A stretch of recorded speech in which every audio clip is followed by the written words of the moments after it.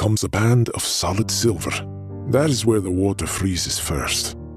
Ren parried Carrion's sword away as if batting away an irritating fly. Earlier in the season, the ice is over 8 inches thick, strong, safe, solid enough to support the rider and the horse and permit them to cross. I watched Ren closely. The loose set of his shoulders, the way he twisted at his hips, not his shoulders. The real work was happening lower to the ground, though. It was impressive how he moved, stepping and transferring his weight, graceful and cat-like, never crossing his feet. He had complete mastery over his body. He made fighting look as easy as breathing. Clang, clang. Oof! Carrion crossed his feet. He clearly hadn't been watching Ren's technique, then tried to retreat when Ren lunged at last and the thief went down. He hit the ground so hard that I heard his teeth crack together from 10 feet away. In the dead of winter, the Darn becomes the only means of travel between the mountains and the sea. Ren said, circling his prey. The pass is choked with snow and not blocked. Traders, pilgrims, and pirates alike all tread the creaking Darn in order to make a living. Carrion threw up his hands. I surrender! I'm fucking beat! He fought to swallow. Torture her now. I need to catch my breath. Ren turned his attention to me and my spine stiffened a touch. Not with fear, exactly. More anticipation. I knew more than the basics of sword fighting. I'd held plenty of them. I'd made enough of them in secret while apprenticing with Elroy in his workshop. I knew how they were weighted, how they tipped in your hand when you swung them. I knew what the press of a cold steel hilt felt like resting on the top of a closed hand. But these fey swords were different. The blades themselves were narrower, longer. The crossguard was non-existent, as if a fey warrior would never make a mistake so stupid as allowing their hands to slip forward down a sharpened edge. Ren did exactly that, though. He took the weapon Carrion had been practicing with by the blade and crossed the riverbank, holding it out, offering me the grip. What do you say, Sadis? Want to try your hand at the little point and stab? No. I was going to say no. Definitely, 100%. I was still convinced that I was going to decline, even as my hand closed around the leather-wrapped hilt. Fuck. I really didn't have it in me to back down from a challenge. Ren grinned broadly. The girl. He spun around and headed back to the clearing where he'd fought Carrion, resting the blade of his own sword on his shoulder. In the west, in Vorio, at the port city of Western Dao, the Darn flows out into the He turned and blocked. It happened so fast. 1 second his back was to me, the next he had dropped low, his shoulder level with my chest, and his sword was raised defensively above his head, edge to edge with mine.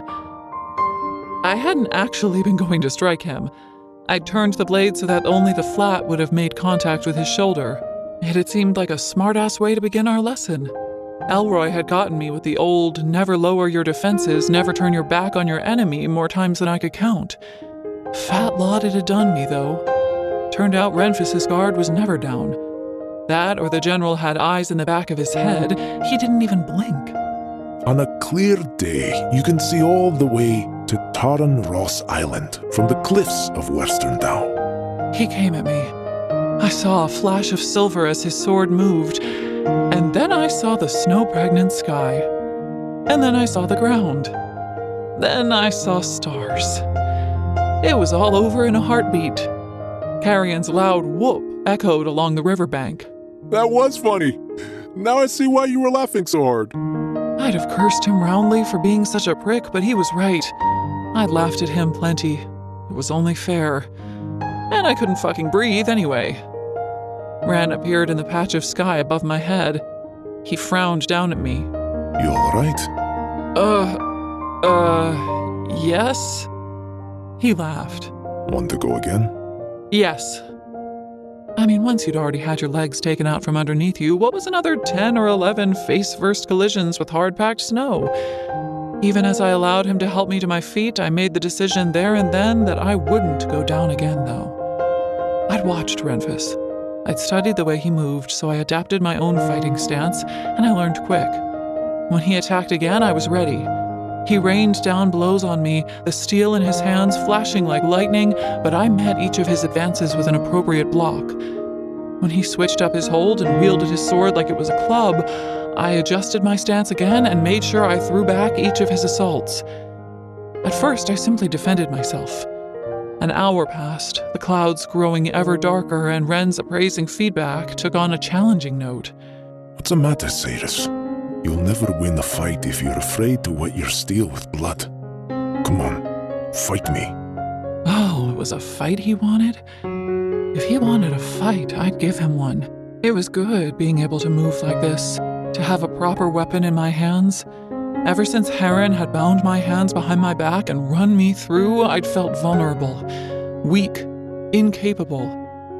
But now, I was myself again. The girl who'd taken down 3 of Madra's guardians outside the Mirage, the girl many a Zilvaran thug had underestimated at their own peril. All of the rage and the fear that had been choking me since the Hall of Mirrors welled up inside of me and rose up the back of my throat.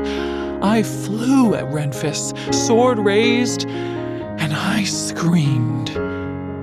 The general had faced down worse foes than me. I couldn't imagine some of the horrors he'd gone toe-to-toe with during his time fighting this war. But the skin around his eyes did tighten a touch as he parried my first series of strikes. He was having to concentrate just a little. I was no fool. He could end this in a heartbeat if he wanted to. But my pride swelled when I managed to make Ren retreat a step. An actual step of retreat, earned, not given. Carrion hadn't managed that. You hurl yourself at the end of that sword like you want to die. I'd been readying another twisting blow, but the close proximity of the voice right next to my ear threw me off guard. The end of Ren's sword circled my own, ripping the weapon out of my grip, and the sword went sailing through the air. It arced beautifully, landing point first in the snow at Kingfisher's feet. The bastard clapped.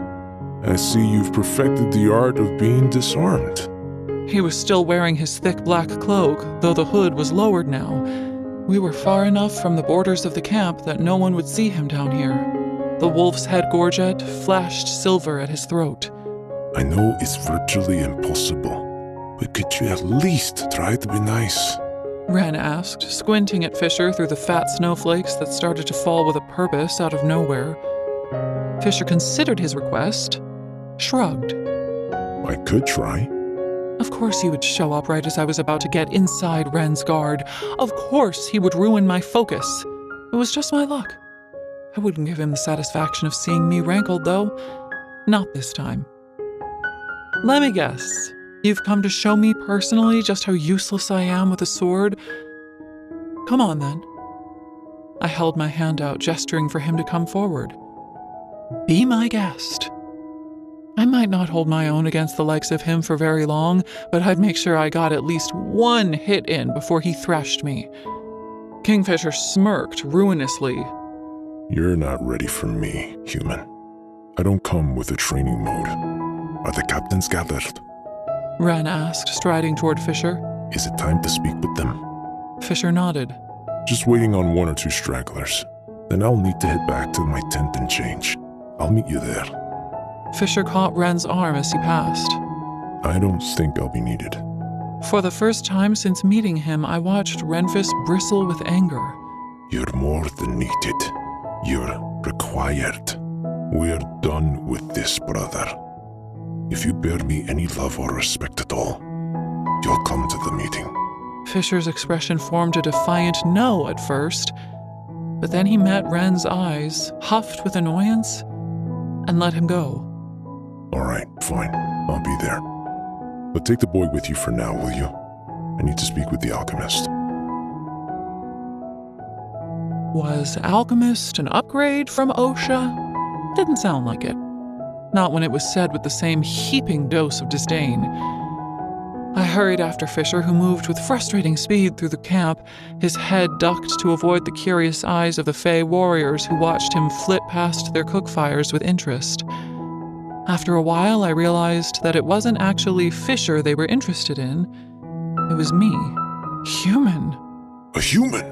It's a human. I kept forgetting that I was an oddity here. Word had traveled quickly around the Winter Palace that a human had arrived after my kind had been absent from Fey lands for so long. The shine had worn off pretty quickly there.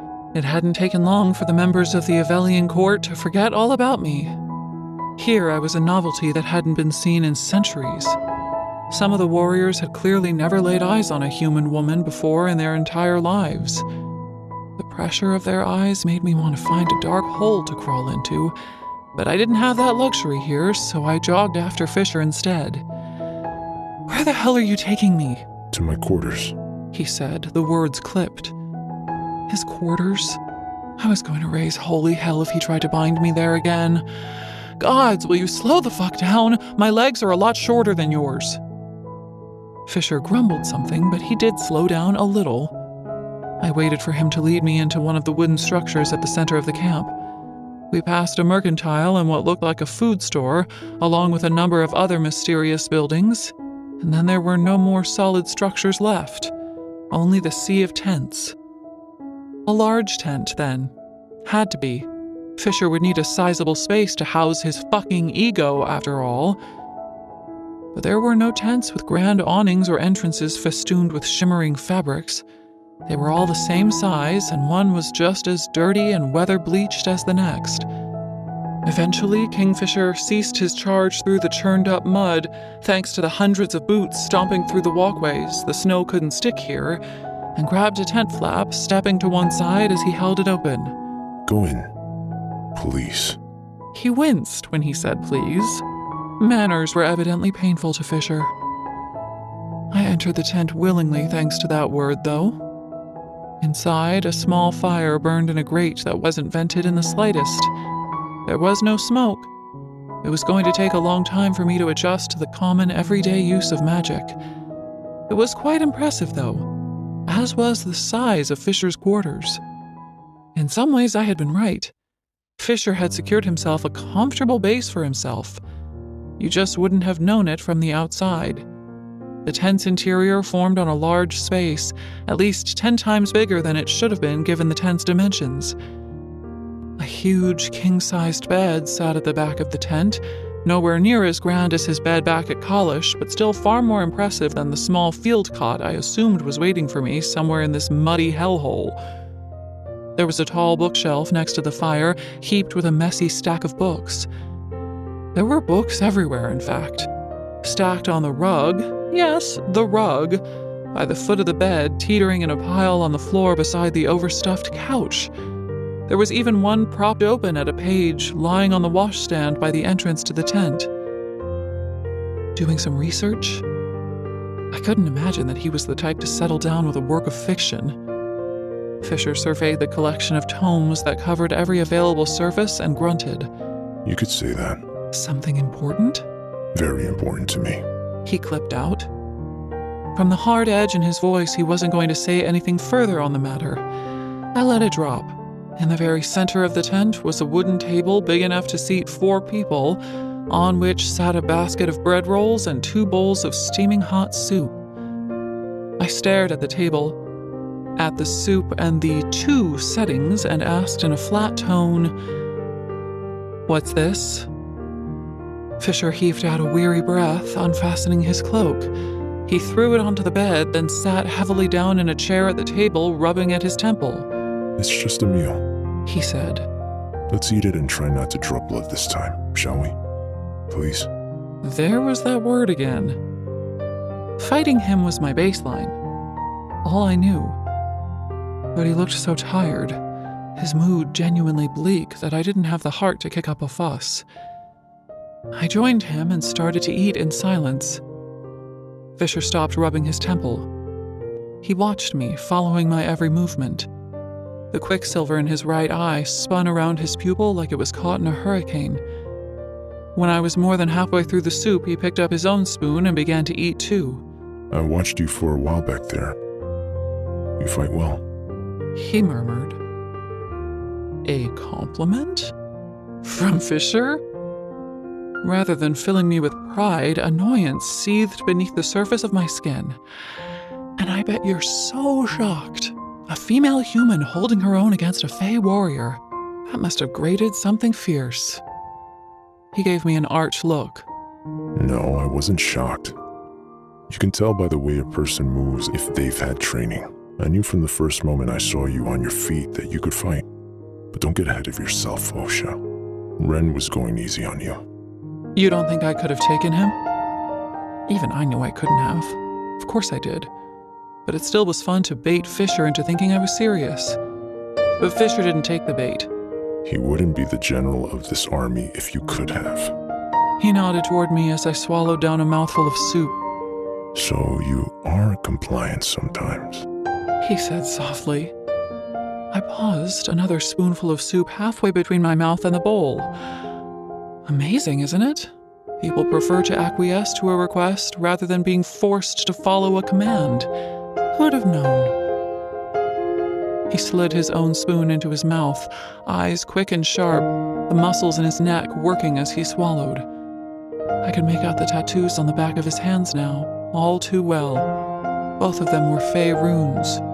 The intricate interlocking lines of them shifted and moved across the surface of his skin, the pattern changing and evolving as I watched. I looked away. Why do you even want me to be compliant? I asked. Howling people, having power over them. Is that what you want? Like Belicon? Is that what drives you? His expression shuddered at the mention of his stepfather. He quickly recovered, but his jaw took on a hard set as he plucked a bread roll from the basket. Power isn't something I've ever thirsted after, little Osha. He said quietly. And I'm nothing like the king. I didn't think so. So why are you so determined to control everything that I do? Are humans just slaves here? Is that it? He laughed mirthlessly, shaking his head. Humans have never been slaves here, at least not to the Evelians. When we were blighted with our blood curse thousands of years ago, you were definitely there, but never slaves. The blood curse. The one he'd spoken of before back in the halls of the Winter Palace. He'd said the sharp canines the Fae still possessed were a remnant of that curse. Were their children born with them, though? Or had Kingfisher been alive then? Had he suffered under the curse and then been freed from it? Every Fae I'd seen had elongated teeth, so I doubted that was the case. It was more likely that they were part of their genetics now. Fisher locked eyes with me. I want you to obey me because I brought you here. That makes me responsible for you. And I need you alive so that you can work on those rings for us. Without them, we'll be trapped in the stalemate with the Senazroth forever. Neither side winning nor losing. I'll never be able to reclaim my family's lands. So yes, I will force you to obey me if I need to, and I won't feel conflicted about it. The stakes are too high. Have you paused to consider that I might want to stay alive? That I'd do whatever it was you wanted me to do if you just explained why it was important to my well-being? He regarded me, hair curling into his face, half obscuring his eyes. A rush of something hot and not entirely unpleasant burned right behind my breastbone. It wasn't just how he looked. There was something else there, too. Something that made my body come alive. His scent, and the way I knew that he'd entered a room before I saw him, and the melancholy tug at the root of my soul whenever he wasn't in a room, and... Fisher tore his gaze from mine, looking down at his bowl. My way is a lot faster. He whispered. You can't be risked. Those rings can't be risked. All of this hangs in the balance. I slammed down my spoon. You're incorrigible. I don't know what that means. Yes, you fucking do. All right, I do. What's your point? I want to help you, Fisher. I'll do it gladly. I might not understand your people or even believe that everyone in this realm deserves saving, but that's not my judgment call to make, is it? For some reason, I have this weird ability that can help protect Ivelia from being ravaged by a tide of corrupted, bloodthirsty monsters. I've seen what they're capable of. I know how horrifying they are, and I wouldn't wish them upon anyone. Can't you just trust that I... Black shadows spilled from Fisher's fingers. Smoke roiled up the table legs and swept across the tabletop like morning mist rolling across a field. It swallowed our food, the wicker basket, everything. With a crash, the table flipped, toppling to the floor, and then Fisher was on his feet, lifting me out of my chair, lifting me from the ground, crossing the tent. My back slammed up against something solid and hard. A bookcase? But it wasn't the shock of the pain that ripped the air from my lungs. It was Fisher's mouth. His lips crashed down onto mine. For a brief moment, I didn't react. I'd slipped into a daydream. This was a fantasy. It wasn't real. But the second his tongue moved past my lips, past my teeth, and I tasted him, and I felt the blast of his breath against my face, I knew better. It was real. Shockingly so, and I wanted it more than I wanted air. Casting off my shock, I wrapped my legs around his waist, hooking my feet at the ankles behind his back. I threaded my fingers into his hair, and I kissed him back like my life depended on it. He held me in place, pinning me against whatever was behind me, which freed his hands to move to my waist. They didn't stay there long. I let out a sharp moan as Fisher's hands found my breasts. He kneaded the swell of my flesh, pinching one of my nipples through my shirt, and a wave of need crested between my legs. I became hyper-aware of him, of all the places where our bodies were connecting. I was touching him everywhere. He was hard-packed muscle and hot, demanding breath, and the scent of fresh, cool mountain wind and mint and the forest at night and... Gods, Fisher! His mouth was at my neck. My skin exploded into goosebumps as he kissed and laved at the sensitive skin there, the wet, scorching heat of his tongue running up the column of my throat, surprising me so badly that I moaned out loud. Fuck. He snarled the guttural curse into the crook of my neck, at the same time driving his hips upwards so that I felt... Oh, gods! His cock was trapped between our bodies, and he was so fucking hard. With my legs locked around his waist, he was lined up perfectly against me. The pressure he applied when he rocked his hips upwards sent my brain scattering in 1,000 different directions. Oh, fucking... I needed...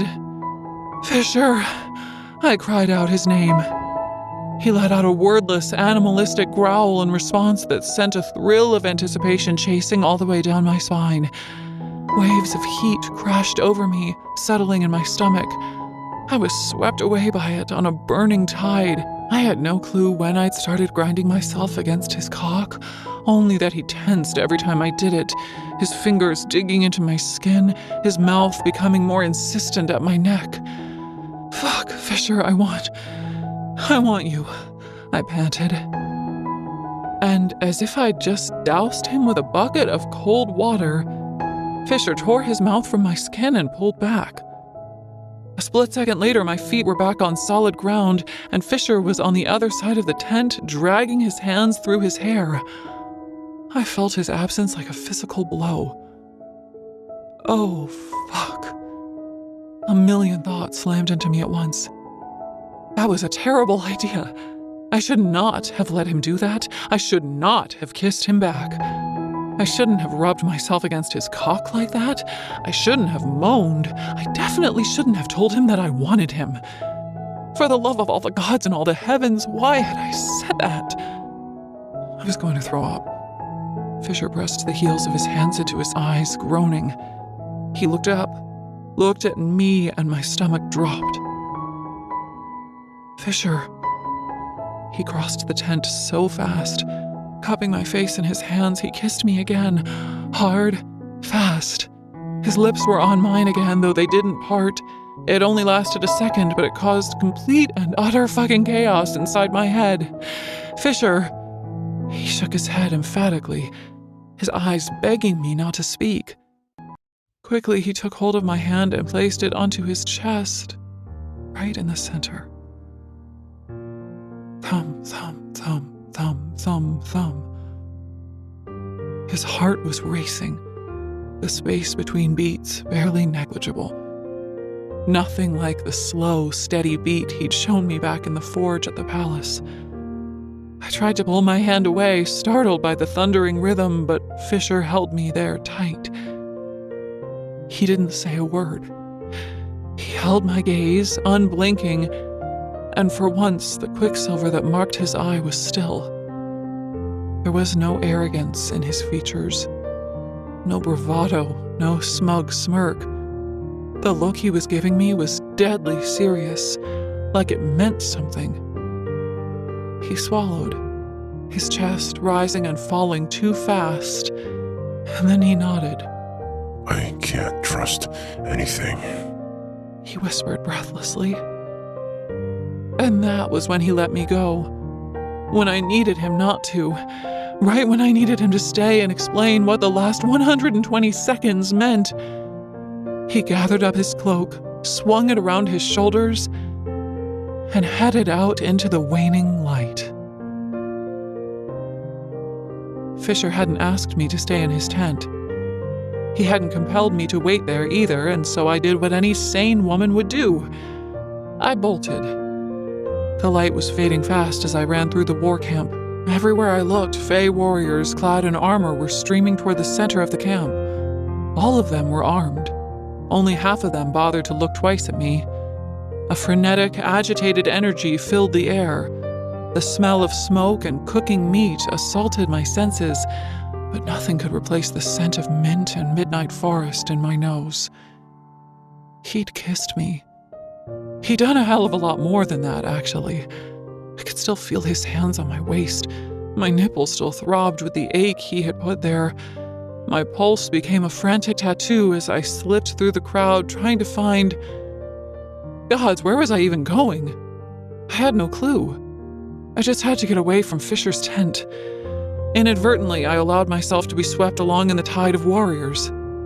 It had stopped snowing at some point, and now the sky was a purple bruise, the clouds angry and foreboding as I ran. Eventually, I couldn't run any further. The mountains speared up ahead, punching toward the sky, and to the south, the Darn wrapped around the camp, trapping me within its boundary. I was forced to follow the warriors down to the large tent in the clearing ahead, where a massive fire roared and leaped up to meet the dusk. It was luck that I found Ren. The crowd of warriors parted for him as he made his way among them, headed for the tent, and by some miracle I was left standing in the general's path. His dark eyes were stormy, but they softened when they landed on me. Sages, where's Fisher? He asked, placing a hand on my shoulder, urging me alongside him as he walked. I'm not sure. It was the truth. A tense, knowing look formed on his face as he took me in, his nostrils flaring, and he smelled... Oh, shit. Are you okay? He asked carefully. Yes, of course. He hasn't... My cheeks flared red hot. He didn't do anything wrong. Of course not. I know him. Fisher would never... He tiptoed around what he wanted to say, ushering me inside the tent. Delicately, he said, I can smell you as well as him, Cyrus. I wasn't worried that he'd hurt you. I was asking if you were okay. There is a difference. I pushed back against a second round of embarrassment, refusing to give it power. Was this what I had to look forward to? Every single member of the Fae giving me sideways glances every time I was the least bit turned on? Ugh! I'm fine, I said, speaking with more confidence this time. I promise, I'm totally fine. I just had no idea where anyone was, that's all. Stifling heat greeted us inside the war tent. Or the war room, I should say. Magic hadn't made the space larger inside here. It had turned it into an actual room with stone walls hung with tapestries and paintings of battles and a proper fireplace and a stone floor. The ceilings were 20 feet high. Bookcases, small side tables, and every other available surface were covered with candles, the light thrown off by their flames dancing up the walls. At least 20 warriors were gathered here waiting for Ren. They all turned and dipped their heads in deference to him when they saw that he'd arrived. Carrion was here too, sprawled out on a chair sitting by the fire. A small plate rested on his stomach. The fucker was eating a fat slice of cake, unfazed by the tension hanging thick in the air. Go and sit with Swift. Ren murmured to me. As close to the fire as you can bear. The heat will burn off the, He grimaced. Well, you get the picture. Oh, I got it all right. The heat would burn off all of the pheromones that I was covered in because I had come this close to fucking Kingfisher. God's alive. I kicked Carrion's boots, grunting at him to move when I reached the fire. The suggestive way he grinned at me made me think he could smell what I'd been up to as well, but that wasn't possible. Our human noses weren't that sensitive. I can't believe you're eating cake, I groused, dragging a footstool dangerously close to the fire. It isn't cake, it's quiche. Carrion said around a full mouth.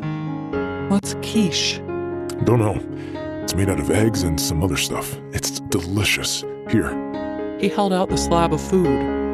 Want some? I wasn't hungry. I felt pretty sick, actually, but I needed something to do with my hands. Taking the quiche, I bit into it, not really tasting it, and then handed it back. Some serious shit's about to go down in here. Carrion remarked, taking another bite for himself. So he wasn't completely oblivious to the weird energy in here, then. You don't say. That one's been baying for blood. He gestured none too subtly to a female warrior standing by the large table in the center of the room who was talking animatedly to 3 males. Her hair was a stark blonde, almost white, her eyes a vivid shade of lilac. She was beautiful in a way that hurt to look at. I can't tell what they're whispering about, but one by one, they've all been talking to her. Some of them have been arguing with her. She punched that one. Carrion said, nodding to a male with long black war braids and snarling wolf head sigil stamped into his leather chest protector. I get the feeling this is all because of Fisher, though. Cyrus? The male with the dark war braids noticed me looking at him. Rather than glower at me, he cocked his head at an angle and gave me a small, friendly smile. Carrion flicked the top of my ear. Ow! What the fuck? What's wrong with you? That hurt. I pressed my fingers to the shell of my ear.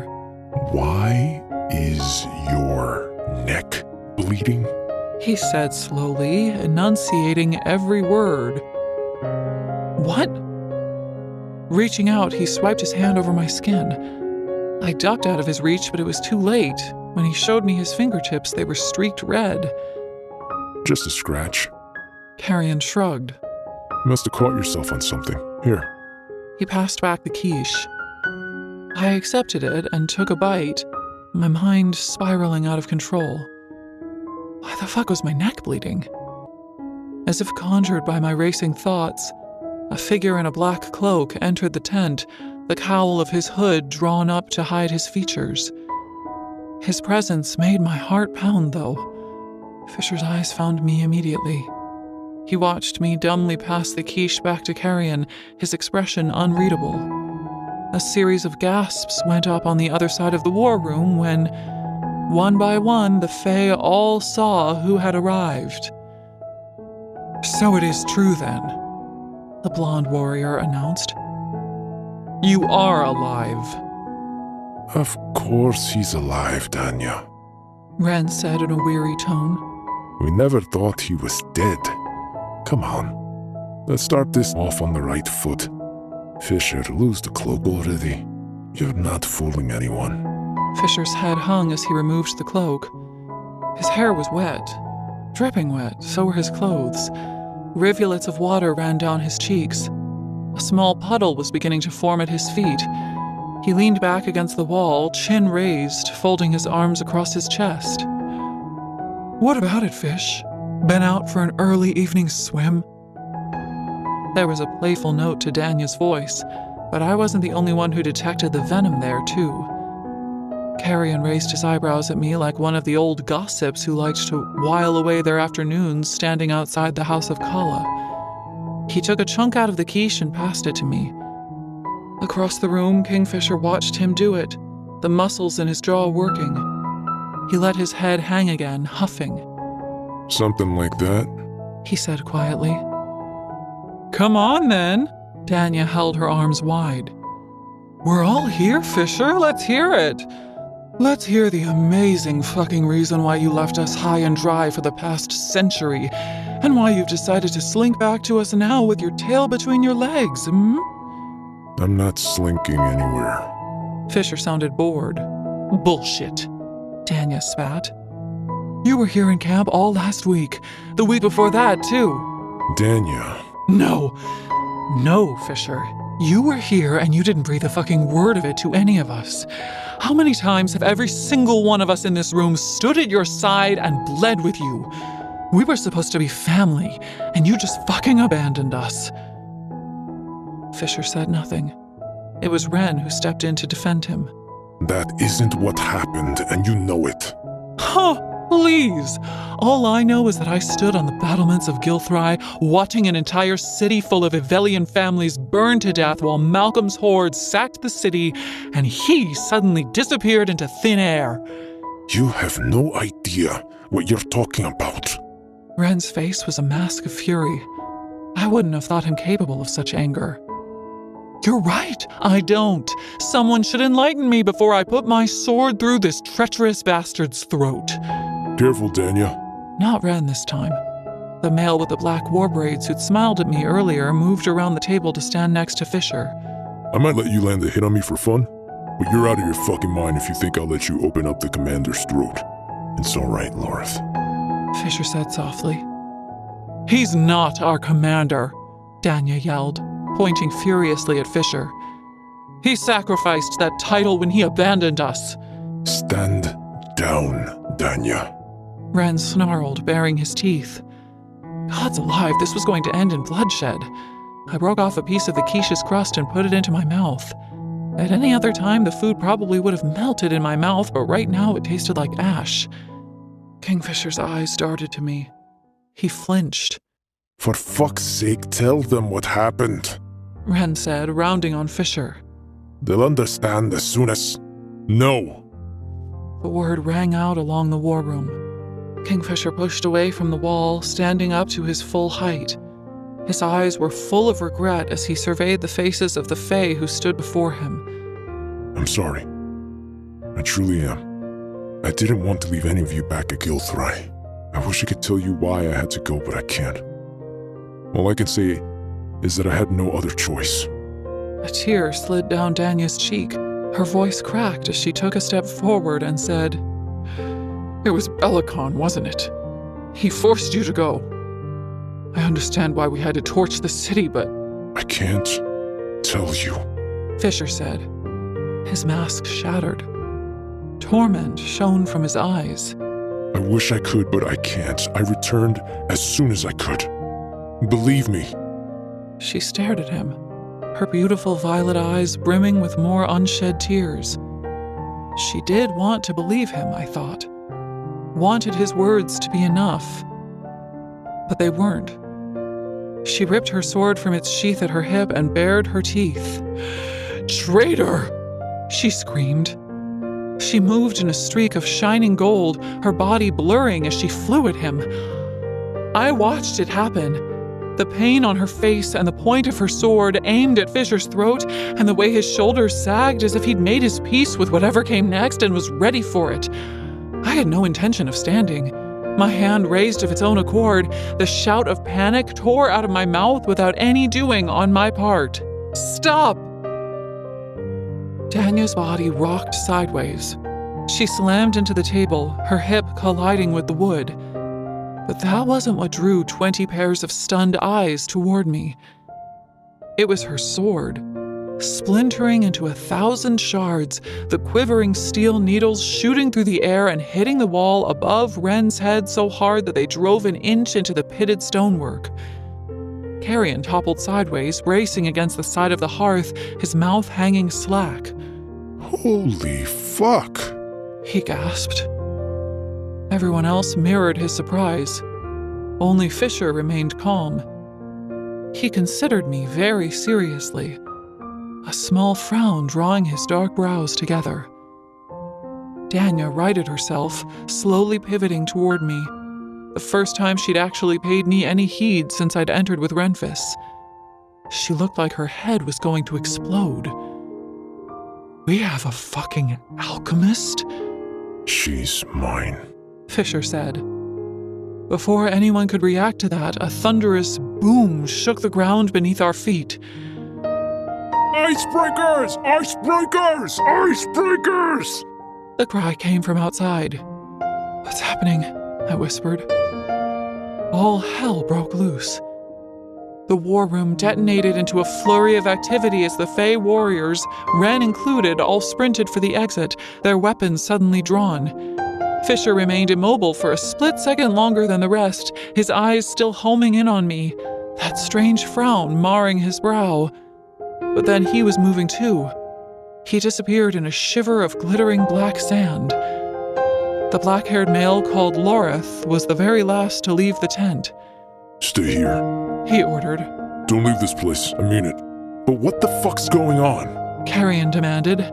Santa's wrath. The enemy's at the riverbank. The ice must be broken so that the dead cannot cross. Chapter 21. Icebreaker. Night had fallen while we were inside.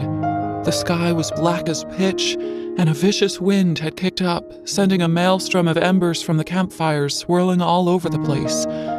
One landed on my cloak, singeing it, but that was the least of my worries. Every warrior in camp was rushing toward the bank of the Darn, carrying monstrous sledgehammers and wicked axes in their hands. "We should keep out of the way," I repeated for the 15 millionth time. Carrion hadn't heeded me the first time I said it, and he wasn't listening now either. I'm not hiding in a tent when it sounds like we're all in grave danger, he said. "Have you forgotten how many times Ren put you down this morning? We are way out of our league here." A look of resolve had settled over Carrion, though. I might not be able to match these fuckers in a fight, but I can sure as hell break some ice. And anyway, it turns out my ex can make shrapnel out of swords, so I reckon we're gonna be just fine. I am not your ex, and I did not know I could do that. I don't think I can do it again. Let's hope we don't need to find out. Carrion took off at breakneck speed. For a second I considered heading back inside the war room, but he was right. I couldn't just hide in there while the world sounded like it was ending out here. It took 20 seconds for me to catch up to him. Another minute for us to find our way down to the riverbank. We both stood there, stunned to silence, taking in the chaos. Huge warriors, twice as tall and twice as wide as Fisher, stood at the edge of the river.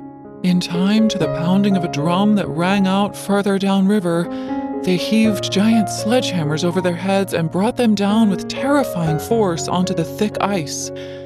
Boom, boom, boom. The frosted ice fractured and splintered, making metallic rippling sounds, but the surface held. On the other side of the bank, a seething dark mass had gathered and was roaring. What is that? Carrion whispered. A fighter hurried past us, breathing erratically. Not Faye. It was Holgoth, the earth sprite who had greeted us when we arrived at camp. That, he panted, is the better part of the Senisrathian horde, 50,000 strong. We had no warning. If they make the crossing, they'll overrun us. What do you mean, horde? Carrion bellowed after him as he ran down toward the river. Holgoth yelled one word in answer. Vampires! Boom, boom, boom. The sledgehammers rained down on the ice. I scanned the dark, looking for any sign of Fisher, but he was nowhere to be seen, nor was Ren. Everywhere, unfamiliar faces, tight with nerves, ran to lay their hammers against the ice. A spark of blue temporarily lit up the scene, illuminating the other side of the bank. And what I saw there turned my legs to lead. There were thousands, writhing, seething, snarling, snapping, 50,000 bloodthirsty feeders baying at the riverbank. Even as the source of the blue light appeared, a white-hot orb that arced into the air and fell to the middle of the river. The first of the vampires were halfway across the ice. The orb exploded, shattering a small hole in the surface when it made contact. Water erupted 50 feet into the air, but the vampires didn't seem to notice. In droves, they began their approach. Fuck me. Carrion muttered. Fucking fuck me. I couldn't voice my agreement, but I felt it. Another blue-white orb jettisoned into the air, throwing wild shadows over the approaching mass and the warriors on our side of the bank. Another and another and another went up into the air. Loud cracking sounds tore the night apart as they exploded, creating larger holes in the ice. Now that this section of the river was unstable, the hammers slamming down onto the surface of the river's edge were more effective. Little by little, the ice began to spiderweb and crack. Will it work? Carrion whispered. I don't know. Come on, we need to help. A ridiculous thing to say. Just one of those massive fighters with the hammers could have taken down half of the buildings in the third by themselves, and yet the ice was so thick that they were making slow progress. We were so weak in comparison, so human. But still, we both took up the heavy hammers we found waiting on the bank and brought them down onto the Darn with all our might. Jets of fire tore across the river once the first wave of vampires were in range. They went up like tinder, but the flames didn't stop them. Closer they came, closer still. My arms screamed, my back a knot of agony, but I pounded the ice, the skin of my palms ripping as I swung the hammer down. The ice shuddered and let out an unholy moan, and suddenly the whole thing shattered. As soon as it happened, a carpet of black smoke rolled across the river, sweeping in fast. The vampires who had staggered out onto the ice plunged into the freezing water, and without hesitation the smoke seemed to solidify and shove them beneath the surface. It grappled with them, pushing them down, wrapping around them and dragging them to their watery graves. What's happening? Carrion scanned up and down the bank, wild-eyed. Fisher, I answered grimly. This is all Fisher. The vampires stopped coming. The huge icebreaker Fae still pounded and smashed at the ice both to the left and the right, but the rabid horde on the Sanizrothian side of the river didn't bother to come again. They snarled and moaned, but maintained their position. Good evening, Kingfisher. A voice called out from the dark. I'm so glad you decided to come out and play. Won't you say hello? A fighter who had joined us along the same stretch of bank. A female with bright red hair paled at the sound of that voice.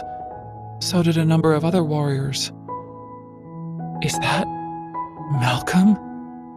She spoke as if she couldn't believe her own ears. It can't be. It's him, all right. A male with a jagged scar along his jaw said, glowering into the darkness. He's come out of his fortress to taunt the commander. But...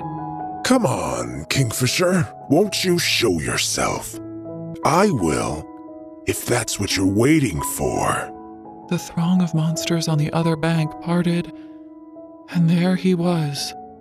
A tall, slender, unassuming-looking male dressed in black. His hair was straight as an arrow and white as snow, hanging down past his shoulders. His features were fine, handsome almost. Blood-red eyes scoured our side of the bank, as if he had no trouble seeing through the swaths of black smoke that still rolled across the surface of the river. Come on, Kingfisher, the devil called in a sing-song voice. I know you're over there. It's only been a couple of weeks since we last spoke, but what can I say? I miss you. A rumble went up amongst the Fae at this. Malcolm missed Fisher? It had only been a couple of weeks since they'd spoken? The implication was clear. This Malcolm, king of the vampires, wanted everyone amongst the Fae to know that their precious leader, returned to them at long last, was in league with him in some way. Guerrilla warfare at its finest. The easiest way to win any war was to create dissent amongst your enemy's ranks so that they wasted their time and energy fighting each other instead of you. It was a smart move, but an obvious one. Still, from the looks on the faces of the warriors surrounding us, Fisher was going to have some explaining to do. Fine. Have it your way, darling, Malcolm called. A cruel smile spread across his face, exposing a row of sharp teeth. Hide behind your little friends. I'll be seeing you very soon. Chapter 22. The Itch. He found me half an hour later. I was sitting in front of a fire outside the war room, drinking the hot cider that Ren had handed to me. His eyes were wild, hair even wilder. He made straight for me, but barked out a question to Ren. Have you got the annoying one? I have. Ren answered tiredly. I hope you're not talking about me. Carrion said, but Fisher didn't honor him with a response. He held out his hand to me and said, Take it, or I carry you. I gave him my hand. We'll be back in the morning, he said to Ren. And then he stepped back into the swirling black vortex that appeared behind him and pulled me into the Shadow's Gate. Onyx growled, teeth bared when I stepped into Fisher's bedroom. It was just as it had been during my forced incarceration here after the feeder attack. Moody, full of shadows and dark corners. In other words, perfectly Fisher. I tensed when I inhaled, my head flooding with the smell of wild mint and pine needles. But it wasn't the room this time. It was the male himself, standing so close behind me that the heat of his body warmed my back. Fisher's tattooed hands came around me and worked deftly at the cloak's tie, unfastening it so that it slid from my shoulders. You never wore the dresses I put out for you, he murmured into my hair. I don't want to talk about dresses, I whispered. Fair enough. Let's talk about food then. Food? He nodded. Don't share food with that brick again, little Osha. What? Swift, earlier, back in the war room, you were trading that cake back and forth with him for ages. It wasn't cake. I don't care what it was, just stop sharing food with him. There was a dangerous edge to his voice, one that dared me to challenge this order. If he hadn't learned by now that I wasn't one to be told what to do, then perhaps he needed reminding. Why not? Because I fucking said so. Is it some weird Fae custom that I don't know about? No, he answered stubbornly. it doesn't mean anything. Share all the bowls of stew you like with Lorith or Ren. Just don't share food with that prick. It's bad enough that you insist on sharing air with him. I'd rather you didn't eat off the same fucking plate too. What have you got against Carrion? I don't want to talk about Carrion, he growled. I almost laughed. Almost. All right. Fine. The back of my neck prickled. Something inside of me was slipping away. I felt it happening in stages, and it was frightening. The wall between us, the barrier that existed to keep me safe, was lowering, coming apart a brick at a time. I could halt the wall's deconstruction, bring it back up again if I wanted. I couldn't fucking breathe around him, and I knew what his hands felt like on my body now. For real. I craved more of him, even though he could be selfish and cruel, and even knowing that wanting him would more than likely be my downfall. Then I'll choose what we should talk about. Let's have a conversation about what just happened. In the tent? He didn't cast his voice. There was no need for magic. He was standing so close that his mouth would brush the tip of my ear if I only leaned back 1 inch. On the riverbank. I brought you here so we could forget about the riverbank. Forget? How did he imagine that I'd ever forget that? If those feeders had made it to our side of the river, I would have cut them down and made a pile of their bones. He was so fucking confident. Not a shadow of doubt in his abilities. People would have gotten hurt. Fisher's dry laughter stirred my hair. We're at war. That's what happens in a war. People get hurt, people die. Sometimes they rise again and feed off the living. It's a cycle. My heartbeat was everywhere. It pulsed in my hands and at my temples and in the hollow of my throat. I turned around to face him, needing to look into his eyes. His strong jaw was just inches away, marked with the beginnings of stubble. The gorget flashed at his neck, the wolf at his throat at my eye level. His shirt was filthy, open just a fraction, enough to reveal a swath of writhing black ink. He was expressionless as he looked down at me, waiting for me to speak. This isn't a joke. I was I knew what I wanted to say. I couldn't bring myself to do it. There was a point of no return here, and I wasn't ready to step beyond it. You were worried about me.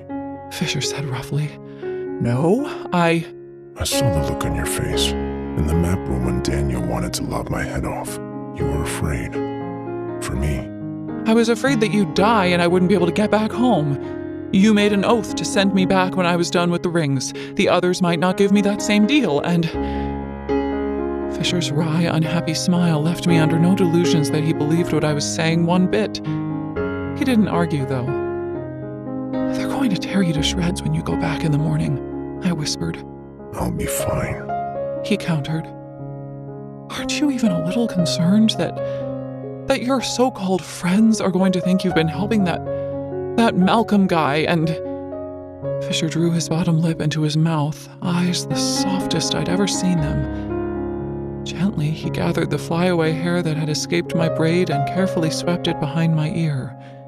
Breathe, little Osha. You can't just tell me to breathe when they nearly made it across the fucking river, okay? They didn't nearly make it across the river. They made it halfway. That's as far as they ever make it. Malcolm sends his army out from time to time just to remind us that he's there. We break the ice.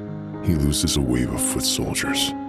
Everything goes back to normal for a while. You just drowned hundreds of vampires. You can't drown something that's already dead. Why wasn't he even faintly concerned about any of this? It seemed to me that he was in some serious shit and was doing very little to get himself out of it. Daniel will get over it. Everyone will. This will all blow over and be long forgotten about by morning. The Fae live long lives. We've learned a long time ago that holding a grudge was a great way to ruin a decade or two. We hash it out quickly and then call it a day. He was delusional. I was in that map room. You didn't resolve anything with those captains, Fisher. Why don't you worry less about my friends and more about... I want answers, I cried. Why was Malcolm different? He was nothing like the feeders. He seemed... normal? Yes. Malcolm's a high Fae vampire. The very first. We were cursed thousands of years ago, and the Fae turned into something very like Malcolm. When a cure was found, my great-grandfather and most of the other Evelian Fae took it. They were horrified by the monsters they'd become and wanted to return to their old lives. But there were those who liked the dark magic the curse afforded them. They liked the power and the promise of immortality. Aren't the Fae already immortal? Fisher chuckled. No, little Osha, we're not. Our lifespans are the subject of much research and conjecture. We outlive your kind by a long, long time, but we age. Eventually we die. There were those like Malcolm who didn't want to age. They weren't content to make the most of the thousands of years they had already been granted. So they took what was supposed to be a punishment and embraced it with open arms. Malcolm is the strongest of them, their king. Of all the Fae who chose to remain vampires, he alone is strong enough to fully turn someone and ensure they remain themselves. What makes them who they are, their personality and their character traits. When his princes bite and turn someone, their victims die and return without their souls. Nothing more than mindless, hungry shells. They obey their masters, and they feed. There was a bottomless well of horror within Fisher's words. I couldn't even begin to imagine the terror of being fully drained by one of Malcolm's princes and knowing that I was doomed to come back as one of those things. Does that happen to humans too? I asked, already afraid of the answer. Where do you think most of your kind went? The vast majority of Malcolm's horde were once human. The Fae who chose to cure themselves of their curse tried to protect the lesser Fae and the humans who resided in this realm, but they were easier to target, more vulnerable. They had no magic to protect themselves, so... I was going to throw up. I'd wanted to know, but I couldn't bear to dwell on it now that I did. You were with him, weren't you? For all those years you were missing. A tightness formed on Fisher's face. I can't tell you that, he said. I can't tell you that. witnessing the strain around his eyes worsen, some part of me recognized it and knew what it felt like. As if he were trying to resist or push through something, as if he wasn't in control. And there it was. He wasn't in control. "You're bound, aren't you?" I said, dismayed. "You literally can't tell me." Stop. He commanded. I'd anticipated relief from him, at least some kind of recognition that finally someone understood why he wouldn't share where he'd been or what he'd been doing, but Fisher's reaction was one of worry, annoyance even. Have you considered that I might not want to tell you because it's none of your business? He asked sharply. "It is my business." I adopted a firm stance, planting my feet into his rug. No, it isn't. "Whatever happens to you affects me, and I'm not stupid.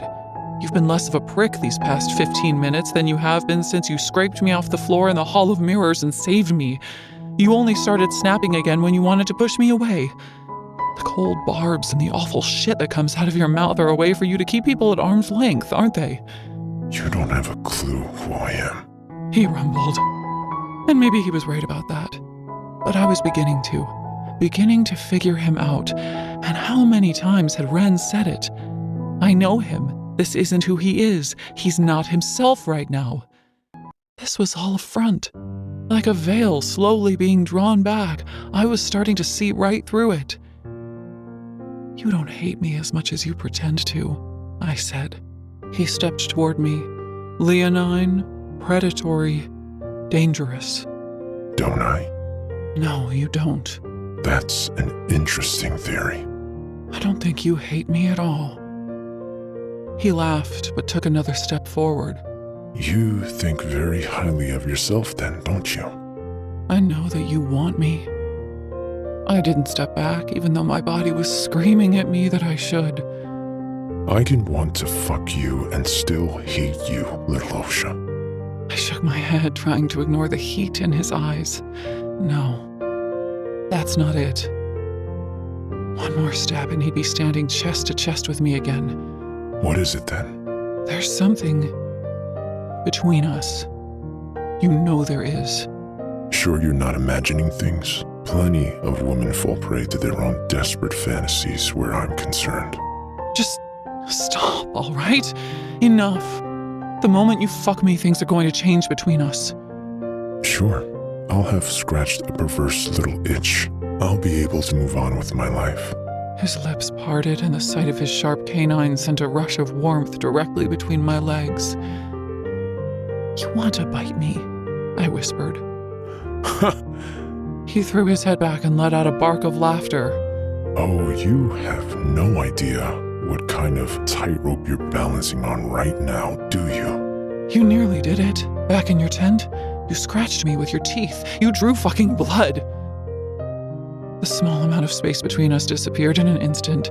Fisher's hand closed around my throat, fury carved into the lines of his handsome face. Careful. He growled. It's dangerous to speak so flippantly about things you do not understand. Then explain it to me. Show me, I panted.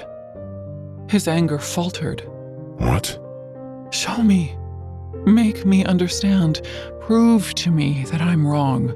Stupid, idiotic human. I had no business saying anything more. It was perilous provoking a male like Fisher. This could go awry all too easily. But this was all going to end in tears no matter what, and after what I'd seen tonight, waiting for us all on the other side of the river, I didn't plan on dying without at least testing this theory. I'm telling you to fuck me, Fisher. I'm asking you to... His lips crashed down on mine. He stole my words, claiming my mouth with a ragged snarl. The kiss was incendiary. The moment I tasted him and felt his tongue sweep past my teeth, I whimpered, grabbing the bottom of his shirt. No more sniping at each other, no more thinly veiled innuendo, no more threats. This was happening because I wanted it to happen. I tore Fisher's shirt up and had to raise my arms over my head to even get the damned thing halfway off him. He broke the kiss for a split second, ripping the smoky material over his head. The second it left his hand, he fell on me again, his mouth claiming mine so thoroughly that I didn't know which way was up.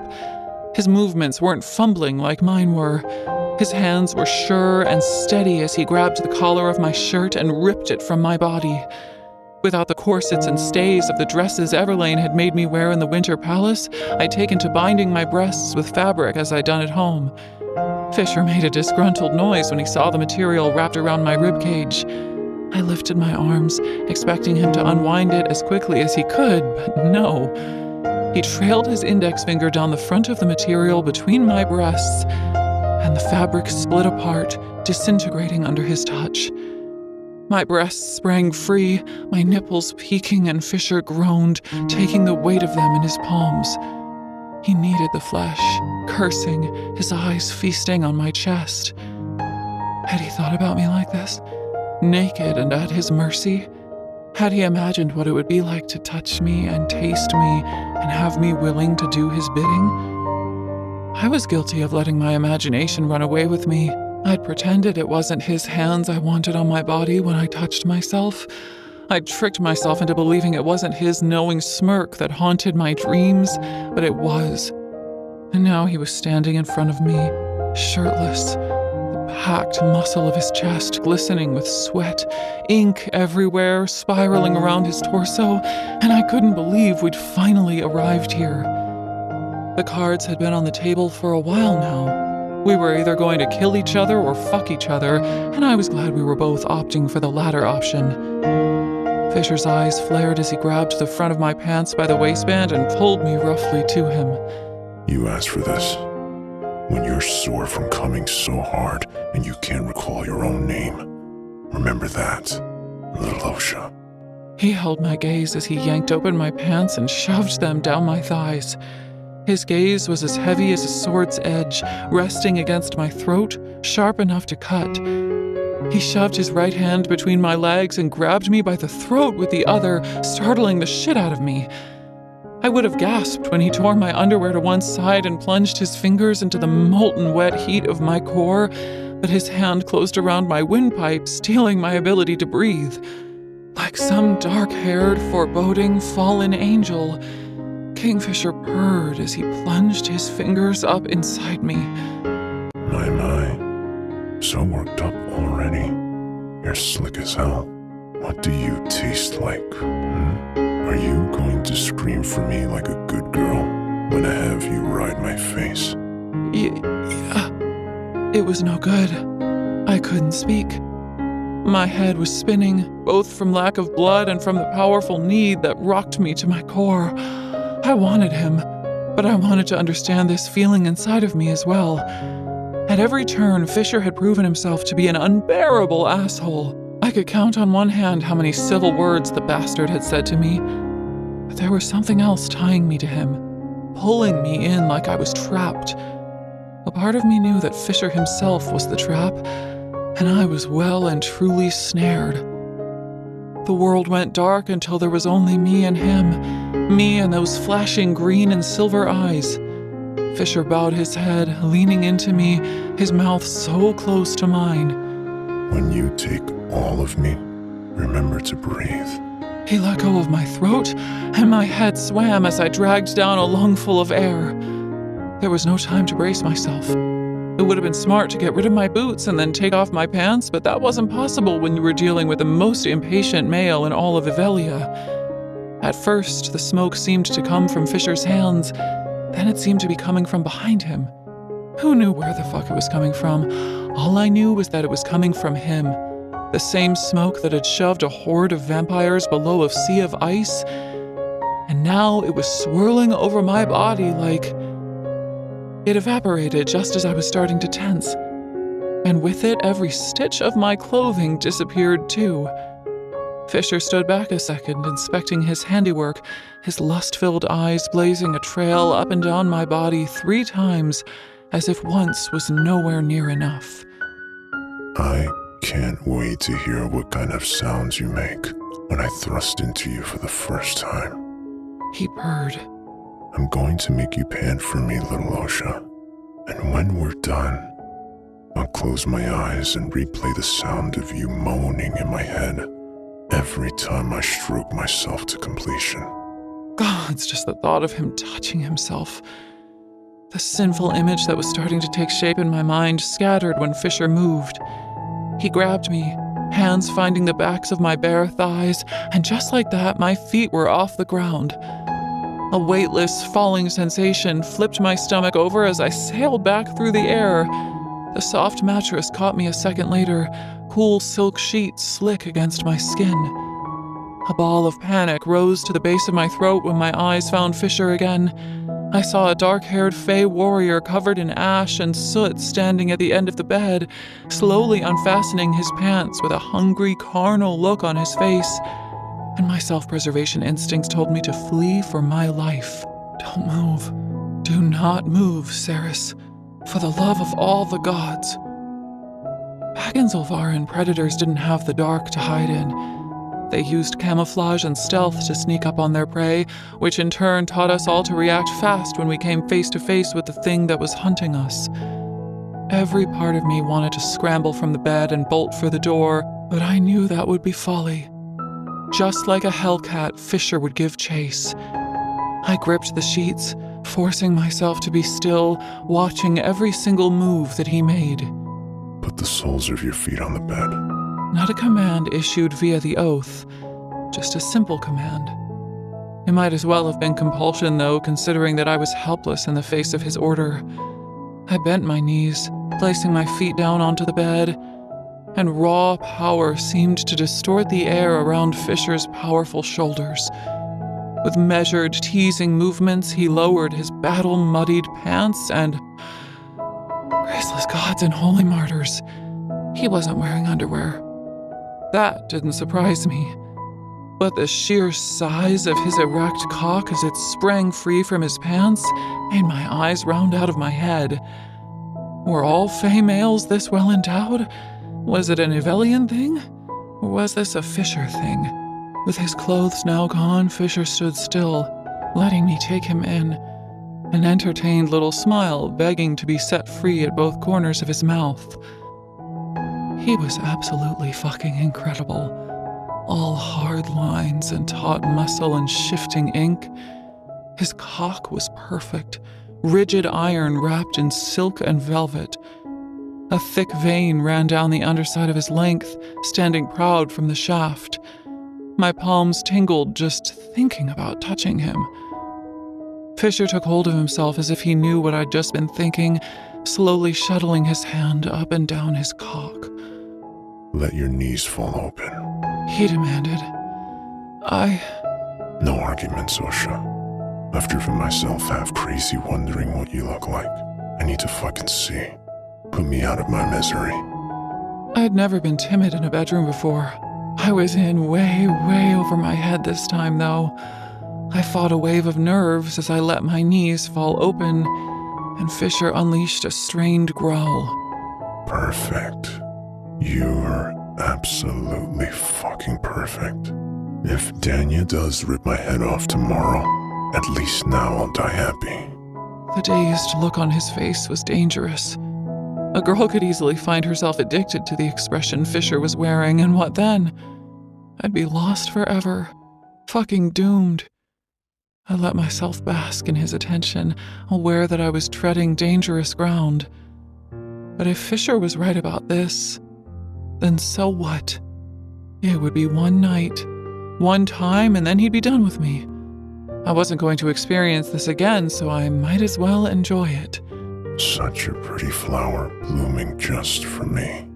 He rumbled, climbing up onto the end of the bed. His hands closed around my ankles and I stopped breathing. He was going to... I screamed as he yanked me down the bed toward him. Another small yelp escaped me as he fell between my legs. His mouth found the crease of my inner thigh first. I shivered, nearly leaving my body altogether when I looked down and met his eyes. He ran the tip of his nose up, up, up, inhaling deeply as he went. When he raised his head a little to speak, his canines weren't just on display. They were longer than I'd ever seen them. Sharper, His left canine had punctured his lower lip and had drawn blood. You smell so fucking good. He said thickly. Back in the forge of the palace, I caught a hint of this. I knew then I had to taste you. The smell has been haunting my fucking dreams. I haven't been able to think straight from remembering the scent of your need. I could probably use a Do not fucking dare finish that sentence. He snarled. I don't want a mouthful of soap and perfume. I want to taste you. With that, he placed his mouth right onto the very center of me, as if he were biting into a piece of ripe, delicious fruit, and my whole world ignited. His tongue. Oh, holy fuck, his tongue was incredible. The way he licked and laved and sucked at my clit sent me into spasms, the heat of his mouth combining with my own heat in a way that promised to drive me insane. Fisher! Oh, fuck! Fisher! Gods! I thought I felt him laughing against my flesh, but I couldn't be certain. My ears were ringing. My whole body was reacting so strangely. The roof of my mouth tingled like crazy. I couldn't feel my feet. Oh my God. Fuck, Not yet. He murmured against me. You don't get to come until I say so. Please, oh my God, I'm so close. He definitely laughed this time. I reached down for him, desperate for the release that lay at the tip of his tongue. Winding my fingers into his hair, I drove his head down to meet me, urging him for more. I felt his growl vibrating through me, but he didn't pull away. He quickened the alternating laving, circular motion of his tongue, applying more pressure, and then he dipped his fingers inside of me, teasing my entrance with just the tips of his index and middle finger, and my back bowed away from the bed. More. I wanted more. Not just his fingers. I wanted him inside me more than my pride would allow me to admit. Fisher, please, I panted. I want. Don't worry. I know what you need. He thrust his fingers deep and I spiraled out of reality. When I opened my eyes, all I saw was glittering black wind. The candles in Fisher's room were gone, all light extinguished. But the staggering power that poured from Fisher seemed to carry its own internal illumination. It was hard to understand. We were definitely still in Fisher's room. I could feel his bed beneath us. But we were also twisting in a sea of black, floating on a void of nothingness, sinking, falling, rising, and drowning all at once. Wisps of iridescent smoke trailed up my arms, circling my wrists, stroking over my skin, so soft and seductive that I trembled under the contact. It was him, an extension of him, and it was everywhere.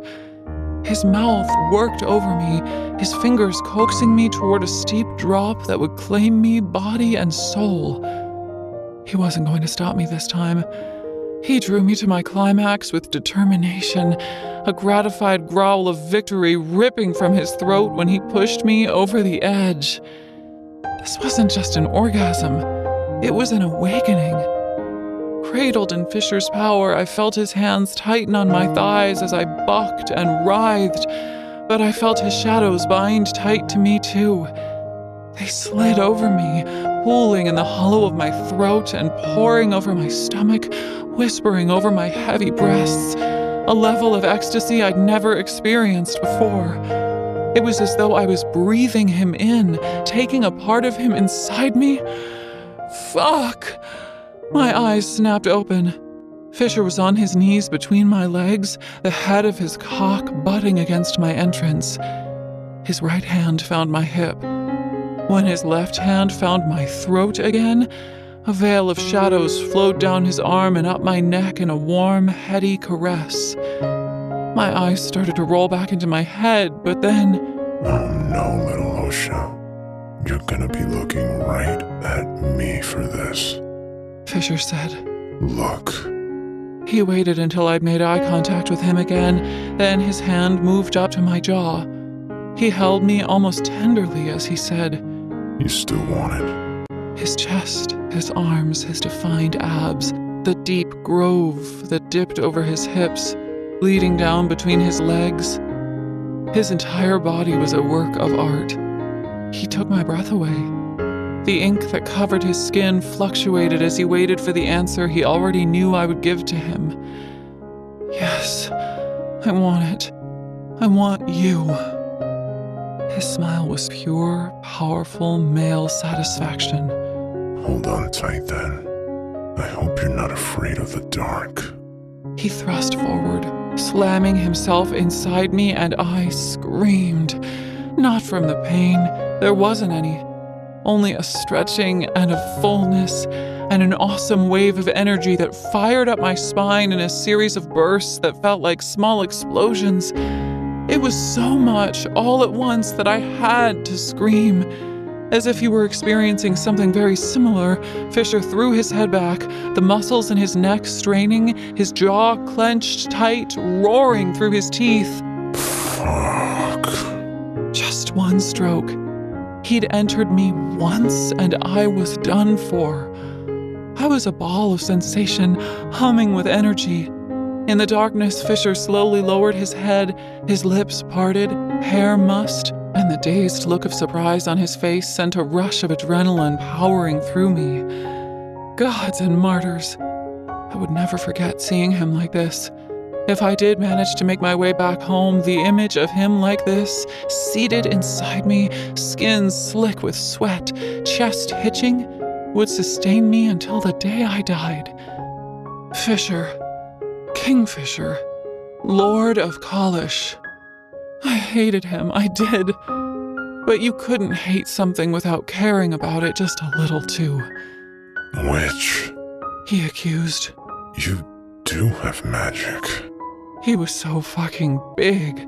His hard length twitched inside me and my body answered in kind, tightening around him. His fingers gouged into my skin, digging deeper into my hips. With a mantle of black smoke swirling around him like a dark wind, he moved. Slowly at first. The tendons in his neck stood proud as he pulled back and eased out of me just an inch. The smallest of movements drew him home. Again he shifted, rolling his hips, working his cock a little deeper each time he thrust back into me.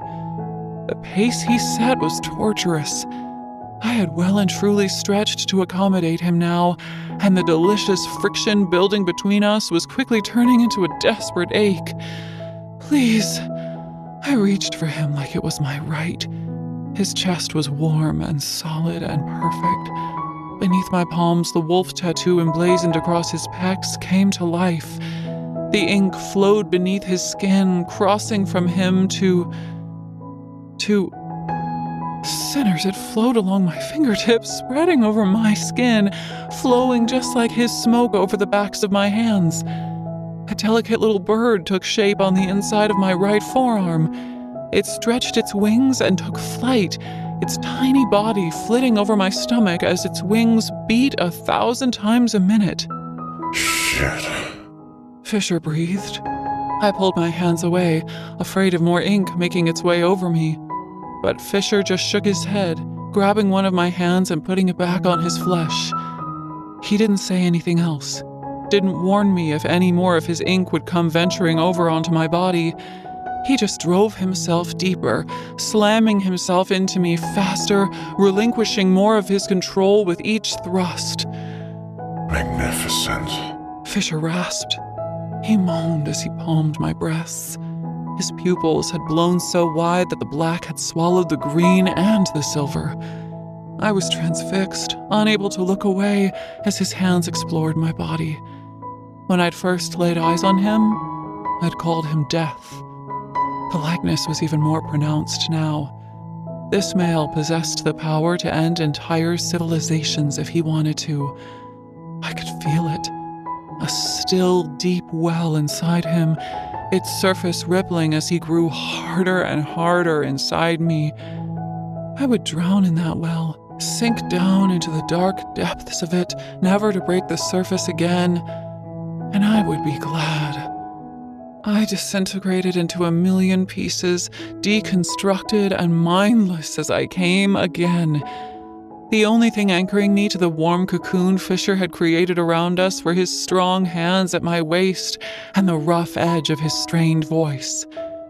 Gods and fucking martyrs. Holy fucking shit. That's right, come. Show me how pretty you are when you fall apart. I screwed my eyes shut, crying out wordlessly. Right as I crested the wave of my second orgasm, the stars painted across Fisher's bedroom ceiling ignited, flaring so brightly that their light burned my eyes even through my eyelids. Fisher came hard, slamming into me. He roared out his release, and together the two of us shattered. A rushing filled my ears. My blood hammered right below the surface of my skin. Dum, dum, dum, dum, dum. Fisher sank down onto my chest, his weight oddly comforting even though he was crushing me a little. He remained inside me, still hard as tempered steel, his fingers trailing over my skin in small circles, and the reality of what had just happened slowly began to rear its ugly head. I just had sex with Fisher. I just let him fuck the hell out of me, and now we were naked, tangled up in each other's bodies. Eventually, the swath of shadows around us faded, and the candlelight returned along with the rest of the room. One by one, the stars painted on the ceiling slowly went out.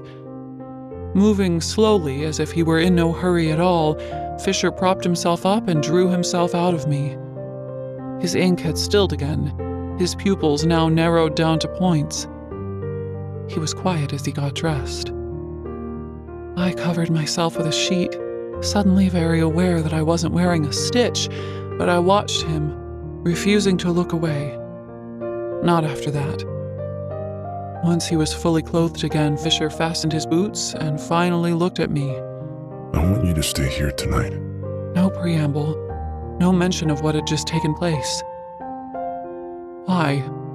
Because the camp will still be in chaos. I'll have a lot of things to take care of, and I want to know exactly where you are. Do I get a say in the matter? I asked. He looked down at his boots. When his gaze returned to me, his eyes were distant. Not really. I'll come back for you in the morning. You'll spend the day working on the relics in the camp forge. In the meantime, Archer will be on hand in case you need anything. A loud crack flooded the bedroom, a number of candles guttering out as a swirling shadow gate exploded into existence behind Fisher. Try and get some sleep. He muttered. And then he stepped backward into the black and vanished. Try and get some sleep? What the fuck was wrong with him? I wasn't going to be able to sleep. My mind was charging. I slumped back into the pillows, frustration warring with confusion, and... Wait a minute. I opened my eyes. He didn't. He wouldn't have. I leaped up, taking the bedsheet with me, running for the door. It opened when I turned the handle, and when I tried to step out into the hall, my bare feet met cold stone without any issue. There was no invisible barrier trapping me inside Fisher's room. Thank the gods for that. Good evening, miss. I grabbed the side of the doorframe for support. Gods, Archer, you scared the shit out of me. The little fire sprite was alone in the dimly lit hallway. Well, alone except for Onyx, who was lying on his back with his feet in the air. It appeared that Archer had been in the middle of supplying belly scratches when I'd burst out of the bedroom wrapped in a sheet like a madwoman. Apologies, my lady. I came because I heard a disturbance in Master Fisher's rooms. When I arrived here, I found Onyx whining at the door. I decided to wait until you were finished to see if you needed anything. Intimate relations can be very strenuous. Oh, gods, Archer, no, it's okay, we weren't... I blushed hotly. The situation could only have been worse if it had been Elroy who'd caught me post-coitus. And how the hell had Onyx gotten himself shut out of the room? Oh? Archer looked confused. In that case, do you need to see a healer? Are you hurt? It sounded like... No. I'm fine. Honestly, I'm fine. I glanced back over my shoulder into the bedroom, then pulled the door half closed behind me. We were just moving some furniture around, that's all. But then Fisher decided he preferred it the way it was, so we moved it all back again. I scratched my head, cringing when I felt the huge snarl of hair that had gotten tangled while we'd been moving the furniture. Archer didn't look convinced. He was gracious enough not to call me out on my lies, though. I see. Well, in any case, I brought you up a pitcher of apple juice and some cake so you can replenish your energy levels. Here. He turned and picked up a small silver tray, offering it to me. I took it with one hand, smiling tightly. Thank you, Archer. That was very thoughtful of you. Good night. Onyx bolted inside the bedroom as soon as I nudged the door open again. The little fire sprite bowed deeply. He was still bowing when I dipped back inside the room and closed the door again. Chapter 23. Ticking Clock. I was up, bathed, dressed, and ready for an argument when the Shadowgate appeared in the bedroom the next morning. Only Fisher didn't appear from the undulating shadows. I waited a minute, then another full minute, realizing with annoyance that he wasn't coming through to get me and expected me to just head on through on my own. Motherfucker. Against all odds, I had managed to fall asleep last night.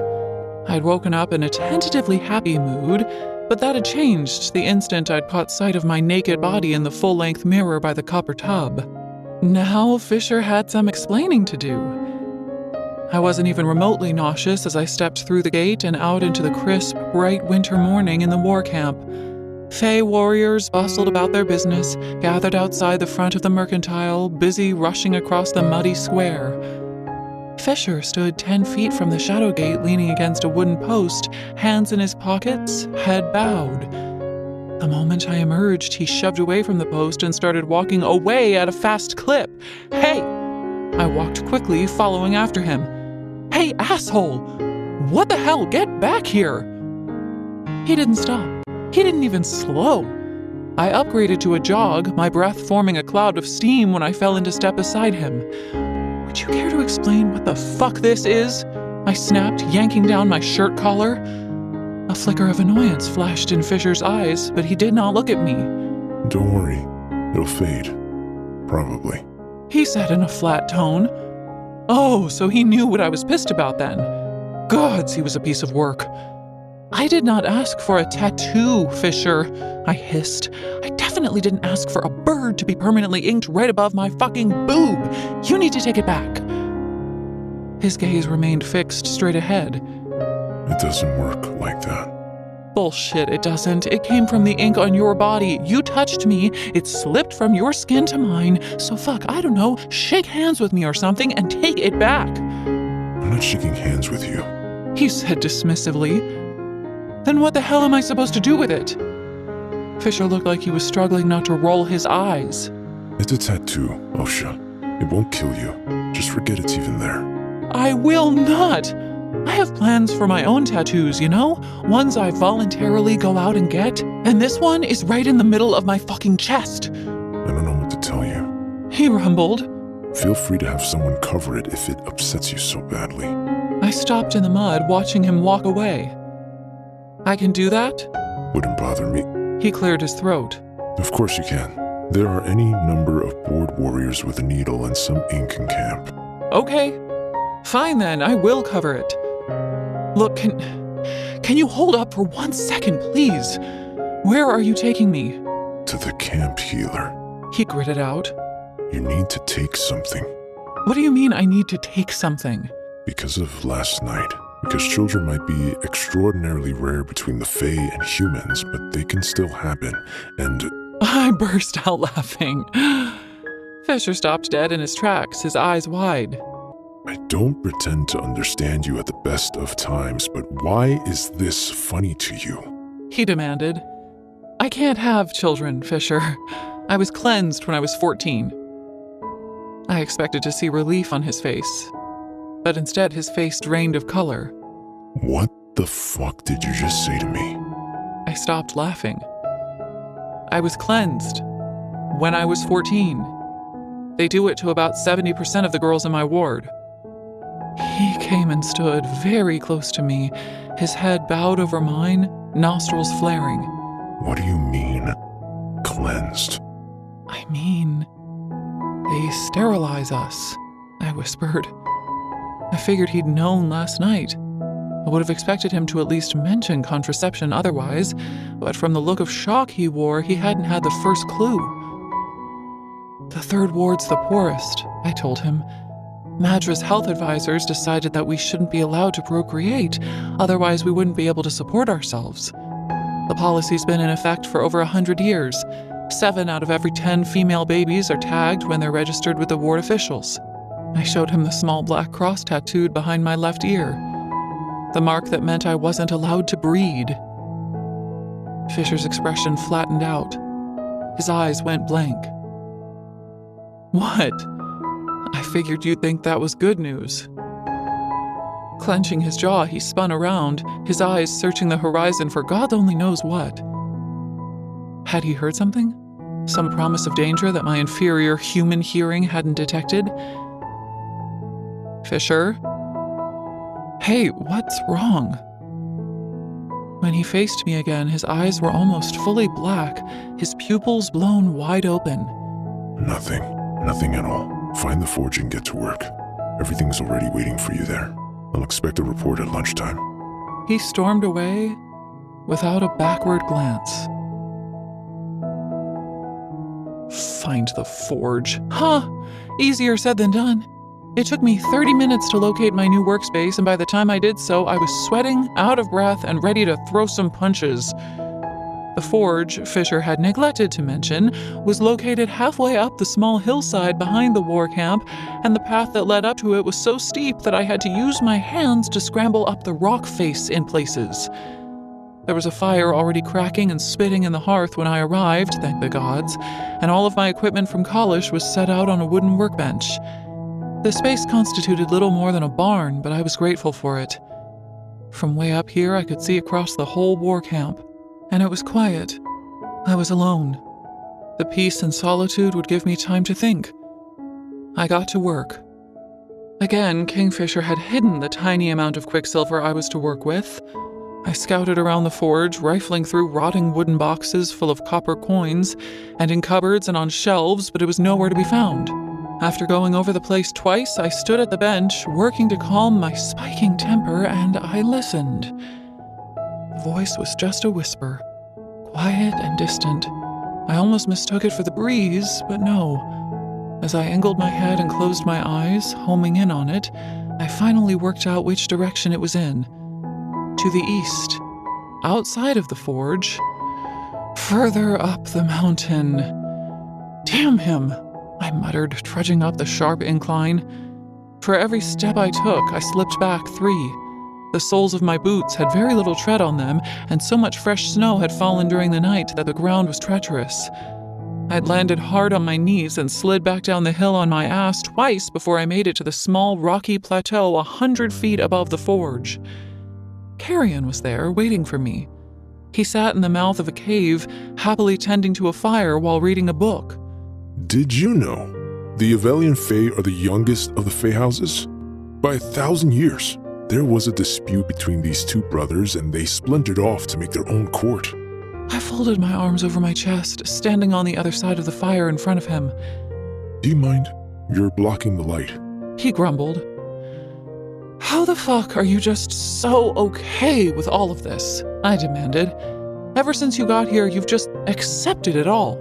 You didn't know the Fae existed. Suddenly there are massive fighters with pointed ears and sharp teeth everywhere, and you're just like, okay, yeah, sure, of course there are Fae. Of course there are other realms. Of course there's magic and vampires and all kinds of horrifying, terrible things out there that want to kill me. This all makes perfect sense.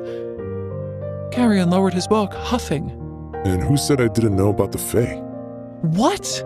I knew about the Fae, Cirrus. My grandmother told me. Oh, come on, be serious.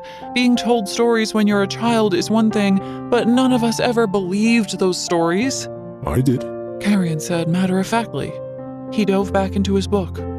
You've met my grandmother. Does she strike you as the sort of woman who'd spread tales of fantasy and make-believe in her free time? Now that I thought about it, he had a point. Gracia Swift was one of the most cut-and-dried, no-nonsense people I'd ever encountered, even more straightforward than Elroy. She was an engineer charged with ensuring new buildings in the Third were built on stable foundations. If she'd read books to Carrion at all as a boy, I would have put money on them being mathematical tomes relating to calculations for slope stability, not fanciful stories about made-up creatures. She has this book. He said, holding up the one in his hand as if it were the book in question.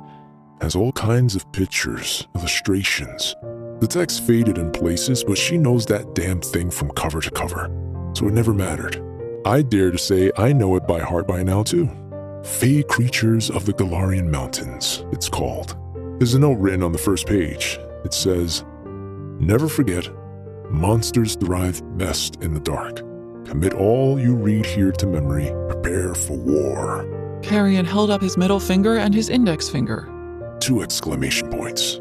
The Swifts have always been very serious people. Gracia took the superfluous punctuation to mean that the situation, should these Galarian Fey creatures ever show their faces, would be very dire indeed. I wasn't allowed to have dessert until I'd recited at least 7 traits of the Griffin Sprite, or explained in great detail how to kill a blooded Fey warrior wearing full plate and armor. Well, that was unexpected. Where the hell had a book about the Fae come from? Madra had burned any literature that even mentioned the Fae or magic a long time ago.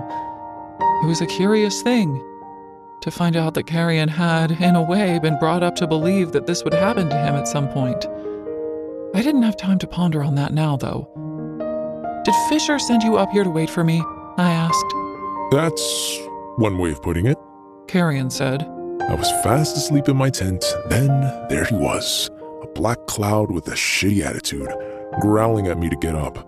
The sun hadn't even come up yet, and he kept griping about me being lazy. He called me a waste of carbon. What does that even mean? I ignored him, holding out my hand. I need it. Whatever he gave you to look after. Carrion pulled a sour face, reaching into his pocket. He drew out the same small wooden box Kingfisher had secreted the quicksilver away in the last time, tossing it to me. Our benevolent kidnapper strongly advised against me opening that. I'd have disobeyed him on principle the second he left, but my hand went all prickly when I held the box. And I figured maybe I'd listen to him just this once. What would have happened to Carrion if he had opened the box?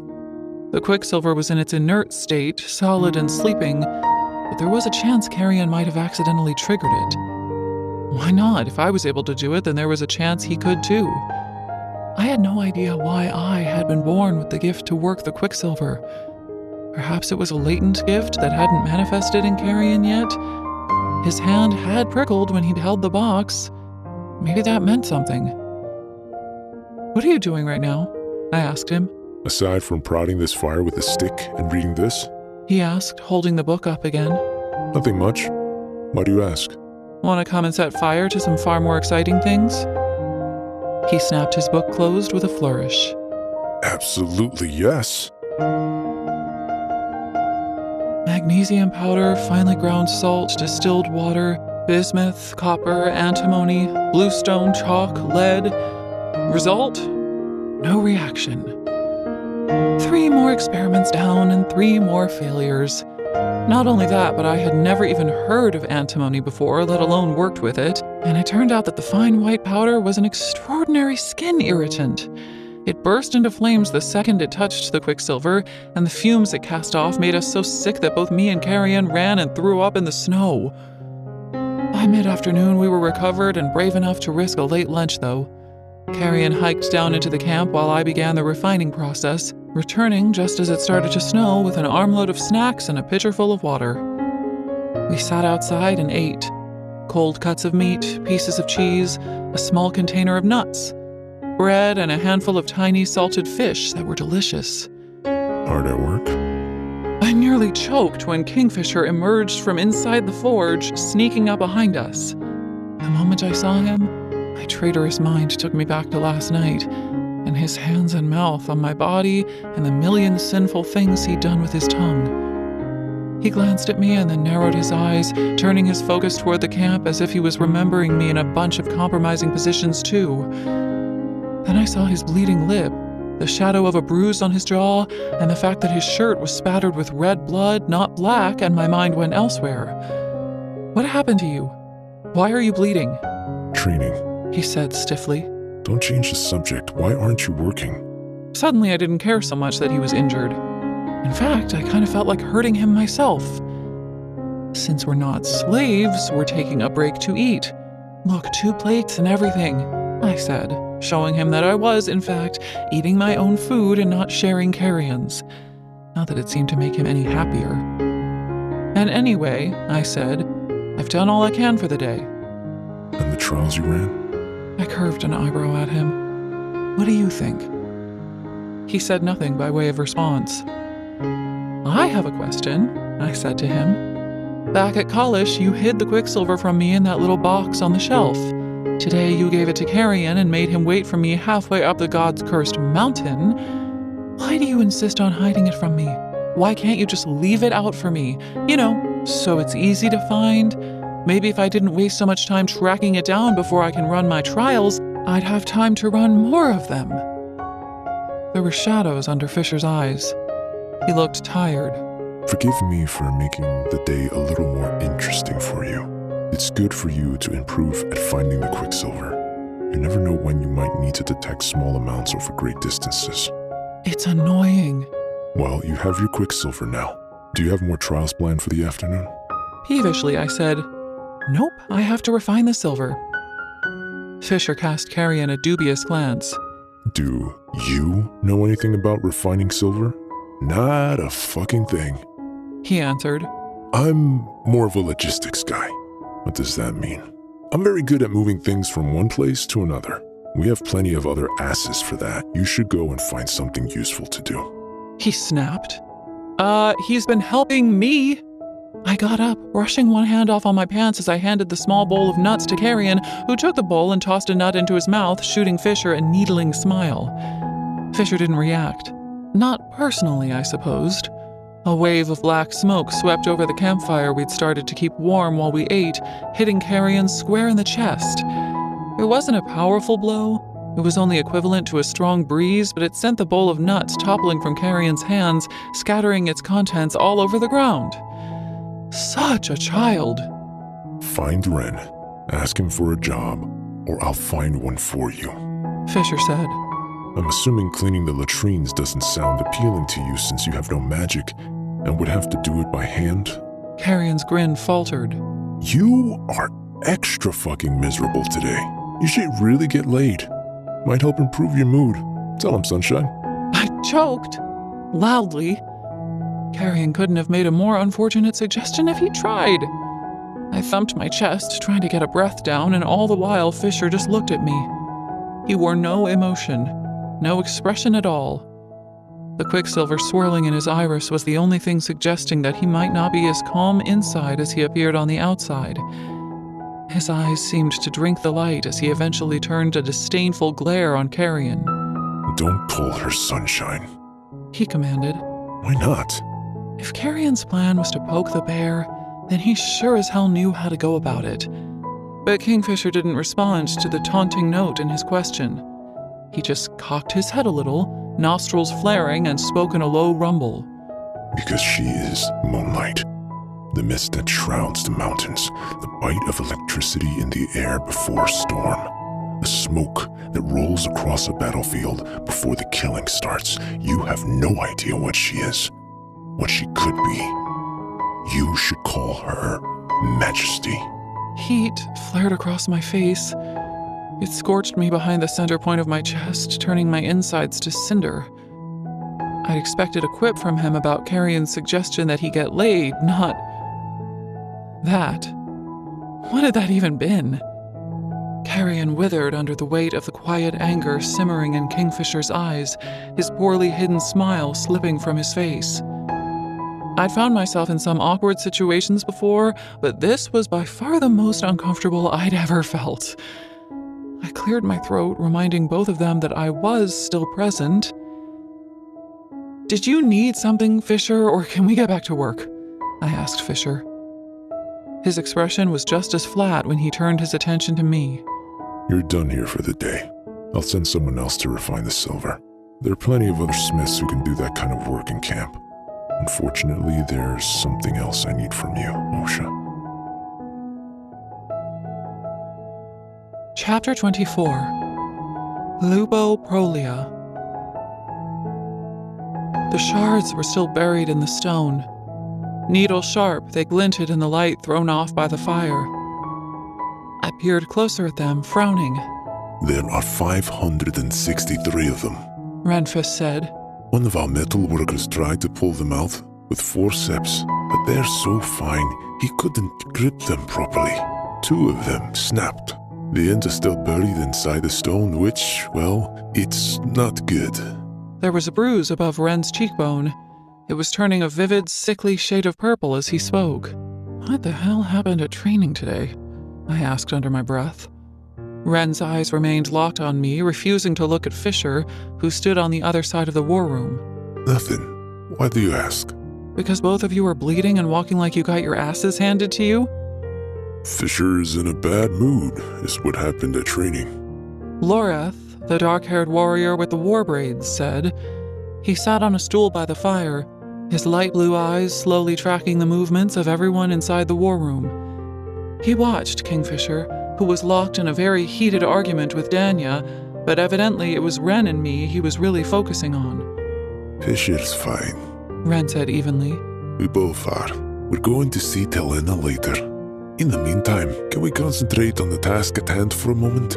Do either of you have any suggestions as to how we might get these shards out of the stone? There was something he wasn't saying, but he clearly didn't want to talk about it. I let him have his secret. Why not just shear off all of the pieces and sand the ends flush with the stone? I suggested. Danya could just have a new sword made for her. Ren laughed breathily. It's not that simple. Danya's sword was special. It was like Nimirel once, imbued with old potent magic. He winced at the bristling spines of metal protruding from the stone wall. It was a precious Fey heirloom, Danya's birthright. A god sword forged by the ancient Alchemerian masters. Such swords are religious icons to the Fey. It represented Danya's rank, and marked her as an original member of the Luboprolia, like most. Sorry, Lubo what? Luboprolia, Kingfisher's wolves. He said, sighing. There are 8 of us usually, though our numbers have been reduced of late. We fight as a team, work together, just as wolves do. I'm sure you noticed the wolf on some of our armor. I'd noticed, all right. The sigil was on the plate Fisher wore at his throat. It was stamped into his chest protector, too, and I'd noticed his tattoo more than once. Last night, for example, when the head of the Luboprolia had plowed me like a god's cursed field. As you already know, Nimirel still carries a kernel of magic in her blade. All of the other Alchemerian swords became dormant centuries ago, but Danya's blade was still very important to her, to our people as a whole. We can't just sand the shards back and discard the rest. It'd be sacrilege. Amazing. So you're saying that I was in camp for less than 5 minutes and I destroyed an ancient weapon that has profound cultural importance for all of Fey kind? I said, recapping. See, she doesn't even care, Danya cried, pointing at me. She understands the weight of what she's done and she doesn't give a shit. She does care. Fisher heaved out a sigh as he crossed the map room, approaching what was left of the sword. She just has a terrible sense of irony. I didn't appreciate the hateful look Danya sent me, nor did I feel too warm and fuzzy about the way she kept stabbing her finger at me. I'm sorry, are you just permanently on the brink of a nervous breakdown, or have I shown up at an inconvenient time for you? I sniped. Her jaw dropped. Unbelievable! Are you seriously going to let her speak to a highborn Fey like that? She said, eyes on Fisher. What do you want me to do about it? He replied. She has a mind and mouth of her own. I'm the keeper of neither. He picked at one of the fine filaments poking out of the stone, frowning at it intently. Would you let one of the men talk to a superior with the same level of disrespect? No, I wouldn't. He admitted. Then why won't you? Because she isn't a member of this army and you aren't her superior. Fisher said. Now, do you want to give her a moment to see if she can fix the sword you tried to kill me with? Or do you just want to pace about and yell some more? Danya didn't know what to say to that. She gaped at Fisher, then at Wren, then Loreth, bypassing me altogether. Loreth, she began. The male sitting by the fire threw up his hands, shaking his head. Oh no way. I'm still sporting a bruise from when you clocked me last night. You were way over the line the way you went for Fisher. It's your own fault that your sword's in pieces. In a wall. He added. I think it's impressive what the human did. And no more than you deserved besides. Asshole, she spat. I should have hit you harder. You couldn't have if you tried. Loreth shot back, grinning. I wasn't paying attention to their bickering. Daniel was wrong. I certainly did care that I had destroyed something so precious.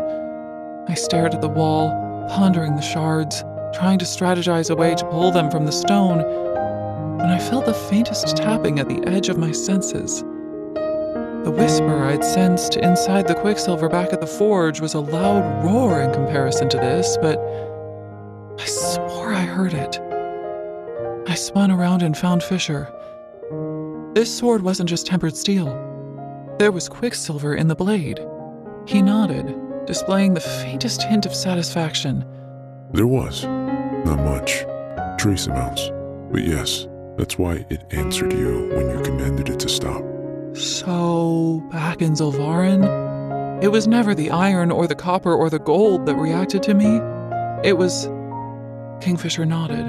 It's always been quicksilver. It was bound to many different alloys and metals before, back when there were plenty of alchemists and the pathways were still open between our worlds. It made weapons more powerful, turned them into conduits that could channel vast quantities of magic. My mind spun. That's why metal was so hard to find then. Madra took it all. She wanted to keep the quicksilver away from the people. She knew there might be people like me within the city capable of controlling it. When Kingfisher said no more, Wren inhaled and spoke instead. Our historical records show that most alchemists could only command objects if the item in question was comprised of at least 5% quicksilver.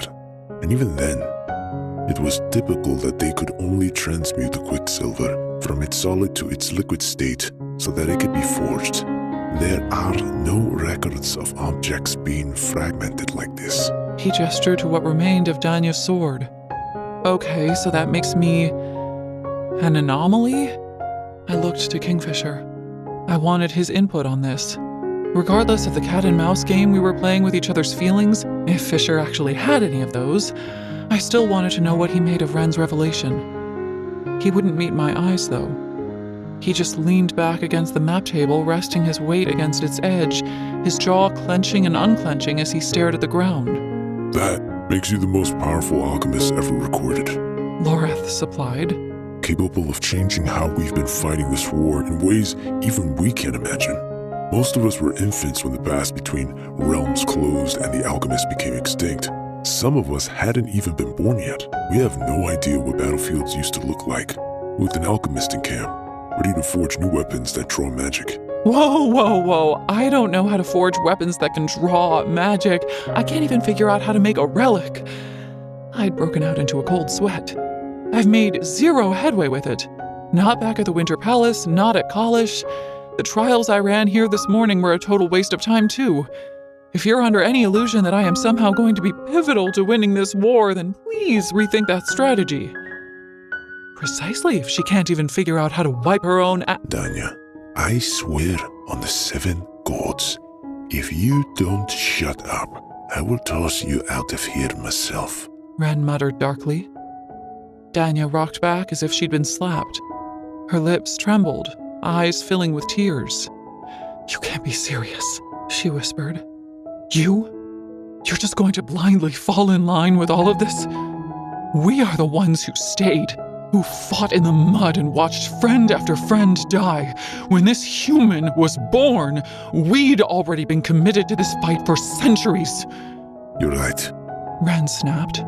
We've been stuck here, in the middle of nowhere, in a forgotten corner of our land, defending a border that the high-born assholes up north couldn't give a fuck about for centuries. If this line falls, the entire realm falls. We won't be fighting this war another 100 years from now. We will if we have to, Danya began. No, we won't. Because every day our numbers decline, and Malcolm's horde grows larger. There's no game left to hunt here. Bellicon isn't sending supplies to the front anymore. We have no wood for our fires, no food to fuel the troops, no clothes to keep them warm, no weapons to fucking arm them. So yes, I'll support a plan where a human magically shows up and helps us turn the tide of this thing, because without her, we'll all be drowned soon enough. And I'm not talking about in another 100 years or even 50 or even 10. We have 1 year, Danya, 12 months. If we don't figure this thing out by this time next year, Malcolm will have won. Put your head between your legs. Maybe that'll help. Loreth carved off a slice of the apple he was eating and used the edge of his dagger to pop it into his mouth. Behind him, the sky tilted, seesawing, the edges of the war camp a blur. I braced my hands against my thighs and bent double, straining to breathe. My chest was so tight. Ren's words rang in my ears. I wanted to unhear them, but they replayed over and over, provoking a fresh wave of panic to hit me with every repetition. A year. Just one. They'd done everything they could to tip the scales in their favor, and nothing had worked. Now it was merely a waiting game. The clock would run out, they wouldn't be able to hold the frontier, and 100,000 ravening vampires would sweep across Avelia in a blood-red wave of death. Unless I could figure out how to work some fucking metal. God, sinners, martyrs, and ghosts. We were all so ridiculously fucked. You do get used to it, you know? Loreth said conversationally. That overwhelming sense of impending doom. Eventually it becomes background noise. You don't even notice it at all. Where's Fisher? I gasped. I'd stumbled out of the war room after Ren had left to go and talk to some returning scouts. Danya had stalked out of the tent and headed off toward the river, growling under her breath. Loreth had emerged 10 minutes later and had sat down on a tree stump 10 feet away, as unfazed as ever. But Fisher had not come out of the tent. He went back to college. Loreth sank his teeth into another slice of apple. What? Said he was going to see Telena. Telena? The sweet healer had taken such excellent care of me after the vampire attack, but I hadn't thought much about her since. Only this was the second time Fisher had gone to see her recently, and neither time he'd been injured. Gods, what the hell was wrong with me? This realm was paused on the brink of total destruction, and I was angry and plenty afraid of what that might mean for me and everyone else in Avelia. But I was also jealous. And that made me feel pathetic. I swallowed the questions I wanted to ask Loreth. Are they together, Telena and Fisher? Does he like her? Do they have history? Ashamed that I'd even think them. Instead, I asked a far more appropriate question. Where the fuck can I get a drink? The wooden building at the center of camp was a tavern, and it had the best drinks. So far, I'd had 5 heavy pours of some very potent whiskey, and I was beginning to feel fuzzy around the edges.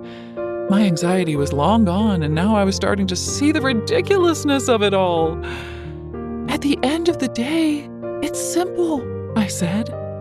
Loreth peered into his glass as if there were definitely still some whiskey left at the bottom of it, but he was just having trouble finding it. How so? He asked. He's a fucking liar. He's been lying to me this whole time. Loreth frowned. Who? Fisher? Yes, Fisher. Who else? The male shook his head. Impossible. He's an oath-bound fae.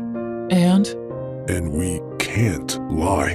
One eye closed, the other half cracked, I studied him dubiously. That's some convenient-smelling bullshit, if you ask me. Splaying his hands, Loreth shrugged. When we turn 21, we kneel before the fur and stone and make our decision. Every one of us. We have a choice. Bleed on the stone and make our vow. To always be truthful. To always be bound by our word, no matter what it cost us. Or we choose the lawless path. A lawless fae may lie. They may cheat. They may steal. Useful tools in many situations, I'll admit. But they come with a price that Kingfisher and the rest of us, I might add, was not willing to pay. I arched an eyebrow at him. And that was? He shrugged nonchalantly as if the answer were obvious. Our honor. I harumphed at that. So you see, no matter how much we might want to sometimes, we're physically incapable of breaking our word or telling a lie. Yeah, well, I admitted. Kingfisher did say that back in the forge at the Winter Palace, but I dismissed him. On what basis? On the basis that a liar who didn't want to get caught telling a lie would 100% lie about being unable to tell lies. God, that was confusing. What did you even think he lied about? It came back to me at once.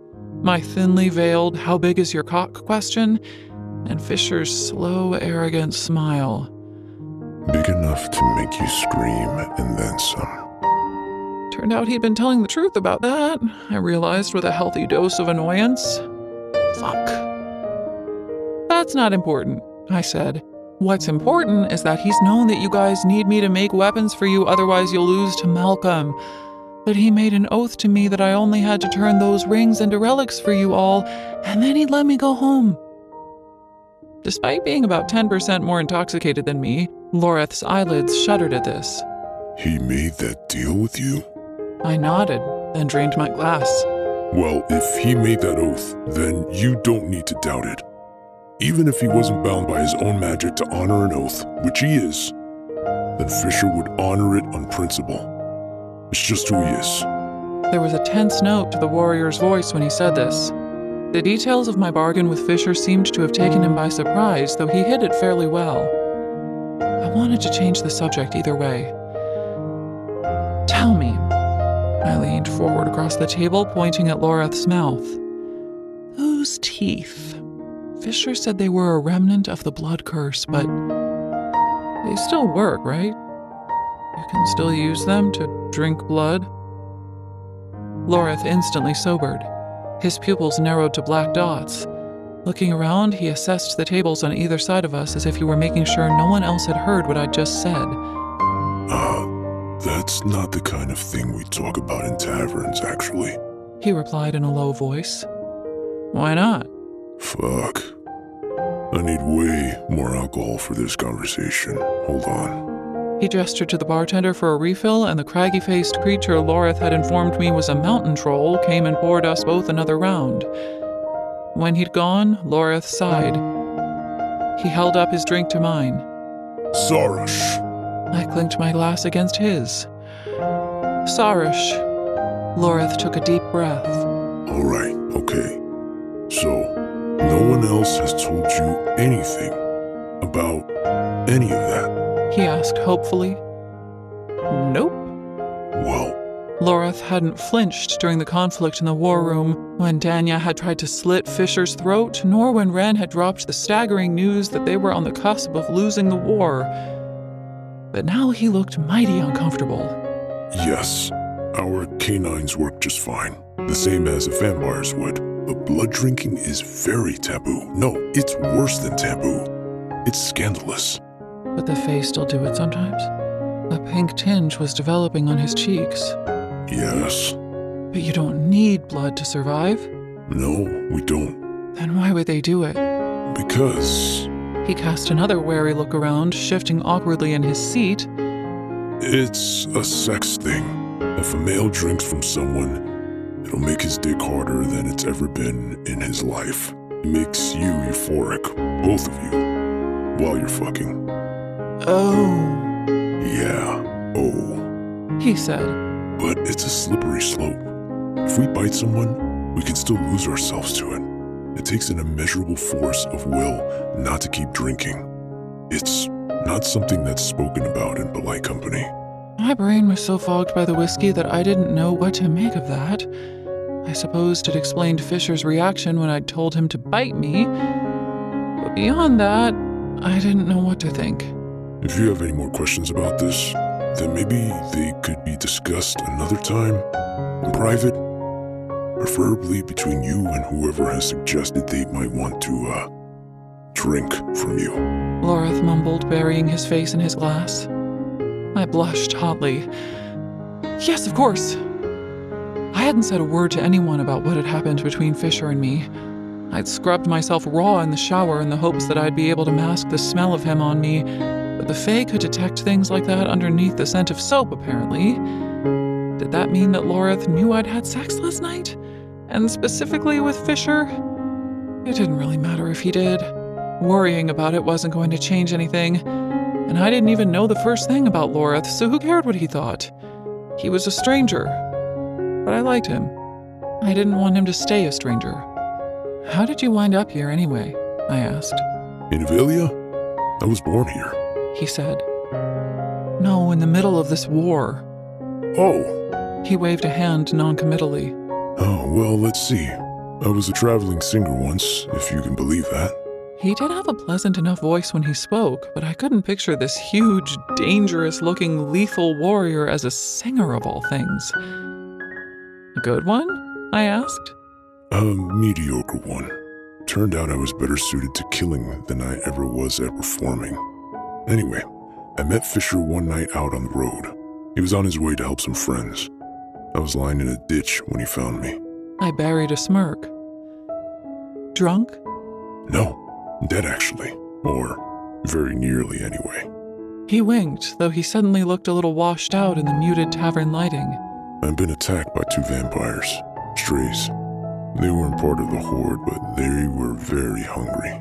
They took one look at me, scrawny kid with a loot strapped to his back, alone, and decided I'd make a decent meal. They nearly drained me dry. Shit. That sounds awful.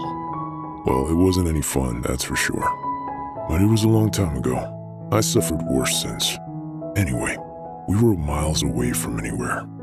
I wouldn't have lasted until they could get me to help. If I died and come back turned while I was with them, there was a chance I could have killed a number of the party, and some of them didn't want to risk that. They told Fisher it would be best to run me through and have done with it, but he refused. He made them set up camp for the night, and he transported me to Kalish. He carried me in his arms, for fuck's sake. I was a lot smaller then. Loreth stressed. He put me in bed and had healers come and tend to me, and he waited to see what they'd say. They weren't optimistic about my odds. I had more venom than blood in my veins, and there are limits to what even the most skilled healer can accomplish under those circumstances. They told him to go back to the wolves, and when I passed, they would bury me beneath a yew tree out in one of the fields that bordered the estate. But Fisher didn't do that. What did he do? Loreth tossed his head back and laughed. Something I'm sure I'd given him innumerable reasons to regret since. He made me his brother, my blood. He gave me a part of his soul. A part of his... I hadn't heard him right. The alcohol was making my ears play tricks on me. If souls existed, and I wasn't entirely convinced that they did, then you couldn't just go around giving pieces of your own away. It's an ancient rite, Loreth said. One very few know how to perform anymore. A Fisher's father had almost died once, and his friend had used it to save him, so he made sure Fisher knew it too, in case one day he was able to use it to save the life of someone who was important to him. But you were a stranger. Loreth's sharp blue eyes glittered hard as diamonds. He took a sip of his whiskey and set the glass down, regarding it. Yes, a stranger. And Fisher did it anyway. He bonded a small part of himself to the scrap of life that was clinging on inside me, and that was that. I was still sick as a dog, but death loosened his grip on me. I knew I was going to live, and so did Kingfisher. He told me he was leaving to find the other wolves and that he'd be back in 3 months. He said I could go as soon as I was feeling better, if that's what I wanted to do, but that there was a place here for me as well, if I preferred the idea of that instead. And you chose to stay here and to fight. Slowly, Lorath nodded. I had no family. No one who needed me to be anywhere else. So I figured, fuck it. I only have a life because of him anyway. Might as well work my ass off and do enough good with the time I have left to be worthy of the gift that he'd given me. I stayed at college. The moment I was on my feet again, I started training. Before that point, I'd never even held a sword. But I gave it everything I had. And I ate. I ate so much fucking food, Cook would scream the moment he saw me strolling into the kitchen. When Fisher came back 3 months later, he didn't find me at college. I was waiting for him at the war camp, half a foot taller and twice the weight I'd been when he'd left. Most importantly, I was ready to kill vampires. Wait, you crossed Omnimaran on foot? I asked incredulously. Fisher had said only Fae with suicidal tendencies attempted to cross the mountains that stood watch between Irin and Kalish. I did. Took me 9 days. I nearly got buried by an avalanche, but I made it here in the end. You're lucky you didn't die. Wait, what would have happened if you had died? What would have happened to the piece of his soul Fisher gave you? Good question. If I die first, the piece of Fisher's soul returns to him. He becomes whole again, everybody has a big party. The end. But if he dies first, he's condemned to wait here for me to die before he can move on. He'd be trapped here in a non-corporeal state, unable to touch anything or anyone, unable to be heard. That's the sacrifice he made when he decided to give me the gift of life. It's happened before. The Fae male or female who tore off a piece of their soul dies first, of natural or unnatural causes, and then the recipient lives on in fine health for another 2,000 years. Take Saoirse, Queen of the Lycian Fae, for example. Her mother, who was the queen before her, saved her life when she was a child. 180 years later, her mother is murdered by unknown entities, and Saoirse rises to power. She's young and beautiful. She likes being queen. She surrounds herself with infatuated males who are willing to die to keep her safe. So she announces that she plans to live forever. She takes tonics and elixirs and is rumored to drink vampire blood to extend her life. Nearly 3,000 years have passed since her mother died, and Saoirse doesn't look a day over 30. Meanwhile, her mother's spirit has been chained to her, forced to witness the world of the living without being able to interact with it, without being able to move on to her eternal rest. Lorath looked sick to his stomach. I had to admit I felt a little sick myself, too.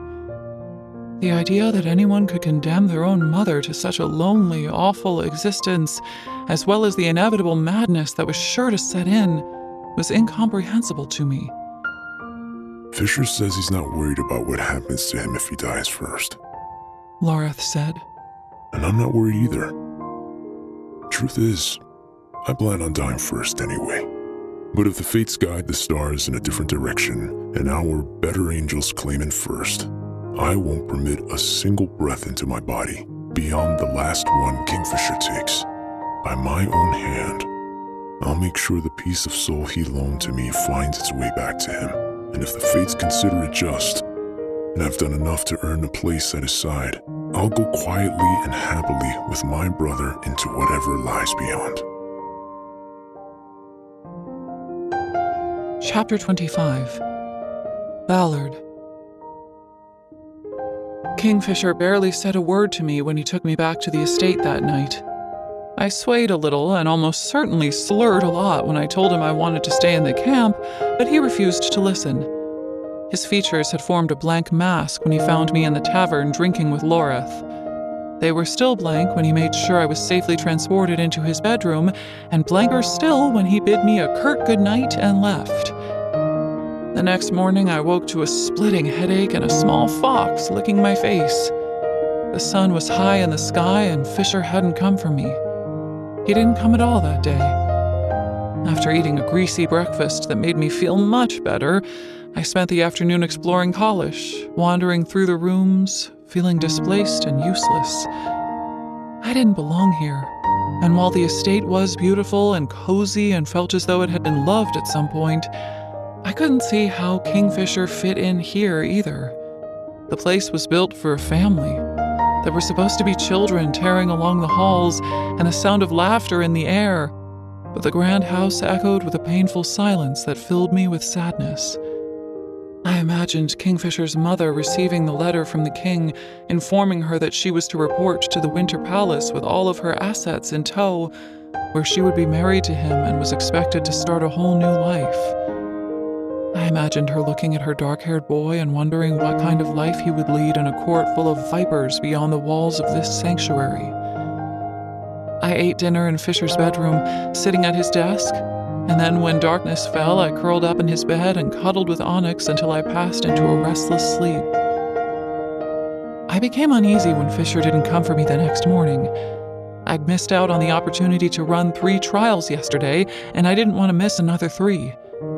By mid-morning, I was pacing back and forth and so agitated that the fire sprite stopped coming by to see if I needed anything, and even Onyx grumbled at me and slunk off outside to chase squirrels in the snow.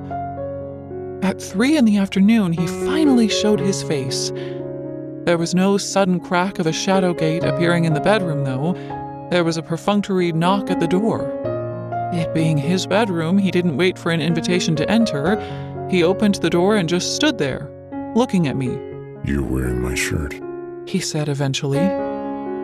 Yeah, well, there wasn't anything else to wear, I answered hotly. All of the clothes from the room I had with Carrion are gone. Archer showed me to another room down the hall, but that one was full of dresses, and I think we both know how I feel about those. Fisher grunted. It's too big for you. He noted. I had noticed. He wasn't wearing black today. Not all black, anyway. His cloak was the darkest green, as was his shirt. The shadows underneath his eyes were the color of livid bruises, though, and he seemed paler than usual. He clearly hadn't been sleeping well, and there was a cut on his cheek. It looked fresh, but not that fresh. From yesterday, probably. What happened? I asked, getting up from the bed. Nothing. A pack of feeders were moving along the border, about an hour to the north. Ren thought we should go check it out before they sprung any surprises on us or tried to cross further up the river. But it was nothing. We clashed briefly. The feeders turned and fled. I didn't know what to do with that. He'd gone out to fight, and I'd been traipsing around his old house, snacking on cake and drinking cups of tea, and there was a cut on his face. I didn't know what kind of emotion that provoked in me, but I didn't like it much. I'm going to see Telena, he said, and the announcement twisted something deep inside me. I was a burning, drowning wreck of a girl, and I didn't even know what to do to save myself.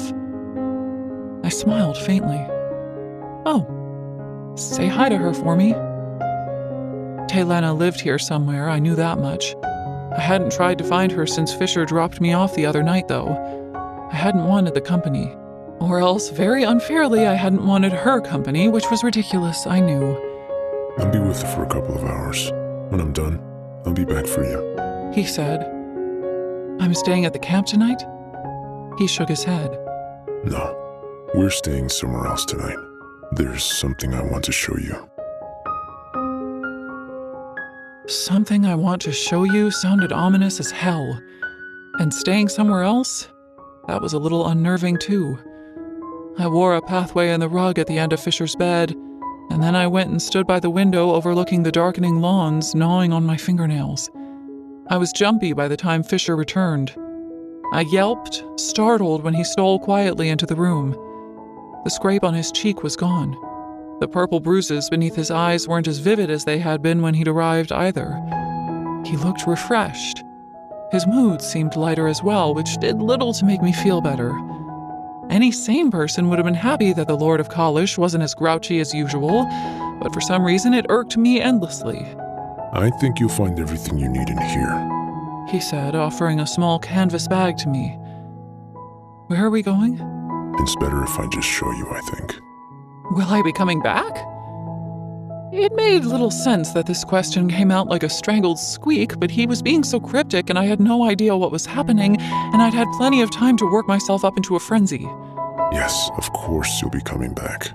Bring the fox if it makes you feel better. Since when did Fisher care about what I was feeling? And he was letting me bring Onyx? Stop looking at me like that, He said. Why? I asked suspiciously. Gods and fucking sinners, never mind. Let's just go. I stepped out of the shadow gate into a darkened clearing surrounded by tall trees. On the far side of the clearing, small marquees were erected beneath a giant tree that was so big, its boughs so huge, that it dwarfed the others and made them seem tiny in comparison.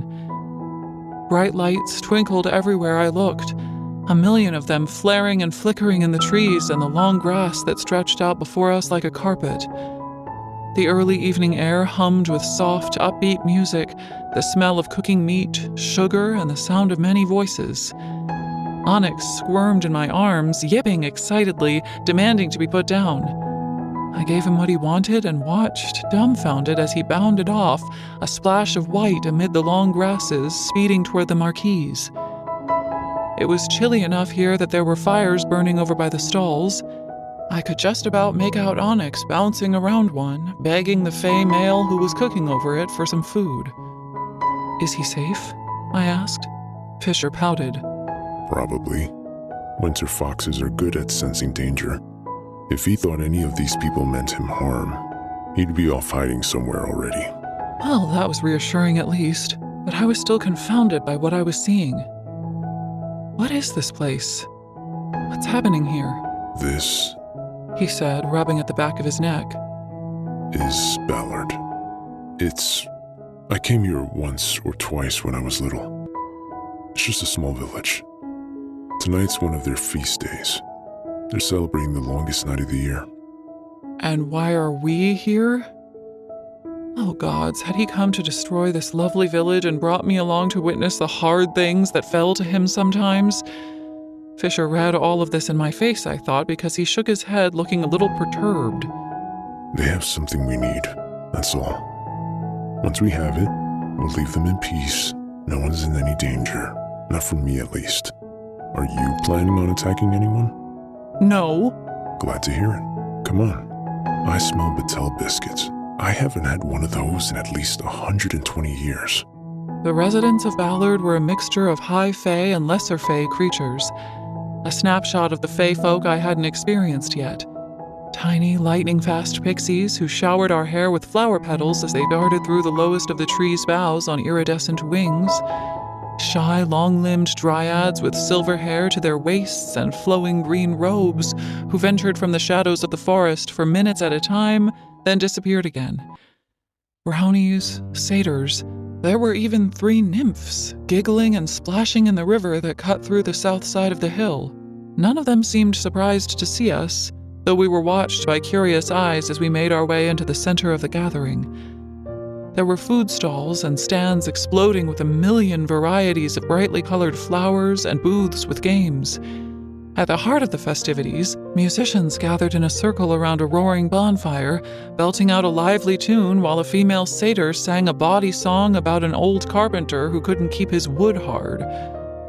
Fisher tried to buy drinks for us from a female carrying a tray of ale around the festivities, but she shook her bouncy blonde curls, grinning, and told him no money was changing hands tonight. The houses, sporadically placed amongst the trees, were simple and rustic, but they held an undeniable cozy charm. There were vegetable patches everywhere, which honestly blew my mind. I knew how food was grown. I'd spoken to the farmers who came to trade with us in Zilvarin before Madra placed the third under quarantine. I'd paid rapt attention as they'd explained how they tended their crops and harvested them. But seeing carrots, cabbages, leeks, and beans growing right out of the dirt was fascinating. Ballard was full of life. It spilled out of the ground and hovered in the trees and hung in the air like sweet music. The young ran around, laughing and playing games while their parents ate and drank together companionably, and the elderly sat by the fire and gossiped. An unfamiliar ache thrummed at the center of my chest as Fisher guided me to a small grassy slope near the fire and indicated that I should sit. This place was a home.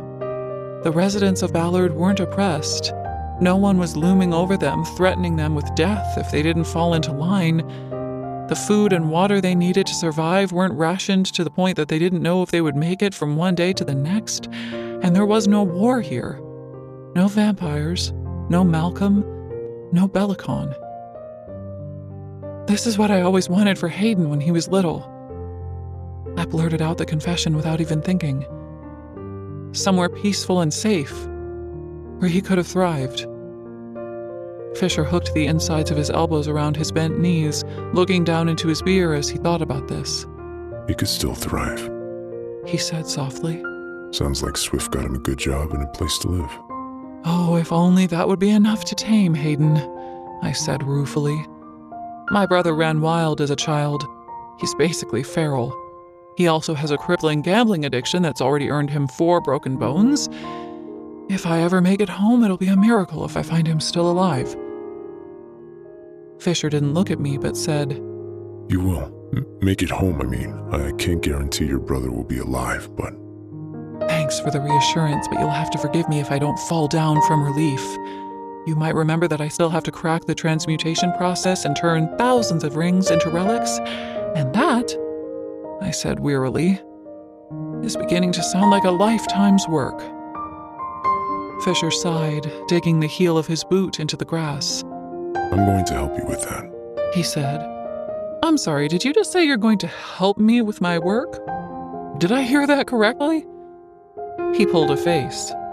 If I'm helping you in the forge, we might actually have a fighting chance of getting this done. It'll also mean that I won't have to put up with Danya's constant death threats. You don't think she'll come and threaten you at the forge? She can't threaten me if she can't find me, he said. I was not a graceful victor. I told you so was one of my favorite things to say, but I refrained from rubbing it in too much. It's funny, it's almost as if you were completely wrong when you said all that mess with your friends would be blown over by morning, I mused. I don't think Danya's ever going to forgive you for disappearing on them. I expected a snarky response to this, but Fisher just smiled sadly. He took a drink, the warm orange glow from the fire casting his features in bronze and turning his midnight black curls to a dark, warm brown. I don't know what you mean. Danya's already back to her delightful, cheery self. He was joking. Had to be. No way anyone would have kept her around for so long if she was really this abrasive. We were quiet for a while. We drank our ale and watched the musicians play, and around us, Ballard reveled. It wasn't long before a group of female high-fae adolescents started doing laps around the fire, giggling behind their hands, throwing furtive glances Fisher's way. They looked like they were about 12 or 13 in human years, that awkward age between childhood and the chaos of puberty, though I had no idea how old they were in fae terms. Fisher hadn't thrown any sharp barbs at me at all yet, so I decided to risk a question. How do you age here? Your children? You all live for so long, but are you born and then you stay a child for 100 years, or... He shook his head. A child is vulnerable, weaker than an adult, too liable to be picked off by predators. Our offspring actually age twice as fast as human children. We're fully grown by 21 or 22. That's when the aging process slows down dramatically. Predators? Plenty of dark and hungry things lurk in the forgotten corners of this realm, little Osha. At least 4 different kinds of banshee feed from the souls of the very young. Their vibrant energies just too potent for them to resist. Then there are wraiths and sawtooth mermaids and a whole plethora of den-dwelling creatures that like to burst out of the ground and swallow whole anything they can fit inside their jaws. You really got to watch where you're putting your feet around here. God's alive, I'd known Avelia was rife with danger, but I hadn't realized how precarious a person's safety was here. There's also the plant life. Poisonous thorns and carnivorous flower buds. If those don't kill you, they'll sure as hell leave a mark. And then, of course, Fisher noted, his eyes darkening. There's Malcolm. He didn't say the vampires. He said Malcolm, as if the pale figure with the silver hair I'd seen on the other side of the riverbank was solely responsible for the death and destruction his horde left in its wake. His hatred alone would wipe the world clean of life if it were given free rein.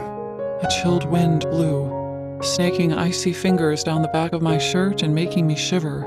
I thought there had been a blast of wind anyway, but the air seemed strangely still all of a sudden, as if the world were holding its breath.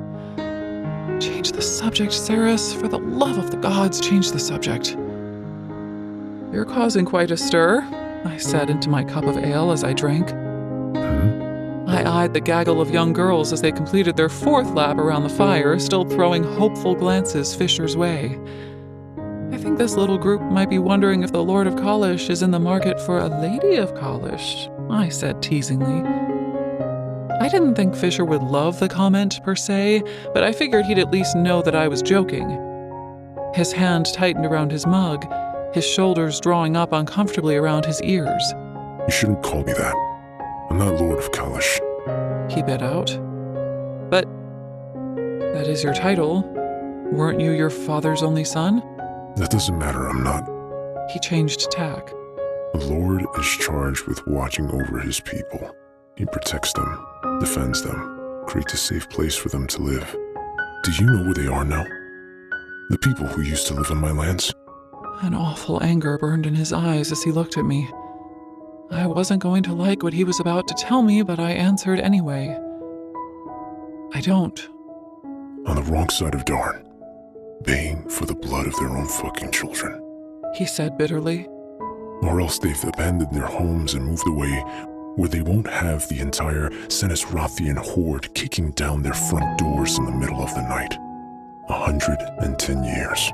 I left them for 110 years. Ren and the others did everything they could to stem the tide. It's not their fault. I was supposed to be here to protect them.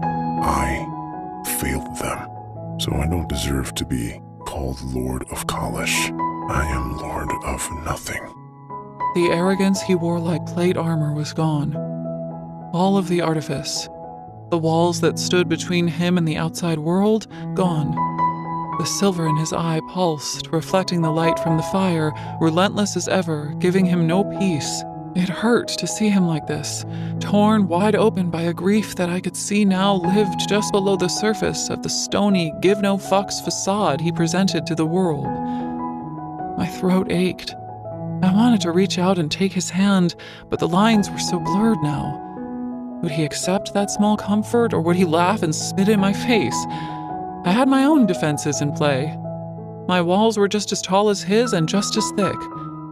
I didn't know if I'd survive that kind of rejection if he turned around and mocked me for thinking I could be any kind of support to him.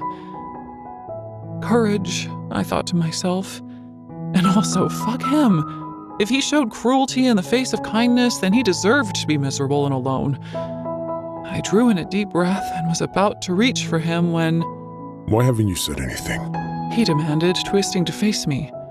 I was about to, I was thinking it through. Not about that. He exhaled sharply down his nose. About the other night, what happened with us. No further clarification needed there. I searched his face, my heart working overtime. You made it very clear that as far as you were concerned, it was going to be a one-time thing, I said slowly. You made it very clear that you could hate me and still want to fuck me, and I'm not the type of person who keeps throwing herself at the things that hurt her, so no, I haven't brought it up. What would have been the point? Would you have made me a cup of tea and sat and listened while I tried to convince you how good we could be together? He snorted dismissively. Exactly. I don't... Watching Fisher grasp for the right words was wild. I don't hate you. He rushed out. He exhaled as if the admission had cost him dearly. There are things you don't understand. Things that make it impossible for me. Bless the stars, I was right! A rasping voice declared. Neither of us had noticed the figure approaching from the other side of the fire. A woman stood before us, her craggy face lined with age. It was difficult to tell where one wrinkle began and another ended. She was short for a member of the Fae and tall for a human, though I couldn't tell which she was.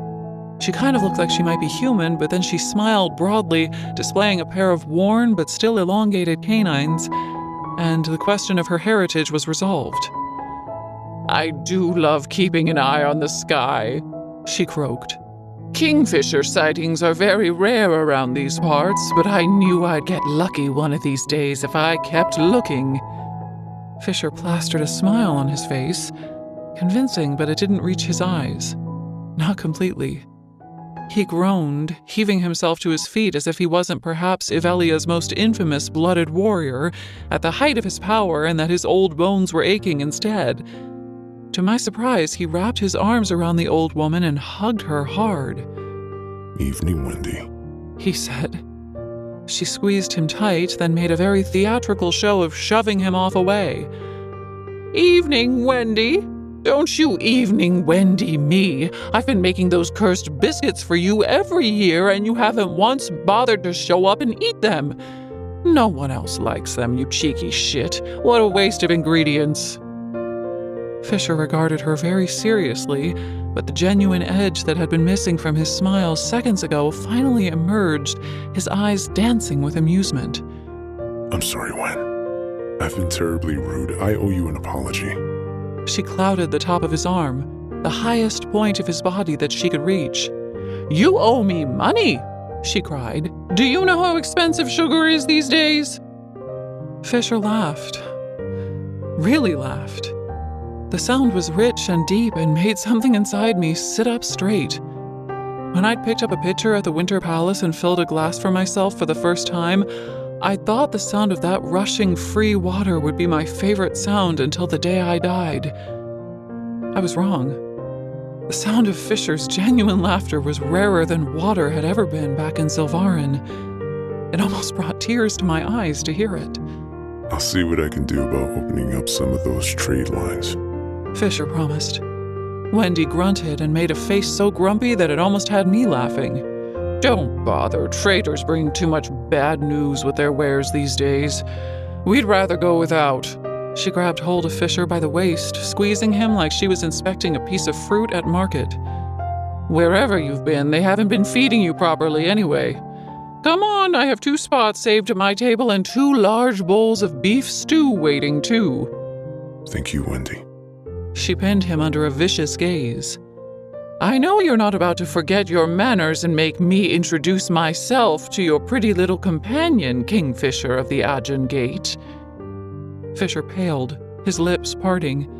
He looked struck dumb, but I was already getting to my feet, offering out my hand to Wendy. I'm Saris Fane. A Sylvarin girl, gods alive. Wendy grabbed me by the shoulders and held on to me, looking me up and down. I felt it. I knew the moment the gates opened again. I felt you pass through. There was a buzzing in the air that day. It's very nice to meet you, I replied. She'd sensed me coming through the gate? Was that possible? Ivelia was a land of unexpected magic and unique beings. She'd taken one look at me and known I was from Sylvarin. That was pretty impressive all by itself. Wendy half closed her eyes, peering at me through the slits of her lowered eyelids. Her mouth slowly hinged open as she took me in. She sniffed me. More than just a companion, then? Wendy scowled at Fisher out of the corner of her cloudy eye. She's a friend, Fisher said, without a hint of feeling in his voice. a temporary one. She'll be heading back to Sylvarin soon, where she'll go back to her life and forget all about the things that have happened here. Wendy nodded, mouth still open. She did not look like she believed him. Is that so? Didn't you say something about stew? He wasn't as testy with Wendy as he was with me most of the time. Something told me he wouldn't have gotten away with it, but he was growing tenser by the moment. Wendy took pity on him and let the matter drop. Yes, stew, and husk cakes, and potatoes, and honey-glazed carrots. You two aren't leaving Ballard until you're splitting at the seams and can't fit another bite inside of you. Come. Wendy wasn't joking. She filled our plates for us again and again, moving back and forth between savory and sweet dishes as she remembered that there was this smoked meat or that dessert that she wanted us to try. I had more drinks than I should have, considering the amount of whiskey I'd burned through with Lorith 2 nights earlier, but the beer wasn't strong at all and only gave me a sweet, warm feeling in my chest. Fisher didn't balk when his beer was repeatedly refilled either, which surprised me. He raised a questioning eyebrow at me when he caught me watching him as he drained his 6th cup. What is it? He asked. Oh, nothing. I just figured you'd cut yourself off after 2 or something. I've been waiting for you to come out with something along the lines of... I cleared my throat, pitching my voice low. A good warrior never dulls his senses with drink. I must always be ready to fight. Fisher leaned back in his chair. That's supposed to be me? That is you, I said. Bullshit, I don't sound that pretentious. You sound worse. Hey! A tiny pixie girl with gauzy pink wings was balancing on the edge of my plate, trying to roll off one of my Battle biscuits. The cookie was almost as big as she was. It would flatten her if it toppled over on her. She shouted, high-pitched and angry, when I took the biscuit. You're going to hurt yourself, I scolded. How did you think you were going to fly and carry that at the same time? It was tough to make out what she said, but I was pretty sure I heard the words none of and your and business, with some other colorful words thrown in for good measure. I pretended to be deeply offended, but still I broke the biscuit up into little pieces, setting them on a side plate for her. There, that should be more manageable for you now. You're welcome. She made a rude hand gesture, but swiped a chunk of biscuit and launched into the night air. When I turned back to Fisher, he was lazing back in his chair, watching me very intently. I saw the tiny uptick at the corners of his mouth and leaped at the chance to torment him. Are you about to smile, Kingfisher of the Aegean Gate? What if I am? He said in a very even, measured tone. I can count on one hand how many times I've witnessed you do it. No one's going to believe me when we get back to camp. He did smile then, slow and rueful, head turned away as he toyed with his fork. I believe you, little Osha. They've all seen me smile plenty. Just not recently? I whispered. No, not recently. Smiling has been pretty hard of late. His Adam's apple bobbed. It's getting easier, though. He seemed relaxed, but there was a tension in his shoulders that I could see, even if no one else could. The silver in his eye was going wild. I pressed the tip of my tongue against the inside of my teeth to stop myself from spoiling the moment with inappropriate questions, but I knew he was suffering. He was always suffering. Anorath Mor, Anorath Mor, Anorath Mor. The voices came from out of nowhere, loud and full of terror. Anorath Mor, Anorath Mor, Anorath Mor. Louder, faster still. I gripped the edge of the table, unable to catch my breath over the roar. Ceres, darling girl, can you hear me? Are you all right? Ballard snapped back into sharp focus. My plate was on the floor at my feet, and the grass was littered with Battle biscuits. Kingfisher stared at me in wide-eyed shock. It was Wendy who had spoken, voice full of worry. I sat stiff as a board while she pressed the back of her hand to my forehead. No temperature to speak of. Are you well, Ceres? You took a funny turn there. Yes, I'm fine. I swallowed thickly. I was just a little dizzy, that's all. Oh no. It wasn't just Fisher and Wendy who'd noticed. A group by the fire had stopped talking and were watching us. A couple of Fey women leaning against the trunk of the massive oak tree 20 feet away were also talking quietly, their eyes full of concern as they looked over. I swallowed down my alarm, smiling as convincingly as I could. Really, I'm okay. I promise. He knows. He can tell you just heard something. The little voice in the back of my head was right. Fisher was white as a sheet and looking uneasy as he pushed his chair back so he could pick up my plate. It's been a long day, he said, setting my plate back on the table. We've eaten and drunk too much, I think. The exhaustion's kicking in. Wendy nodded. Of course. Well, you know where you're going, don't you? Although I suppose it has been a long time. Do you remember the way?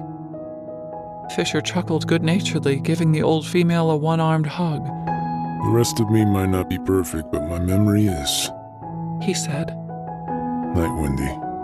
I gave the female a hug, too, my eyes pricking at the surprising display of maternal warmth.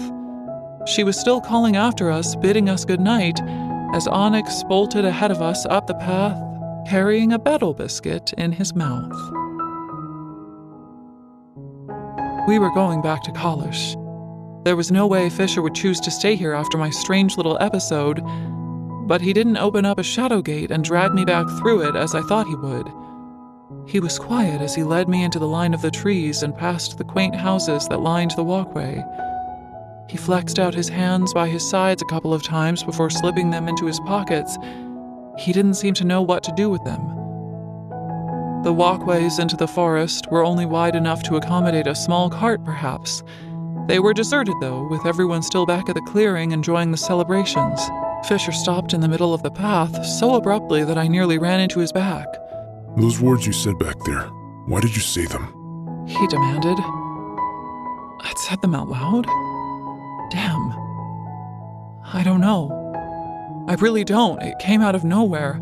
I was sitting there listening to you say something about smiling, and then bam! It was all I could hear. Anorath more, Anorath more, Anorath... Stop. Fisher held up his hand as if it were a shield. Don't say that. Just please don't say that. He had been annoyed, mad, irritated, turned on, and a million other things in front of me. But he'd never been afraid before. The quicksilver pushed those words into my mind when you forced me to hold it back at the Winter Palace. What do they mean? I asked, stepping toward him. He stepped back at the same time, shaking his head. It's better if you don't ask. I can't tell you anyway, so just don't. Fisher. He lunged for me, grabbing me by the hand. Come on, let's go. The forest village of Ballard whipped past in a blur as Fisher tugged me along behind him. The trees were full of twinkling lights. Pretty ponds and grassy areas with benches lined the paths. Music still hung in the air, though distant now, as he took me further into the forest. Eventually, we came to a cobblestoned square with a circular fountain at its center. The statue in the fountain, a female with flowing, beautiful hair and a heart-shaped, gently smiling face, held a stone urn from which a steady stream of water poured into the pool at her feet. The sound of the trickling water would have been soothing had Fisher not been so agitated. He charged across the square, angling his head away from the statue, beelining for an innocuous red doorway between two small shops, a bakery and a tailor's, by the looks of things. Fisher, slow! I nearly tripped over my own feet as I passed the fountain, my eyes trailing over the small brass plaque at the base of the woman's feet, and something painful clicked into place. I realized why the statue looked so familiar now. She looked an awful lot like Everlane, and she had Kingfisher's high cheekbones. Or rather, he had her high cheekbones. Edina of the Seven Towers, Lady of Kalish. Kingfisher's mother. He'd said she had brought him here as a child. She was important to the people of Ballard. Fisher was, too.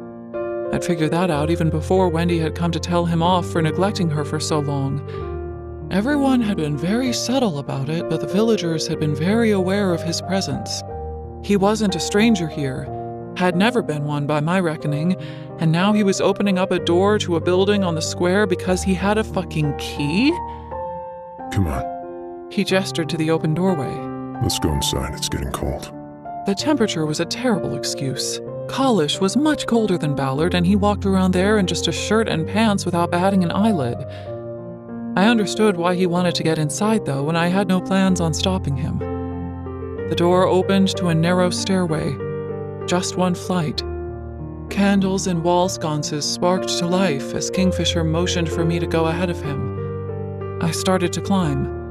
Onyx slipped through my feet, forever nosy, wanting to go first. His claws made a clattering sound against the wooden floorboards as he hopped up each step. The air smelled of dust and neglect. When I reached the top of the stairs, I found myself surrounded by ghosts, but before I could panic, flames bloomed at the wicks of more candles on the other side of the room, and I saw that the eerie white shapes weren't ghosts after all, just large pieces of furniture draped with dust sheets. Even the pictures hanging on the walls had been covered. 3 large windows overlooked the courtyard and the fountain, but Fisher was already on it, crossing the modest living room and drawing the thick burgundy velvet curtains closed at each of them, blocking out any view of the kind-looking woman pouring water from her urn below. This wasn't just an apartment Fisher had rented for the night. This place belonged to Fisher. It had belonged to his mother once, maybe, and now it was his. I paced around the room, running my hand over the sheets. Onyx's nose was glued to the ground as he trotted about, snuffling intensely. He sneezed explosively, then went right back to inhaling all the dust. I was about to pull down the sheet from the large painting above the fireplace, but Fisher's hand caught my wrist. Don't. He said. But then, a little softer, he added, Not tonight. Why were we even here? This seemed like prodding an open wound for him, but he'd been the one to bring me to Ballard. Bathroom's through here. He said, pointing through a doorway to our left. There are 2 bedrooms down here. I'll take the smallest. They used to be mine anyway. 2 bedrooms. He was sleeping in his own room. I was to sleep in the other. I wasn't surprised by that. Fisher might deign to fuck me, but I was under no illusions that he'd want to sleep in the same room as me. Thanks. Oh, shit. I winced. I left my bag back in the clearing. I wasn't thinking. I'll have to go back and get it. But Kingfisher held out his hand, and his palm became a wreath of black smoke, which became a piece of canvas, which became the forgotten bag. Here. He said softly. Night, little Osha. Chapter 26. Ash and Cinders. I woke to screaming. The sound was full of raw terror, the kind of sound a person made right before they were murdered. I leaped out of bed and collided with a piece of furniture, smashing my big toe. Fuck! Fuck, fuck, fuck! I didn't know this bedroom. It had been pitch black when I'd come in here. I'd only been able to find the bed by padding around in the dark. Gods only knew what kind of obstruction stood between me and the door. Gods only knew where the door was. The screaming intensified. I eventually found the door handle and then nearly tripped over a panting Onyx as he shot past me out of the door. I followed the white smudge of his body down the hall. Stop! No! I said no! Stop! Fisher yelled.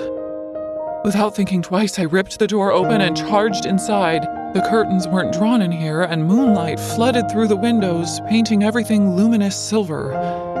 Wearing just his pants, Fisher lay in the center of a bed that was way too small for his body, on top of the sheets, shivering, his skin running with sweat. At first I thought he was having a nightmare, but then I saw that his eyes were open and fixed on the ceiling. He blinked, and a tear rolled from the corner of his eye, racing over his temple and running into his hair. Fisher? He shook in reaction to my voice. At his sides, his hands clenched, gripping at the sheets. Go! Fisher said in a cracked voice. He watched me out of the corner of his eye, though his head didn't move on the pillow. What's wrong? Are you... Go! I can't just go. Something's wrong with you. I'll be fine. A ripple of pain passed over his face, his eyes rolling back into his head. His back arched off the bed as he gritted his teeth, screaming out a vicious curse in Old Fey. Fuck! Stop! Stop! Stop! Stop! He chanted. Please stop. The episode, the seizure, hell, whatever it was that was causing him so much distress ebbed. And I watched, heart pulsing in the base of my throat as his body eased back onto the mattress. As soon as his back was flush with the bed, the shaking started up again. Mind made up, I said, I'm going to find someone. This isn't right. No. No. Fisher tried to swallow, but that seemed too painful to accomplish, so he cleared his throat instead. It'll end soon. He rushed out. How soon? An hour. Maybe 2. I'll be fine. Fisher, no. You need help. There must be a healer here. Just, please, get me some water. That'll help. Then go back to bed. Get some sleep. Yeah, right. Sleep. with him in pain in the next room screaming at the top of his lungs. That wasn't happening. He was so fucking stubborn. "I'll be back in a second," I told him. All of the candles had guttered out long ago, and I wasn't blessed with magic that could simply conjure flames when I needed them, so I went scavenging. In the living room, I pulled open one of the curtains, thanking the gods when the moonlight lit up the furniture and all the other tripping hazards that stood between me and the kitchen. I found a dusty glass in one of the cupboards, filled it from a pitcher on the sideboard, and returned to Fisher as quickly as I could. In my absence, Onyx had jumped up onto the bed and tucked himself into the male's side, resting his head on Fisher's stomach. He whined when I entered the room, his eyes moving from me to Fisher as if he were trying to tell me something. "Can you lift your head?" I asked. No, I can't move anything. Fisher closed his eyes, screwing them shut. "All right, I'm going to help you then." Just set it on the nightstand. I'll drink it later. Each word was labored. His body was so tense that it looked as though the tendons in his neck and arms were on the verge of snapping. "I'm not leaving you here like this, you idiot." I climbed up onto the bed and lifted his head up. It took considerable effort to get my hands beneath his shoulders and to lift his torso enough for me to slide in behind him, but I managed. Resting my back against the headboard, I let him lean back into me so that his head was propped against my stomach, a leg on either side of his body. He didn't protest when I held the glass to his lips and carefully poured some water into his mouth. It took a long time for him to drink, but sure enough, he drained the whole glass. You can go now. I think it's passing. He was so full of shit. If his trembling was anything to go by, this episode was just getting started. "I'm not going anywhere." His hair was plastered to the side of his face in wet, dark waves. His eyes met mine, and my heart stopped for 2 beats when I saw the quicksilver in his right eye. It pulsed, nearly covering his whole iris, leaving only the smallest crescent of green to shine through. I'll make you go if I have to. He ground out. "Make me?" Oh, he'd make me, would he? This fucking asshole. I was trying to help him, and he was dead set on pushing me away. How could he be so infuriating even when he was incapacitated and incoherent from pain? I spoke clearly so there would be no misunderstanding me. "If you use the oath you tricked me into to force me from this room right now, I will never forgive you. I will find a way to make your life absolutely fucking miserable. In fact, while we're here and having such a lovely conversation about this, you're never going to compel me against my will again. Do you hear me? Do you understand?" I don't need... I am not fucking around, Fisher. If you have any respect for me, if you care about me even the tiniest, most minuscule amount, you will never, ever compel me again. Do you understand? He licked his lips, eyes burning into me. Even though I was upside down in his field of vision, he must have been able to make out the fury on my face because his eyelids shuddered, and he gave a small nod. I understand. Great. Now stop telling me to leave. I'm staying. Again, another nod. Okay. The next 4 hours, not 1, not 2, 4, were rough. Onyx hid his face in the sheets whenever another wave of delirium washed over Fisher. I held on to him as best I could when he bowed up from the bed, but that didn't seem to help, so I let his body contort and shake. The chain around Fisher's neck stuck to his skin. The pendant with the crossed daggers wrapped in vines rested in the hollow of his throat, wet with his sweat, and I glowered at the cursed thing, wondering why the fuck it wasn't doing its job. This was because of the quicksilver. There was no doubt in my mind about that. Even if I hadn't seen how badly it had spread across his eye, I'd have known from the chanting I could hear in the back of my mind all of the time now. Anorath Mor, Anorath Mor, Anorath Mor. Thunder in my ears. A bleak omen. During the darkest hours of the night, when clouds must have swept across the moon and the room was thick with shadows, Fisher stilled for a while. Tell me something.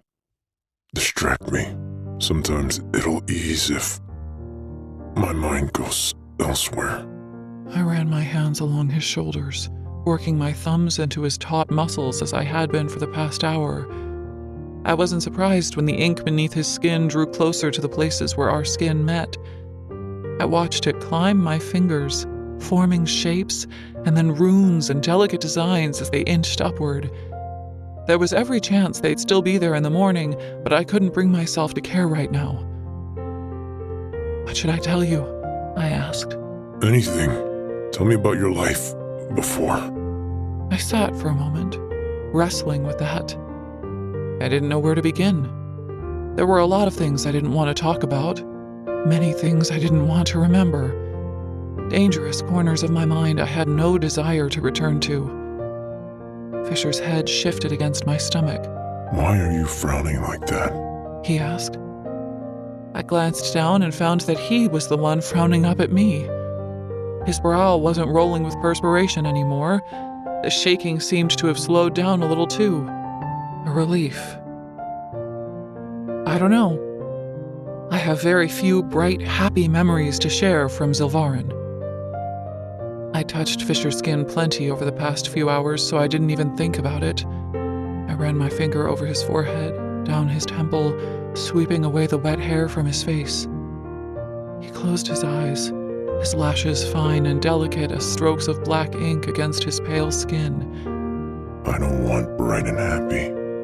He whispered roughly. I want real. Those words weighed heavy. This from the male who refused to give me the real answers to the questions I had about him was enough to make a girl want to scream. But my suspicions on that front, that Fisher was bound in some way and couldn't answer, had at some point solidified as fact in my mind. And look where we were. He was lying in my arms, immobile and vulnerable in every sense of the word, laid bare. I could be a little vulnerable too. My father died when I was 2. I don't even remember him. My mother was 4 months pregnant with Hayden when it happened. A sand dune came down on a trader's outpost on the glass flats. He was either crushed or suffocated to death, one of the two. And when we lost his income, my mother became a prostitute, I said bluntly. This wasn't a secret back in Zilvarin. Everybody had known Iris Fane, either from exchanging chits for her time or because the other mothers in our ward would bitch and complain as loud as the day was long about the fact that a woman of loose morals lived amongst them. She sold her body for food and water mostly, but she made money too. Her client list was mostly comprised of guardians, Madra's men. 5 days out of the week, she worked at this place near the market, the House of Kala. Kala's employed security, so the women who worked there were safe for the most part. One shout from a bedroom and 5 huge bastards would kick the door down and beat the living shit out of whoever was causing trouble. But she worked from our home sometimes too, to make ends meet. I used to watch through a crack in her bedroom door when the guardians would come, resplendent and proud, dripping in their golden armor. The man I used to apprentice for, Elroy, he loved her. She was beautiful and full of this fire. He'd come to the house and fix things from time to time. He never tried anything on with her, though. He wasn't like that. The amount of times he took care of her when one of the palace guards beat her black and blue at our house. I shook my head, absent-mindedly twisting a piece of Fisher's damp hair around my finger. She didn't want me to follow in her footsteps, so she made him promise to take me on in the forge as soon as I was old enough. I was 10 when I first stepped into his workshop, and my mother, she'd already started smuggling weapons into the ward by then. It started as pieces of scrap metal, things that could be turned into weapons. Elroy was happy to make them at first, just daggers, small knives. My mother handed them out to her friends at Kalos first, to protect themselves with when they took their work home with them. But then she started bringing home swords and shields, the kinds of things that would get her killed if she was caught trading in them. I hated remembering the knocks at our door in the middle of the night while my mother was working at Kalos, The masked men who would thrust heavy Hessian sacks into my hands and then sprint off into the dark. But I forced myself to do it. She had me running items from our house to the forge every day soon after that. The guardians didn't pay much attention to a scrawny kid on her way to work. Years went by and she started introducing me to all kinds of men. Fisher's breathing hitched. He'd been loosening up gradually, but now he stiffened again, his nostrils flaring. He didn't say a word, but I knew what he was thinking. Not those kinds of men. They never touched me. They showed me where the entrances to various tunnels were, the ones that led to the underground reserves where Madra kept water reservoirs. Plenty to supply the whole city and then some. They showed me how to tap the tanks and siphon off a little here and a little there. They showed me how to pick locks and how to climb. I learned how to fight with daggers and how to throw them. A rebel would stay at the house, hidden in the attic for a week or a month, sometimes maybe 2. Then they'd switch out and someone new would show up. Hayden knew nothing about it. He was too young to understand most of what was happening, and he didn't know how to keep his mouth shut. So I learned how to fight and steal and how to take care of him too, since our mother was never home anymore. And that's just how it was for a long time. I spent my days in the forge. After, I cared for Hayden, cooked for him, kept the house clean, and then as soon as he went to sleep, I'd be out stealing whatever we needed to live. When did you sleep? Fisher wasn't fighting against the pain anymore. It sounded like he was struggling to stay awake. I didn't, really. I took naps whenever I could, and I don't know, I just kept going. Sounds shit. It was. And it got worse. My mother started to get angry. She was sick of being treated like crap and degraded by the men who thought they were so much better than her. She refused to accept guardians as clients anymore. Some of her regulars, the ones who used to come to the house, didn't like that. One morning, 6 years ago, she left the house and headed to Kala's, but she forgot her water ration. She left it sitting there on the kitchen table, her bottle full, hadn't even taken a sip out of it. I knew if she didn't have it with her, she wouldn't get any water all day, so I grabbed it and chased after her. I found her in the square, already on her knees. The guardian she'd turned away from the house the night before was standing there, smug as fuck, while his underlings searched her bags. They found 2 knives on her. Tiny, pointless things. The blades were barely even 3 inches long, but that didn't matter. Because the punishment for carrying a weapon in the third is death, Fisher whispered. I watched them slit her throat, I said. No arrest, no trial. They love carrying out their sentencing on the spot. Saves time and energy, I suppose. She died face down in the sand, in the blistering heat, with 5 men pissing in her hair and on her back. And then they left her there. I ran to her as soon as they went, flipped her over, shook her. I shrugged, but she was already gone. I couldn't carry her by myself, so I had to run and fetch Elroy. When we got back to the square, our neighbors were out there, standing over her, spitting in her face.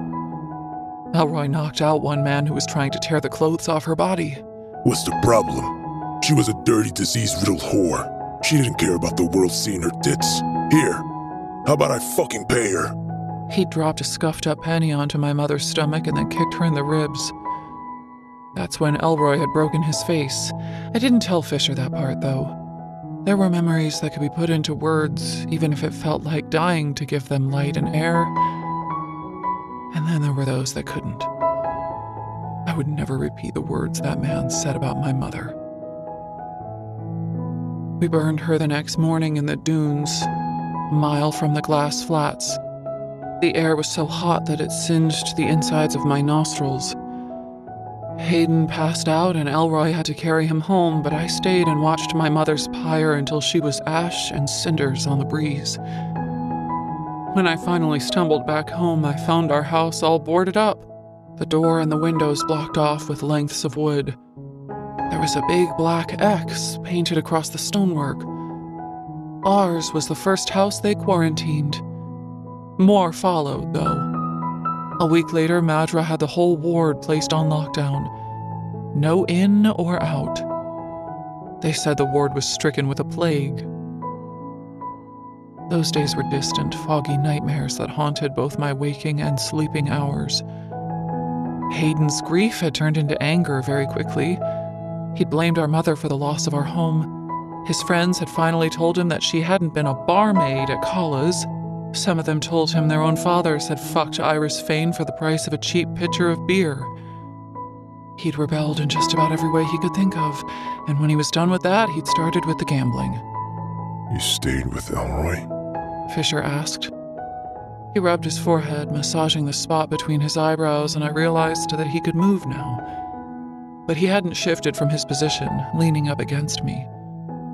When he let his hand fall again, he let it rest against my leg. Comfortable. Familiar. No. If he'd taken us in, the Guardians would have put two and two together and realized that he had made the daggers my mother had been carrying that day.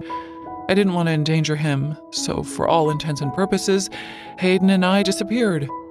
We found our own attic spaces to sleep in, above taverns mostly, where a little noise at night wouldn't be noticeable. I'd sneak in and out of the forge so no one knew I was working there. The skills my mother's rebel friends had taught me ended up keeping us alive. We managed. So much left out. Painful nights filled with arguments.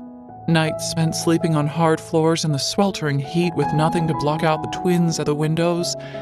Unending hunger and a thirst that was never slaked. Managed was a generous term for what life looked like after that bastard had cut my mother's throat. Fisher finally twisted over and laid his head back on his pillow. Come here. He said. What? Don't make me drag you down here. There was a tired but playful catch in his voice. He wanted me to lie next to him. Hell. I was going to have to unpack that in the morning, honestly, because a wave of exhaustion like no other rolled over me as I scooted down the bed and straightened out my numb legs for the first time in hours. I made sure to arrange myself so that no part of my body was touching Fisher's, but he made a vexed sound and wrapped his arm around my body. Placing his hand against my stomach, he drew me close so that my back was flush with his chest. The warmth from his body was divine. I could feel his heart beating against my back, slow and even, in time with the soft push and pull of his breath. Somewhere toward the foot of the small bed, Onyx groaned comfortably and nestled deeper into the blankets. This was new. Different. Fisher hooked his fingers underneath the hem of my shirt and rested his hand against my skin. The move wasn't sexual. It was simple contact between one person and another. Grounding. Intimate. A connection. My mother was killed too. He whispered thickly. We have that in common, little Osha. I wanted to ask him what he meant by that, but he had already fallen asleep. Chapter 27. Marked. It was still dark when I came to. It took me a moment to remember where I was and who was wrapped around me so close. Then I lay there, very still, not breathing, hyper-aware of the fact that Fisher's hard cock was digging into my ass, and he was almost certainly awake. I'd shared enough beds with enough people to know by someone's breathing if they were conscious or not, and Fisher's breathing wasn't the shallow draw of someone still lost in sleep. It was deep and far too measured, and he felt tense behind me. He's going to get up and leave the bedroom. He's going to roll over and tell you that he doesn't want you here. He's going to say something shitty so that you'll leave. I came up with one terrible imagined eventuality after another, my nerves getting the better of me. But none of those things transpired. Fisher's hand was still underneath my shirt, but it had half closed, relaxing in his sleep. The material I'd used to bind my chest had come loose and risen up in the night, and his knuckles were brushing the underside of my left breast. Very slowly, but with obvious intent, Fisher opened his hand against my skin again, pressing his palm against my ribcage. I fastened my lip between my teeth, suddenly panicked, my heart rate kicking up as he ran the tips of his fingers along the underside of my breast, barely making contact at all. It was a question. Is this something you want? I could choose how I answered. If I rounded my shoulders and moved away from him, I knew he'd remove his hand and let me go. We'd both get up and get on with our day, and that would be it. A door between us would close. Or... Fuck it. I didn't want the door to close. Letting out a shaky breath, I arched my back, grinding my ass up against Fisher's cock. Gods and sinners, he was so fucking hard. He let out a rough groan, his breath sweeping over my neck, causing my skin to break out in goosebumps. His fingers pressed hard against my ribs, and I let my eyes fall closed, relishing the flood of anticipation over what was about to happen. As if there were some unspoken contract between us, neither of us broke the silence. He moved slowly, though, as if giving me time to change my mind. Rocking his hips forward, he showed me just how hard his cock was and what he intended on doing with it. I already knew what it felt like to have him slide inside me, but this was nothing like when we'd fucked the other day. This promised more. The tension building between us was infused with a different kind of energy. I felt it traveling a millimeter over the surface of my skin, everywhere all at once, burning hot where his hands moved over my abdomen. My spine flexed as I arched against him, and a thrill of heat rocked me to my core when Fisher rested his forehead against the back of my head and groaned. I wanted him, more than I wanted to go home. Gods and martyrs, what kind of sister did that make me? Hayden needed me, Elroy did too. But in the moment, with the smell of him drowning out the entire fucking world and robbing me of all common sense, I wasn't capable of feeling bad about that. There would be a time for guilt aplenty later, but for now... Fisher's nose grazed my ear, and a sigh worked its way out of me. How to explain the feeling of a man like Kingfisher breathing heavily into your ear? It wasn't easily done. First, there was the shiver.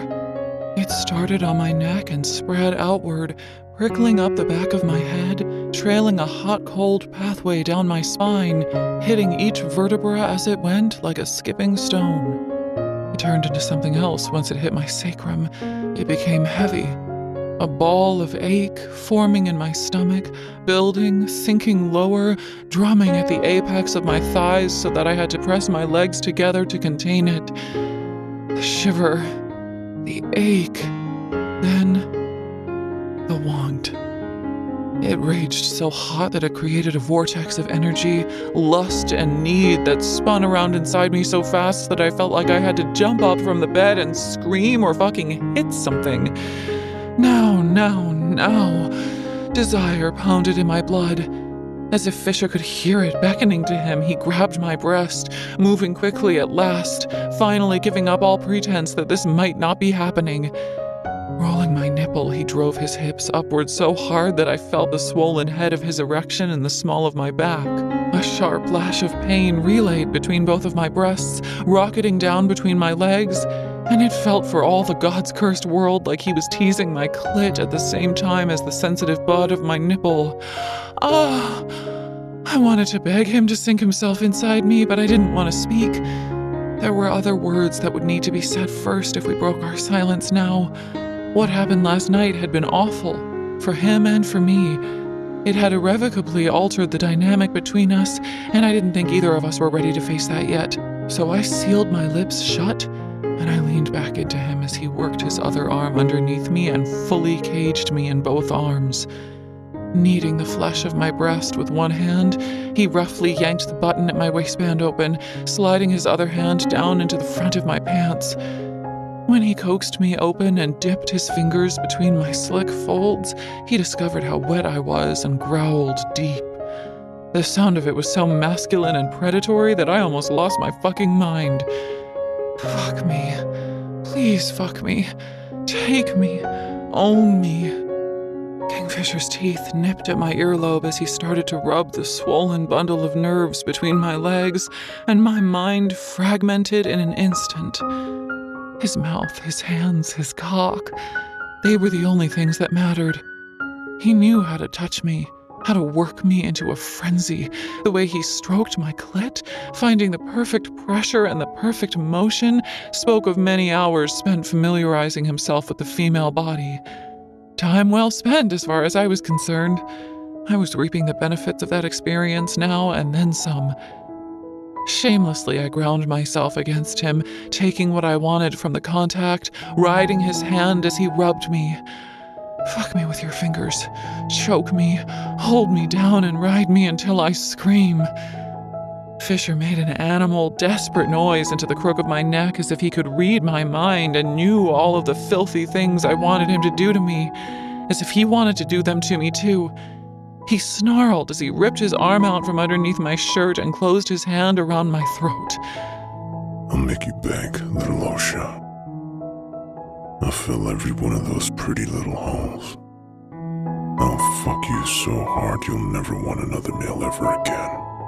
I'd imagined the words, fabricated them out of thin air, and somehow played them aloud in my own head in his voice. Fisher's body was openly promising these things to me, though, and I didn't want to wait any longer. He pulled me even closer, grip tightening around my throat, his thumb digging into my jaw, and I allowed my head to rock back. He buried his face into the crook of my neck, groaning, and the thought rose to my mind unbidden. Dangerous. Bite me. Fisher drove his fingers up inside me, releasing a strained huff. Hand tightening around my throat, he gave me a little shake that seemed almost like a reprimand. I was so shaken by the sensation of his fingers thrusting up inside me, probing my wet heat, that for a blinding second, I couldn't think around the spike of pleasure. Gods, we were still fucking clothed. Fisher was shirtless, but he was still wearing his pants, and I was wearing everything. Suddenly, I needed us to be naked. I wanted to feel his body on mine. I wanted to feel him fucking everywhere. I grabbed hold of my shirt, ready to try and somehow get it off without Kingfisher having to stop what he was doing. But then I felt a rush along the length of my body, and just like that, my clothes were in shreds, falling away from my torso, my arms, and my legs. Fisher's pants were just gone. I'd gotten what I'd so desperately wanted. Our bodies met everywhere, our legs tangled together, our skin clammy with heat. Fisher renewed his attentions, pulsing his fingers in and out of my slit, rubbing my clit at the same time with the heel of his palm, working me into a frenzy. I could barely breathe. My head spun as he buried his face into my hair again, releasing another strained groan. Fuck me. Please, gods, please just fuck me. I need. The sound of Fisher's agitated cry bounced loudly around the small bedroom. He moved fast, drawing his fingers out of me just in time to make room for his rigid cock. Unlike the last time we were together, he didn't slam himself up inside of me immediately. This time I felt the swell of his head pressing against me, then the overwhelming, ground-shattering moment when he slid past my entrance and began to push up. Oh my fucking gods.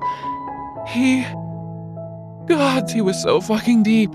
Every warrior in a near will smell me on you. Fisher's voice rumbled in my mind. I'm going to make you hoarse from screaming my fucking name. I'm going to mark you in every way imaginable, so that everyone knows you're fucking mine. Holy shit. Was that... I couldn't... He set up a merciless pace, thrusting himself up inside me, pounding himself home. His hand was still between my legs, his fingers working over my clit as he fucked me. He encompassed me wholly, fully, truly. I was locked in his embrace, thoroughly wrapped up in him, shaking every time he impaled me on his cock. But still there was one more thing. Bite me, Fisher. It came as a breathless thought. I can't. Bite me. Do it. I want it. I can't. Bite me. The bright, sharp sting of his canines sinking into my skin made me hiss out loud. My eyes shot open, shock causing my heartbeat to stumble momentarily, but then a bliss like no other overloaded my senses, lightning coursing through my veins. Fisher went still, frozen like a statue, his breath coming hard and fast down his nose. He'd bitten into the tip of my neck, right above my collarbone, but he hadn't drawn on my blood yet. He was waiting, though I didn't know for what. No longer cutting off my air supply, he moved his free hand back to my breast and started to slowly stroke his fingers around my nipples, lightly, tentatively circling my areola. My nerve endings jumped, euphoria soaking my system until I started to feel fucking high. It was only when my mind started to feel gluey and upside down that he, oh so slowly, pulled his hips back and then thrust his cock up inside me to the hilt. At the same time, I felt the first tingle at my neck, his first small draw from my blood. Fuck! I screamed out loud, my eyes rolling back into my head. The crescendo of pleasure came down on me like a landslide. I was crushed by it. It broke me and made my soul fucking sing. It was better than any drug I'd ever experienced before. Easy. Quiet. Don't fucking move. The words were ragged, desperate. They were inside my head, and I hadn't got a hope in hell of obeying them.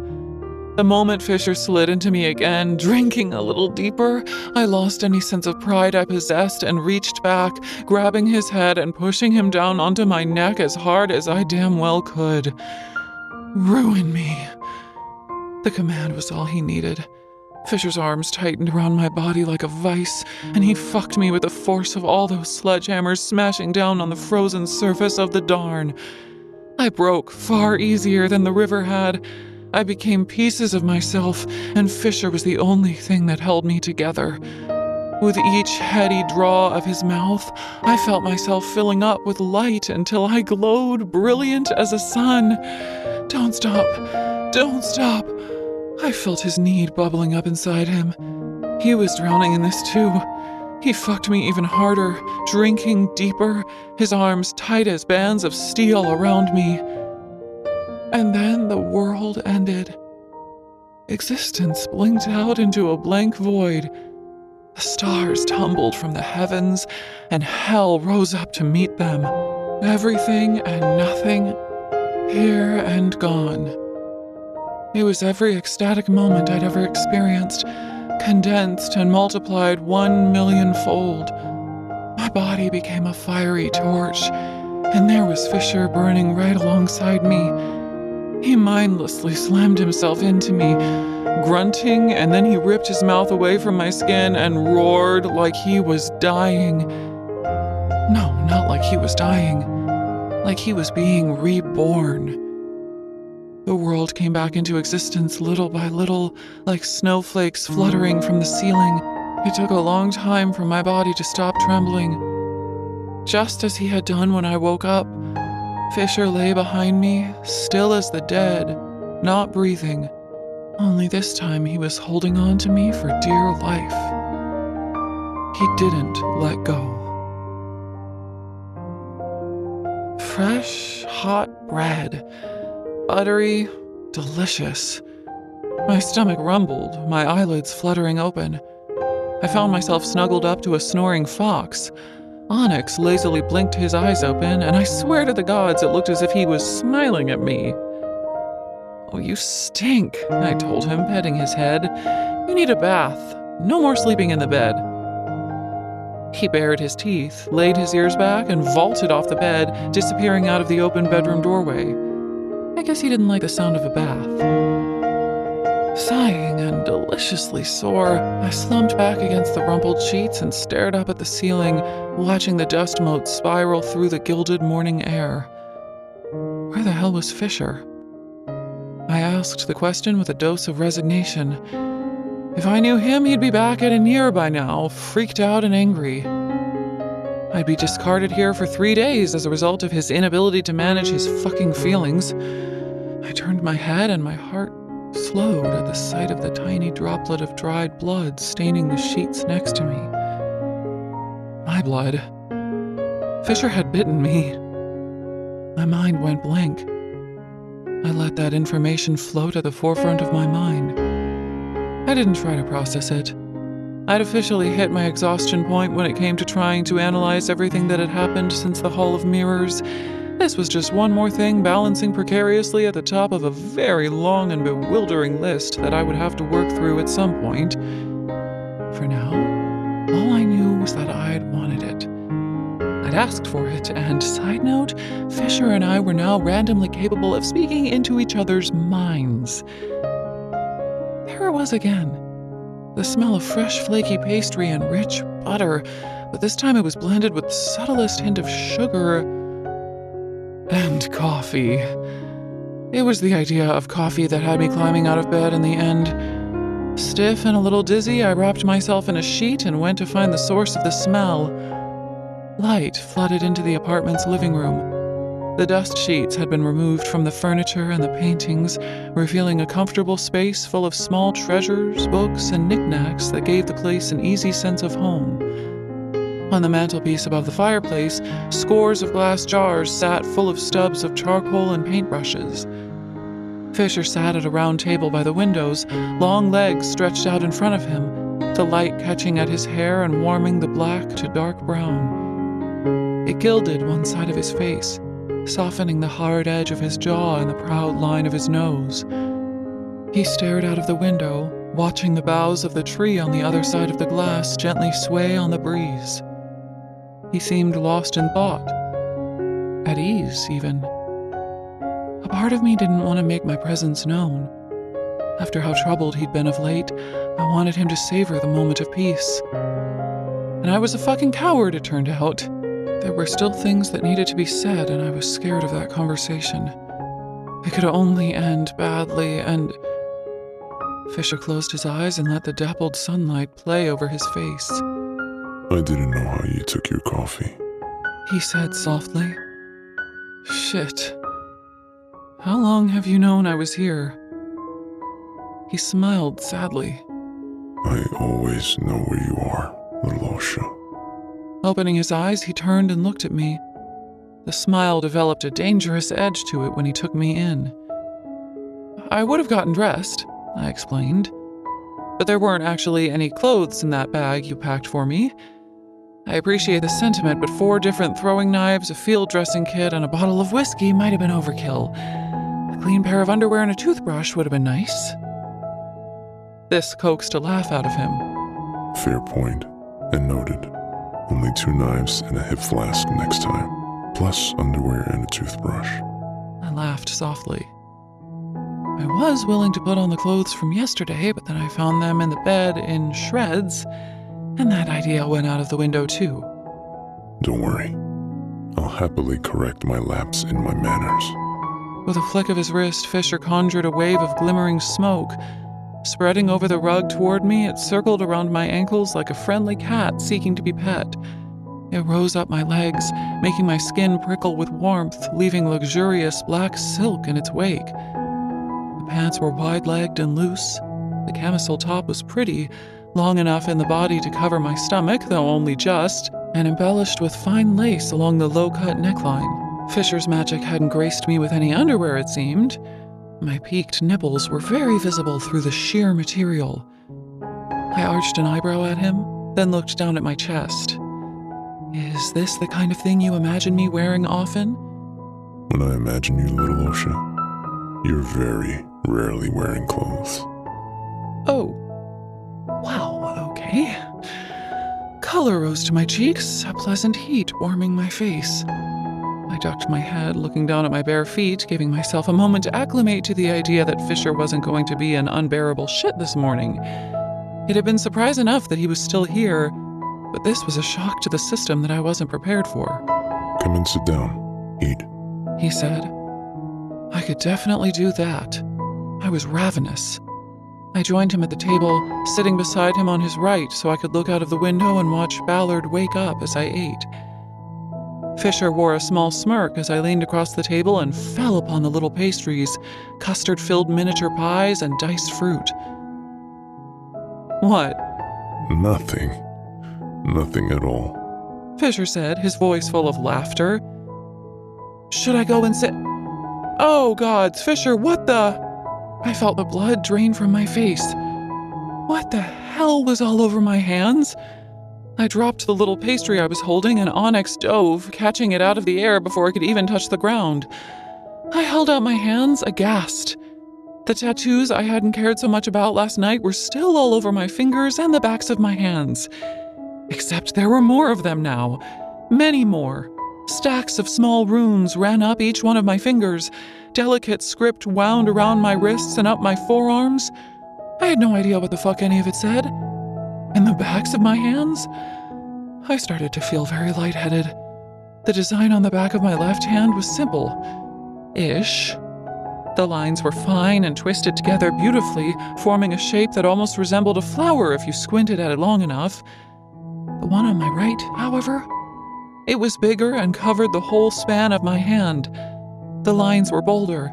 They twisted around one another, forming a variety of knots that I had trouble even picking apart with my eyes. It wasn't just one rune. It was many interlocking, woven one on top of the other on top of the other.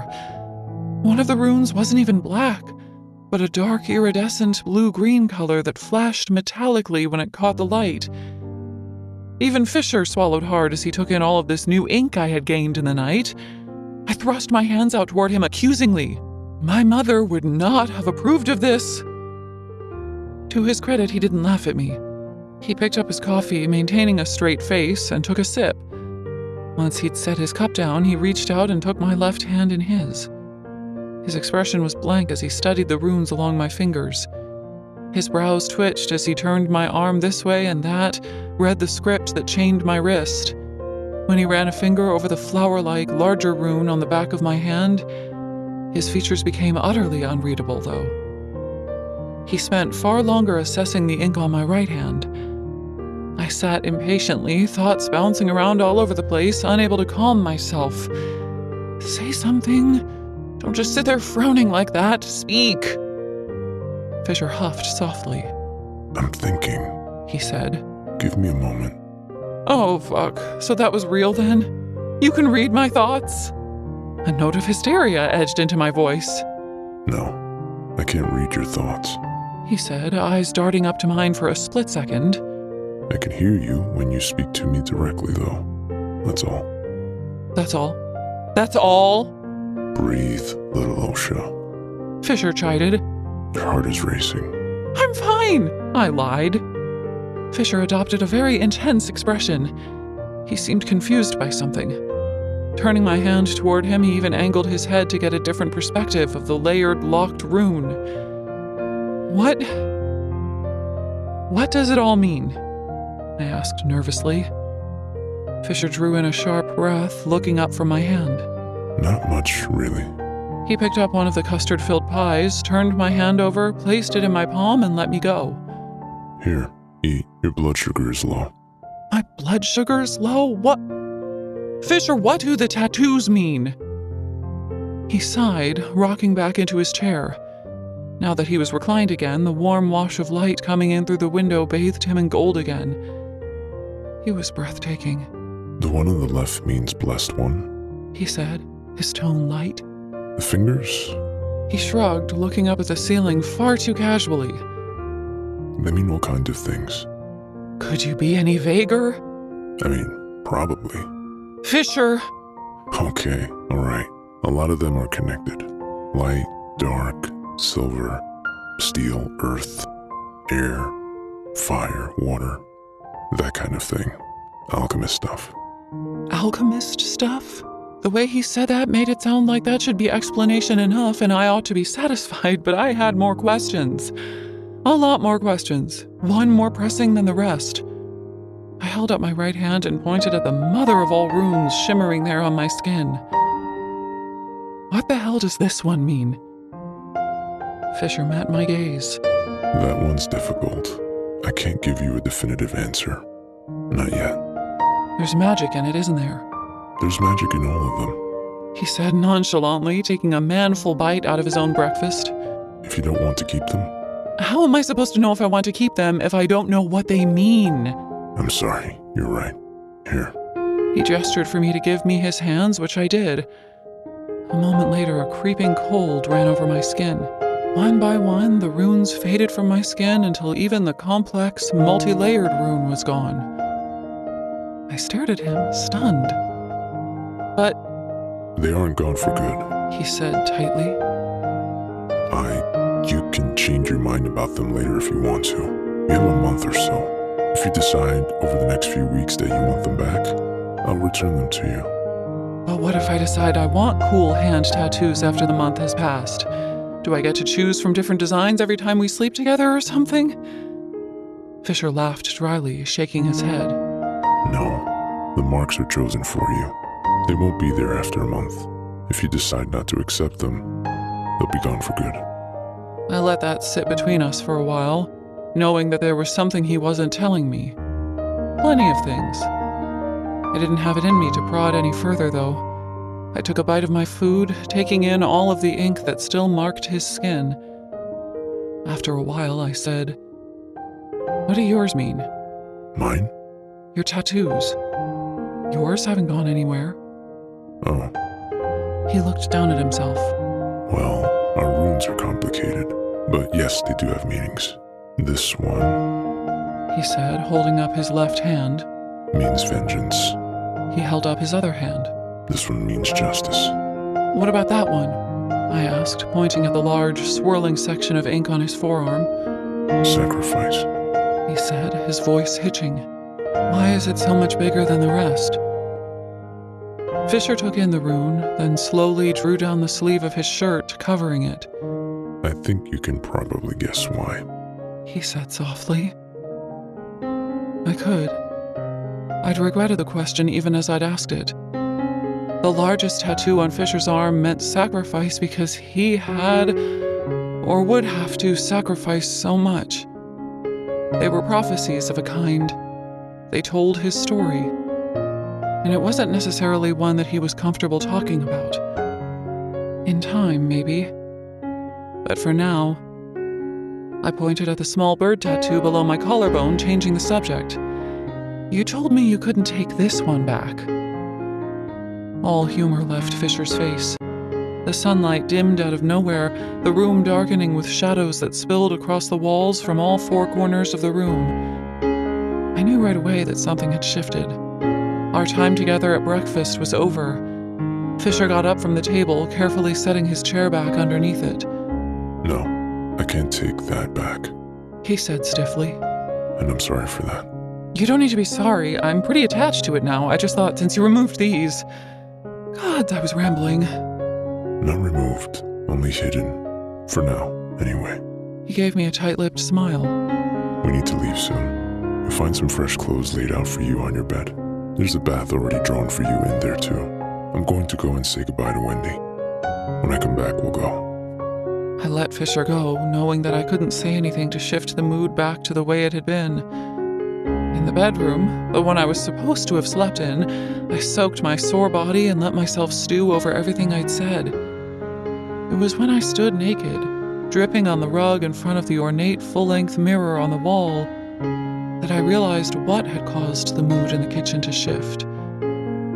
Right there, only a couple of inches above the bird tattoo, were two small red welts. They were almost closed up already. They didn't even hurt. No, I can't take that back. And I'm sorry for that. He hadn't been talking about the bird tattoo. He'd been talking about the bite mark at my throat. Chapter 28. Just ask. Bismuth, cadmium, cinnabar, plumbago, lime, calcite, tin salt, resin of copper, marcasite. Result? No reaction. When Carrion burst into the forge later that afternoon, I was out the back by the water baths, hurling glass beakers against the mountainside. I pulled a very uncharitable face, trying to convey my displeasure at his presence with a grimace instead of words. If I knew Carrion, he understood my meaning perfectly well and didn't give a fuck that I wasn't thrilled to see him. He produced a tin from the pocket of a very warm-looking coat and lit a cigarillo for himself. He offered me one, but I shook my head and launched another beaker at the rock. An herbal, rich smell soaked the frigid air. What are we doing? He asked. What does it look like? The beaker I lobbed this time didn't go as high up the rock face, but it still exploded into an impressive shower of broken glass. Can I join in? I rolled my eyes. Great. Gripping his cigarillo between his teeth, Carrion chose a fat, round-bottomed flask from the crate I'd dragged out here. He hurled the thing with all his might, and it arced pretty well before sailing down and exploding against the rocks. The resulting crash was one of the best ones yet. Well, that felt pretty good. He said, blowing out a thick cloud of smoke. Want to tell me why we're doing this? Destruction, I replied. Carrion nodded, bobbing his head from side to side. As good a reason as any. I like it. I grabbed the 2 smaller glass bulbs from an old alembic still and shoved one into Carrion's chest.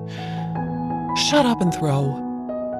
He laughed but obliged me, sending the glass hurtling through the air.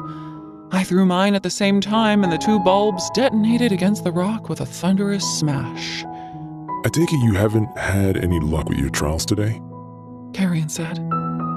Gods, couldn't he take a hint? I wasn't in the mood to discuss my failures. I'd also burned my arm earlier, which wasn't helping matters. Evidently not. And that fucking Quicksilver. Having trouble making it do its liquidy rolling around thing? No. I can alter its state just fine now.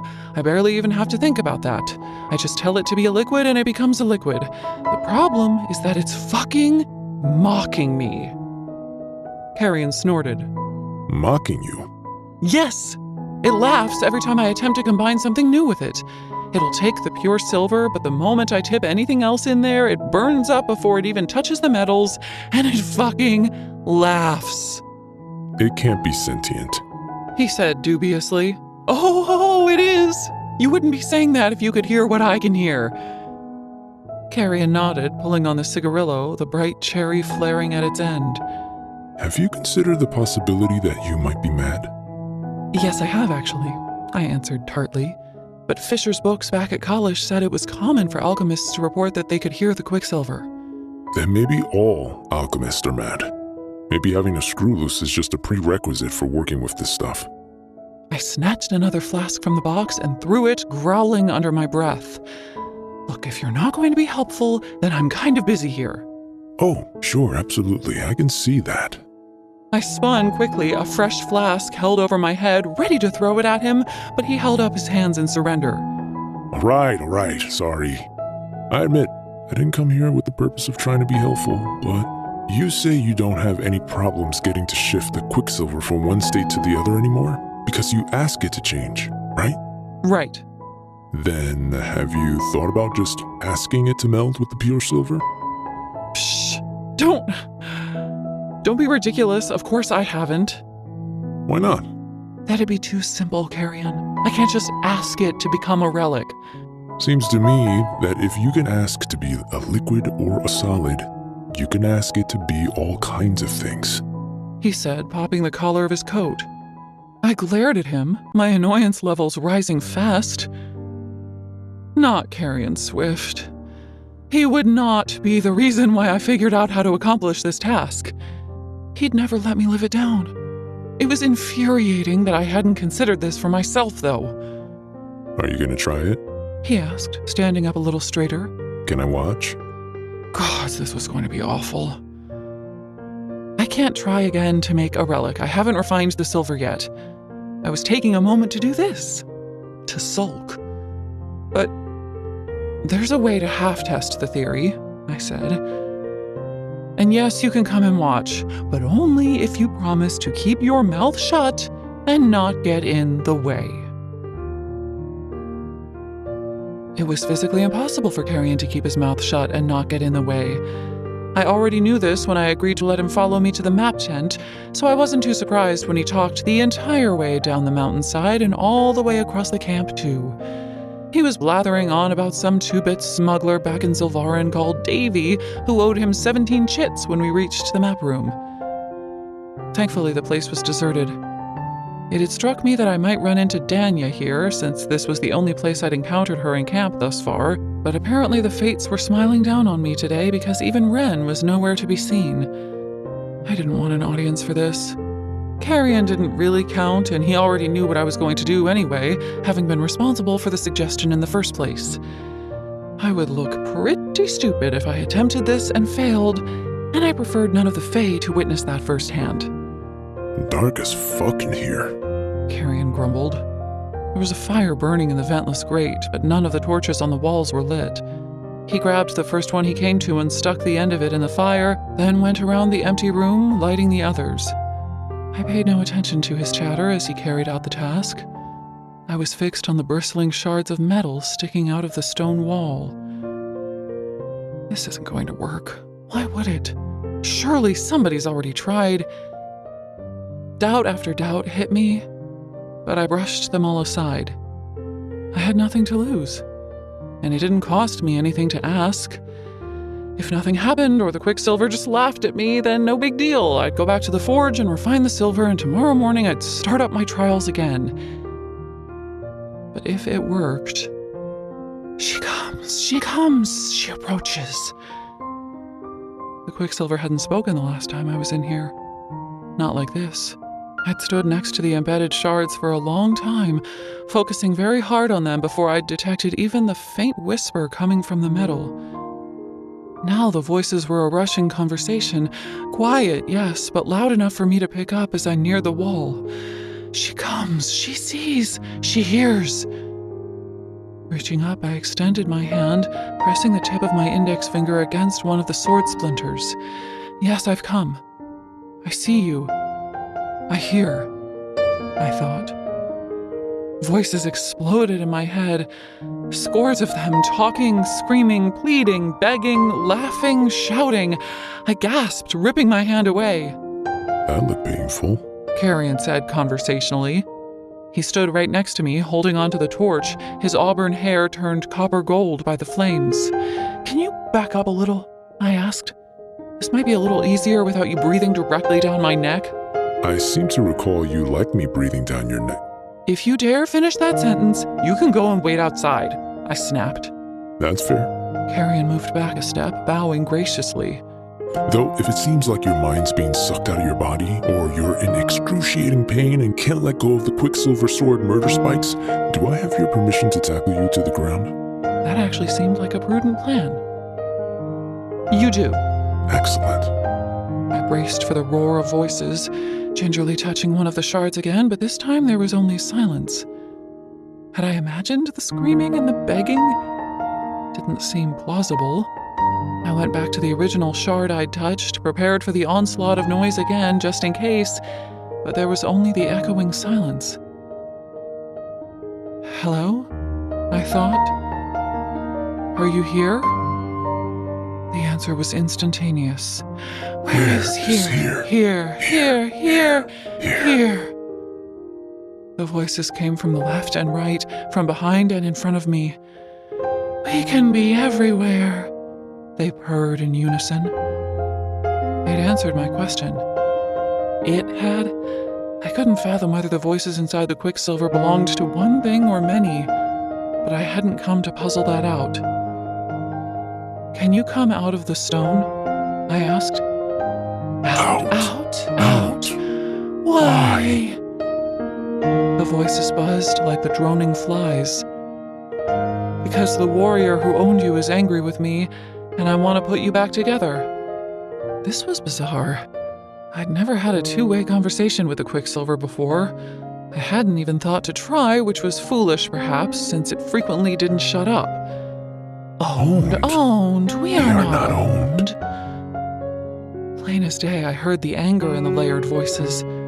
I should have realized that possessive language might not have gone down well, but I'd said it now. The only way forward was damage control. You're making a weird face. Carrion whispered loudly. Are you talking to it? Yes, I'm talking to it. What do you think I'm doing? I don't know. You look constipated. Shh. I closed my eyes so I could block him out. The female warrior who carried you, not owned you, I thought. She wishes to carry you again. Unless you can be put back together, she can't do that. Fae and human desires do not concern us. Us. Damn. To be honest, the idea of being carried around by Danya wouldn't appeal that much to me either, but I hadn't thought I'd have to resort to bargaining tactics. If the Quicksilver was sentient, it was bound to want something, though. Anything capable of feeling and thinking always wanted something. What does concern you? I asked. The Quicksilver didn't reply right away. It seemed to be thinking about the question. After a long pause, it said, Music. Give us music and we will obey. Music? Gods and fucking sinners, what the hell did it want music for? How about this? Allow me to reforge you and I'll have someone sing a song just for you. There was no way this was going to work. No way. A song? From start to finish. For us to keep. If there was a way to keep a song, I didn't know what it was, but I was willing to agree to almost anything at this point. Yes, I promise. A whole song for you to keep. And you will forge us into a mighty blade, unlike any other? Yes, if you'll allow it. We will accept. I didn't want to push my luck here, but there was one more thing I wanted to know. And will you bestow the blade I forge with magic so that the bearer might wield? A gift revoked, the Quicksilver cried. You ask for what cannot be given. Ceres? Quiet, Carrion, I hissed. I'll tell you what's going on when I'm done.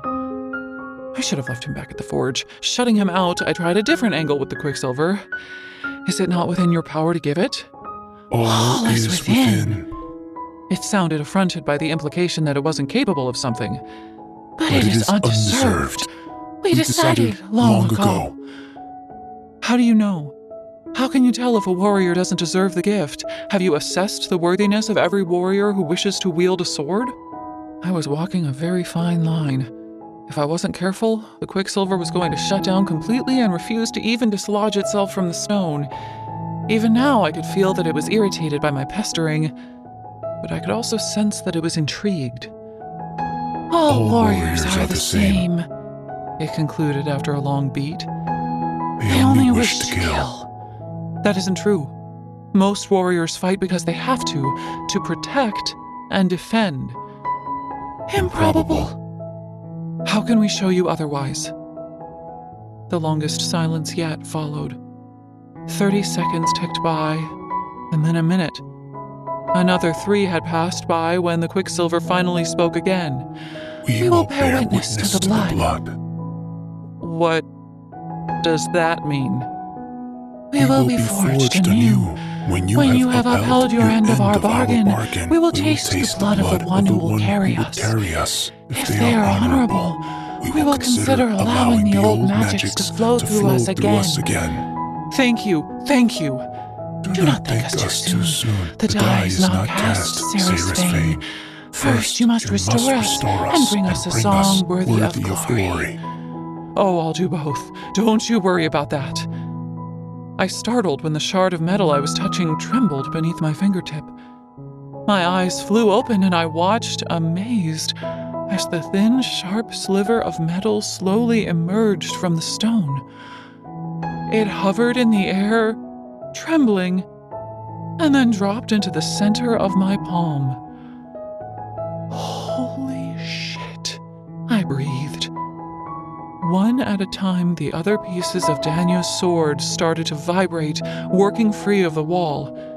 I finally looked at Carrion, who was leaning against the map table, tossing a small black rock up into the air and catching it. Are you seeing this, Swift? I demanded.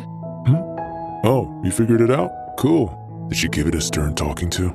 He pushed away from the table and came to watch as over 500 pieces of deconstructed swords started to drop to the floor. No, I promised it something that it wanted. Ah, bribery. I should have thought of that. He ducked down and helped pick up the pieces of metal. We'd gathered a small amount of them when another voice spoke behind us, and I nearly fell on my ass from the shock. If you let me, I think I could speed up that process. God's alive!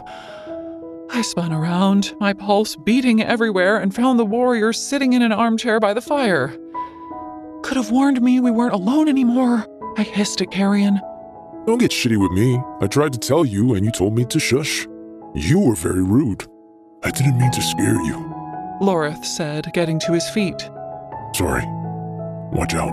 Carrion and I both leaned back as hundreds of glinting pieces of metal rose into the air again, this time courtesy of Loreth, who used his magic to gather all of the pieces into one floating bundle before he gestured for them to drop into a ceramic pot on the mantelpiece above the fire.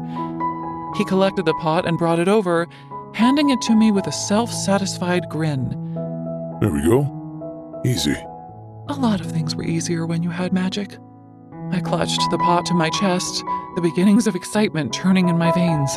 If I could convince the Quicksilver to enter into this kind of a bargain, then the rings should be easy. And I got to make a sword. Not some tiny dagger barely capable of inflicting a paper cut. A proper fucking sword.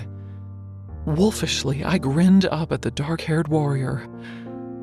Loreth, what a coincidence. I was just about to go looking for you. Chapter 29. Ballad of the Ajin Gate. The forge was hotter than the fifth burning pit of hell. Sweat ran down my back, soaking through my shirt. My pants clung to my legs. But damp clothes were a small price to pay for progress, and gods was I making progress. Danya's sword smelted perfectly. The Quicksilver didn't laugh at me at all as I worked. It didn't split from the steel and refuse to recombine. For once, it was silent and cooperative. But its attention was a hand resting on my shoulder. It was curious. It wanted to see what kind of weapon I would create with it, and if I was capable of upholding my end of our bargain. I dreamed of getting to create something like this for years. I'd had so many sketchbooks back in Zilvarin full of designs that I had never been able to forge thanks to lack of materials. If the Quicksilver wanted to be turned into a weapon that would demand people's attention, then I wasn't going to disappoint it. There were areas of the casting that I was going to need help with, though. Areas I didn't have much experience with. The sun was going down when I stepped out of the forge into the snow looking for Loreth. He sat on a rock by the fire, hurling a throwing dagger at a dead tree trunk that was already chipped into oblivion, full of blade marks. Carrion was cooking something in a pot over the fire, his mouth drawn into a flat line. He saw me and pointed at Loreth, scowling. These fuckers are all cheats. Loreth laughed heartily, extending his hand. The dagger he just embedded into the tree trunk dislodged itself and whipped backward, landing in his palm, hilt first. And you are a sore loser, he said. He just took me for 11 chits.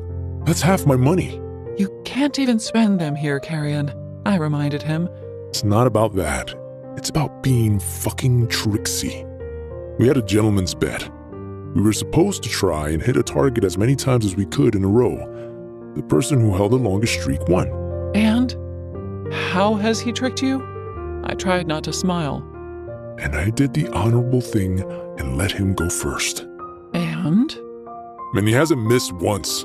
I asked him if he played this game before, and he said no.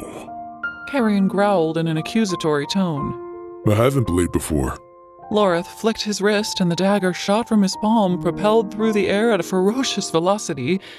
The dagger's handle juddered when the blade bit into the tree trunk. When I throw this thing, it isn't a game.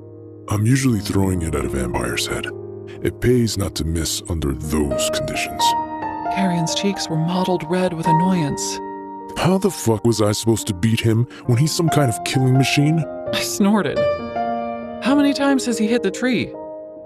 It was cruel to ask, but it was a rare thing seeing Carrion this peaked, and damn it, I was going to make the most of it. I don't know. He snapped. More than 50? 217. Loreth said. The knife jerked free of the trunk, darted back to Loreth's hand, and he threw it again, all in one fluid motion. 218. Again, he repeated the process, not even looking at the tree this time. 219. All right, you can stop now. I'm already making the gods' cursed food anyway. That's what you bet him? I asked Loreth. That he'd have to cook? The warrior shrugged. The tips of his canines were just visible in the waning half-light when he grinned.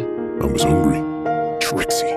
Carrion muttered again, stirring the contents of the pot bubbling over the fire. He didn't trick you, I told him. He gave you a taste of your own medicine. How many of these unfairly weighted, unwinnable bets have you allowed Hayden to enter into, huh? It isn't my fault if your brother's overconfident when it comes to card games, Saris. And how would you have rated your confidence levels when you sized up a 7-foot-tall, full-blooded Fey warrior with hundreds of years' worth of experience in killing things under his belt, and you thought you'd best him at knife play? Screw the both of you. Carrion groused, pulling a face. If I'd gone first, we wouldn't be having this conversation. I'd be the one still hitting the fucking tree. This time when the dagger's handle landed in Loreth's hand, he flipped the weapon over and held it by the blade, offering it out to Carrion with a wicked glint in his eyes. By all means, human. Have at it. Carrion went even redder. Well, it's too late now. I've already lost, haven't I? There's no point. Loreth shook his head. Sore loser. The sorest, I agreed. Ugh. How about we just eat the food I've made? And you both shut your mouths? I don't have time to eat. I only came out here to ask you something, Loreth. The warrior twisted on his rock, giving me his full attention. Ask away. Have you got any experience of whittling? You know, carving things out of wood? As it happens, I have. Be more specific with your questioning, Sunshine. He probably whittles every spare moment of his life. He probably wins whittling competitions. I rolled my eyes. I'm not trying to beat him in a bet, Carrion. I want him to be good at it. Loreth's booming laughter rang out into the encroaching night. In that case, then yes, I'm more than good. I'm fucking excellent. Hours slipped by. Once I'd flashed the newly poured length of metal I'd made from the pieces of Danya's sword, I heated it, shaped it, and flattened it. Then, just when the new sword was taking shape, I took up a hammer and started to pound. I applied more heat. As soon as the steel glowed white-hot, I folded it, hammered it, shaped it, again and again, not just once, 1,000 times. More. Evening turned to night. The clouds cleared and the stars came out, and I didn't rest. My arms were heavy as lead, the muscles in my back screaming every time I lifted the hammer, but somehow I knew it wasn't ready yet. Just when I thought I was finished and the steel had been tempered sufficiently, something deep down inside of me said, "Once more, Saris Fane." Loreth brought in the wolf's head he'd carved out of a piece of yew at around 1 a.m. It was an impressive piece, highly detailed, its proportions perfect. Just as I had hoped it would, the snarling beast bore a striking resemblance to Fisher's tattoo, as well as the animal embossed into the armor worn by the members of the Lupo Prolia.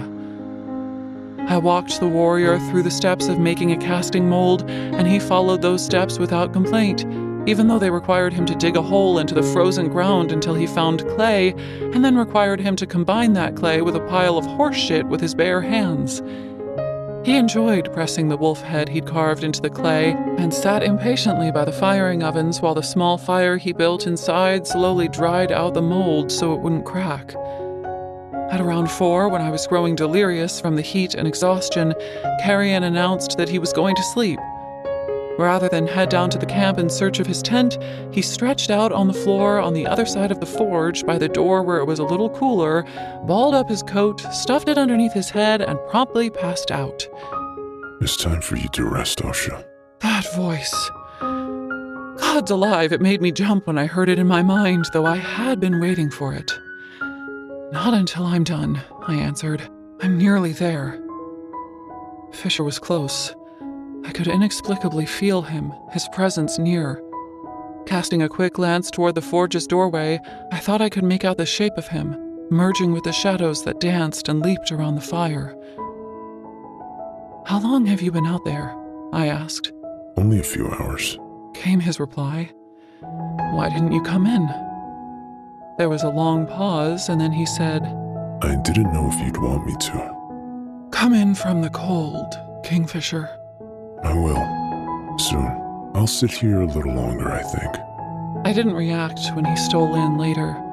He sat in a chair by the window, moonlight threading through his hair, shadows playing over his hands and his face as he watched me work. He and Loreth talked quietly, and I hammered.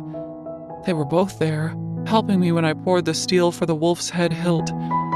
Fisher whistled when we cracked the mold and he saw what Loreth had carved. Very few words were traded between us. As I bound the broad, beveled blade to its hilt and crossguard and wrapped the hilt with a glittering black and gold cord, a breathless tension clung to the air. Then, at last, it was done. I nearly collapsed on the spot. The sword was a thing of beauty, undeniably so. Aside from the impressive wolf's head pommel, the hilt was also decorated in trailing vines that wound around the hilt and guard, which I'd managed to fire myself without any help from Loreth.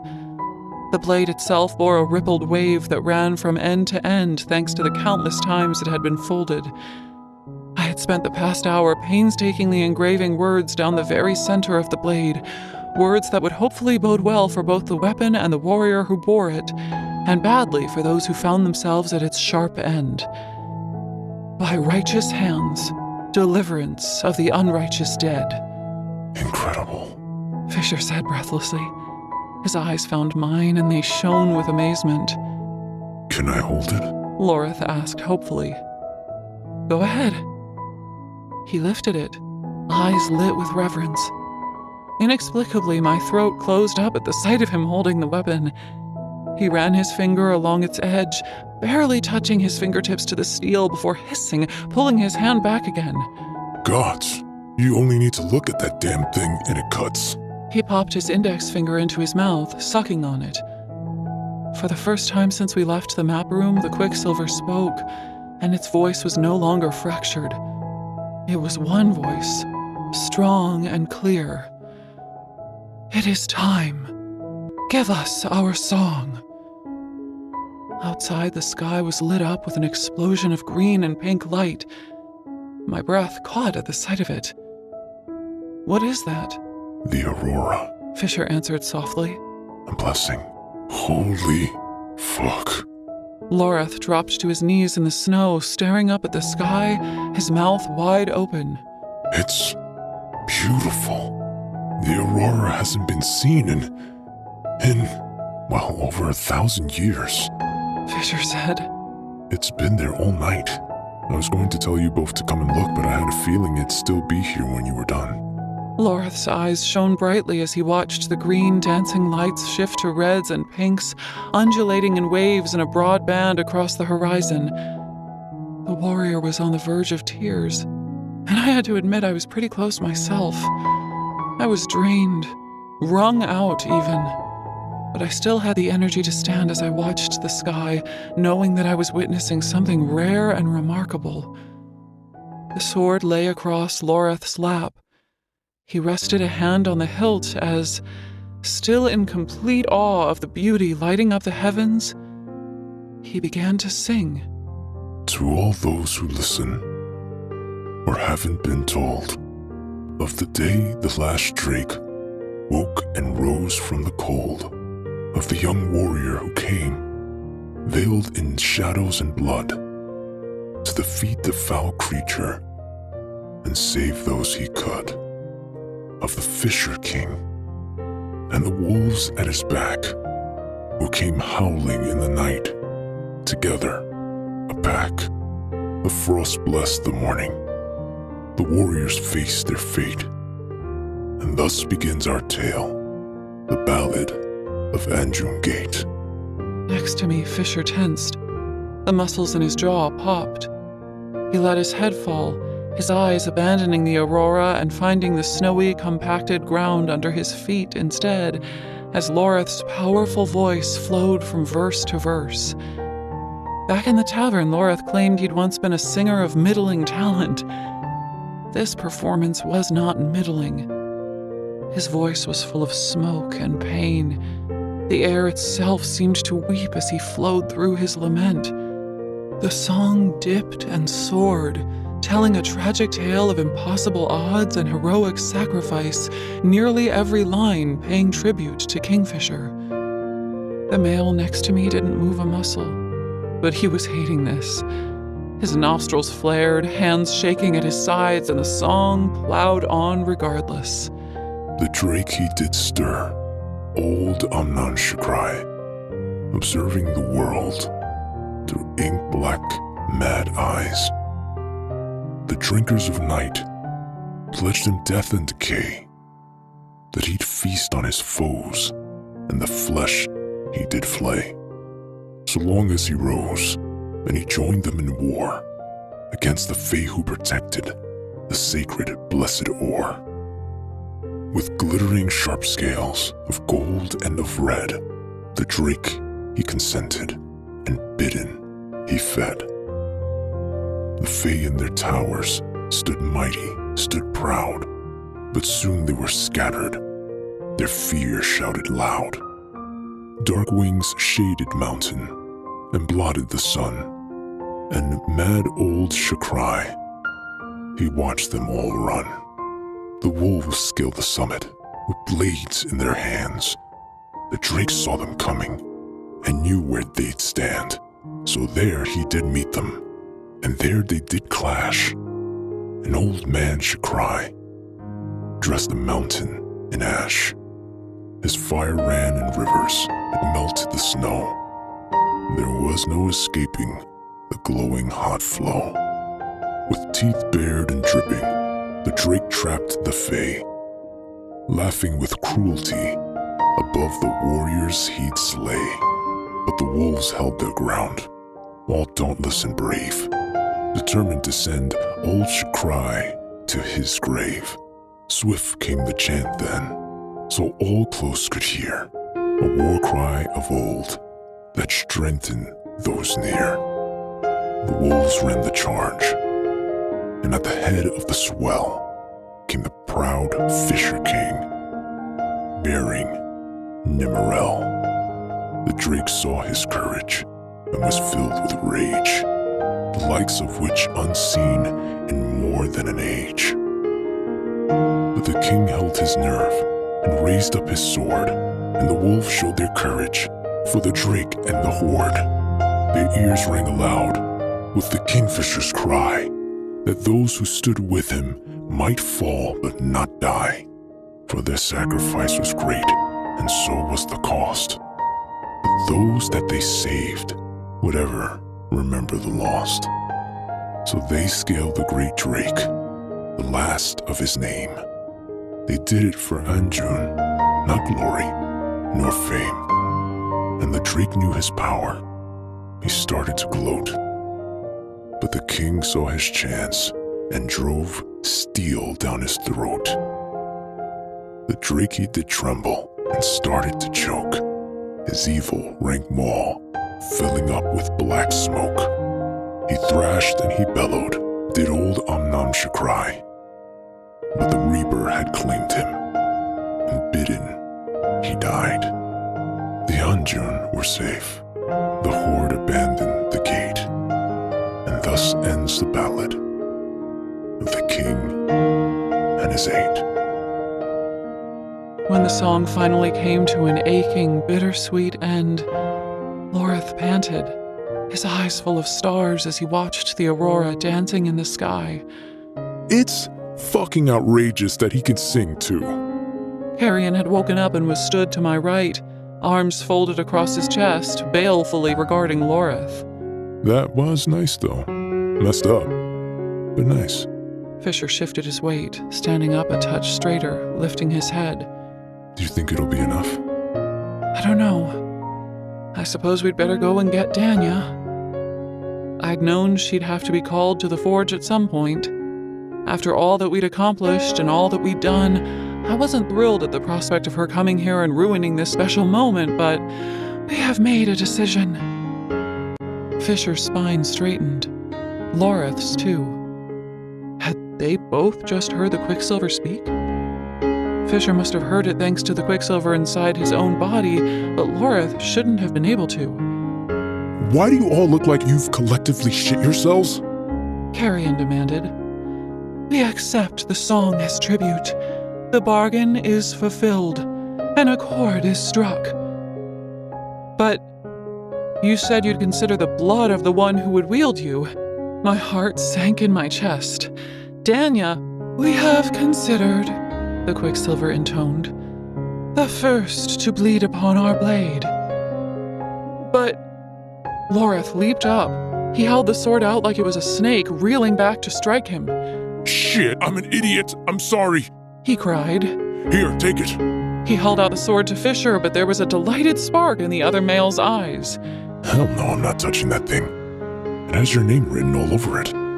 Would someone mind telling me what the fuck's going on? Carrion's ultra-polite tone promised violence if someone didn't explain, and quickly. You only need to look at the damned thing and it cuts, I whispered.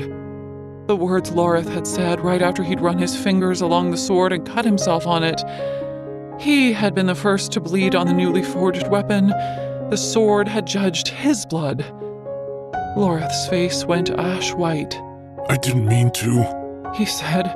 I'm happy with my daggers, I swear. I did not mean to claim Danya's sword. Not Danya's sword, the Quicksilver hissed. We are reforged, new unto this place. You do not claim us, Loreth of the Broken Spires. We claim you. This is going to be hilarious, Fisher said, but he wasn't laughing. Neither was Loreth. Danya's going to lose her mind. She'll have to get over it. She doesn't have a choice. You've been a member of the Lupo Proelia without a god sword for 400 years. It'll be her turn for a while. Doubt was sketched into every line of Loreth's features, but his hand closed possessively around the hilt of the sword all the same. It looked right in his hand. As far as I was concerned, it was his sword. You deserve it, Loreth. You carved the wolf for the pommel, you helped to cast it, and it was your song that sealed the bargain with the Quicksilver. A flicker of confusion chased across Loreth's face. Kingfisher and Carrion looked equally as nonplussed by what I'd said. My song? Loreth said. What do you mean, my song? The song you just sang. About the Ajin Gate, about the Drake, Om Nam Shakrai, how Fisher stabbed the dragon down its throat. Not ringing any bells? Fisher, Loreth, and Carrion all looked at me like I was mad. I always meant to write a song about Anjun Gate, but I never gotten around to it. Loreth said. Don't you dare. Fisher growled. It's in the past. Leave it there where it belongs. Ours now, the Quicksilver whispered. Our song. A song for us to keep. The others hadn't heard the Quicksilver this time, I could tell. That's what you meant? That you'd take it and it would disappear? That no one would remember it? Ours now, the Quicksilver repeated. Ours, ours, ours. It seemed a shame that Loreth's song had been ripped out of the world, all memory of it erased. It had moved me in a way. It had explained so much. Why can I still remember it? I asked. We remember. So the alchemist remembers. Huh. I didn't know how to feel about that. Being the only person alive to remember the ballad Loreth had written about Fisher felt like sacrilege. How many other things would I need to remember that everyone else had to forget in order to make all of those relics? There were more bargains on the horizon, I knew. Thousands of them. Small deals to be struck. How the hell would I navigate them all without landing myself in hot water? Just thinking about it made me break out into a cold sweat. I put those concerns away to fret about later. So, will you allow this sword to channel magic? I asked. I waited for the Quicksilver's reply. Technically, it didn't matter if the sword wasn't able to channel magic. I'd made the damned thing, which was impressive enough even to me, and the chances were high that I'd be able to talk the Quicksilver into bonding with the rings to become relics. If I succeeded in that, I would have done all I'd agreed to accomplish for Fisher. But there was also the matter of my pride. I wanted to know what I was capable of achieving here, working with such a fascinating, stubborn material. I couldn't live with not knowing. "Hold me with both hands and name me, Loreth of the Broken Spires," the Quicksilver said. Loreth looked a little bewildered. Me? He said aloud. "It is your privilege." The warrior looked to me, conflicted. Apparently it was the right of the smith who'd forged a blade to name it in Ivelia, just as it was in Zulvarin. Loreth looked guilt-ridden over it. I, however, had no qualms. The blade would not be whole or complete without Loreth. "Go on," I told him. "You heard it, give it its name." Resolve settled over the warrior's features. His hesitancy still shone through, but he placed both hands on the hilt and raised the blade aloft, speaking in a clear, loud voice. I name you Aviseth, the unsung song, Redemption's dawn. The moment he finished speaking, a blue flame rippled down the sword's blade, searing runes into the metal in its wake alongside the script I had etched there. And then a brilliant white light erupted from Aviseth. Blinding and powerful, it shot straight up into the air, a pillar of energy that transformed night into day. The very ground beneath our feet quaked. Fisher let out a surprising whoop, joy shining from his face as he followed the column of energy upward into the heavens. Angel's breath, brother! He hollered. Fucking angel's breath! Chapter 30. Swear It. The camp was in chaos when Fisher escorted me back to his tent. Nearly everyone had seen the column of angel's breath illuminating the pre-dawn sky. Those who hadn't fired questions at those who had, and all were gripped with an air of excitement. Fisher had advised Loreth to go and sleep until he came to get him later in the evening.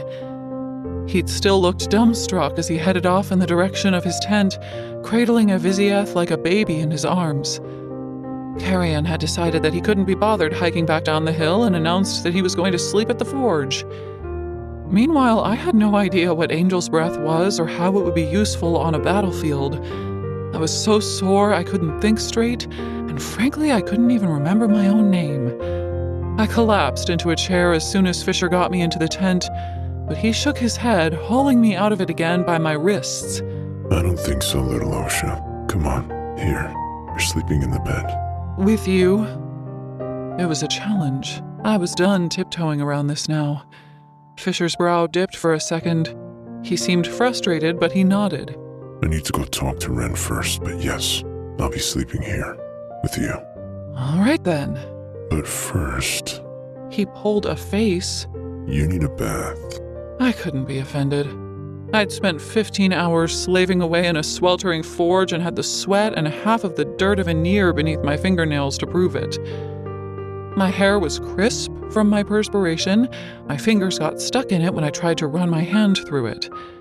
I wanted nothing more than to be clean, but when I tried to talk myself into crossing the tent toward the beautiful copper claw foot tub that Fisher conjured with his smoke, I found my legs uncooperative. I didn't even have the energy to talk. Fisher took one look at me and lifted me into his arms. He might have had a cutting comment for me once. See, little Osha, just like the butterfly I named you after, so weak, so vulnerable. But he said nothing as he carried me to the tub and carefully set me down. His eyes trailed fire over my skin as he helped me out of my clothes. I hissed, failing to raise my arms over my head, and he dispensed with the process entirely, tiny particles of midnight sand rushing over my body and helpfully dispatching my clothes. Even after a long day's work at Elroy's forge, I'd never felt this gross. Kingfisher looked at me like I was the most astonishing thing he'd ever seen, as if he didn't see the grime and the exhaustion clinging to me like a second skin. Midnight hair, Jade green eyes, that strong jaw, the full mouth that softened the powerfully masculine lines of his other features. The runes at his throat pulsed like a heartbeat as he lifted me again and lowered me gently into the bathtub. I sighed in instant relief. The water was the perfect temperature. The heat worked its way into my body, easing the tension in my joints and kneading out the knots in my muscles. It was nothing short of divine. Fisher knelt on the floor, resting his forearms against the side of the copper tub. He watched me, his eyes so fierce that they stripped me even barer than I already was. It took ridiculous effort, but I lifted my hand out of the water just enough so that I could touch his hand. He didn't pull away. Lifting his fingers an inch, he repositioned, adjusting. It was a micro-movement, really. Subtle, but with meaningful results. His fingertips were left resting on top of mine. We'd kissed and licked and fucked each other raw. He'd emptied himself inside me, roaring as he came. But this small intentional contact between us was the most intimate we'd ever been. I marveled at the sight of our fingers touching, an array of emotions vying for my attention. Fisher rested his chin on top of his forearms and sighed. "What?" I whispered. He thought for a moment, appearing to decide whether he'd answer the question. Then he said, I was wrong, you know. You are a good thief. "What have I stolen?" But he smiled a small, sad smile, slowly shaking his head. Sleep a little. The water will stay warm. I'll be back as soon as I've spoken to Ren. I woke to hands built for violence gently soaping my scalp. No one had ever washed my hair before. It was an experience I wanted again and again, but only from him, only from Fisher. The second time I woke, he was lifting me out of the tub.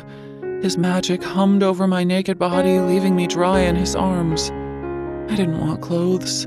I wanted to be naked, and I wanted him naked too. But the slate blue shorts and camisole he magicked out of nowhere for me were butter soft and very pretty, and left my skin almost bare.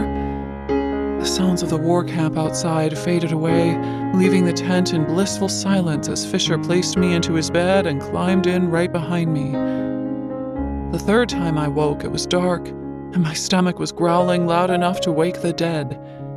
Fisher's arm was thrown over my side, one of his legs tangled with mine, the weight and heat of his body curving around me deeply reassuring. I lay as still as I could for as long as I could, relishing the quiet dark and the soft sound of Kingfisher's breathing.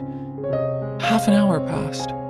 I'd need to get up and use the bathroom soon enough, but for the time being I wanted to stay here and soak this in. War was at the doorstep. Tomorrow was uncertain. Hell, today was uncertain. But this tiny moment was real. It was, goddammit, and I didn't want to let it go. I tried to relax and savor it, but a thought crept in as I lay there. A thought that would not be ignored. I had made an Alchemaran sword. Me, a pickpocket from Zilvarin. I'd learned how to reason with the Quicksilver and had struck a bargain with it, and now Loreth had a weapon that channeled vast amounts of energy. A few months ago, I'd never have thought that possible, but now, a lot of things felt like they might be possible. It had to be worth a shot, didn't it? Carefully, I reached out with my mind, searching for the buzzing hum of the Quicksilver. I found it easily, and God, it was loud. So loud, too loud to think around. Was this what Fisher dealt with every waking hour? Anorath more, Anorath more. I took a deep breath and said a silent prayer to the gods. Hello? The chanting stopped. Kingfisher stirred in his sleep, letting out a troubled sigh, but he didn't wake. I bit my bottom lip, steeling myself.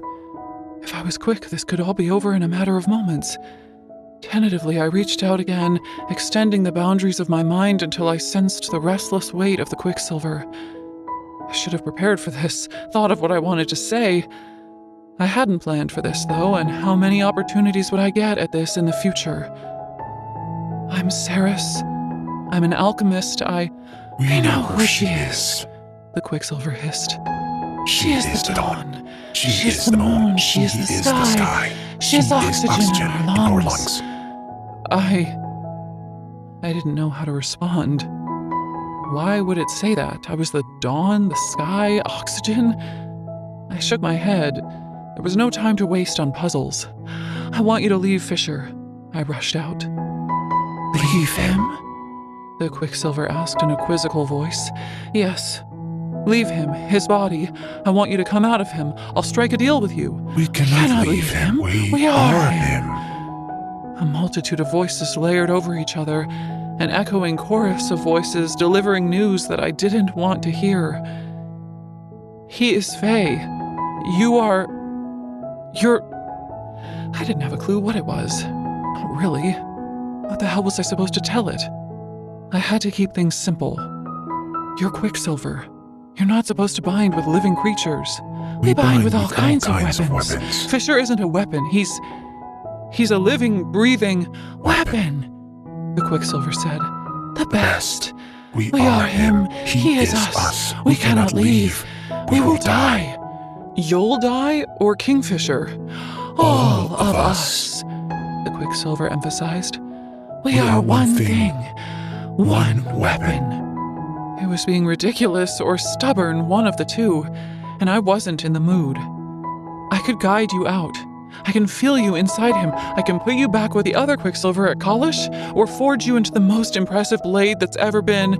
We were forged hundreds of years ago. We cannot be unmade. You're hurting him. Even in my head, my voice seemed to crack with emotion. He's suffering because of you. The Quicksilver was quiet. I could sense it, thinking about this, but not for long. We are him. He is us. We all suffer. Alchemist. There is nothing to be done. So you're just going to keep pushing him until he cracks? Until he dies? If you kill him, what then? Then we do as all dying things do. We return to the dirt and the sea and the sky. We sleep. We evolve. We change. We transcend. You're stealing his life from him, I spat. You have no right. We gave him his life. A boy. Just a boy.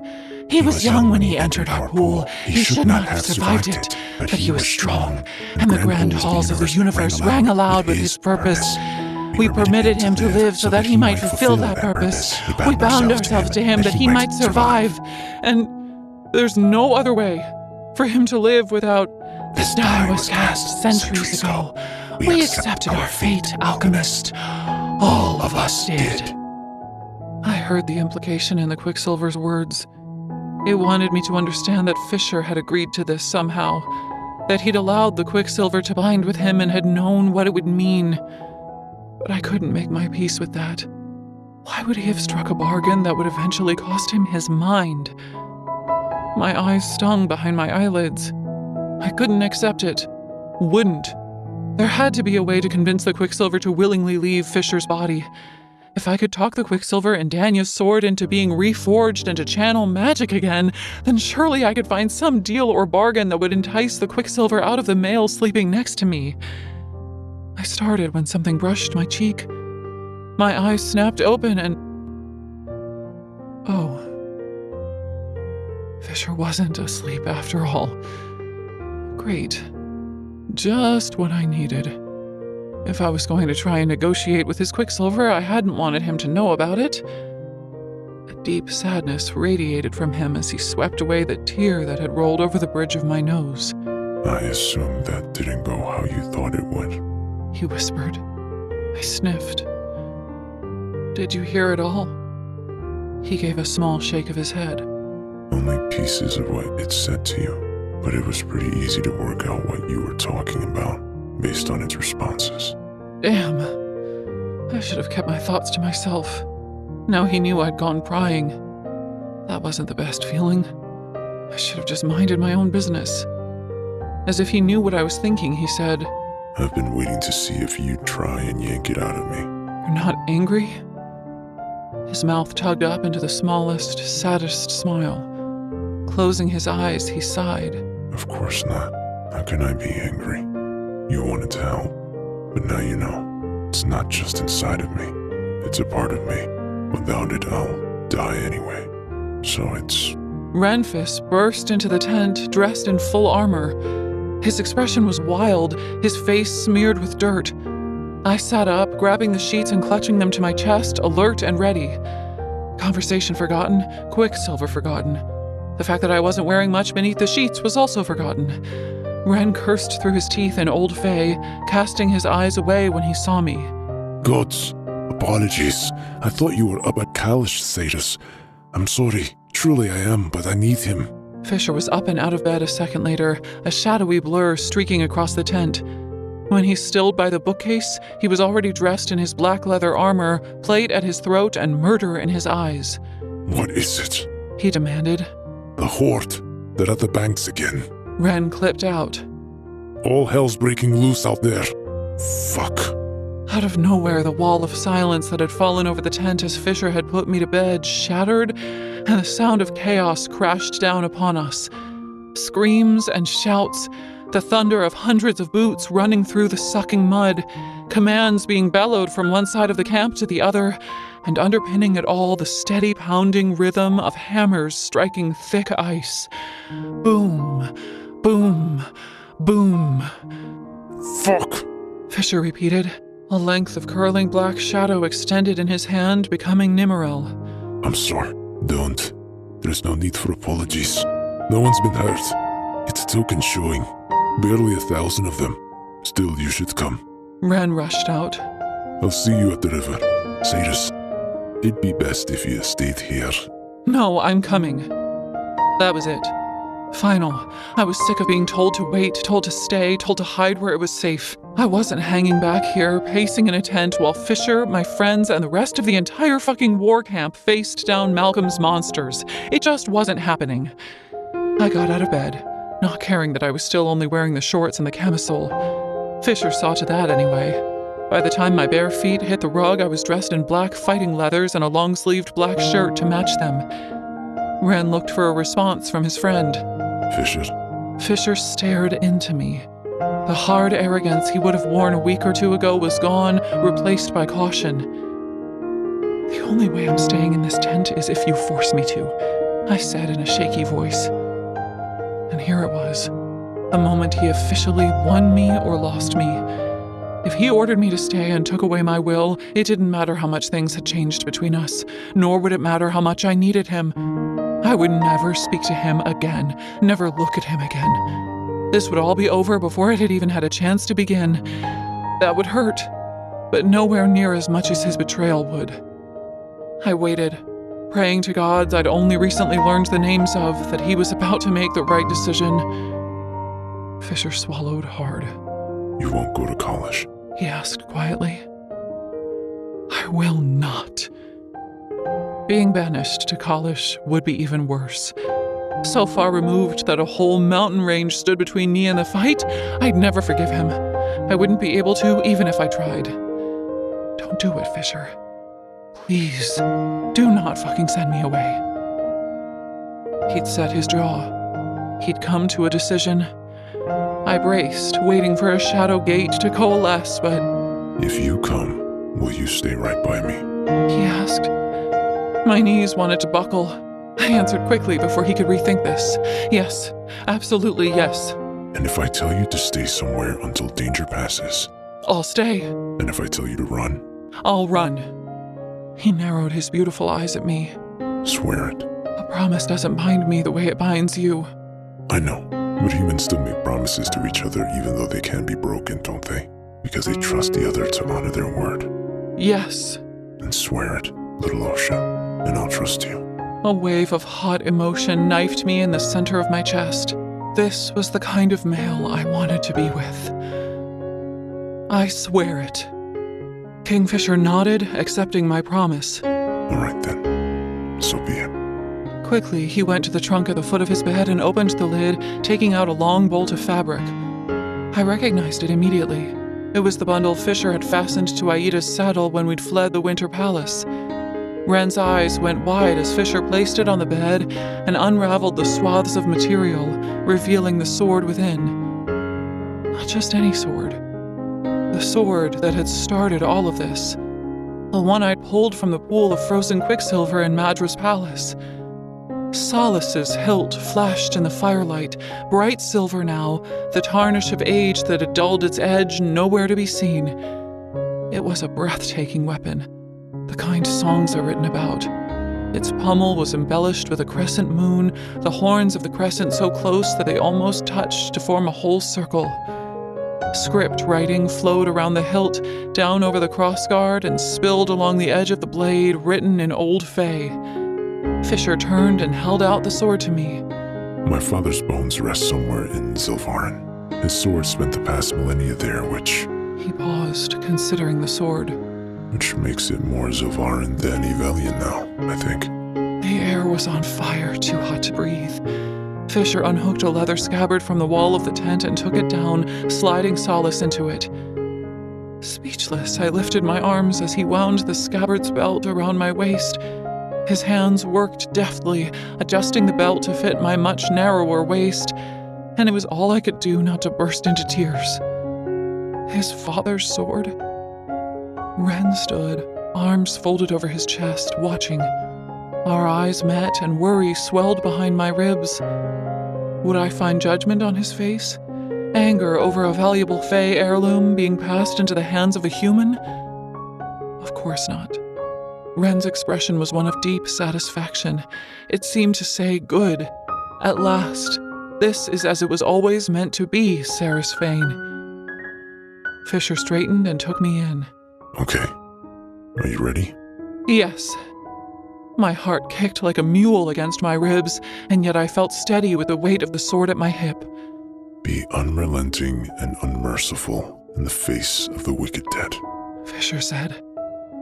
Ren laid a steadying hand on my shoulder. And if you should find souls sundered from flesh, order a drink for us at the first tavern you come across in the afterlife. We'll settle the tab when we get there. Chapter 31. The Darn.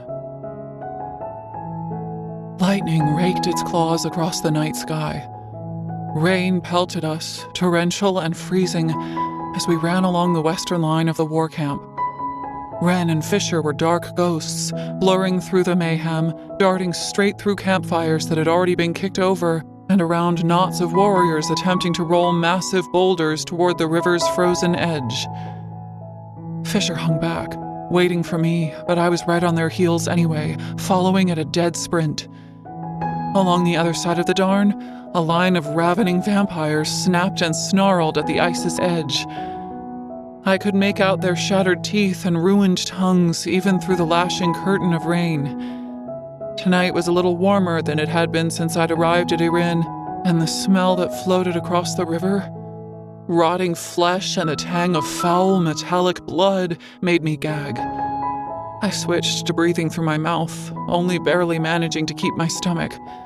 Fisher and Ren stopped abruptly at a switchback in the river where the snowy banks were closest and formed a narrow bottleneck. Only 50 feet separated Irin and Sana's Roth here. It wouldn't take much for the feeders to make the crossing. Panic lived and breathed in my veins, multiplying by the second, but I gathered it in an iron grip, refusing to succumb to it. Why aren't there as many of them here? I panted.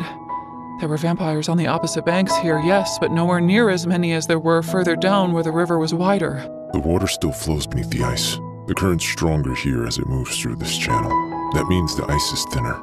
Fisher said. More dangerous to cross. And they know that? I asked incredulously. Not in any intelligent way. Ren supplied. Vampires can't pass over running water. They sense the current here and are afraid. But inevitably, one of them dares to step out onto the ice. Then the others follow. When they do, we're here to make sure they don't make it across. Fisher glowered at the pack of vampires, pushing and shoving each other on the opposite bank. His eyes were distant, his expression troubled. He didn't come this time, he muttered. No need to ask who he was referring to. Ren and I both already knew he meant Malcolm. The silver-haired king of the vampires was nowhere to be seen. Tonight he'd sent his servants out to do his dirty work and hadn't deigned to come out himself. I wasn't sorry for it. The sight of Malcolm, standing on the other side of the river, had struck a chord of fear in me that was still rattling my bones even now. He'd been no taller than your average Fey male. In truth, he'd been leaner than most of the warriors here in camp. But the sense of power he'd given off had been staggering. I'd felt it pushing and pulling at me, looking for my weak spots, as if it had wanted to force me to my knees in supplication. If I lived another 1,000 years and never saw that dead-faced male again, it'd still be too soon. Boom, boom, boom, boom. Like a two-part heartbeat, the sound of the hammers smashing down on the thick ice rang in my ears. Be ready, Fisher said. His smoke rushed from his hands, forming a dark pool at his feet. It crept to the edge of the river, but hovered there, going no further. Shouts went up to the east, a furious roar of war cries. I scanned the writhing mass of bodies on both sides of the Darn, terror and relief holding hands in my chest when I saw the first wave of vampires racing out onto the ice there, but that the huge icebreakers had succeeded in shattering the surface of the frozen river as well. They're through. Wren observed. It's over now. A few more solid hits. As if the crowd of vampires closest to us knew that this was their last chance, a ragged old man with half his jaw hanging loose stepped boldly out onto the ice. His shirt was in tatters, clinging to his emaciated frame. His pants were frayed and filthy, hanging from his protruding hips. Side to side, his jaw worked, his lips cracked wide open and leaking black ichor. Across the river he shuffled on rotting feet. 100 feet away, back toward camp, the Darn splintered apart, ice groaning as it gave way to hammer and axe. Vampires plunged through the widening fissures, sinking into the rushing waters below. The dead didn't swim, nor did they float. A few of the blood-mad feeders grasped hold of chunks of ice, using them to buoy themselves above the surface of the water, but it was no good. The most determined among them held on for maybe 10 seconds before their lifeless hands lost traction, and they sank below the choppy surface of the water. The ancient old man crossing toward us must have been hollow-boned like a bird. The ice held under his feet as he grew closer, which gave his companions courage. A woman came next. Her face was a ruin, her eyes missing, cheeks clawed to shreds. The wounds looked fresh, still pink in places. A day or two ago, she'd been alive. She was wearing an apron, which was a strained brown with old blood down the front. It looked like the aprons the cooks wore back at the Winter Palace. Had she worked at some fine estate somewhere? Had she stepped out for a moment to escape the heat of the kitchen, to catch a glimpse of a star or two in the night sky? Had some awful nightmare leaped out of the shadows and torn her face to shreds as it had fed? A boy next, naked and scrawny. A woman with blackened hands and corkscrew dark curls, dragging a lifeless doll along behind her as she came. My stomach pitched when I realized it wasn't a doll, that it was a baby, punctured with hundreds of teeth marks like it was a pincushion. Gods and sinners, I whispered. What is this? Waking hell. Renfis answered grimly. It just keeps coming. Soon there were at least 20 vampires on the ice. The others held their positions on the bank, refusing to come forward, either too overwhelmed by the sense of the water rushing close by or held back by some other voiceless command. But the 20 on the ice were plenty to be worried about. They're almost halfway. Wren muttered. The moment they cross, I'll have their fucking heads. Fisher growled. The rain came down harder, lashing the tents and putting out the unattended fires back in the camp. It struck our skin, soaking our clothes to our bodies and plastering our hair to our scalps. I watched the vampire's slow but determined approach and had to ask, why wait? Why not do it now? We're bound by the rules of war, Fisher said. We can't use magic to attack or affect an enemy until that enemy has breached our border. And anyway, our magic does not work on Sanis Rothian soil. Fey magic needs light and life to survive. And there's nothing on their side of the river but death, darkness, and decay. Our lands are divided directly down the center line of the Darn. but the second these fuckers cross over... It happened right as he said it. The old man with the shattered jaw stumbled beyond the midway point. Ren and Fisher acted in unison, drawing their power to them. The air crackled with energy. My teeth buzzed with it. Both warriors moved with lethal precision. Ren drew his hand back and launched a ball of blue-white light into the steel-gray sky. At the same time, a forceful ink-black wind surged from Fisher's outstretched hands. The wind struck the male vampire in the chest, howling around him and burning through the remnants of his clothes, through his sloughing skin, through the bare, yellowed bones of his ribcage. The vampire snapped, infuriated by the assault, but he kept coming. One more step. 2. The wind tore away what was left of his jaw. And then Ren's brilliant orb came crashing down onto the river. It exploded into a sphere of light and heat that smashed the fragile ice from one bank to the other. The other vampires, who had still been standing on the Sanizroth side of the river, screeched and howled as they plummeted into the fast-moving depths below and disappeared from sight. All up and down the river, the ice was fractured, the way impassable. In other words, all was safe. A cheer went up amongst the Evelian Fae, bawdy and full of contempt. How many times had they stood on this bank and sent Malcolm's beasts back to Amentraeth with their rotting tails tucked between their legs? And near was an Ouroboros, a snake eating its own tail. Its purpose would never be fulfilled. There would always be another night, and the ice would always freeze, and there would always need to be a battalion of warriors here to keep the horde at bay and be ready should they one day succeed in making the crossing. The thought of it was exhausting. Some of these warriors had been here for decades, performing the same task every God's cursed night. So long that they'd named the place. They'd built homes here, had families for fuck's sake. Because without loved ones close by and some sense of imagined normalcy, what kind of life was this? With no assistance from Belicon. The shore! Look to the shore! The cry was full of terror. It stopped my thoughts dead in their tracks. Kingfisher whirled around, facing the camp, his face pale as the snow, the quicksilver in his eye forming shifting patterns as he picked apart the edge of the river, searching for the cause of the alarm. He found it before me. Renfis did too. They both stiffened, a gasp of dismay slipping past Ren's lips. What? It can't be. That's not possible. But I could see it now. Amongst the icy rocks and the churned-up mud, there was something crawling out of the river, and it had teeth as sharp as razor blades. Breach! Breach! Breach! The warning spread like wildfire. Go. I'll stay with her. Ren told Fisher. This is where you keep your promise, and stay right here, Osha. Fisher said. In the blink of an eye, he had become something wild. His skin cast off an eerie pale glow, his dark waves blowing on an invisible wind. He had never seemed very human to me, but now, balancing on the precipice of danger, he was unspeakably fey. I'll stay. I promise. A crashing roll of thunder drowned out my words, but Fisher nodded, his eyes lingering on mine for half a second, and then he was gone. There are more! More crossing! A female warrior yelled. Sure enough, the vampires who had remained on the bank were now slipping down the dirty snow and falling into the river. I watched as they were swept away on the current in 2s and 3s, blindly clawing at each other, trying to reach the other side.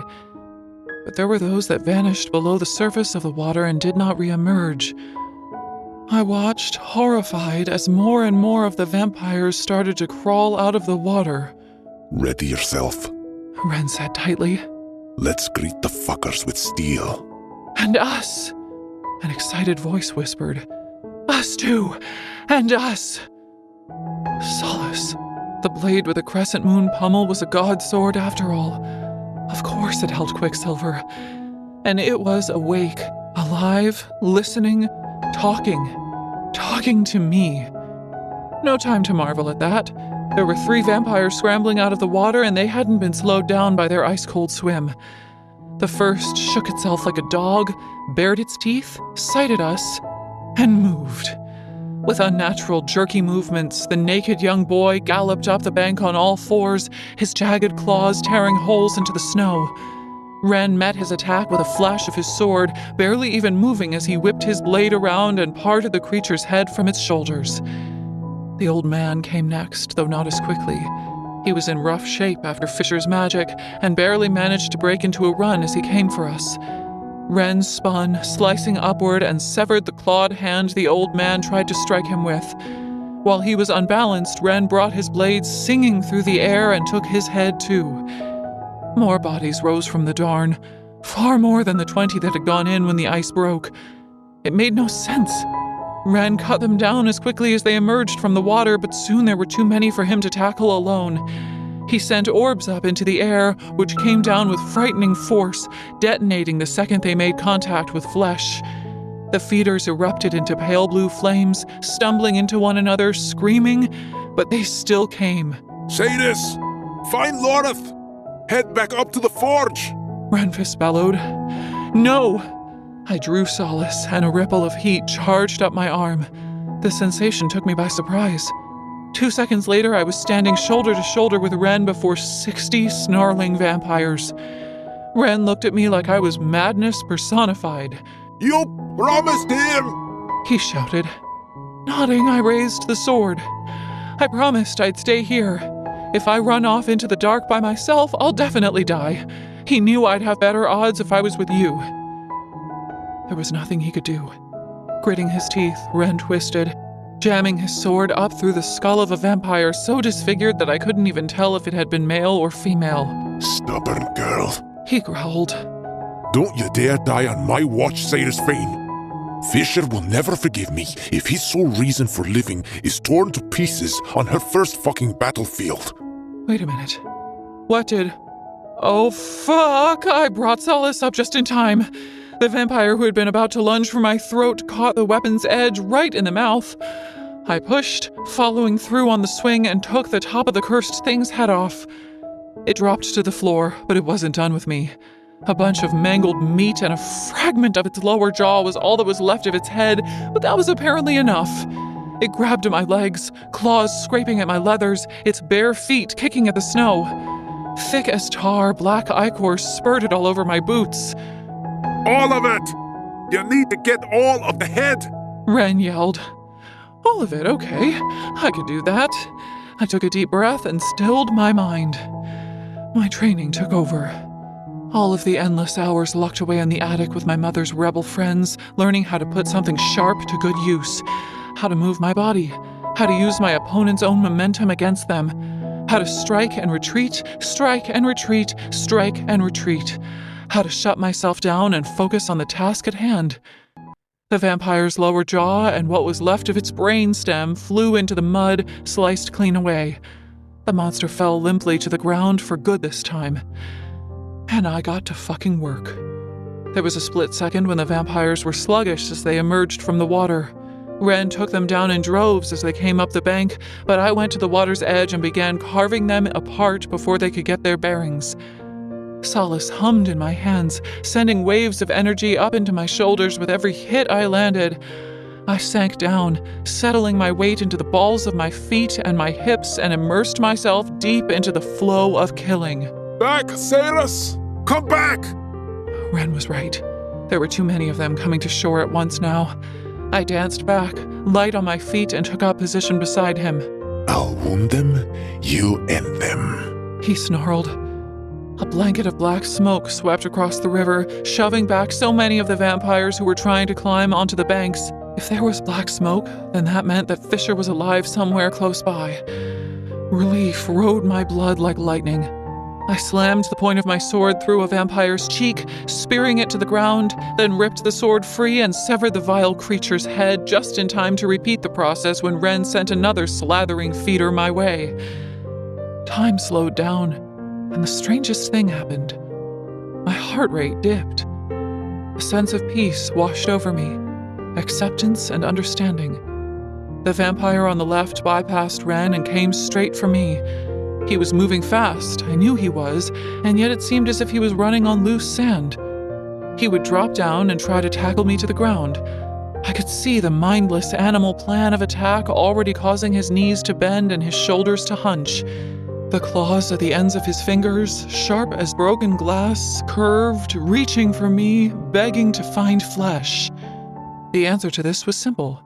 I dropped to my knees and swung the blade around my face, over my head, angled the blade up, and it was done. The vampire's head rolled back down the bank and bounced when it hit the pile of bodies that had begun to form there, landing in the river with a splash. Ren paused, double-taking, his eyes round as he took me in. What was that? He breathed. I don't know, The rest of the sentence was cut short when a plume of black smoke swept me up off the floor, and suddenly I was in Fisher's arms. His face was streaked with ichor, eyes full of panic. Are you okay? What happened? Are you hurt? I'm fine. I'm okay, I swear. The doubt on his face said he didn't believe me, but it faded away when Ren called out to him. She's been kicking ass, brother. She wields Solus almost as well as your father did. Well, that might have been a bit of an exaggeration. It was better than the general telling him I was a liability, though, and I'd sure as hell take that. Fisher regarded me with something that looked a lot like pride. Is that so? Catch up later! Ren shouted. We're kind of busy right now. Fisher was all business again. He sat me down and went to Ren's side, his magic boiling out of him in a curtain of darkness. The second he drew Nimmerel, I knew this fight was over. Ren moved fluidly, holding back the remaining vampires with ease, but watching Fisher was something else. He didn't swing the sword, didn't wield it. The tarnished black blade and the warrior were one. He flowed. Where Nimmerel cut through the air, trailing tendrils of smoke, vampires fell like stalks of scythed wheat in the sword's wake. It was both beautiful and terrifying to watch. Kingfisher turned killing into an art form. I was still admiring the way he moved when a brilliant white light lashed through the air like a whip on the lower side of the bank. For a split second, night became day. Raw, unfiltered threads of power probed across the edge of the Darn, seeking multiple marks at once, and surprised shouts went up all along the bank as warriors locked in battle watched their opponents burst into flames like torches. It was Loreth. Loreth and the angel's breath Avisieth had granted him, and the sight of it set my soul on fucking fire. Fisher swung Nimmerel one last time, slicing through his quarry's neck so fast that it took a moment for the creature's head to topple backward off its shoulders. Our stretch of the river was clear of vampires at last. He grinned like a madman, eyes lit up, reflecting filaments of white light as he turned to watch the spiderweb of power jumping from point to point amidst the melee, destroying everything it touched and turning Malcolm's army into pillars of ash. Fisher threw back his head and howled. Ren joined him, and slowly all across the rain-soaked camp, more voices joined them. Wolves all singing out their victory. The baying shouts were still going when Fisher speared Nimmerel tip down into the dirty snow, cupped his hands around his mouth, and bellowed so loudly that his cry seemed to shake the very heavens. Loreth of the broken spires! Loreth of the Darn! Loreth! Loreth! Loreth of the Darn! The name went up again and again. The sound of every Fey warrior in camp chanting Loreth's name was so powerful that it made my chest ache. For the first time in 1,000 years, a god sword had found an Evelian worthy and granted him magic to defend his people. I wasn't Evelian, and even I was knocked on my ass by the raw emotion filling the air. There weren't fucking words. Kingfisher! The shrill cry rose above the shouting and whooping. Even the angry crash of thunder didn't swallow it. It was female. All three of us whipped away from the celebration taking place, searching for the voice. It didn't take long to find it. There on the other side of the river was a woman in a ruby-red dress, her bright blonde hair streaming out behind her like a banner of gold on the howling wind. It was Everlane, and she was flanked by at least 100 vampires. Chapter 32. Callideus. Wren and Fisher both swore at the sight of her. Everlane's mouth was open, silent panic carved into her beautiful face. From this vantage point, where Evelia and Senna's were closest, the river the narrowest, it was easy to make out her delicate features. Easy to see that she was terrified. A black hole yawned open behind Fisher. He was a split second away from launching through it, but Wren caught hold of him by the strap of his armor. Don't be stupid. The gate won't open on that side of the river. God only knows where it'll spit you out. All right, fine. Fisher batted his hand away. I'll swim across. Wren grabbed him with both hands this time, shaking him. That's what they want. The second you're on the other side of this river, you're fucked. You'll have no magic. And then what? Then I'll rip out their fucking throats and make a pile of their rotting corpses. Fisher snarled. She'll be dead before you mow through 10 of them. Can you live with that? Of course not. Then think. Why the hell do they have Lane over there? Why isn't she already fucking dead? A good question. My stomach rolled as one of the vampires standing next to Everlane ran a mangled tongue along her bare shoulder, keening as it drooled over her skin. It wanted to bite. Badly. But it held back. That many of them could have torn her apart in a flat second, but something was keeping them at bay. Another vampire flattened its nose against Everlane's arm, shuddering as it fought against its nature to feed. Wren cried out, the sound strangled, and it looked like he would ignore his own words and charge blindly into the river. It was Lane's outstretched palm that stopped him. "Don't! Just stay where you are!" she called. Are you hurt? Fisher shouted. His half-sister smiled sadly. "Only a little. I'll be fine, Fisher. Don't worry." She looked so strange. Her pale skin was lit from within, giving off an ethereal glow. Her hair swirled around her as if she were underwater, and yet she wasn't wet. Her hair, her skin, her clothes, all dry. The rain came down harder than ever, but not a drop of it touched Everlane. Run for the river! Wren shouted. Swim! As soon as you're halfway, we can get you! She responded with a regretful shake of her head.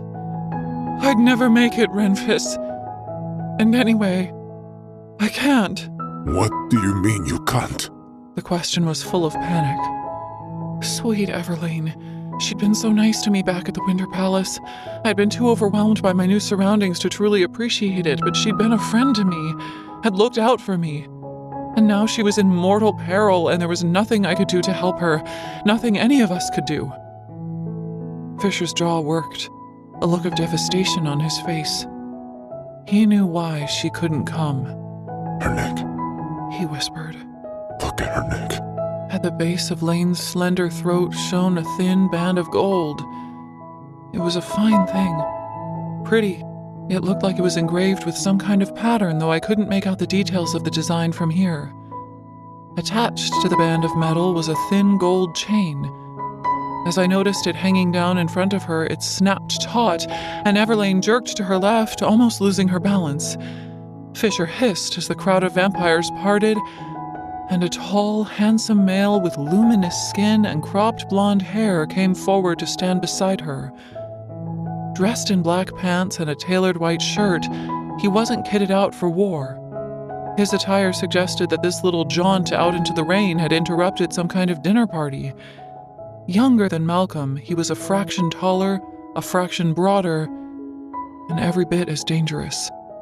I could feel his power, a sinking, penetrating cold spilling across the river, leaching into my bones.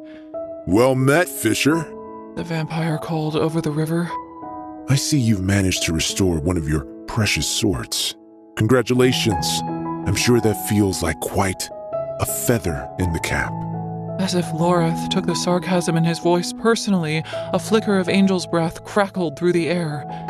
Brighter than the lightning scoring the clouds, it burned my eyes as it crashed into an invisible barrier in the middle of the river and was instantly diverted, shooting harmlessly up into the air.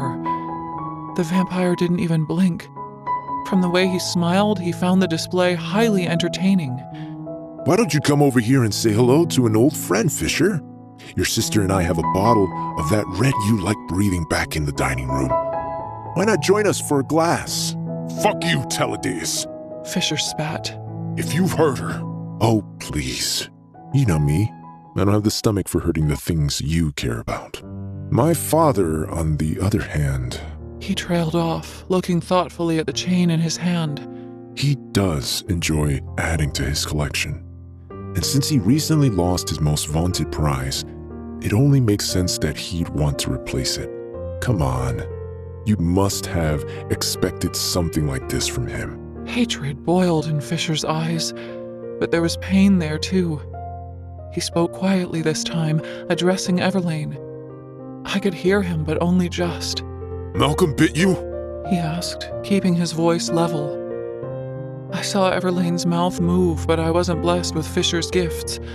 I couldn't cast my voice, and my human hearing was nowhere near as sharp as his either. She spoke 4 or 5 words, and the tiny flicker of hope went out in Fisher's eyes. Wren saw his reaction and dropped down onto the snowbank, landing heavily on his knees, his legs refusing to support him anymore. So he's bitten her. She's not dead. I stepped closer to Fisher, placing a hand on his shoulder. Surely she'll be okay. If there's venom in her veins, Telena can heal her like she healed me. Wren shook his head. He stared at Lane, and she stared right back at him. Her shoulders shook, her chest hitching up and down unevenly. I considered it a small blessing that I couldn't hear her crying over the roar of the rain hitting the river. She can't come home now, Wren whispered in a broken voice. She's his. I glanced between the males, my heart skipping beats left, right, and center. What do you mean, she's his? It means she's enthralled to him, Fisher said. My eyes pricked fiercely. Enthrall? What does that even mean? Later, little Osha. I'll explain it all later. Fisher could barely get the words out around his grief. Wren forced himself back to his feet. Shouting across the river, his hands shook at his sides. What do you want, Taladeus? Why did you bring her here? The blonde vampire sneered at Wren. Careful, Renfis. I am Lord of Midnight to you. I won't be addressed so familiarly by one so low. He's 1,000,000 times the male you'll ever fucking be. Fisher hissed. Now answer the fucking question and tell us why she's here. What do you think? Taladeus answered tersely. He bid me bring her. She's a trap. He wants to bend you to his will, so he's taken something precious to you, and he's broken it. Are you shocked? He didn't wait for Fisher's reply. You will either come and try to save her, even though doing so will be futile, or else you'll come for vengeance sake. Either way, he knows you'll come. He doesn't care why, only that you do. Vengeance? I didn't like the sound of this. How the fuck had Everlane wound up in Malcolm's hands anyway? I had so many more questions, but now wasn't the time to ask them. I waited to see how Fisher would respond to this, but his chin dipped down, the quicksilver in his eyes spinning so fast that it formed a solid, shining ring around his iris, and he said nothing. It seemed as though he was waiting. A moment later, I figured out why. Breathless, Loreth skidded down the slope, joining us. Just like the rest of us, he was covered in ichor and dirt. His expression bore a fury that promised to end worlds. When he saw Taladeus standing on the other side of the river, holding Everlane's chain like she was some kind of animal, and his face darkened. Motherfucker! Evening, Loreth. Taladeus grinned menacingly at the warrior. Fuck, is that? His face paled. Is that Everlane? Fisher was frozen still, staring across the river at his sister. It was Wren who answered. Yes, it's her. Malcolm's already tagged her. What? He glanced around wildly. But that... Where is He... Fisher growled at last. His words were quiet, cast at Taladeus. The vampire chose to shout back his answer with a laugh so all could hear. He's waiting for you, my friend. Where? At the place where the two of you brokered your last deal. Honestly, I think he's hoping for a repeat performance. There won't be any more deals. Fisher snarled. I suppose we'll see about that, won't we? Taladeus considered his fingernails. Your darling Everlane was bitten 12 hours ago. You can do the math. As we speak, my father rides north with the better part of his horde. If you aren't there to meet him when he arrives at his destination, he'll see that she makes it through the change and then spends the rest of eternity on her back, being fucked raw by Amontreath's most deprived residents, one after another, Or you give him what he wants. It's that simple. And what the hell does he want? Loreth demanded. Fisher flinched as if he wished the warrior hadn't even asked. He wants me, he whispered. Taladeus' bark of amusement was as harsh as cracking ice. Yes, it's true you're on his wish list. Always, my friend. But he doesn't just want you this time. You might have been a valuable player in this game before, but a lot's changed of late. There are far more interesting pieces on the board. He doesn't get anyone else. You of all people know that Malcolm gets what Malcolm wants. Taladeus chided. He'll have his prize, and you know it. Well, he can't have her! Fisher's declaration boomed over the Darn. It could probably be heard in the bowels of Amontreath. The terror that rolled off him hit me like a slap to the face. I felt it deep in my bones, and I felt something else, too. Taladeus. His attention shifted to me, though his dark eyes, brimming over with merriment, remained locked on Fisher. You can kick and scream all you like, he said. But he wants the alchemist, Fisher. If he has to burn down all of Evelia to claim her, you know perfectly well that he'll do it. Chapter 33. Blood and Thanks. I can't believe we let him just drag her away like that. Loreth paced up and down in front of the map table, balling his hands into fists. Every time he spun around, he hit something with a Vizioth's scabbard, clearly unused to carrying the weapon. We should have fucking done something. Like what? I'd never heard Ren sound so defeated. He sat at the head of the table, chewing on his thumbnail. Since we'd made our way back here, numb and soaked to our skin, the general had crafted the beginnings of a number of plans, speaking out loud to himself, only to hit a stumbling block and start over again. Now it seemed as though he'd officially given up. Fisher hadn't said one word since he'd stalked inside and planted himself at the seat opposite me. He just stared at me, a sea of green and silver locked onto my face, the muscles in his throat working. To be the subject of such intense focus was disconcerting at first, but I'd gotten used to it over the past hour and had resorted to staring back at him, nudging him inside my head, trying to cajole him into saying something. Come on, talk to me. Tell me something. Anything, I said silently. You can't just shut down. But still not a word. Clearly, he thought sinking into a catatonic state was a perfectly acceptable coping mechanism in light of the situation. There has to be a way. Loreth kicked angrily at the pile of chopped wood by the fire. One of the pieces splintered and fell apart. He didn't even acknowledge the mess he'd made as he spun around, clouting Ren's shin with a Vizioth, and stormed toward the exit. Right before barging out of the tent, he turned around and marched back again. Fisher, there are thousands of texts in the library back at college. There must be something in one of them about this. Your father studied the blood curse for decades. I bet he made a note about this. How to cleanse a thrall's blood. How to burn away the enchantment between master and thrall before the conversion begins. Fisher's brow furrowed. He stared at me harder. Fisher? Loreth prodded. He can't hear you, Ren said wearily. He pinched the bridge of his nose, sagging back into his chair. Just give him some time. He's thinking. Could there be information back at college about that? I asked him. But Fisher showed no sign of having heard me. Well, shit, if he wasn't going to give me answers, then the other two males were going to have to fill me in because my brain was about to implode. Why is Malcolm's bite so different from the other vampires? I demanded, glowering at Ren, daring him to try and brush off the question. Thankfully, he answered. Malcolm was the first to be affected by the blood curse. The very first, when Ruick Dianthus, the last Evelian king, discovered the cure.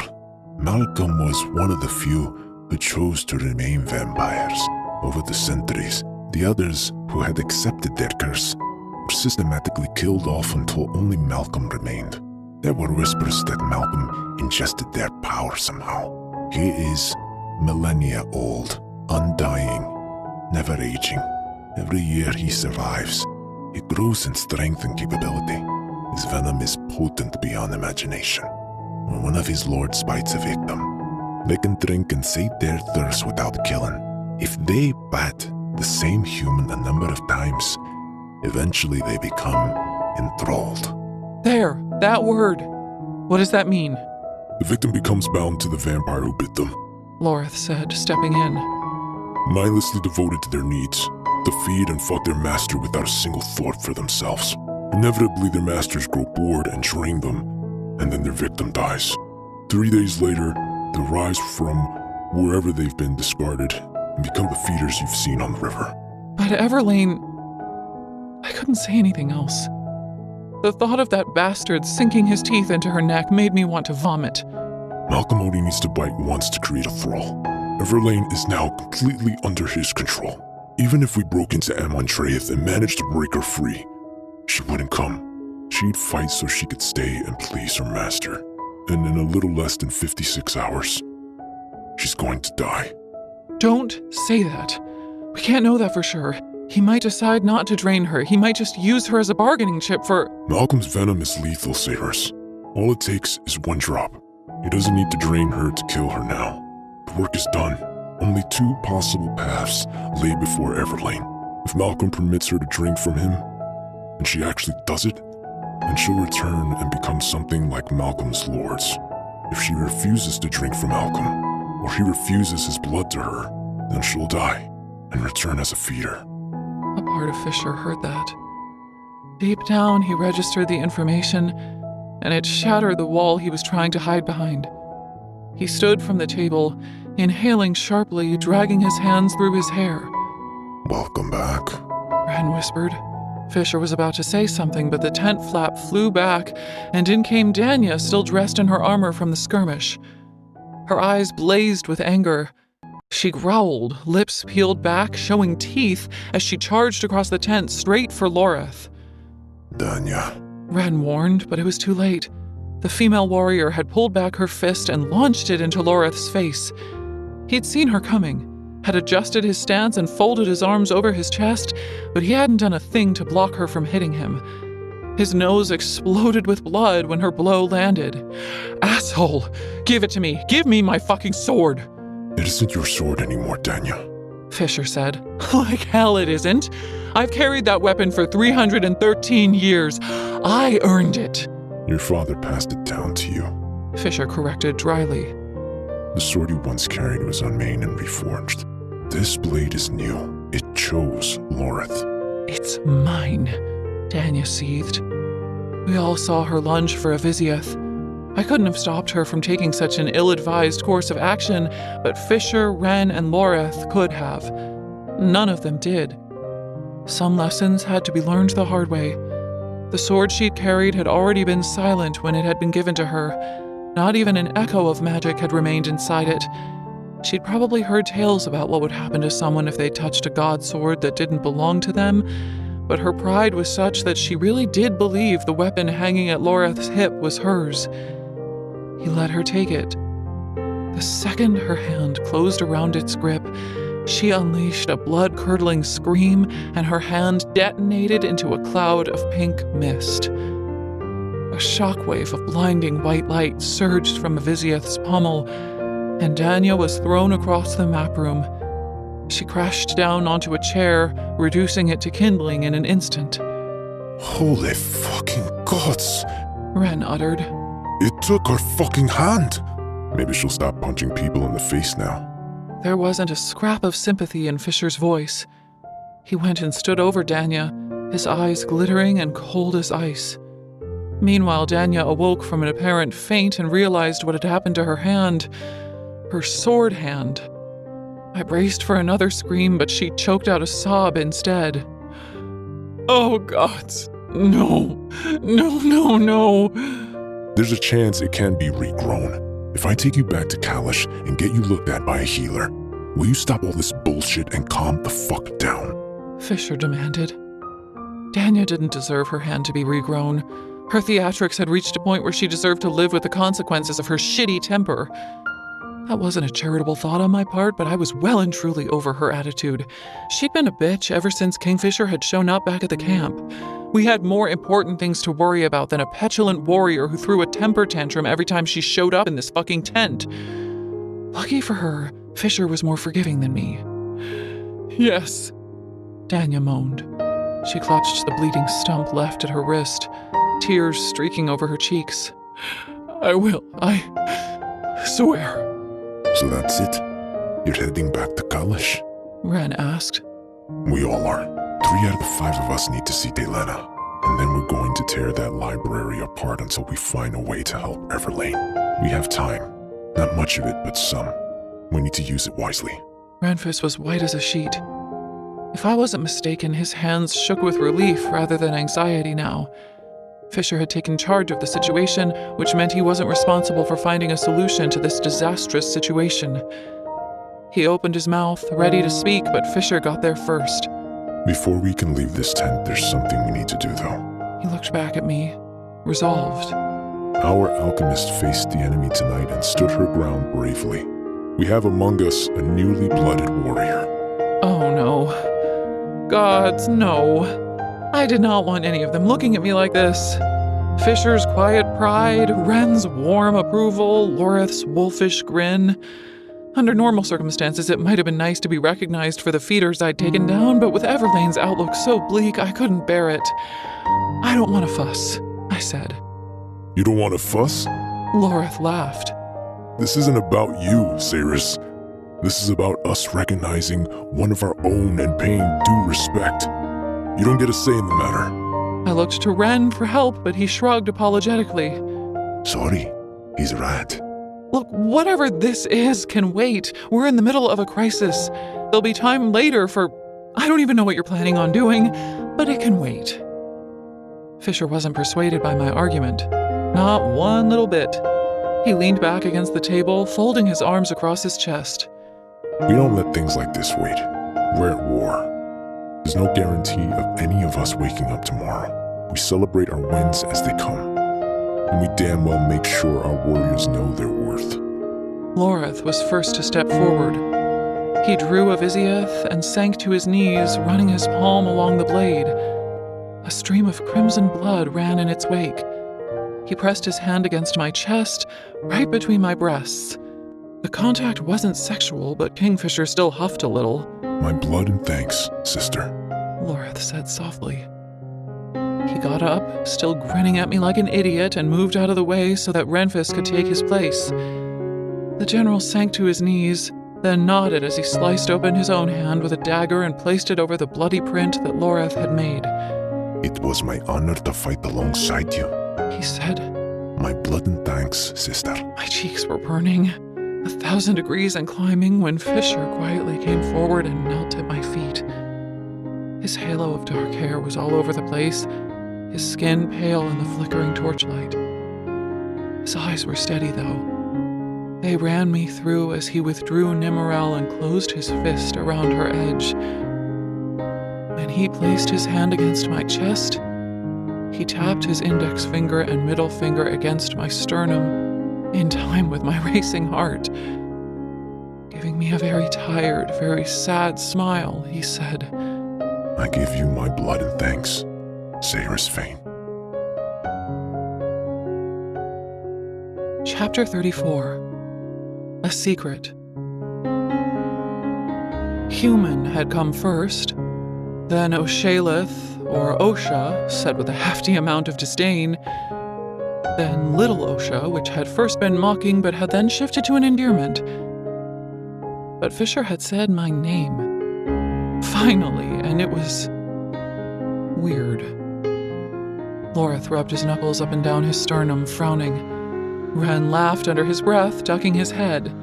Danya said something in Old Fey and spat on the ground, still cradling the smoking stump at the end of her right arm. But fuck Danya. Danya was the worst. And me? I just stood there like an idiot, not sure what to do or say as the shock sank into my bones. Fisher was immediately all business, opening up a shadow gate. I passed through first and found myself transported into the dining room where I had first encountered the feeders. I sat at the table, impatiently wrapping my fingernails against the wood as I waited for the others. Danya came next. She scowled when she saw me. Her thick blonde war braid was spattered with blood. Well, look at you, the jumped-up little alchemist, sitting in pride of place at the family table. You'd better move before the others arrive or you're going to find yourself very embarrassed. I was sitting where I always sat now, to the right of Fisher's chair. But the way Danya sneered at me made me think I'd made a very grave social error. It wasn't the first time someone had reacted to me sitting here. First, there had been the fire sprites. Archer had burst into flames when he'd seen me sitting in this seat. Then there had been Ren choking on his food. I looked up at the ceiling, leaning back into my seat. What's the big deal? It's just a chair. I said it oh so flippantly. If she knew I was really interested in the answer, she probably wouldn't tell me just to be difficult. Danya kicked the legs of the chair opposite me, shoving it back so she could sit down. That seat is reserved for the lady of the house, you stupid girl. Etiquette dictates that only Fisher's wife is permitted to sit there. It's a position of high honor meant for a fey female born into one of the old houses, and you're just sprawled out there like you own the damn seat. It's offensive that he even lets a human sit at the same table as him, but this... She waved at me with her remaining hand. This is just too much. Like I said, you should move. While she spoke, Ren stepped through the swirling gate carrying a pile of books, leather bags, and 6 or 7 long rolled-up scrolls under his arm. Danya smirked, as if I was in for it now and she couldn't wait to watch me get dressed down. But Ren assessed the scene, shot me a wink, and said, Don't worry, Sadis. You're perfect right where you are. Danya's mouth fell open. What the fuck? You all treat her like some important foreign emissary. She's just a human. What other rules will she be allowed to break? I hadn't heard Fisher come through the gate. I felt his presence, though. A pleasant warmth in the back of my mind.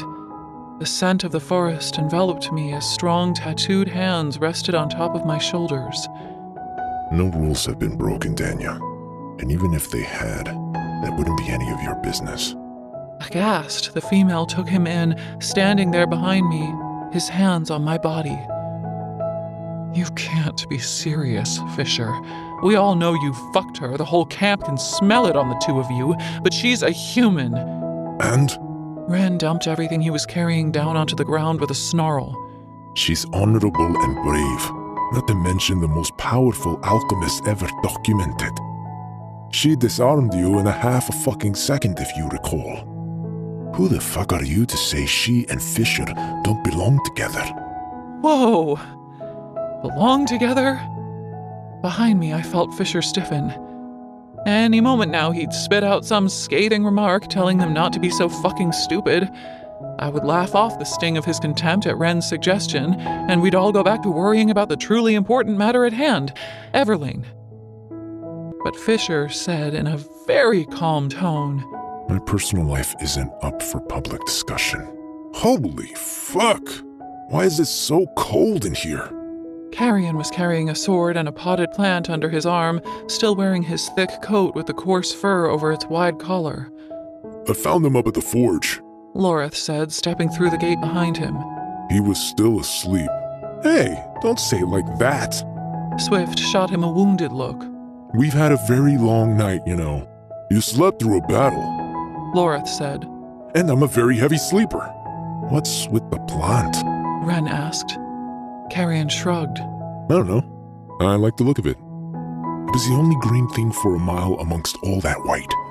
I figured it deserved an easy life if it had made it this far growing out of a snowbank. Plus, my tent was so bare. It needed a little cheering up. For fuck's sake, this is ridiculous. Danya rose from her chair. I can't spend another minute in here with scatterbrained humans. Just because they're pretty. She wobbled, her eyes glazing over. Tucking her chin, she reached for the edge of the table, but her fingers found nothing but air. Loreth. Fisher said quietly. Fuck. Do I have to? Please. Loreth grumbled as he crossed the dining room in 4 long strides and caught Danya right as she fainted. He did not look pleased to be holding the female in his arms, and I couldn't say I blamed him. She's lost a lot of blood. Fisher sighed. Come on, we'll take her to the healer. And what about us? I asked. We can't just sit here. I need to do something. Fisher reached for me. I lifted my hand just enough so that he could hook the tip of his index finger around mine for a second. Go to the forge. Get to work on the relics. Make as many as you can, Sears. I have a feeling we're going to need them. Ren left with the others, saying he needed to check the grounds and let the guards know we were here. As soon as we were alone, Carrion threw off his coat and pointed emphatically at the door after the Fae who had just exited through it. Did you hear that? He said. What? That smoking hot blonde said I was pretty. God's alive, Carrion. Do not tell me you have a thing for Danya. She's fucking awful. He shot me a rakish grin. I love a girl with a sharp tongue and a bad attitude. Kinda makes my dick hard. The rain had stopped, thank the gods. Onyx snuffled into the forge, his nose glued to the ground, following a trail. He squealed when he saw me, his whole body wiggling with excitement. I spent half an hour giving him pets and treats from the plate of food a timid fire sprite delivered for us, and then he happily headed out into the courtyard to sit in the dark, his little fluffy head tipped up towards the stars. It was already well past midnight. Had this been a normal day, we should have been thinking about going to bed, but we'd slept from dawn until dusk when Ren had come to tell us the Horde were at the river. And after fighting and ending so many feeders, and then the awful news of Everlane's capture, I was officially awake. Good thing I had a mountain of work to keep me occupied. The tiny orb of quicksilver rolled around in the bottom of the crucible in a languid, anti-clockwise direction. Negotiating with this quicksilver had turned out to be trickier than when I'd forged a Vizioth. It insisted it didn't want anything, that it had no interest in being a relic. It was bored of me poking and prodding at it, and it didn't want to be bothered anymore. We're wasting time. And I'm confused. You have the ability to command the stuff to do what you want it to do. Why don't you just force it to comply? Carrion asked. I'm not forcing it to do anything. It's sentient, Carrion. It has a mind of its own. It thinks, it talks. I really wish it didn't. And I'm not going to make it do something it doesn't want to do. Carrion knew about the bargain Fisher had tricked me into. He knew how I felt about being stripped of my free will. It was surprising that he'd even suggest this. He plucked one of the Fae rings out of the wooden trunk by the hearth and flicked it up into the air.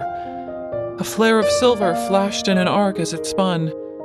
Distractedly, he said, I take it you've forgiven our benevolent kidnapper for his crimes then?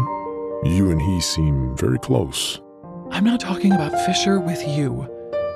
I set down the crucible so I could stoke the coals in the hearth. Why not? As you so forcefully reminded me recently, we're not exes. We only slept together once. I assure you, you're not going to hurt my feelings. He leaned against the bench, waiting. I don't want to talk to you about him because you'll use whatever I say to taunt me. Come here and pump these bellows. He looked affronted. What am I, your slave now? If you insist on staying in here and annoying me, then you're going to make yourself useful at the same time. Those are the rules. He made a face, but still came, took hold of the bellows handles and began to pump them. Come on. We're going to be stuck in here for hours. Might as well tell me. I won't taunt you, I promise. I snorted. Carrion's promises weren't worth the paper they were written on. He was notorious for swearing things left, right, and center and then not honoring his word. It would be very stupid of me to expect him to keep this promise. But I found myself starting to speak. I've forgiven him, I suppose. Yes. He didn't make me do anything that hurt me or anyone else. He compelled me because he thought it would keep me safe, and he knows what'll happen if he ever does it again. This would earn a snide remark from Carrion, surely. But no, all 5 hells must have frozen over. He just nodded. You know, I thought it was weird when he bribed me to take a bath with those boots. I asked one of the sprites who came to bathe me. You know, one of the water sprites with the giant... He mimed cupping a pair of sizable breasts on his own chest. I asked her why they were trying to flay 3 layers of my skin off with that weird moss. And they said it was special. They said Fae who liked to bed hop were fond of it because it eradicated the scents of their other partners. I couldn't think of why Fisher would care if I smelled like those triplets who just started working at Kala's. Gods, you're incorrigible. He waggled his eyebrows. But then, I realized that it was you. He didn't want me smelling like you. I refrained from commenting. I had suspected that was why Fisher had made Carrion take that bath, but I'd never said it out loud, not even to give him shit. I didn't know how it made me feel back then, and I was too much of a coward to admit how it made me feel now. I went and collected the crucible with a pair of tongs. On my way over to the hearth, Carrion flicked the ring he was fiddling with into the air again, and I snatched it mid-spin before he could, dropping it into the iron pot with the quicksilver. What? You have nothing to say about that? He asked. Not really. Who knows why he did it? Maybe he just thought you stank. Hey! Look, Fisher has his secrets. I don't stick my nose where... A secret? I stopped talking, canting my head to one side. I had heard that, right? The Quicksilver had just spoken. What? I asked out loud. I said... Carrion began, but I held my fingers to my lips, glaring at him, then pointed to the crucible. He got it immediately and shut his mouth. A secret? The Quicksilver whispered. We like secrets. We'll change for you if you tell us one. Huh. So that's what this Quicksilver wanted. One secret? That I could manage. I'd learned my lesson after giving that song to the Quicksilver in Avizioth, and it had ceased to exist, though. I was going to be smarter this time. If I tell you a secret, will I still remember it afterward? I asked aloud. Of course, the voice replied. And will it still be a secret? you will know, and so will I, but I won't tell. I swear it. All right. So it wouldn't erase any information from my mind, nor would it spread the information around so that everybody knew it. Then there was nothing to worry about, I supposed. I didn't say it out loud this time. I spoke only for the Quicksilver. I don't want to go back to Zilvarin anymore. Not forever, anyway. I want to go home, get Hayden and Elroy, and then bring them back here to Ivelia. This wasn't the most scintillating, realm-shattering gossip imaginable, but to admit to it was massive for me. I had spent every waking moment in this place fighting to get home so I could save my brother and my friend, but then I'd found out that they didn't need saving. Not the way I thought they would. And I'd made friends here, friends I cared about, who I had the ability to help win a war that had taken over their lives for hundreds of years. And there was Fisher. Things were uncertain on that front. Maybe I was fooling myself and he would discard me after he'd had his fun. But either way, I didn't want to leave him. The Quicksilver rippled in the crucible, geometric patterns forming and reforming over its surface. It was beautiful to look at, but strange. I hadn't seen it behave like this before. Yes, a good secret. Very good. You want to stay. You want to save him. You must. I frowned, watching the Quicksilver closely as it vibrated next to the ring in the bowl of the crucible. Save him? I thought. Hayden, yes, I want to bring him here. Not the brother. The Kingfisher. The Quicksilver buzzed. Save him. Save the gates. Save Ivelia. I just love it when you disappear into tense conversations with creepy portal metal. Carrion quipped, hoisting himself up to sit on the bench. It's fascinating watching you do all of those facial gymnastics. Just a moment, Carrion, I whispered. Then to the Quicksilver I said, What do you mean, save Kingfisher? He's here. I watched the Quicksilver roll over the ring, enveloping its surface, coating it, sinking inside it. It said, We are token, key, relic, shield. The words overlapped like layers of cloth, one on top of the other, but I still heard each one perfectly. Seal us with blood, alchemist, the relic demanded. Blood. It always came down to blood in the end. Sighing, I took out the dagger that Fisher had given me back in the Winter Palace and used it to prick the tip of my index finger. A tiny bead of glossy red blood welled there. Ugh, I think I'm gonna be sick. Carrion groaned, looking up at the ceiling. I am not good with blood. I rolled my eyes, squeezing my finger and holding it over the crucible. The tiny bead formed a teardrop, wobbling, and then it fell, hitting the ring. Wild. My blood didn't roll off the band of the ring, it was absorbed into it, just like the quicksilver was. Complete! We are complete! Picking up the ring, I held it up to the light, and I felt that it was indeed complete. Both the key and the lock. Whole. I couldn't explain how I knew the process had worked, but I was sure. The silver band was beautiful, still marked with its original engravings. Whoever this ring belonged to would be pleased that it still bore their family's crest. But what did you mean about saving Fisher? I pressed. He's safe here. Why does he need saving? The ring said nothing. Nothing at all. Frustration welled up in me, and I didn't know why I did it, but I was compelled to act. I wasn't even aware of what I was doing as I slipped the newly made relic onto my middle finger. The forge went dark. An icy wind lanced through me, whipping my soul, and the sound. Gods, the sound! A million different voices chanting with a deafening might. Anarath more, Anarath more, Anarath more, Anarath more, Anarath more, Anarath more. Ceres! The roaring cut off dead. The candles in the forge strengthened, the flames leaping up the back of the hearth, licking over the blackened brickwork. And then, just had it been only moments before, everything was normal again. I tore the ring off my finger, panting. My heart pounded, a terrible sense of hopelessness solidifying in my gut. I wouldn't be doing that again. Telena was at the open doorway, technically standing inside Kalish.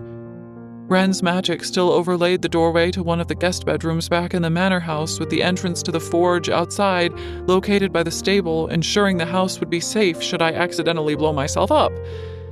The healer wrung her hands, eyeing the doorway with surprising suspicion. As always, her jet black hair was tied into long braids that went all the way down to the small of her back. The tips of her pointed ears poked out between them.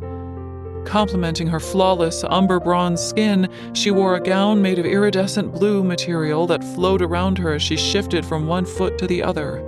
I just wanted to come and see how you were. I heard you fought earlier, she said. Do you have any cuts or scrapes that need attention? I didn't get a chance to reply. Carrion, dog that he was, jumped in before I could get a word out. He hopped off the bench, crossed the forge, and leaned against the wall by the doorway in that practiced, careless way of his.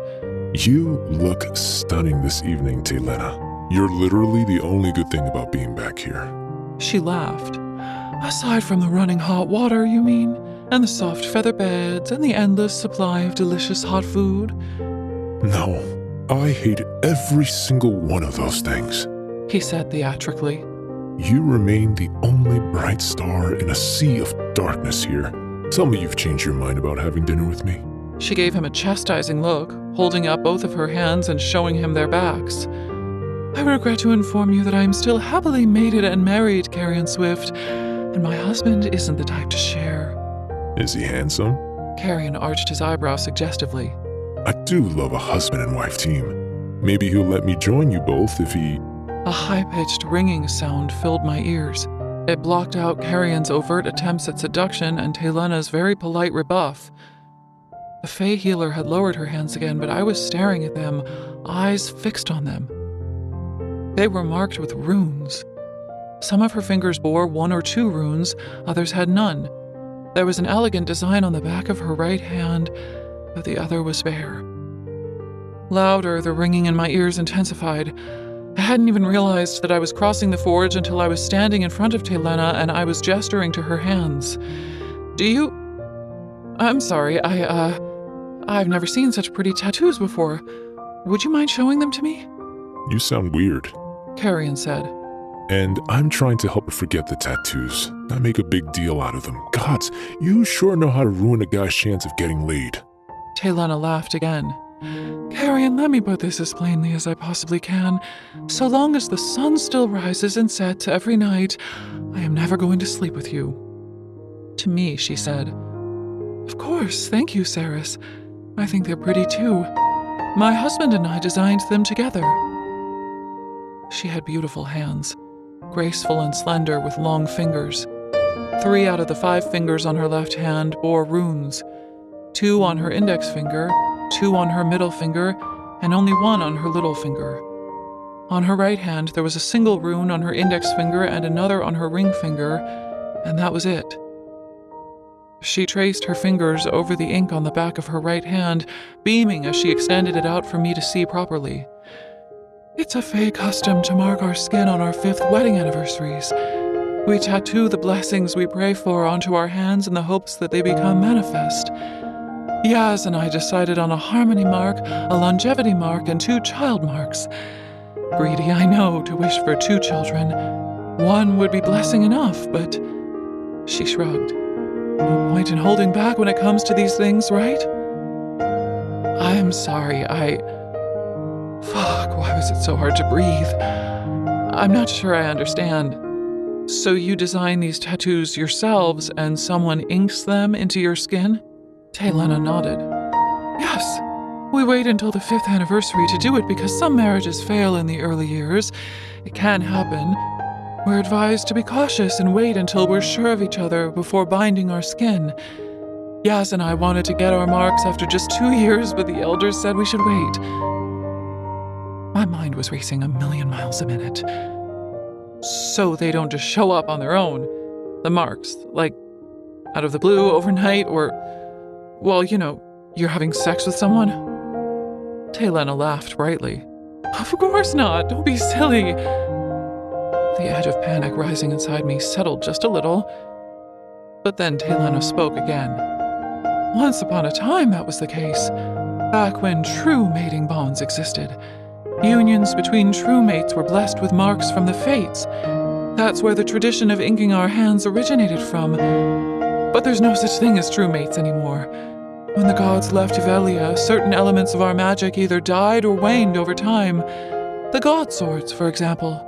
They were very slowly cut off from the source of the magic they channeled. Our ability to form mating bonds also died out over thousands of years until it disappeared altogether. Right. Oh God, I needed to sit down. So it's just a tradition now. People cover their hands in runes for luck. I wouldn't say we cover ourselves in them, Telena answered. I knew a couple who decided on 7 runes once. 7 is an auspicious number, after all, but there are those who considered that a little greedy. From the tone of her voice, Telena herself was amongst that number. 7? 7 runes.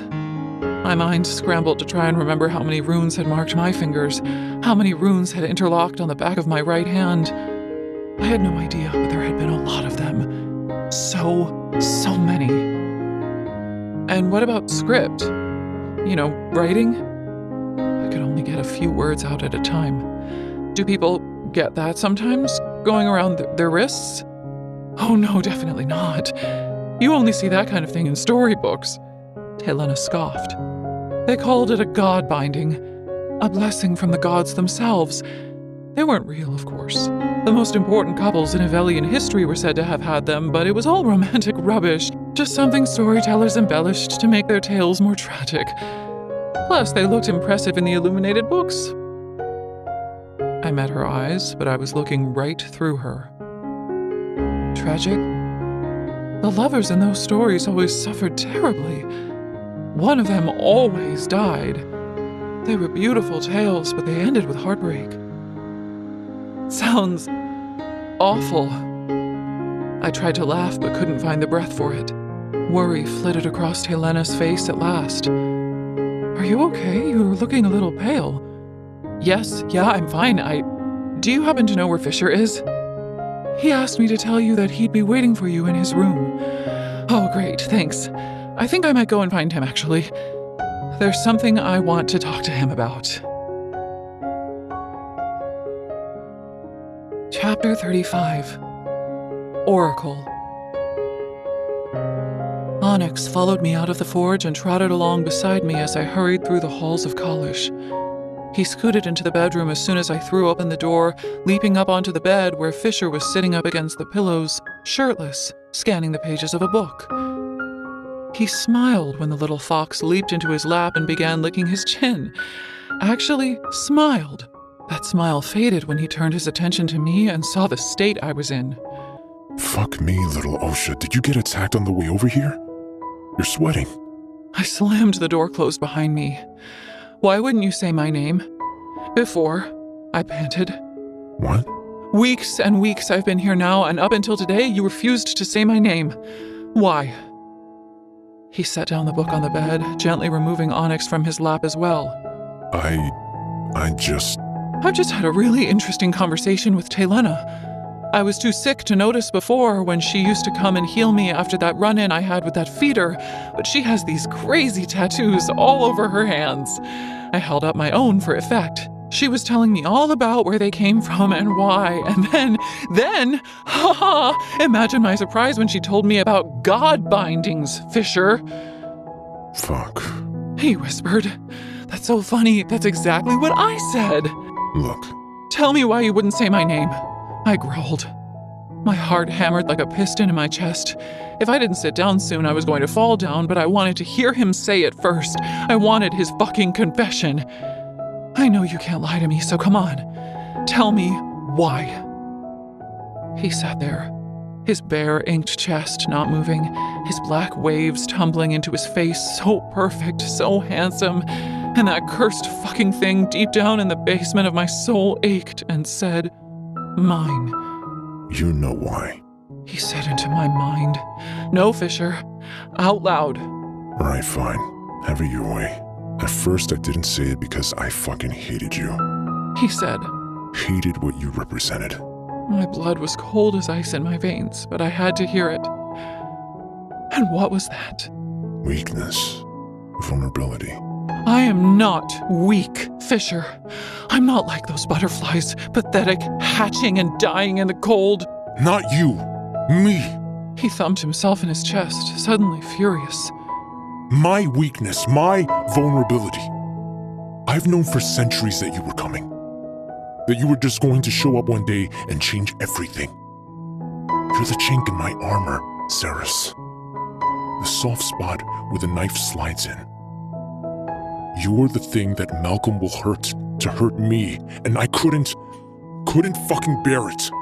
I bit the end of my tongue until I tasted blood. And yes, I told you once about the O'Shaleth. Yes, I told you that they hatched and died in a day. But I was being cruel, Ceres. I didn't tell you about them properly. Nothing inside the bedroom changed. Nothing moved, but the air seemed to still. The figures in the paintings on the walls, with their faces slashed to ribbons, seemed to all hold their breath. What do you mean? I whispered. The O'Shaleth hatch once in most Fae lifetimes, up north in the wastelands far beyond Anjun Sky, where the dragons used to live. The air's so cold there that it'll freeze in your lungs if you breathe it in without a mask. No life exists there for long, but once in 1,000 years, the howling winds drop, signaling the coming of the O'Shaleth. News of that event travels quickly. That's when the bravest of our kind set out. They go on foot where no horse can go.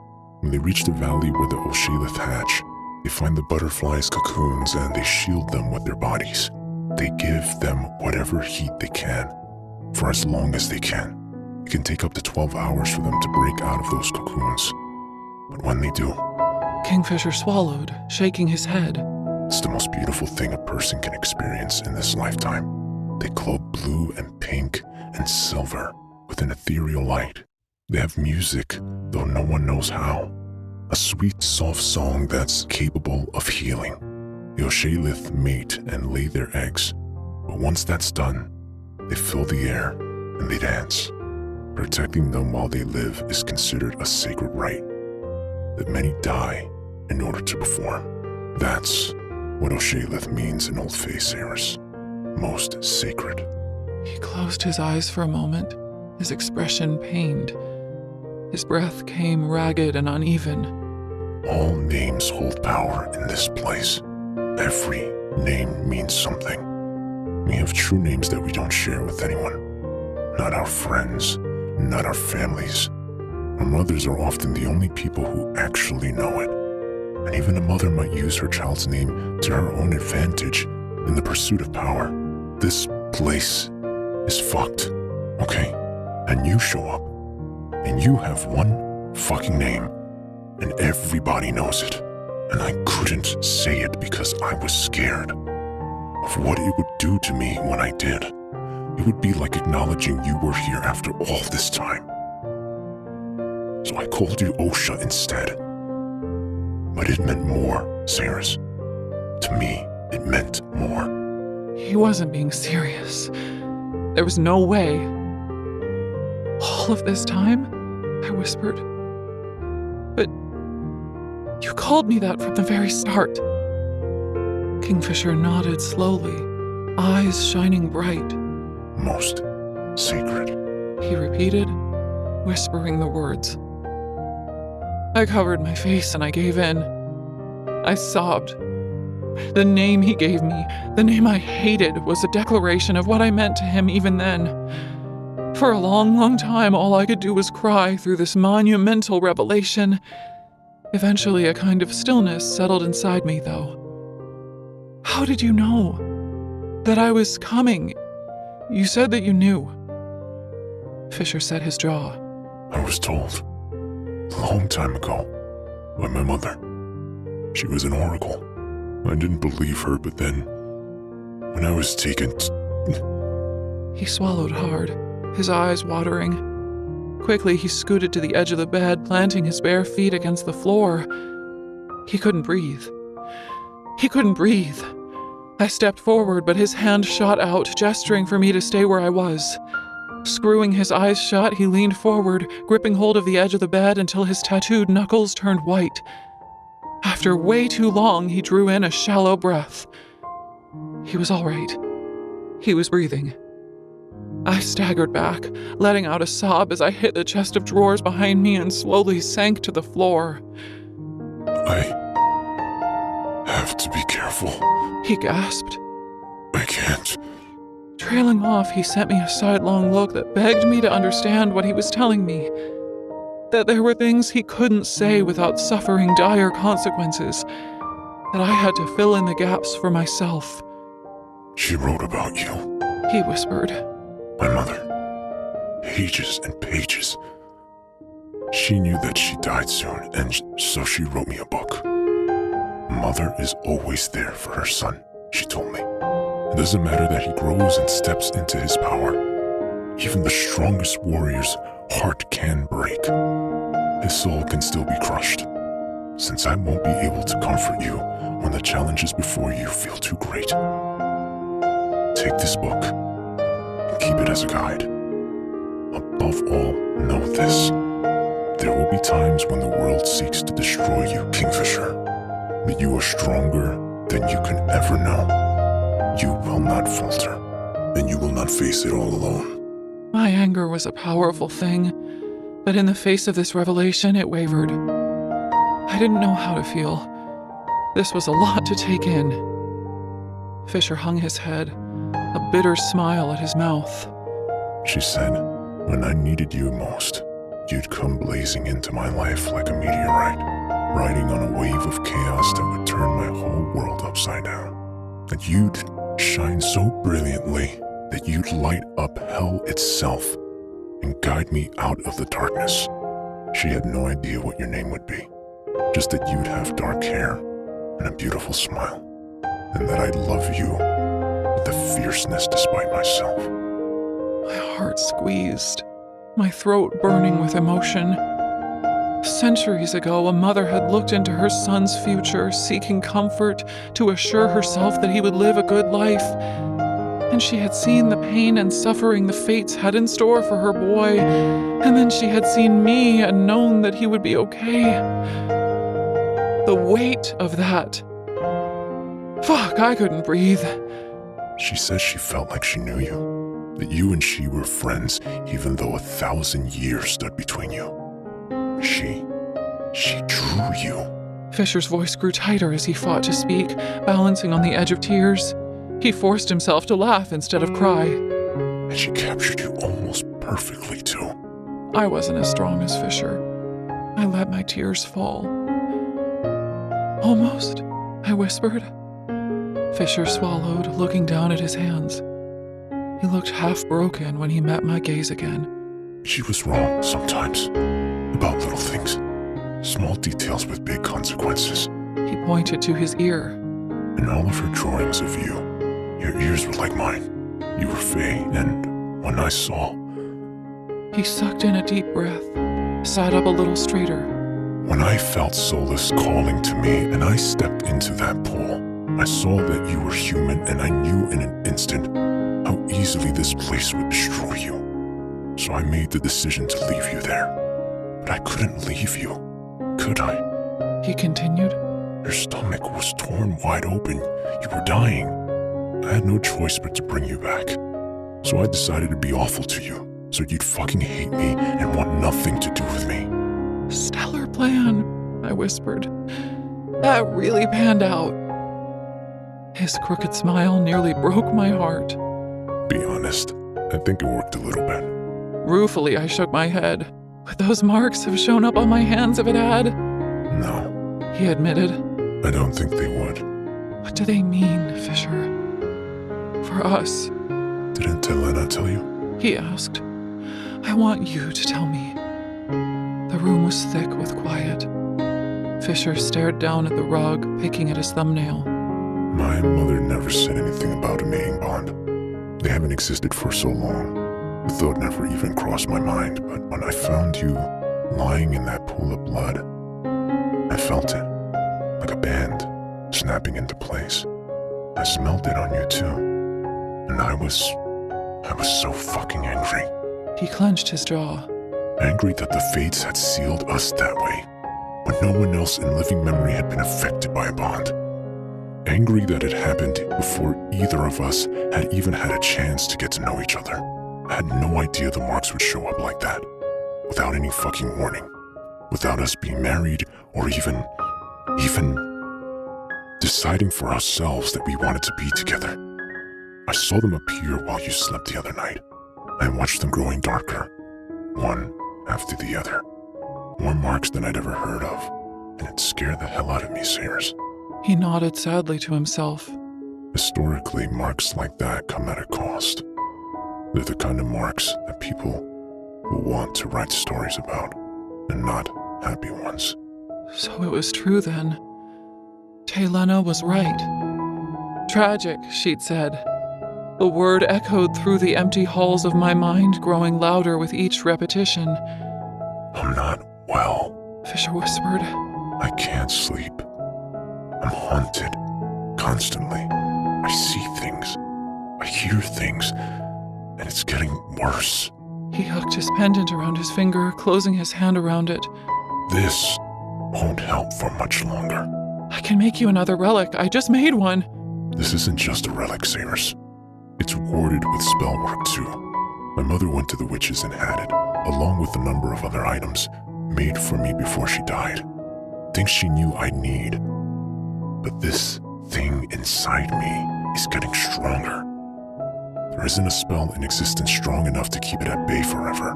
Soon enough, the pendant won't work at all, and I'll be lost. But you don't need to worry. I refuse to bond you to me with that on the horizon. I won't accept it. I won't have you chained to me when things get really bad. You rejected our bond? My throat throbbed when I spoke. The words cut like blades. I walked an emotional tightrope, torn straight down the middle by what I was learning. Fisher sighed. I'm not sure how it works exactly. I scoured the library at Kalish. For 2 weeks, I read everything I could lay my hands on that referred to the mating bond. I wanted to find a way to prevent it from forming in the first place, even though I knew it was already too late for that. He shrugged. I did read that if marks appeared, a waiting period could be initiated though, where either party could choose to accept or reject the bond. I initiated the waiting period for us back in Ballard. The pieces were beginning to fall into place now. So that's what all of those books were for? In your tent back in Anir. The thought of it made me want to curl into a ball and stop breathing. That's what you were doing all that time you were gone, after I was bitten by the feeder. You were looking for a way to free yourself.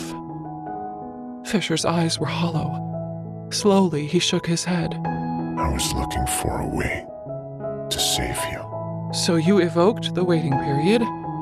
For me. For my own good, because it was the right thing to do. I snapped. Fisher laughed, the sound bitter. Rejecting the bond altogether would have been the right thing to do. Then why didn't you? I've asked myself that question a lot. I decided that's what I was going to do when I watched them darken on your skin, especially when I saw the god bindings appear. But then when it came down to it, I couldn't do it. I don't know why, I just couldn't. Don't worry, the month will pass and nothing will change. First, we're going to get Everling back. Then you'll finish making the relics. Once that's done, you'll go back to Zavarin and your brother. I was drowning by the second, dragged deeper into misery, further from hope and happiness. Oh, great. You've got it all figured out then. Congratulations, I'm so happy for you. Fisher looked stung by my tone. Good. He fucking should be. Saris. No, really, I'm thrilled that you've had so long to think about all of this. That you've known for hundreds of years that I was going to show up in your life, that you knew what those tattoos meant, and you got to decide that you were going to reject me for my own good and send me packing back to Zavarin. I'm ecstatic that you've made all of these awful, difficult decisions on my behalf, Kingfisher. Oh, come on, be realistic. Fisher stood, dragging his hands through his hair. He towered over me, a wall of muscle and ink and despair. Does it change anything? Now that you know all of this, do we suddenly have more options available to us? Ones that don't completely fucking suck? I don't know if it changes anything. You're the one with all the answers. What does your mother's book say happens next? Fisher's jaw worked. It says nothing. You were right at the end of the book. She wrote only that I find you, and the fates would guide our path from there. Well, wasn't that just wonderful? I let my head fall back against the chest of drawers and closed my eyes. Fuck the fates. They don't get to decide shit for me. I decide what my future is going to be. You have to go home, Saris. You can go back and work to free your people. You can still be happy. I'm going to die and... My eyes snapped open. What do you mean you're going to die? You aren't dying. You're... He let out the heaviest sigh I'd ever heard. He came and stood in front of me and dropped down into a crouch. When he reached for my hand, I pulled it away, slamming my elbow against the chest of drawers in the process. He tutted, reaching for my hand a second time. This time I let him have it. He threaded his fingers with mine and looked down at our joined hands for a very long time. You're right, he said at last, looking up at me. Being driven to the point of madness by pain and horrific hallucinations won't kill me. No, but it's no life, at least not one that I want to live. And I won't be safe. I'll end up hurting the people I care about. In the very least, I'll be a burden, and I won't saddle you or anyone else with the burden of caring for me. It's just not happening. So you're just gonna fucking kill yourself? He was tensed, a bowstring ready to snap. Renfis, well, hell. I shoved him as hard as I could, pushing him away. He toppled back, landing on his ass, the move taking him by surprise. I jumped up and stepped over him, putting space between us. Don't you dare finish that fucking sentence, I seethed. You're so fucking selfish. The silver in his right eye swallowed the green. Righting himself, he sat up, hooking his elbows around his knees. and God's the expression on his face. He was ruined. I know. He choked out. I don't want this. But whatever he would say after those words was too painful. He bounced his legs, letting out a shaky breath. Suddenly it hit me. You can't just give up. If you die, so does Loreth. What? You saved him. You gave him part of your soul. If you die, you'll be trapped, waiting for your soul to be made whole again before you can move on. Fisher arched an eyebrow, displeased. That was private. I suppose he's just going around telling everyone that now. Look, I've made my peace with whatever happens to me after. If I'm stuck, floating around the ether for 1,000 years, then so be it. That will be infinitely better than the alternative. Loreth said he'd die himself before he let that happen. Are you really going to cut his life short too? Loreth won't even know I'm gone. He growled. Of course he will. You seriously think he just won't notice you're gone? Are you going to tell him you're moving to another realm to live a better life or something? Something like that. He mumbled. You're such a fucking idiot, Fisher. These people are your friends. They love you. You're really going to ask Ren to help kill you? Then keep it a secret from everyone else who cares about you? You'd really put that on him. And Loreth is smart. He isn't going to accept that you're abandoning Ivelia and you won't be coming back. He's going to have to, isn't he? Like hell he will. I headed for the door. Where are you going, Ceres? He called after me. To sleep. And in the morning, I'm going to the library and I'm going to research how to save Everlane and you. Because I don't just throw my hands up and accept defeat when things get hard. I'm honestly shocked to learn that you do. Chapter 36. Ishabal. I tried to fall asleep in the room we slept in when we first arrived at Kalish, but Carrion's snoring was so bad that I dragged a duvet into one of the formal living rooms and passed out on one of the overstuffed couches. I woke from a fitful sleep sometime after dawn and found Fisher in the high-backed armchair beside me, staring at Omnimarin's jagged peak out of the window. The beautiful scent of wild mint made me want to burst into tears, but I managed to stay calm as I folded the duvet and fluffed the imprint of my body out of the couch cushions. I wanted nothing more than to walk away without interacting with Fisher at all, but he caught my hand as I passed him, and I didn't have the energy or the will to pull away. He rested his forehead against my arm, closing his eyes, and a tiny piece of me cracked and broke. I ran my free hand gently through his hair, screaming inside, so fucking angry at him and at myself and at the gods and the whole fucking universe for doing this to us. This wasn't fair. None of it was. He didn't fight me when I let go of his hand and walked away. I paused in the doorway, glancing back at him over my shoulder, and immediately wished I hadn't. He'd gone back to staring out of the window, but he'd covered his mouth with one hand, his fingers digging into his cheek. The pronounced shadows under his eyes told of countless sleepless nights. Even the defeated set of his shoulders showed how exhausted he was. I couldn't walk away from him when he looked like that. I just fucking couldn't. I dropped the duvet there in the doorway. Fisher closed his eyes when he realized that I was coming back to him. All of the nerves and trepidation I used to feel over touching him were gone. He leaned into me, resting his head against my stomach, wrapping his arms around my legs, placing his hands lightly on the backs of my thighs, and I held him. Seconds passed. Long minutes. I rubbed a hand between his shoulder blades in circles, hurting and aching and wishing.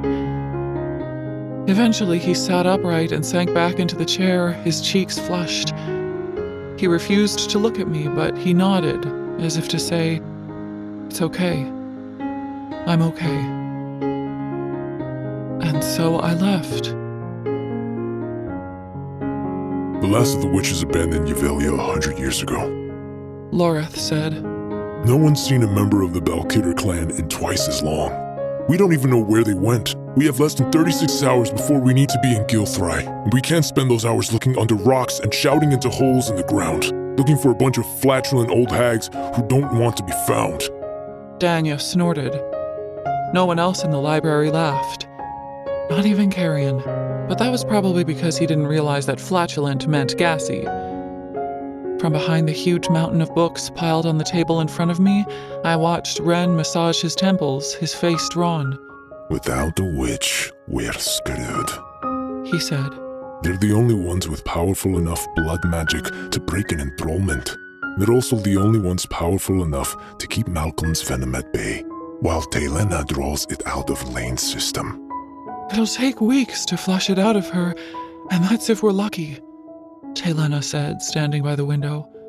She hugged herself as she turned around and faced us all. It's more likely that it'll take months.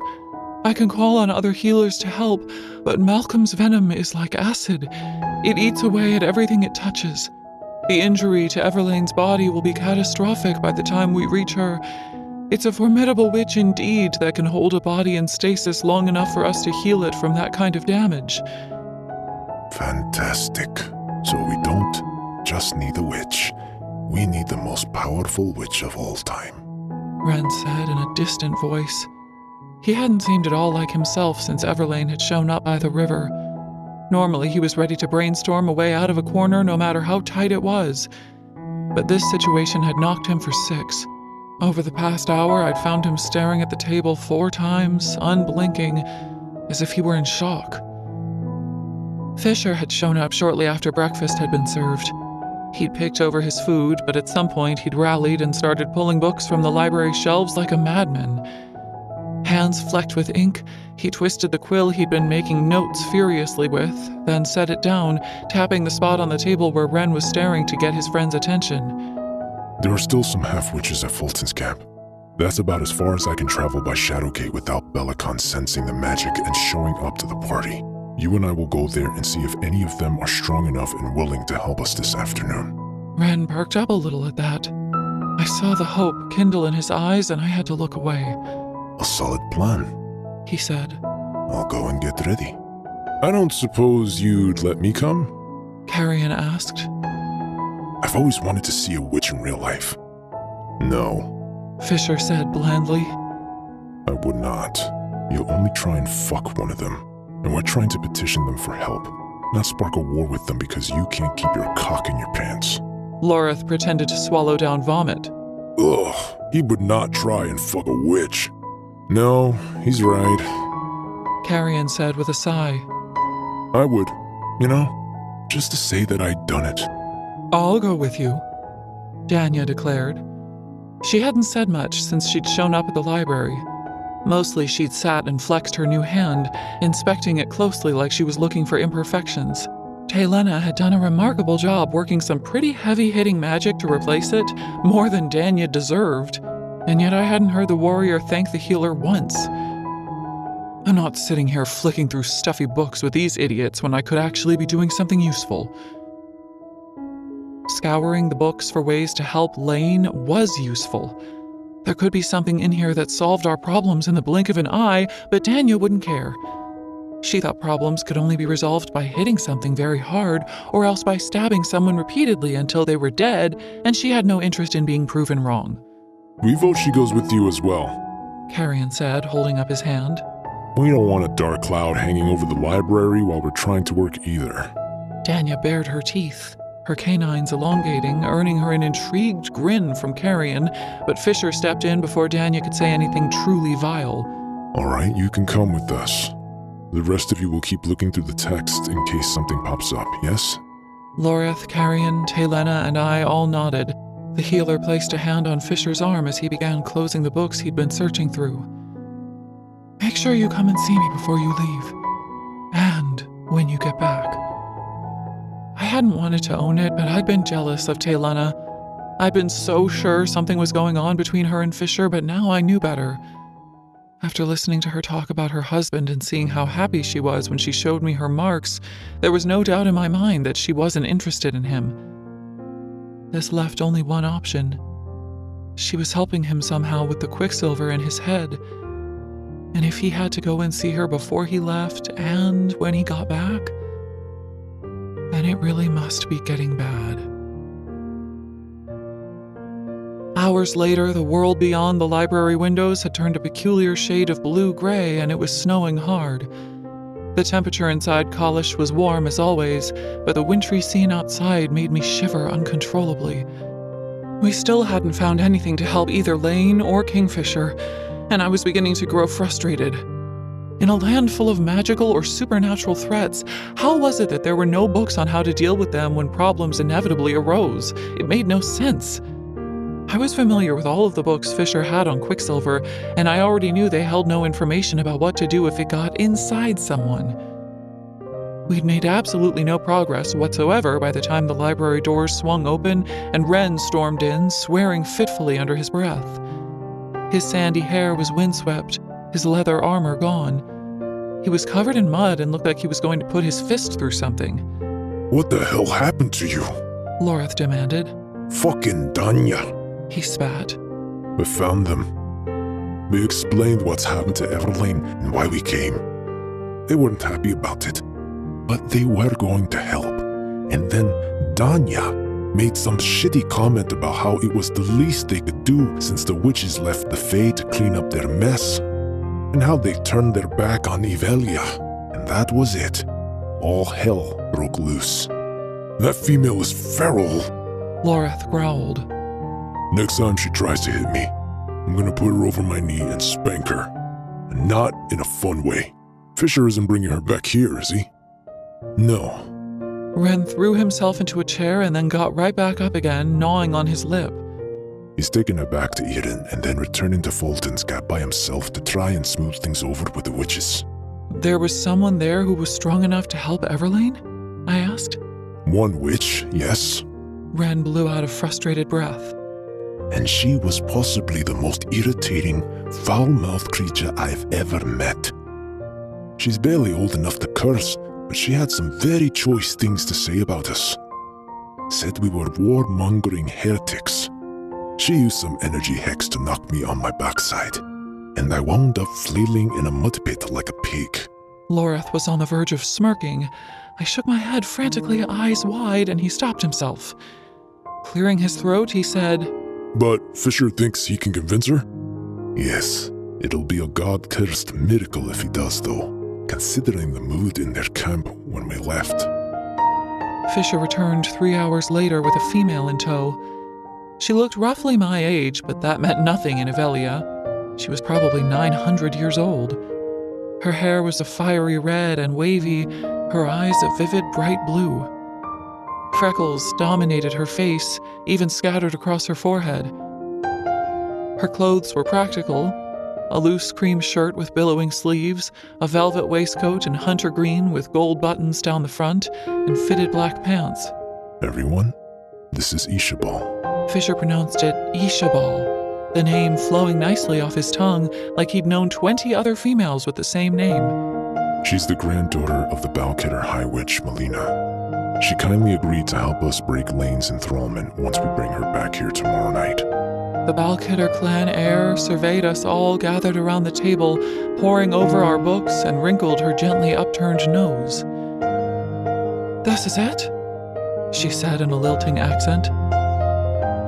"You're planning to take on Malcolm and kidnap his newest thrall with just 3 Fae males and 2 humans?" Fisher moved around her and came to stand by the fireplace, holding his hands out to warm them against the flames. No, of course not. The humans are staying here, he said. Had he purposefully turned his back to me so he wouldn't have to see my reaction? I was sure he had. He probably thought that I wouldn't argue with him in front of everyone if he didn't make eye contact with me, but he was deluding himself. "Of course we're coming," I said. "Everlane's our friend." I've actually never met Everlane, Carrion chipped in. but I'm still coming. Solidarity and all that. Fisher put his back to the fire, resignation already carved into every line of his face. You're sure you're ready? I fought perfectly well at the river, didn't I? Yes. But those were feeders. Mindless and stupid. We won't be facing feeders at Gilthry, Cirrus. We'll be facing Malcolm and his lords. Monsters, all. Not one of them knows the meaning of mercy. They'll fill you full of venom and watch you scream yourself to death for sport. If you come, are you ready to face that possibility? He was trying to scare me with the truth. A thrill of fear did tiptoe down the ladder of my spine, but he knew me better now than to think I would let my fear stop me from rescuing my friend. Yes, I'm ready, I told him. Fisher's face was unreadable. And you? He said to Carrion. You ready for that? Sure, why not? I'm too pretty to die old anyway. Fisher hung his head, folding his arms over his chest so that his shirt pulled taut, highlighting just about every muscle in his body. When he looked up again, he shrugged and said, Okay, fine. Who am I to stop you? Chapter 37. Much sharper. My eyes were strained all to hell when I made my bed on the couch again that night. The bare branches of the trees outside the window tapped and scraped at the glass, the snow coming down harder than ever. It seemed that it wanted to bury Callie under its mantle, entombing those of us inside within the walls of the house so that nothing could harm us. Unfortunately for us, we couldn't stay in our warm, comfortable sanctuary, protected from the dread things that lurked in the dark much longer. Tomorrow night we would venture out into the world and face them. I was still preparing to try and sleep when Fisher came for me. He padded barefoot and shirtless into the living room, his ink swirling across his skin as he crossed the room. You really think I'm going to let you sleep out here again? He asked. I didn't know if you'd want me in your bed, I told him. If it were up to me, we wouldn't spend another night without each other again. Gently, he reached for the end of my braid and drew it over my shoulder toward him. He slowly unfastened it, working my hair loose with his fingers. His eyes were cautious when they sought out mine. Does that scare you? He murmured. No, God, his hands felt amazing. It was so intimate to have him run his fingers through my hair like this. It doesn't scare me, I whispered. I want that too. It would have been easy to let my thoughts run away with me. There were so many angry, hurt, frightened words I could hurl at him, but I'd done enough of that last night, and I really didn't want to do it again. As if he were thinking along similar lines, he cupped my face in his hands and said softly, Let's have tonight. You and me. Tomorrow night we'll bring Everlane home. And once Isha Ball and Taylena have her fixed up and good as new, then we can worry about me. Okay? My relief hit hard. He was no longer talking about how futile it was to try and find a way through all of this. He was saying, let's deal with what's right in front of us and see what the lay of the land is like after that. It was a much more positive approach than the hard line he'd taken last night. I looked up at him, my ribs cinching tight. Yes, let's do that, please. He grinned, his expression turning wicked as a shadow gate opened up behind him. He picked me up, fast as hell, and stepped back into the twisting smoke before I could even think about calling him lazy for not walking back to his bedroom. But when we emerged through the gate, we weren't in his room. We were back at the apartment in Ballard, standing in the living room above the bakery, surrounded by candles. They rested on the mantelpiece and the bookshelves. They covered the little dining table where we'd eaten breakfast and filled the windowsills of the huge bay windows with flickering light. Everywhere I looked, there were candles. Fisher smiled, his mouth pulled to one side, a dimple marking his cheek as he watched me taking it all in. I spun around, holding my hands over my mouth. It's beautiful, I breathed. He came and stood close behind me, folding me into his arms. It's not finished yet. His breath stirred my hair and something else, too, deep inside of me. I felt his power rush across my stomach as black smoke plumed from his hands, filling the room. Soon it was everywhere, cloaking everything from sight. Everything except the flickering flames of the candles.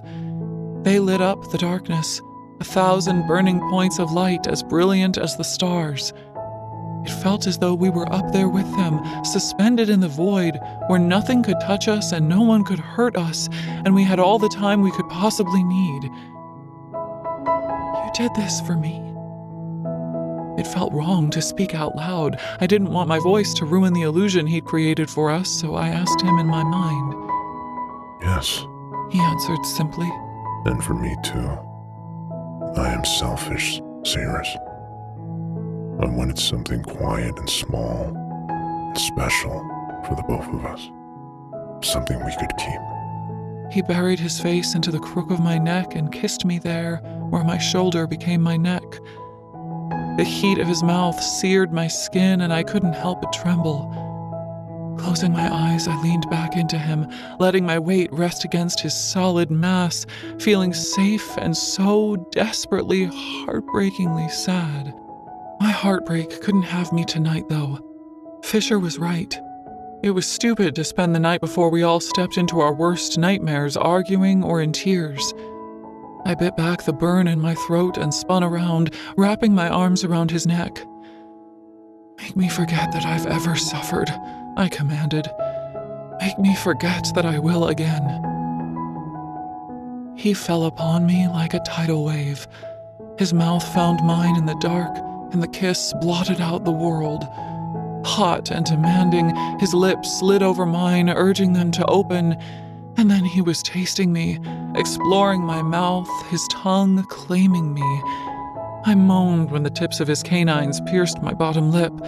The copper-bright tang of blood flooded my mouth, and Fisher huffed out a hard breath, letting out a moan of his own. It coated both our tongues as he kissed me deeper, his hands working their way into my hair, his breath quickening. I felt him, hard against my hip bone, his cock already rock solid. My stomach bottomed out. Gods, I wanted him. I wanted all of him. My soul was on fire, and I didn't care if I burned for all eternity. So long as I was burning with him, then so be it.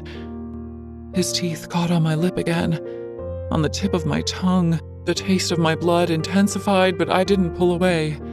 Fisher's hands slid down my body, cupping my backside, his fingers digging into my ass cheeks.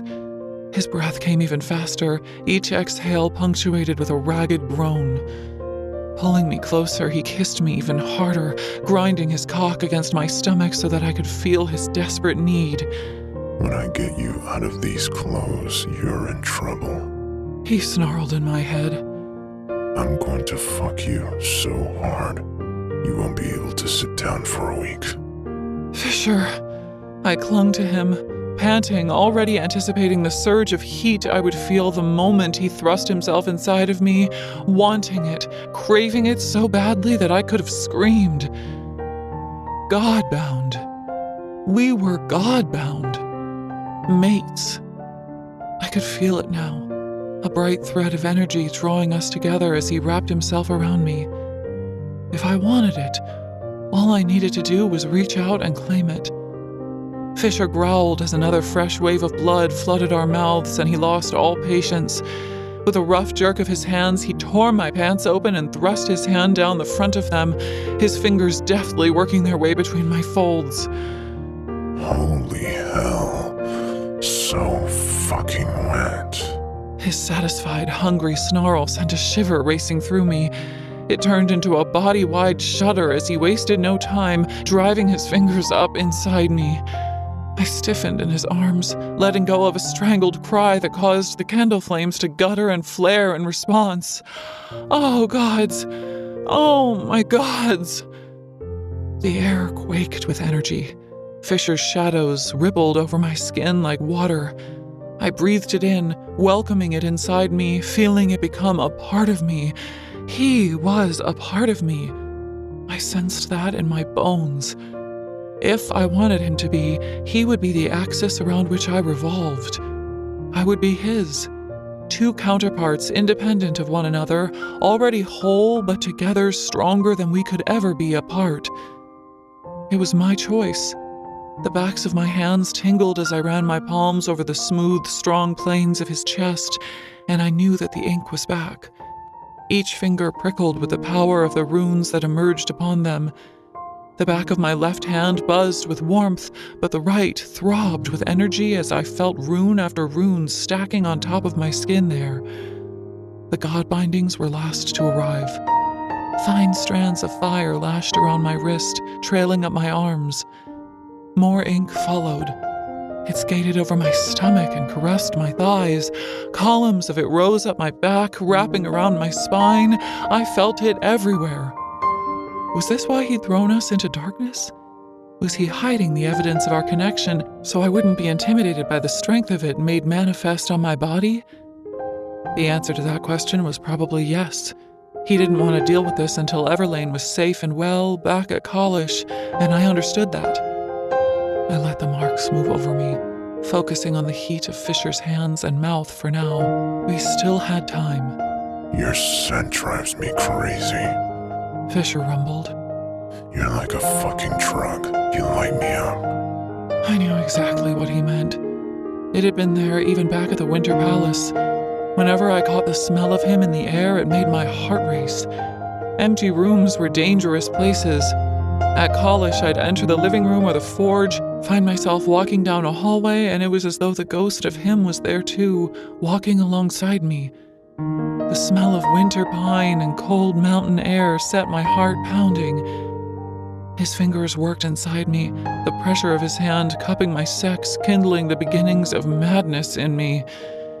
He would be my end, this male. He would claim my better days and carry me during my worst. He would show me the meaning of ecstasy and drown me in it until I fucking died. Please, Fisher. God, I want you. His low, rumbling chuckle skimming over the surface of my mind was pure sin. You've got me, Lalosha. And I've got you. His fingers withdrew from inside me and moved back to find my clit, dedicating his full attention to the swollen bundle of nerves at the apex of my thighs. He rubbed his fingertips over me in tight, small circles designed to push me toward orgasm, and fast. I sighed as his mouth traveled from mine along my jaw, hovering over the shell of my ear. Goosebumps exploded down the backs of my arms and legs, the hair at the back of my neck standing to attention as his hot breath bloomed over my skin. Nobody will ever fuck you the way I'm about to fuck you, Sarsfane. I'm about to introduce you to all 7 gods.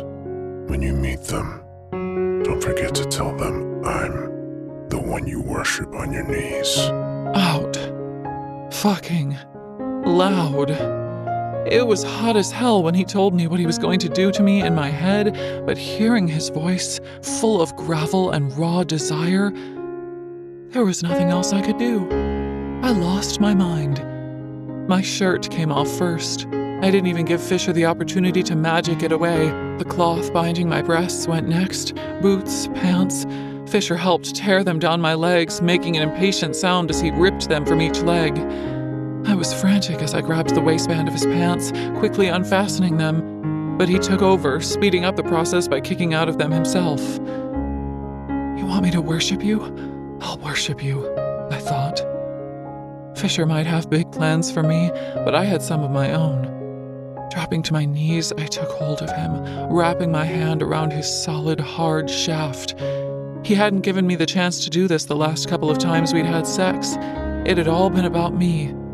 Fisher had spent an ungodly amount of time between my thighs, bringing me to screaming climax with his mouth. But now it was my turn. Nerves chased adrenaline as I extended my tongue and slowly, teasingly licked the swollen head of Fisher's cock. Oh, holy shit. He was beaded with pre-cum. The slightly salty taste of him coated my tongue as I swirled it around his rigid flesh.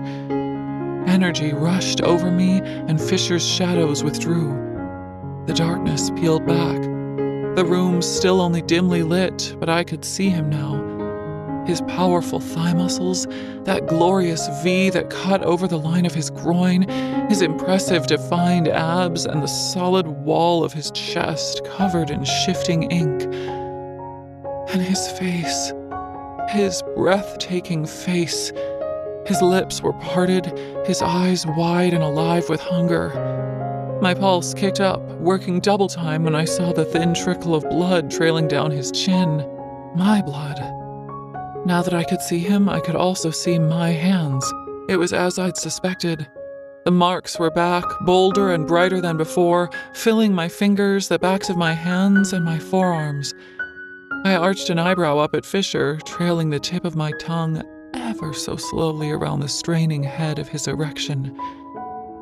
"I thought you were hiding these from me," I said. Maybe I was, but I'll be damned to hold a way to hell and back if you use that sweet mouth on me, and I don't get to watch. He gazed at the ink staining my skin, taking it all in. When his eyes met mine again, they were full of fire. And anyway, I'm not afraid of them, little Osha. Are you? And there it was. A question I'd been asking myself over and over again. I still didn't understand the implications of these marks. I was very worried about what they meant for any future Fisher and I had if we chose this. But they were beautiful. A representation of what he was beginning to mean to me. I sucked the head of his cock into my mouth, deeply pleased when Fisher trembled in response. My mouth made a wet popping sound when I let him spring free of my lips again. "I haven't made up my mind," I said carefully. "I'm not afraid of them tonight, and that's all that matters right now." I sank back down onto him, done with the teasing, closing my mouth around him, and Fisher's eyes rolled straight back into his skull. Holy fucking shit. He groaned. When he'd recovered himself enough to look at me again, a small wave of panic notched at the back of my throat. He was going to eat me alive. I was going to let him. But that didn't stop the thrill of nerves from shooting up my spine as I considered all that would entail. I bobbed up and down on his cock, working my tongue around him, relishing the velvet-smooth texture of his skin as my lips moved over it. His twitched, straining, and I took him deeper. God's alive, you're so pretty with your mouth wrapped around me like that. Fisher traced the line of my cheek, my jawbone, then rubbed the pad of his thumb over my lips, stretched around him. He sucked his own bottom lip into his mouth, biting down on it as he growled possessively. My lips to kiss, my mouth to fuck. His canines pierced his lip, twin glossy beads of his own blood staining his mouth, and as if throwing caution to the wind, he rocked himself forward, pushing himself deeper into my mouth. I whimpered, the tip of his cock butting against the back of my throat, and Fisher immediately jerked back, pulling himself out of my mouth with a feral hiss. Fuck. He fell on me in a wave of black shadows and smoke. No time to make it to bed. The couch was so close, but he took me where I was, right there on the floor. I cried out when he sank himself into me. It was all I could do to stop myself from coming on the spot. He filled me so deliciously, the weight of him on top of me so perfectly satisfying. He went still. We both panted, staring at each other. Tell me to fuck you, Sayers. He ground out. Tell me you want this. I clawed at his back, desperate for him to move, to fill me again and again and again. Please, gods, please fuck me. I want you. I want... That's all I needed to hear. Fisher drove himself into me hard, his jaw clenched tight. Energy flickered between us like tiny filaments of lightning, dancing all over our skin, connecting us as he drove himself home. I took panting, gasping breaths, fighting to stay calm as a storm began to build in my chest. It would wreck me when it broke, and I wasn't ready. It was sweeping Fisher away, too. He held on to me so damn tight as he rocked into me, as if he was afraid that I'd disappear if he loosened his grip. I came first, my orgasm obliterating my ability to think, like one of the avalanches that I'd seen racing down the face of Omnimaran. It slammed into me and swept me away. My back arched up from the rug, my body contorting as pure, unadulterated pleasure rocked me to my core. Fisher followed after me. When he came, the sound of his breathless, furious cry made the panes of glass in the window frames shake. I watched, unable to tear my gaze from him, and an array of new tattoos bloomed like black flowers across his skin. They climbed up the side of his throat, Fresh runes chained his collarbone, interlocking and bold. The design on his neck looked like feathers at first. And yes, they were feathers. The outstretched wings of a majestic bird, flashing metallic blue and green, fanned around either side of his neck, unique and stunning. He roared, burying himself deep one last time, and sank down on top of me, covering me with his body. For a time, it was all we could do to exist in the aftermath. Gods, that... I swallowed thickly, trying to catch my breath. That was... Fisher propped himself up on his elbow, and my heart backflipped at the sight of him. His hair was messy, his waves on the brink of actually curling for once. His cheeks were flushed, the shadows beneath his eyes nowhere to be seen. For once, he looked at ease, content, and... wicked? A slow smile spread across his face. That was only the beginning, Sayers. He bumped my nose with the end of his. Didn't think I'd be done with you that easily, did you?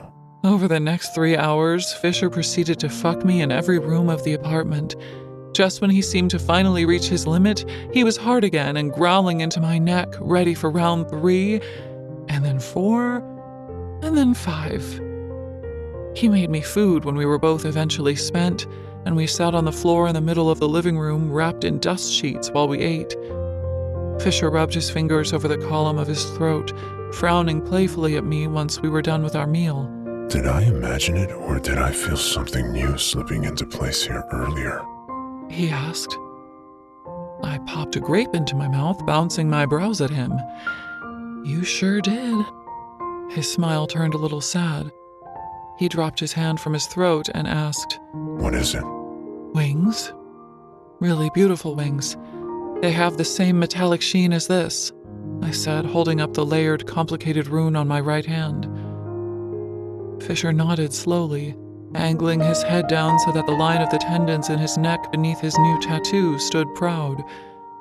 He was as mesmerizing as a painting like this, with his hair obscuring his face, his strong, dexterous hands resting in his lap. I wished I could sketch him, so I could save the sight of him like this forever. Unlike his mother, I was no artist, though, and sometimes that's just how things were supposed to be. There were moments that were gifts, meant to be cherished only for as long as you could remember them. Luckily for me, I had an excellent memory. What does it mean? I asked quietly, gesturing to his neck. Why did you get new tattoos this time? We had spent a long time between rounds 3 and 4 thoroughly investigating my body and had confirmed that I hadn't developed any new artwork.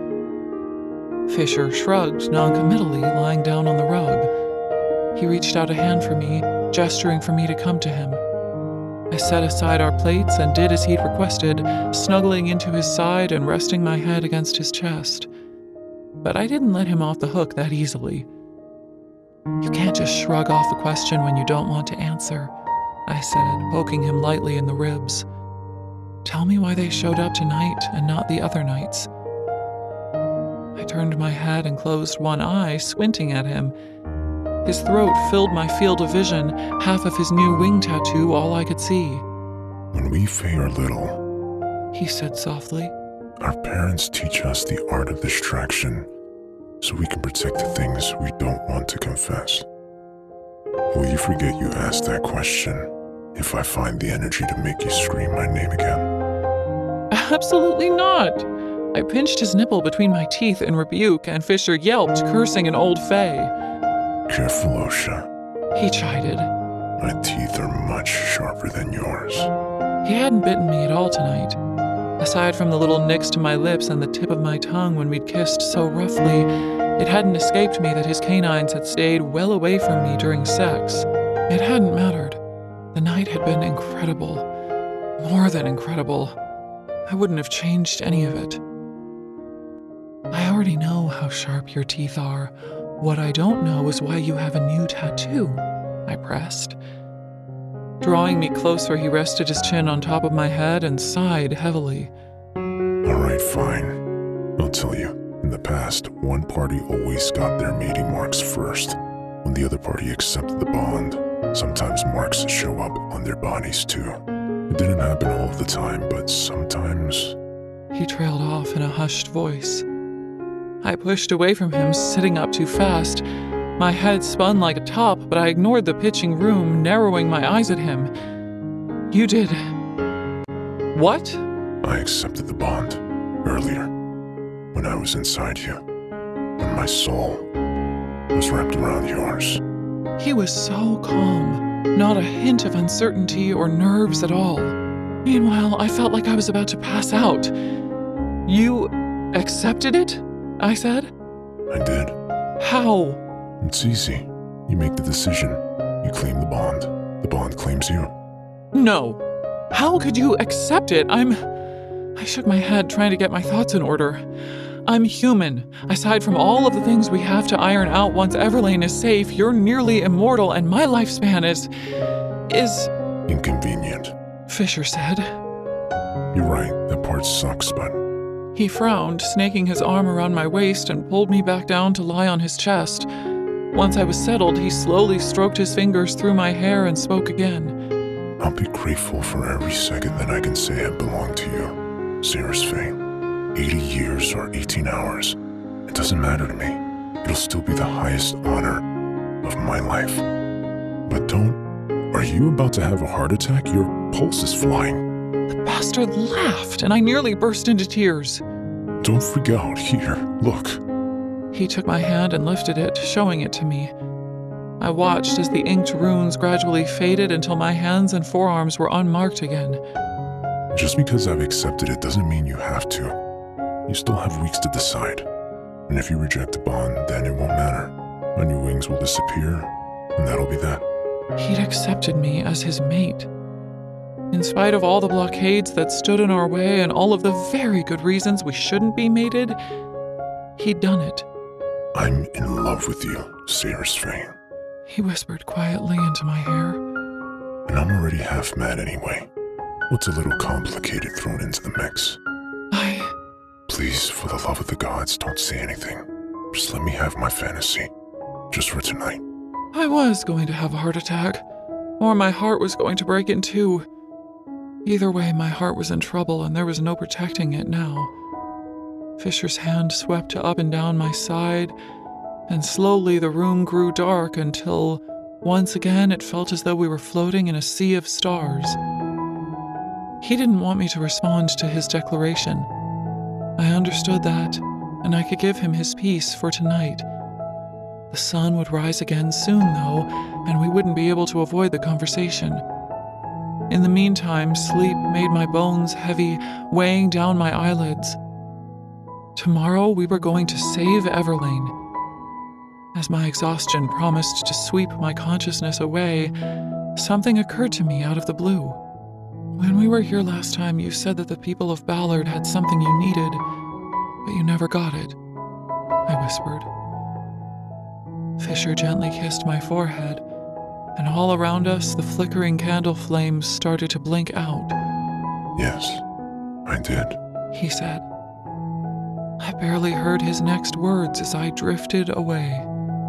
I came for a little hope. Chapter 38. Martyrs for Friends. I woke to a soft mattress, the smell of sugar and honey-warm sunlight pouring into the bedroom. Outside, tiny birds jumped from branch to branch on the tree beyond the bedroom window. I smiled as I stretched my arms over my head, delighting in the way my body ached from last night's adventures. And then my smile slowly slipped away. At some point, Fisher had carried me to bed. Not back into the small room where he'd slept as a child, he'd put me in his mother's bed. And he wasn't lying next to me under the duvet. The bedroom door was open, and through it I could see the ominous black shape of a spiraling shadow gate. No. I rocketed out of the bed, hissing when I stood on my boots. My heart sank at the sight of the pile of fresh clothes laid out for me on the chair by the window. Bypassing them, I ran into the living room, going from room to room, naked, trying to quell my rising panic. Fisher? Fisher! He wasn't in the kitchen. Wasn't in the other bedroom either. The apartment was empty. Rivers of candle wax covered the furniture and ran down the shelves. The remnants of our dinner still sat on the counter by the sink in the kitchen, and in the center of the living room where we'd spent most of our night tangled up in each other was the God's-cursed shadow gate. I stared at it, my eyes flooding with tears. It swam in my vision, but there it remained, hovering an inch above the rug, making a dull, rushing sound. I clapped my hands over my mouth, but they didn't keep the loud sob I let out from ringing loudly around the apartment. What have you done, Fisher? What have you done? I found the note underneath the clothes he'd left for me. This may seem dramatic now, but it'll make sense in time, Cyrus. Go through the gate. It'll take you back to Kalish. Wait there with the others. I'll send Lane back as soon as I can. Tell Ishabal to sedate her the second she comes through the gate. She'll be close to transitioning. There won't be much time. She'll want to go back to the gate before I close it, so you'll have to be ready for that. You have to stop her. This will all be for nothing if she jumps back through. Tell Lorith to live his life.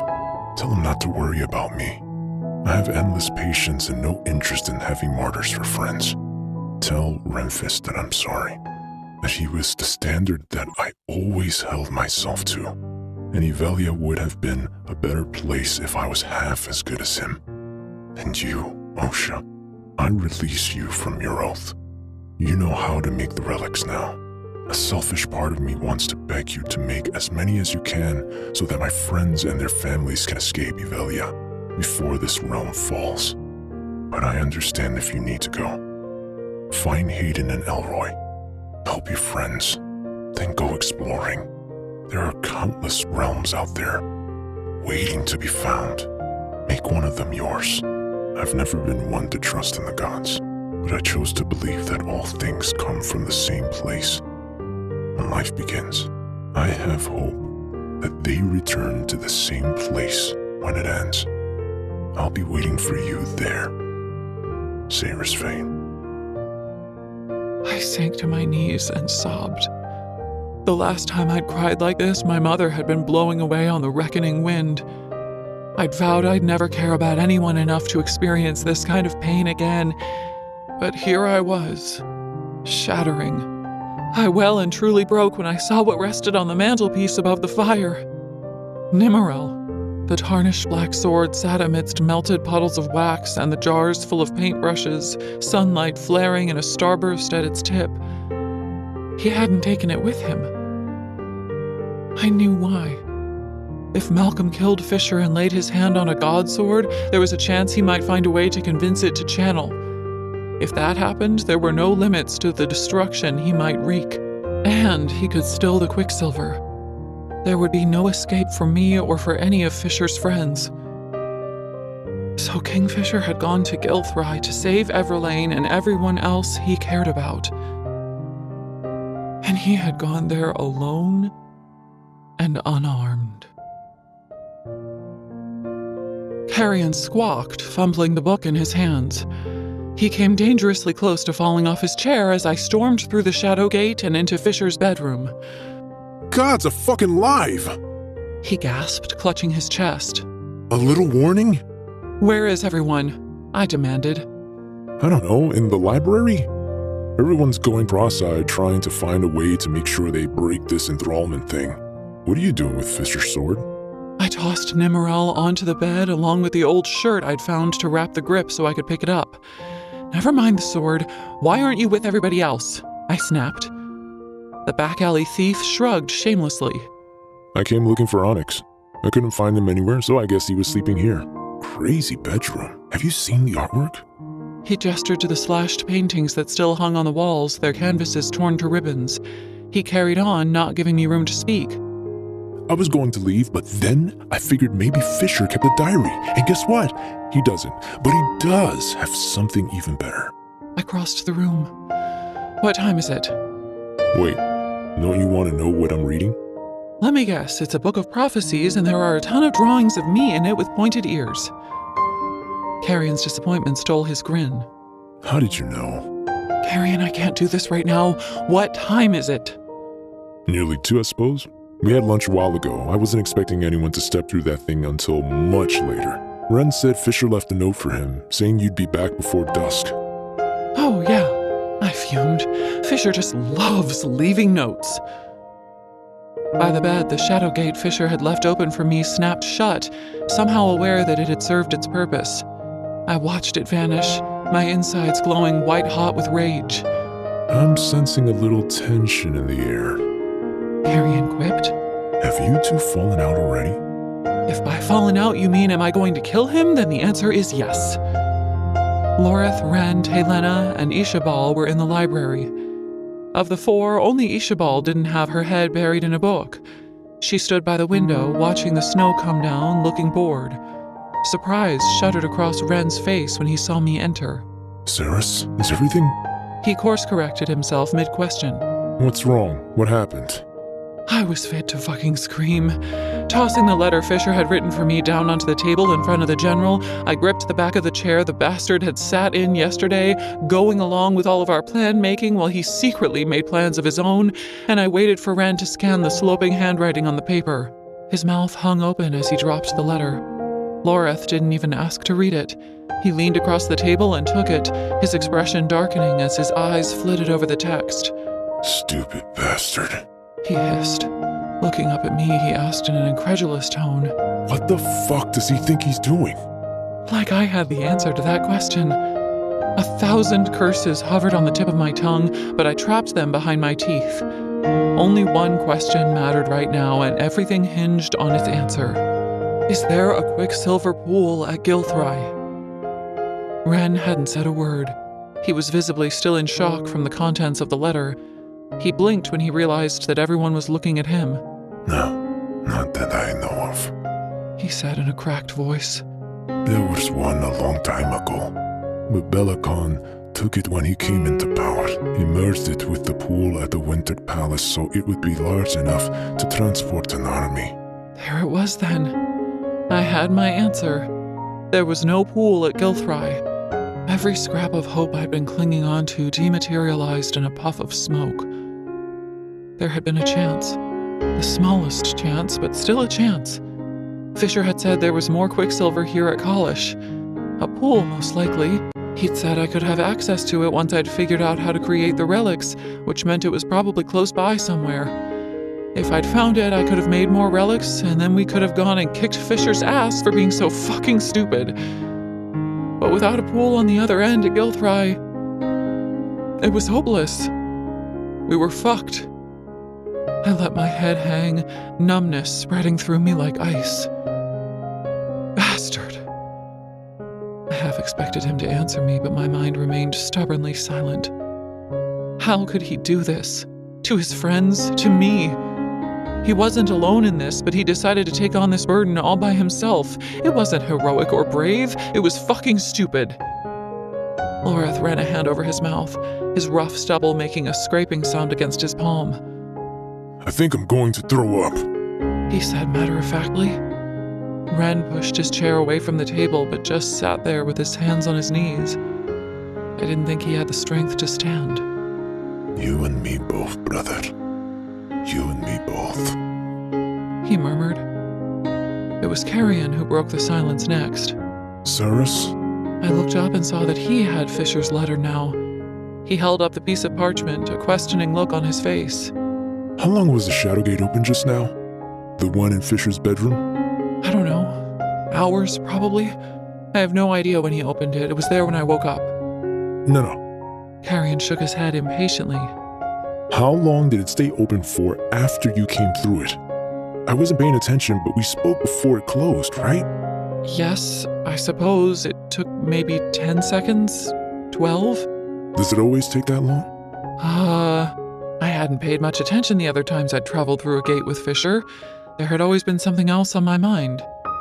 Loreth stepped in with an answer. Yes. I don't know if it's always that long, but there's always a delay.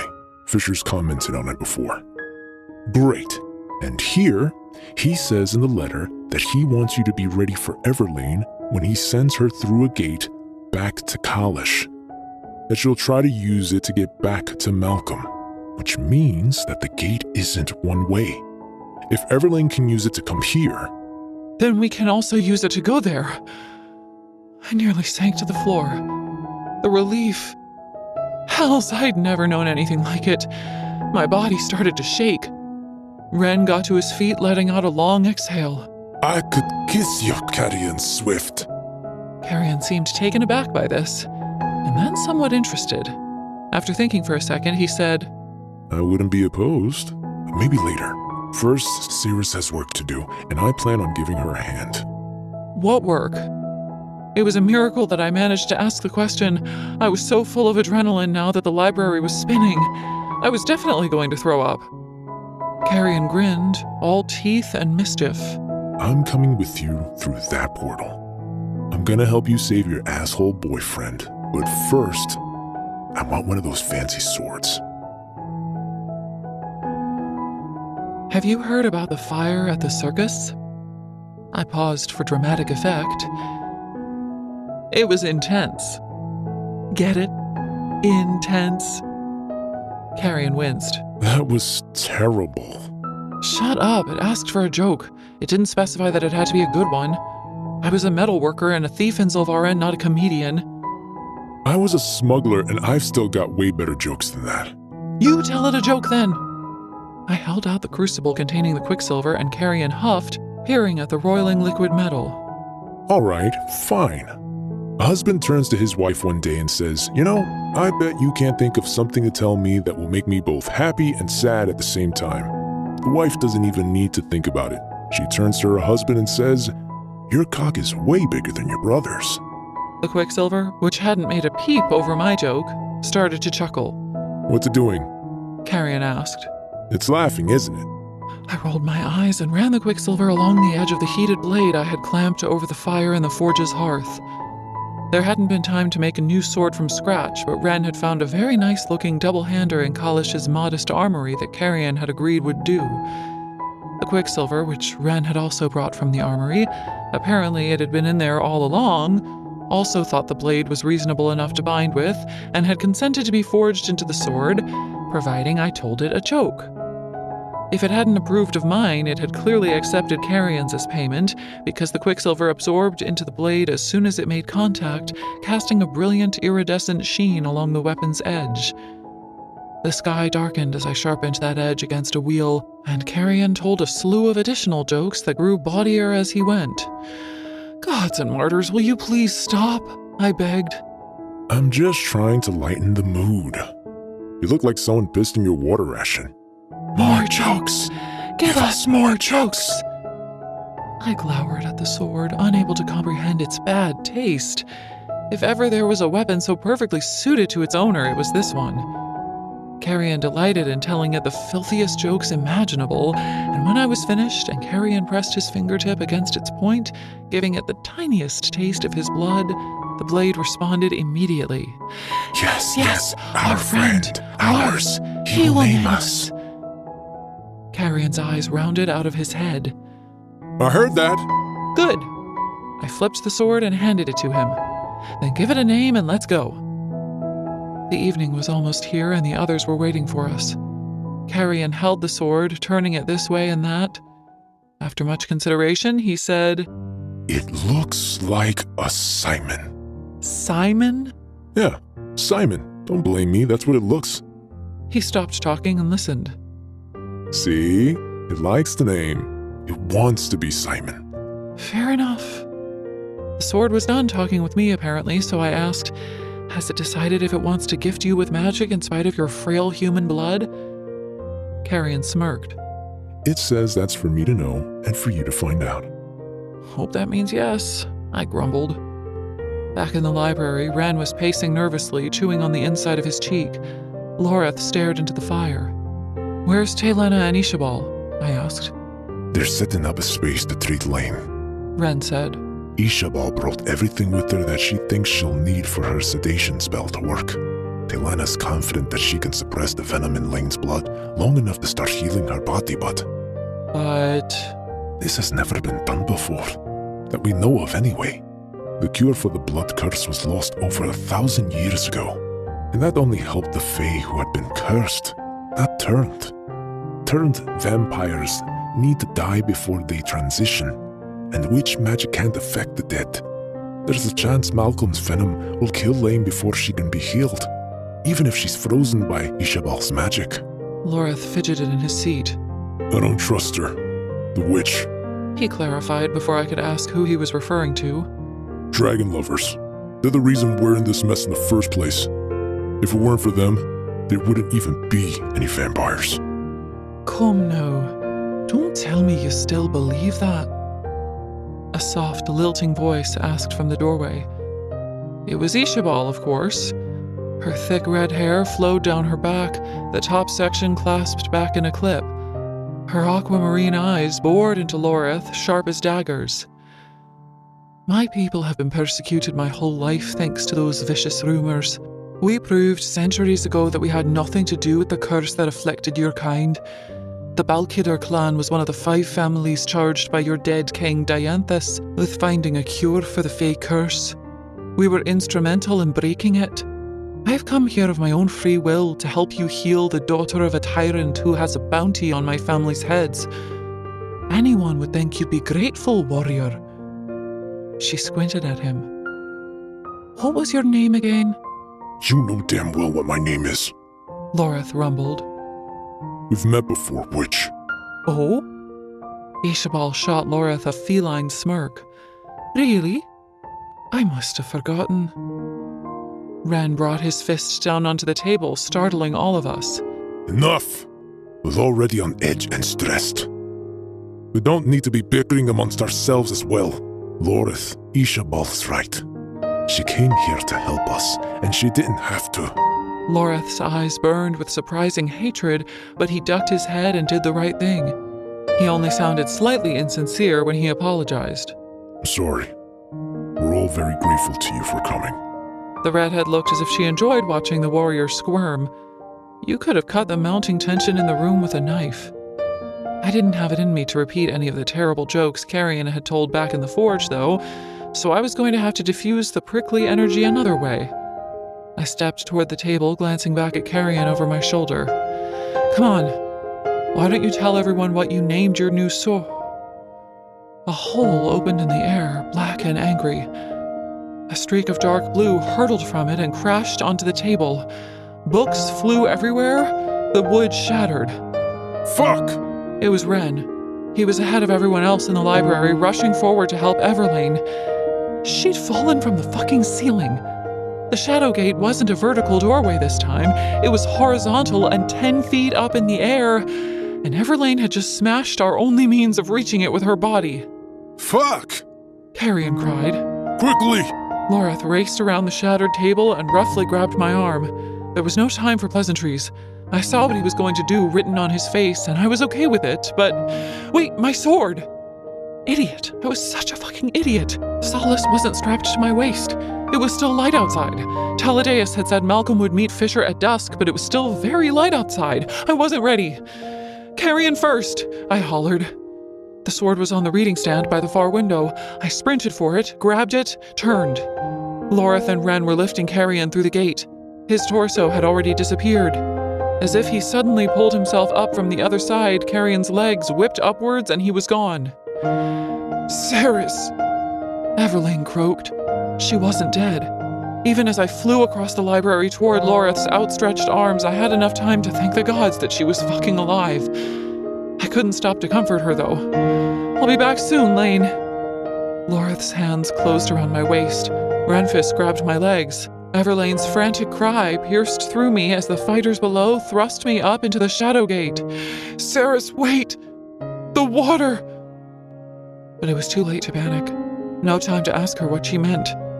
The gate took hold of me, a frozen wind tearing at my clothes, tearing me inside out.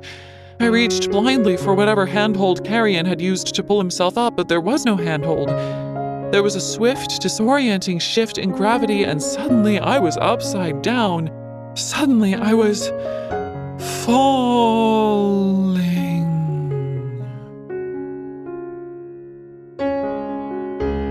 Chapter 39. Anorath more. The wind brought tears to my eyes. I fought to open them and then wished I hadn't. 80 feet of open air stretched out in front of me. Below, a shimmering and vast pool of black silk. No, not silk. Water. A lake. I opened my mouth to shout and hit the surface like a meteor striking ground. Pain. Everywhere. I couldn't... Pain. Oh, gods, I couldn't breathe. My ribs screamed. Agony rippled up and down my spine. My head pounded. Ice cold. The water filled my ears and stung my eyes. It was so black that I couldn't tell which way was up. My body reacted, my legs kicking and thrashing, panic immediate, absolute. My hands clasped, desperate to find something to grab hold of, but there was nothing. Just water. Everywhere fucking water. My lungs burned, desperate for oxygen. I had to breathe. I had to. I needed to get to the surface. I had to breathe. I had to. My body was buffeted by movement in the water. I was shoved sideways. Suddenly there were hands on me. Someone had found me in the dark. I still couldn't see, but I twisted, kicking, reaching, fingers numb from the cold. I latched onto something.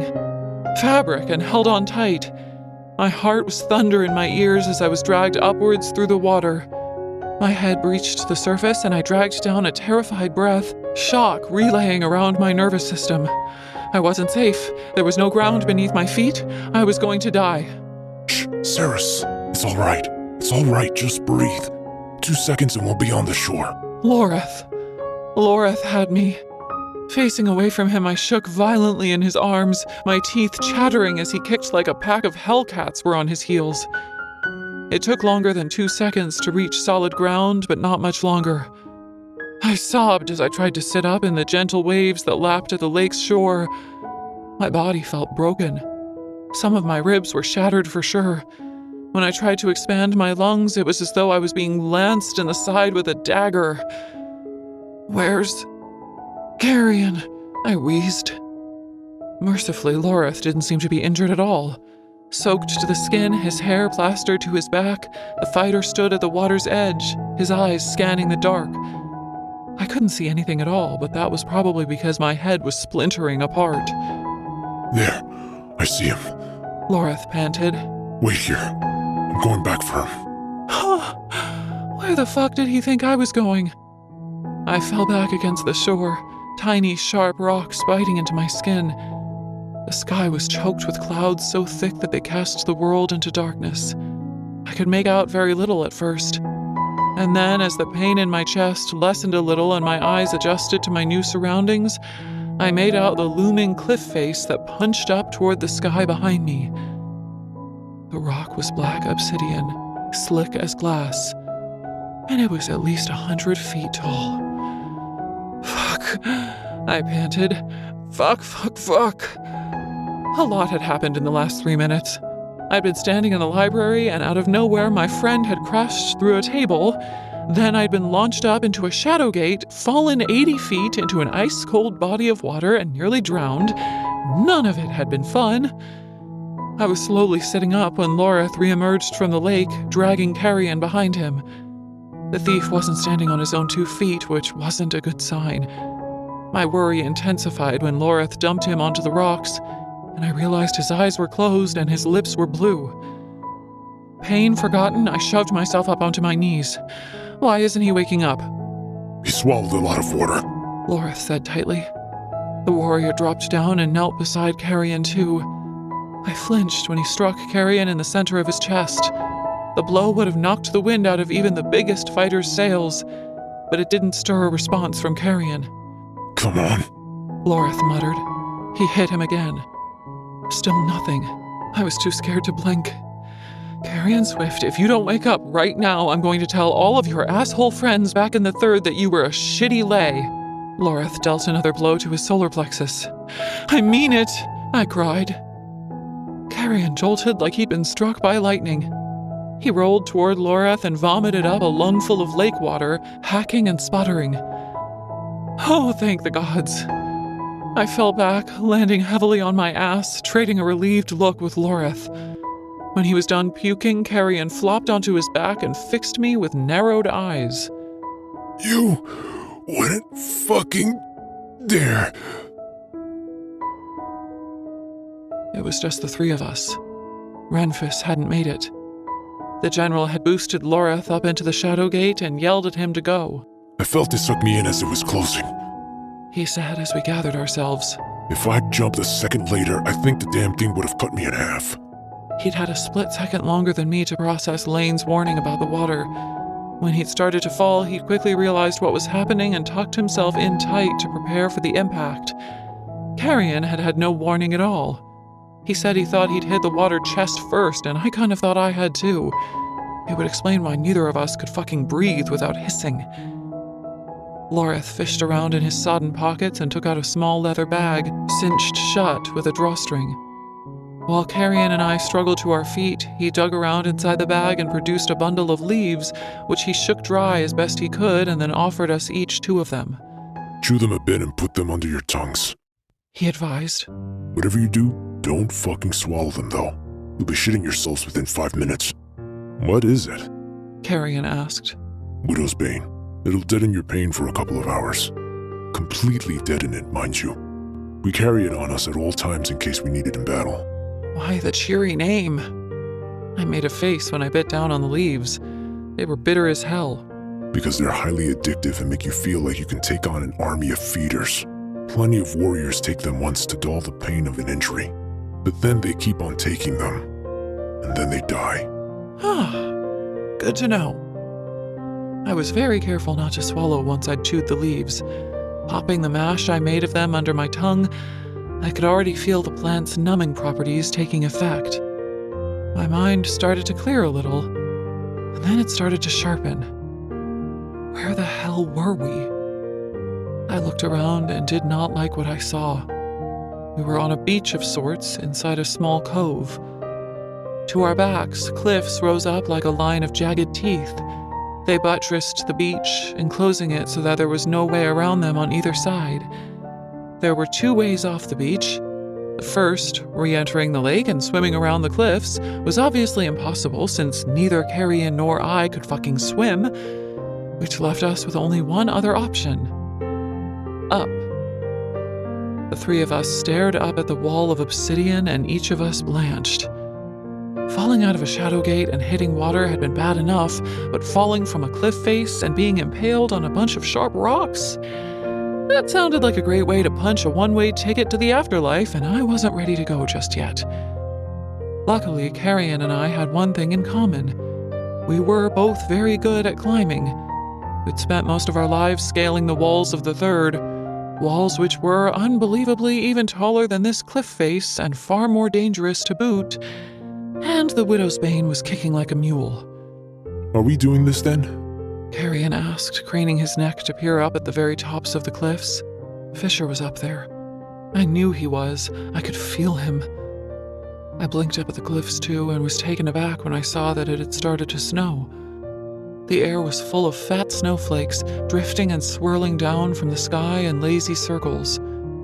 One of them landed on my cheek.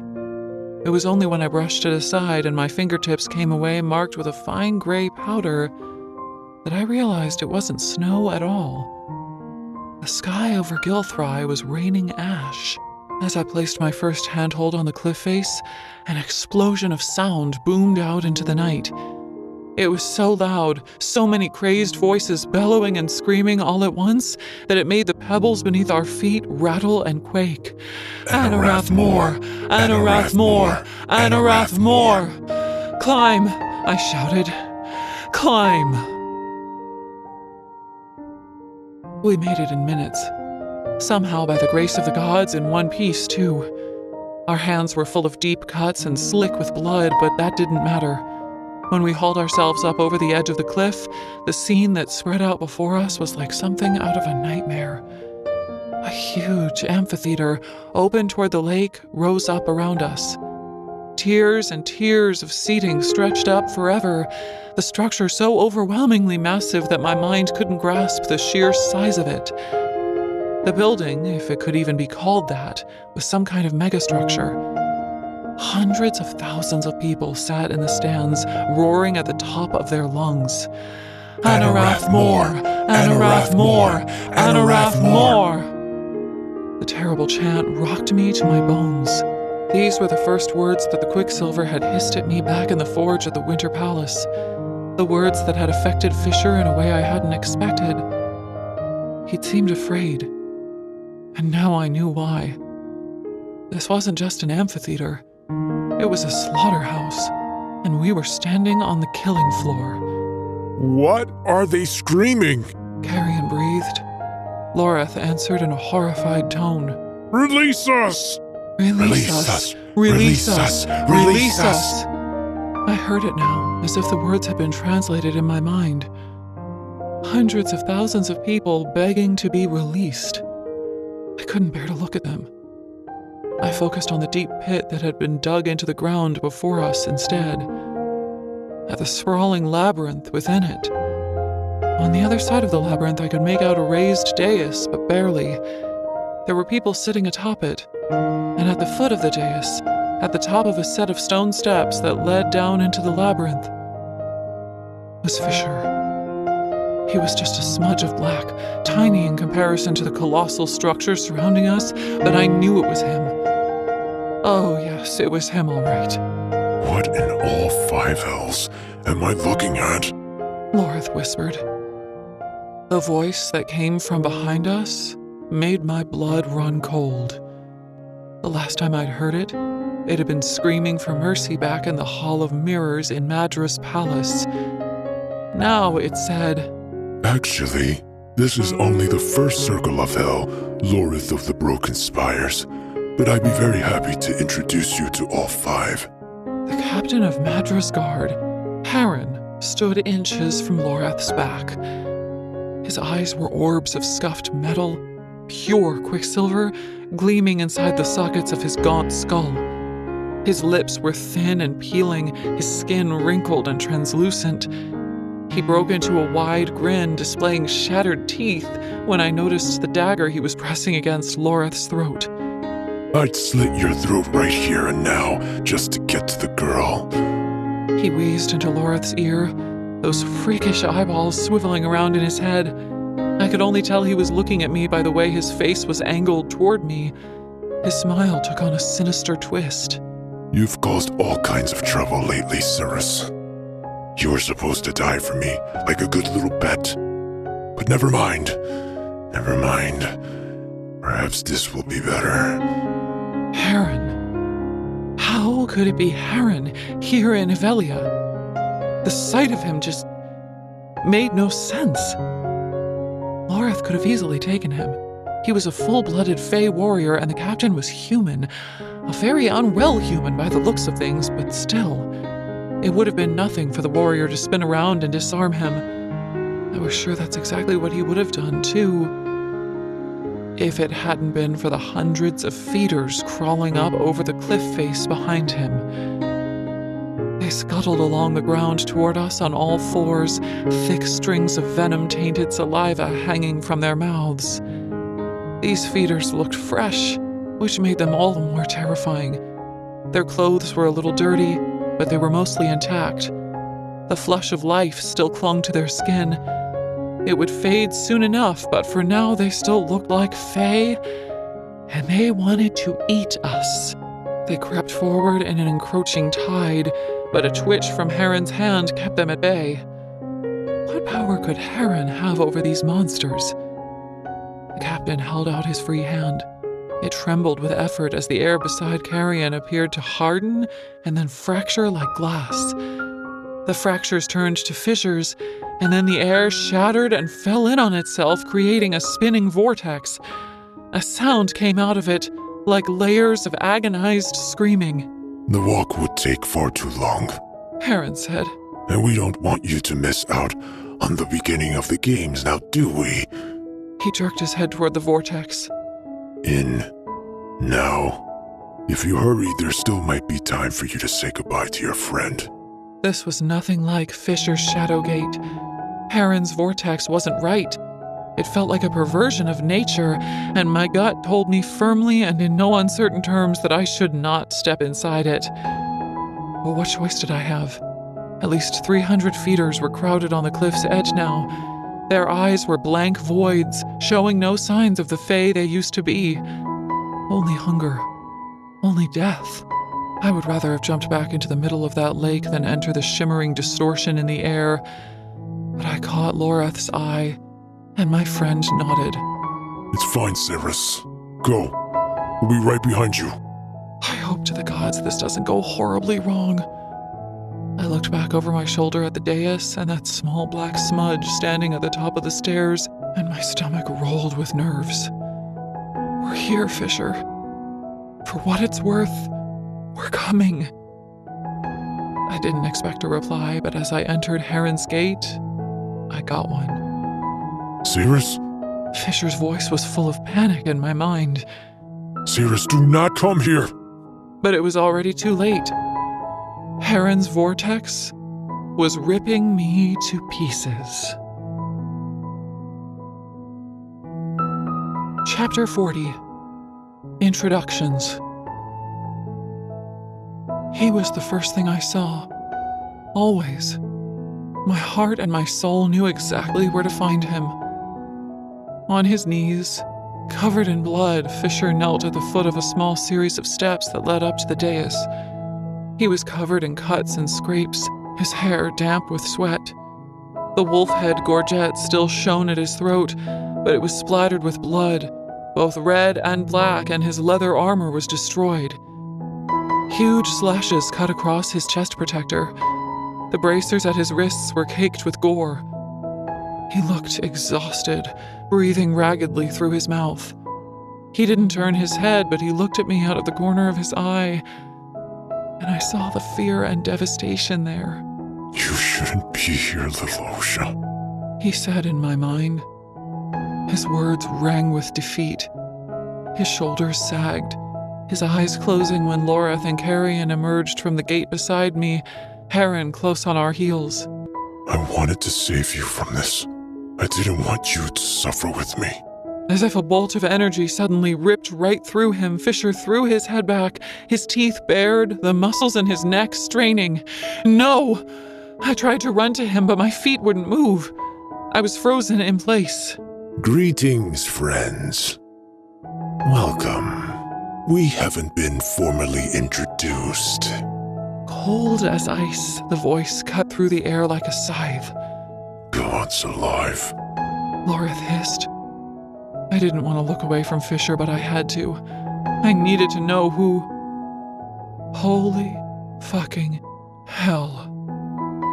The widow's bane was making me hallucinate. There was no other explanation for what I was seeing. There, sitting in the center of the dais, was Malcolm. His fine features and long silver hair made him instantly recognizable. It was he who had spoken. It could only have been him because I had met the other figures who sat on either side of him. They knew perfectly well who I was. To the right of the dais sat Belicon. To the left, Madra. Both were dressed in regal finery, the Avelian king in hunter green velvet, the Zilvaran queen bedecked in a high-necked, sparkling golden gown. I tried to blink them away, but there they remained, impossibly sitting beside the vampire king. Carrion had blanched, his usual arrogance gone. He assessed the three figures up on the dais with open hatred in his eyes. I assume, Malcolm said, since no one appears willing to perform introductions, that you are Ceres, and from your stature and the wolf emblazoned across your chest, that you are one of Kingfisher's, Lupo Proelia, not the general who's caused so much trouble for me, though. No, I've met Remphis, so that must make you Loreth. Loreth, who shattered the towers at Bar-Reliath and murdered thousands of my children. His cool gray eyes flashed with rage. His anger stalled when his gaze landed on Carrion. You? I don't know. Carrion dipped into a low bow, but the gesture was not one of deference. It was designed to mock. Carrion's Malcolm nodded to Heron, and the guard brought the hilt of his dagger crashing down onto the back of Carrion's head. The blow cut Carrion off and sent him crashing to his knees. Fisher growled, still straining against the pain that was clearly still racking his body. Loreth and I both reached for our swords, but Bellicon let out a rumbling laugh, holding up his hand. I caution all of you against foolishness. Your swords won't do you any good here. Can't you feel it in the air? He grinned, gesturing up at the sky and the flakes of ash that still floated down on the air. This place is a graveyard. The air itself is full of death. The ground beneath us is bones and ash. Your magic cannot reach you here. Madra, with her fair hair bound into a beautiful braid beneath her glittering crown, made a disgruntled sound. You should have at least let them try, brother. I was looking forward to seeing the look on their faces when they realized how much trouble they were in. Brother? But how could Bellicon be her brother? Human, fae, vampire. The three regents all adopted similar expressions of satisfaction as they took in our confusion. I couldn't hold my tongue. You really think she's your ally? You're wrong.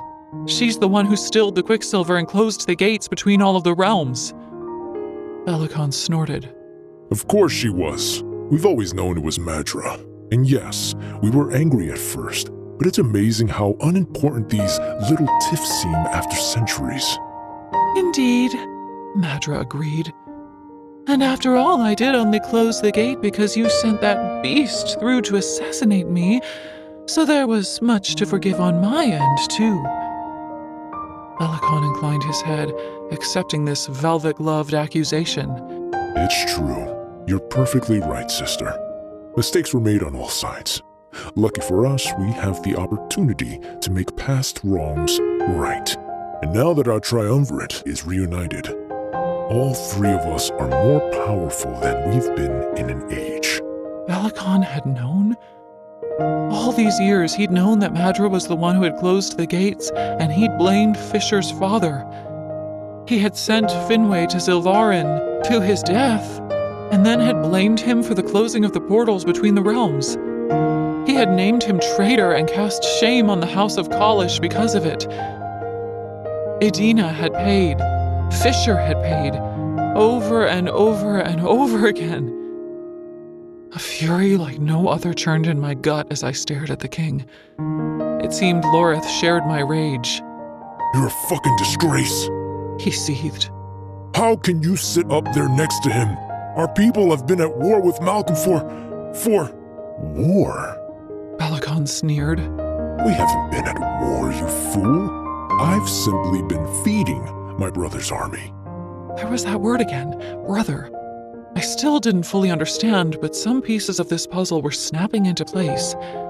Bellicon had refused to send supplies and food down to Irin. He'd embargoed silver, the only thing capable of permanently killing Malcolm's kind, and had refused to send any of it south. And why would he waste supplies on warriors he didn't intend to survive? Why would he arm warriors with deadly weapons if he didn't actually want them to kill their enemy? Hadn't you better give your plaything a break, Malcolm? Madra purred. She eyed Fisher with keen interest. Be a shame if he died before he could play your little game. I'd love to see if he beats you again. I missed out the first time. Malcolm started, chuckling softly. Oh, of course. I promised you a little sport, didn't I? My apologies, sister. He made no gesture to release Fisher from whatever invisible torture he was exacting upon him. Fisher just collapsed forward onto his hands and knees, gasping for air, suddenly free. Malcolm lifted a cut glass chalice to his mouth, and the thick, viscous liquid inside stained his pale lips red. His bloody smile was full of glee as he said, You know, it does bring me such joy to be reunited. The three of us. You've missed much, Madra. We've been having a wonderful time. Especially lately. The fall of Gilthry was a sight to behold, wasn't it, brother? Spectacular. Bellicon agreed. You were there, weren't you, dog? You got to witness the whole thing from start to finish. You had a front row seat. Fuck you. Fisher rasped. I'm going to fucking destroy you. My heart slammed in my chest, my blood racing. Everlane's father got to his feet, his face contorted with hatred as he descended the steps toward Fisher. Just like Finran. Foul-mouthed and arrogant. So superior, so self-righteous.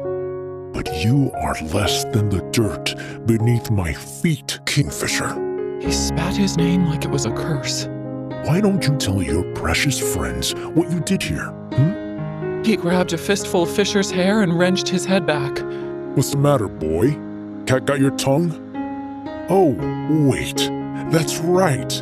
You can't tell them what you did here, can you? Belicon moved faster than he should have been able to. His knee whipped forward, connecting with Fisher's jaw. The blow landed hard, sending Fisher sprawling back onto the stone.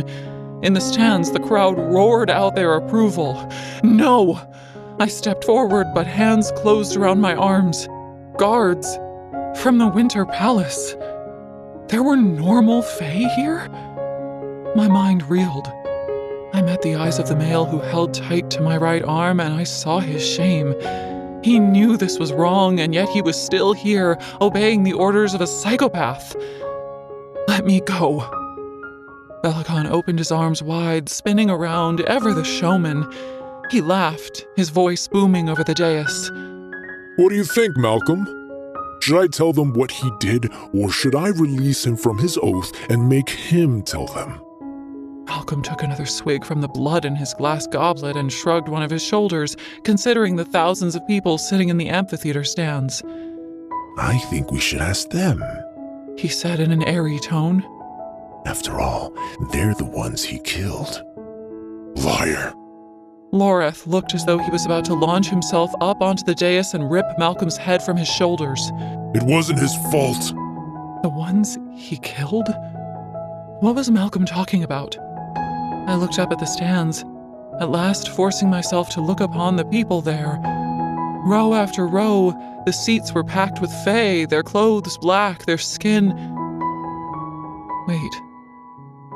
Their skin was burned. Their clothes weren't just black, they were smoldering. Their mouths were fixed into terrible screams. And their eyes... Gods, their eyes. They were either missing or melted to gelatin and running out of their eye sockets. Females, children, males, all dead. All burned alive and yet somehow still animated, trapped in their misery. Carrion strained against the Fae guards who held him, taking in the nightmare that surrounded us. Fuck me, he whispered. Belicon clapped his hands together, thoroughly enjoying our horror. You're right. We should ask them, he said. When he shouted his question, his voice carried to every corner of the amphitheater, supernaturally loud. What say you, Fae of Gilthry? Should I remove the dog's gag? Should he confess his crimes at last? The crescendo of shouts that followed was ferocious. I couldn't make out whether they were in favor or against Belicon freeing Fisher from the oath that had prevented him from talking about this for so long. It was all just noise. Belicon seemed delighted with the response. Wonderful, wonderful. The Fae of Gilthry have spoken. He turned back to Fisher. Slapping his hands down on his shoulders, the king gave Fisher a rough shake. I release you from your oath to us, Kingfisher, Bane of Gilthry. Now go on. Tell your friends all about the deal you struck with us all those years ago. Chapter 41. Gilthry. Fisher wiped blood from his mouth, fighting to get to his feet. It looked as though the effort of it cost him the last of his strength, but slowly he managed it. My heart nearly shattered when he staggered towards us and I registered the true extent of his injuries. You can barely walk. There was so much pain in his eyes. It wasn't caused by the lacerations that crisscrossed his body. It was because of this place. I'll be fine, Osha. Inside my head, his voice was a whisper. Loreth reached for Fisher to help him stand, but Heron snarled, shoving him back. What have they done to you? The warrior demanded. Fisher smiled, his teeth stained with blood. I believe you called it payback. Right, Aaron? Less than you deserve for what you did to me. The guard spat. I would have killed you myself if... Shut your mouth, human. Belicon snapped. Kingfisher has a story to share. Tell them how you thought you could trick me, dog.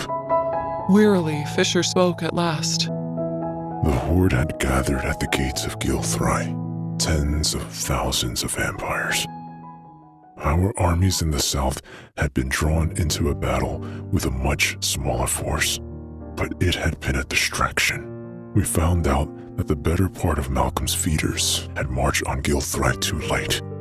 I couldn't move enough warriors through my shadow gate, so I brought Ren and some of the other wolves to try and save as many as we could. The arrogance. Belicon hissed. 7 warriors against 20,000. He truly thought he could hold them back. Fisher continued, ignoring the king. We didn't get here in time. The Horde was already inside the city when we arrived. The Fae had all been out in the streets, celebrating the festival of the first song, which only made the Horde's job easier. They were swept through the city like locusts, feeding on anything they came across, either draining their victims or consigning them to an agonizing death. Loreth hung his head, nodding as if he knew all of this, and the retelling of it hurt his soul. But his eyes snapped up when Fisher said, I left Ren and the others, and I went to find Malcolm. I decided I was going to try and kill him by myself, but it wasn't Malcolm that I found, at least not at first. It was the bastard who murdered my mother. Belicon ran his tongue over his teeth. You think you can shame me by airing my sins? Think again. Your bitch of a mother was supposed to be the greatest oracle of our time, but she was useless. He cackled. I admit, as soon as she was done pushing out the brat I forced upon her, I slit the bitch's throat. I was sick of her fucking lies. She never lied to you. Fisher said flatly. Her life could have depended on it, and she would only have been able to tell you the truth. Belicon brushed Fisher's words aside. Just get on with it. Tell them about the deal we made. Malcolm arrived at the head of his host, and that's when I learned that he and Belicon weren't adversaries at all. They were allies and had been working together since before the Blood Curse. I didn't know that Madra was also in league with them until today. I wanted to bargain for the few citizens of Gilthry who were still alive, and Belicon proposed a deal. He found a coin, one used only in Gilthry, the smallest denomination of currency the Fae had here. He said if the coin hit the ground and landed leaf side up, Malcolm would call off his horde and leave the city without hurting another living thing. But if the coin hit the ground and landed fish side up, he would take the city as his own and destroy it, and I would have to leave those still alive to their deaths. Meet him on the field of battle at a later date. You're leaving out all the best parts. Belicon interjected. He also wasn't allowed to touch the coin or influence the way it fell. While the coin toss was being decided, he wasn't allowed to harm me or my brother. Not a hair on either of our pretty heads. And until the outcome of the coin toss had been decided, he wasn't allowed to speak of the deal or the fact that Malcolm and I were brothers. And he agreed. He was so desperate to save a handful of peasants that he made the blood oath with me. Malcolm called from the dais. Pay attention now. This is my favorite part. Belicon paused before Fisher. He stood with the bulb of his nose an inch away from his cheek, his presence meant to intimidate, I thought. But Fisher stared straight at me.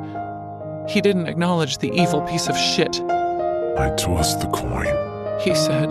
And I caught it. Malcolm held his glass aloft, toasting himself.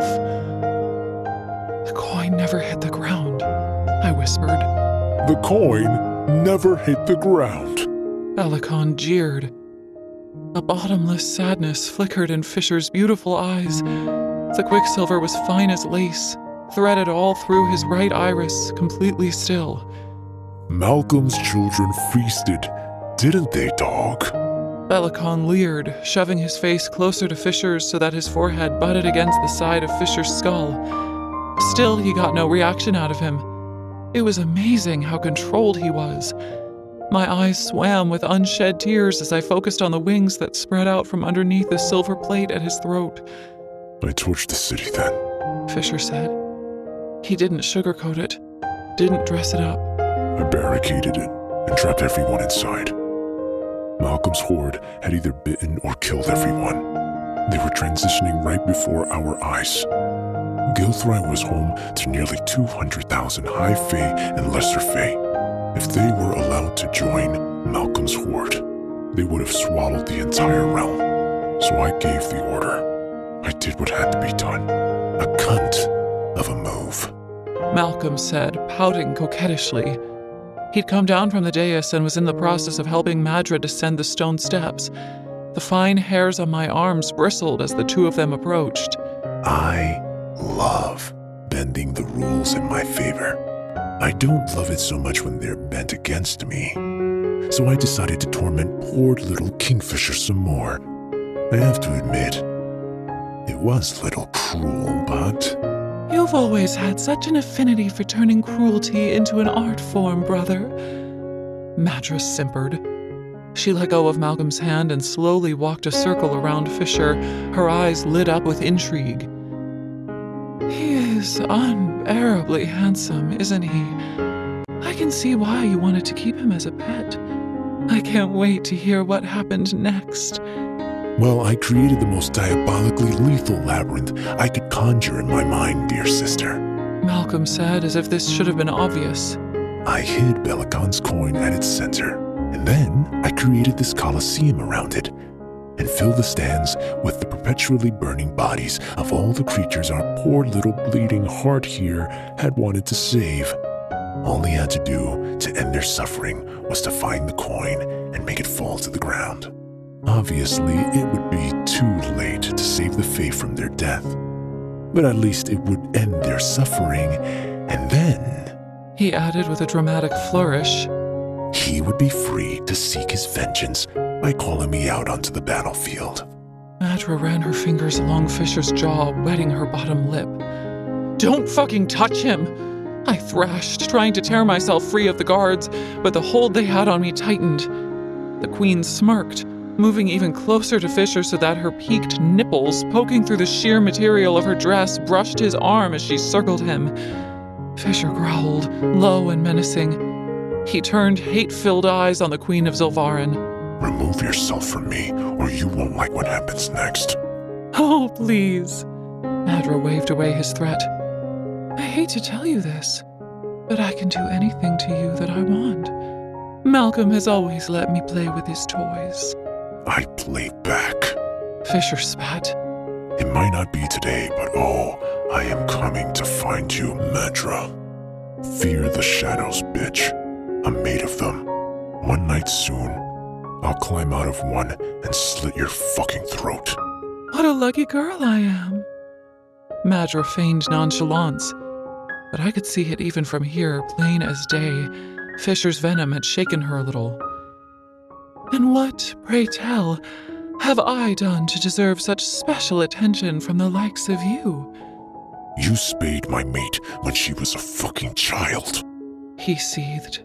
For that alone, I'll make your undying existence an unending agony, an eternity of suffering the likes of which even your evil mind can't comprehend. You'll know no peace in my hands. I will destroy your empire and erase your name from the annals of time when I am done with your legacy. Madra, the Undying, will never have existed, and you'll live on at my behest, suffering for all of eternity. And no one will know, and no one will care. His words rocked me. The pure, unadulterated hatred in them, I had no idea that it had affected him this badly. When I told him about what had been done to me, he'd reacted strangely, yes, but to provoke a response from him like this? Kingfisher of the Aegean Gate was on his knees in the dirt. He was broken and bleeding, but his promise of retribution was still terrifying enough to make a queen tremble. Madra staggered back, her smile sliding from her face. "I see what you mean, brother," she said shakily, looking to Bellicon. "He is quite foul-tempered, isn't he?" Do you mind? You're ruining my story. Malcolm huffed. Madra attempted to marshal herself, but she couldn't quite look at Fisher now. "You're right, darling. I apologize. And what did our wayward hero do then?" He entered my labyrinth and entertained us all for such a very long time. Malcolm clapped Fisher on the back. I sent some of my other friends to play with him sometimes. From time to time, I would visit him myself. We always had such scintillating conversations. And then one day, he made it to the center of the labyrinth. I have to say, I was shocked. I thought it would take him a lot longer than it did. What was it, Fisher? 50 years? 55. His eyes were back on me now, locked fast, as if I were an anchor in a storm, the only thing capable of grounding him. That's right. 55.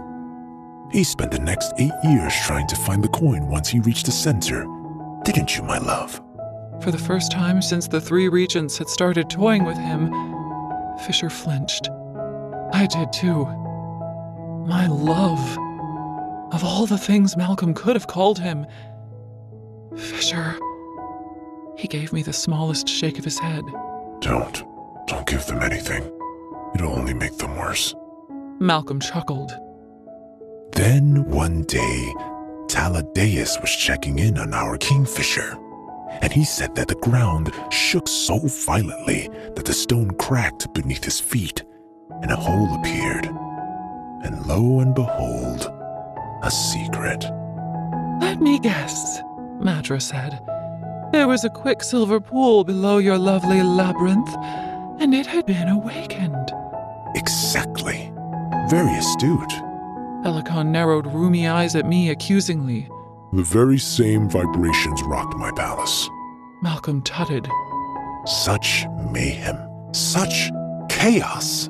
Our Kingfisher took one look at the quicksilver pool, and Taladeus said he dropped down into the hole and waded into it without a second thought, disappeared and didn't come back. I was surprised, Fisher.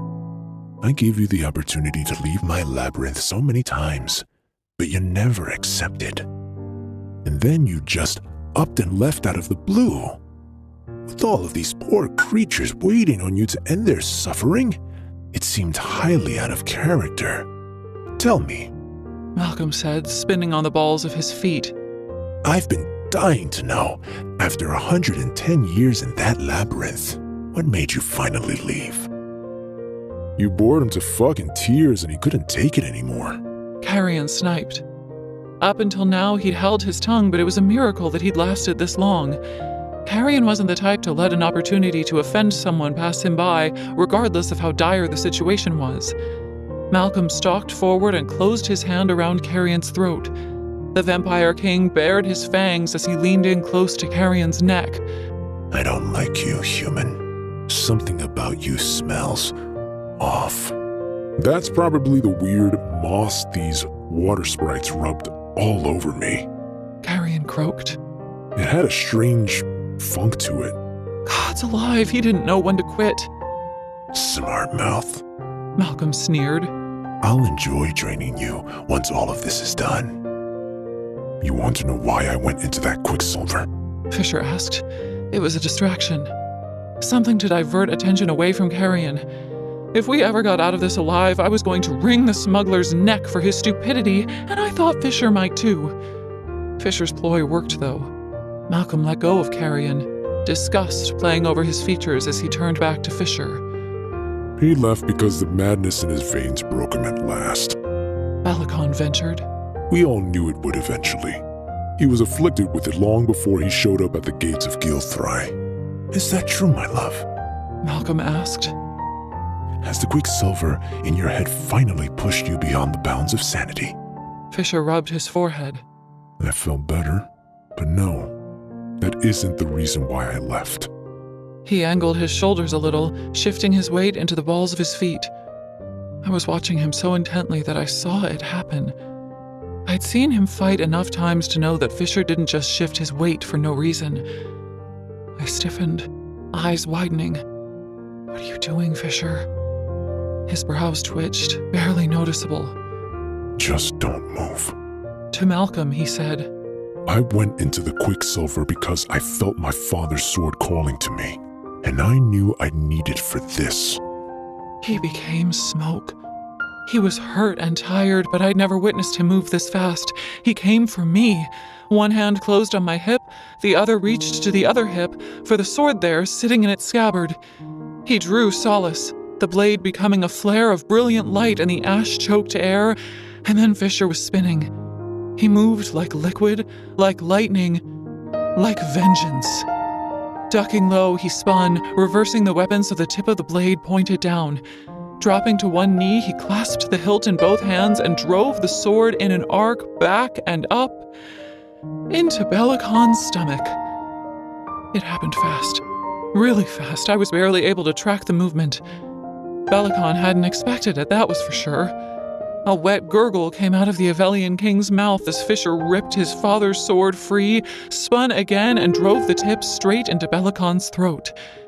He gritted his teeth as he leaned his weight on the weapon, and the gleaming blade pushed all the way out the back of Belacon's neck. I don't need magic to mess you up, you fuck. He growled.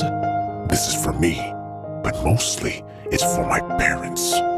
Madra, undying queen of the shining silver city, the banner in the north, unleashed a blood-curdling scream, and all hell broke loose. Chapter 42. That'll cost you. A river of blood spewed down Belacon's chin. It flowed from the gaping hole in his stomach, too, thick and steaming hot in the cold night air. Malcolm's eyes narrowed to vertical slits, black veins creeping down his cheeks. That was ill-advised. The vampire lunged, launching at Fisher, but sharp silver slashed through the air, bringing him up short. Avisiath nicked his neck, the very end of Loreth's sword barely kissing the vampire's skin, but it was enough to make the bastard screech. Black smoke hissed from the tiny wound. Run! Fisher bellowed. Chaos exploded on the amphitheater floor. Heron darted for me. The guards restraining me, idiots that they were, let me go as the silver-eyed monster flew in our direction. With my hands free, I palmed the dagger strapped to my thighs and moved. Heron's run-in with the quicksilver had definitely taken its toll. The captain still moved with lethal determination, but he was nowhere near as fast as he had been. And my hands weren't tied behind my back this time. Adopting an offensive stance, I sprung into his guard, surprising him. He must have thought I would do nothing but defend, but the dagger I thrust up into his gut, none too politely, notified him otherwise. Bitch! He roared. Retreating, he stared down at the dagger protruding from his body, then ripped it out. The metal clattered to the stone. 5 feet away, Carrion wielded Simon like he'd been training with the weapon for years. He cut through 3 feeders, slicing their heads from their shoulders in quick order. Move! Fisher boomed. To the labyrinth! So eager to run back into your cage, pet? Malcolm called to him. With his head dipped and his shoulders tensed up around his ears, he looked like a dune viper, coiling back, preparing to strike.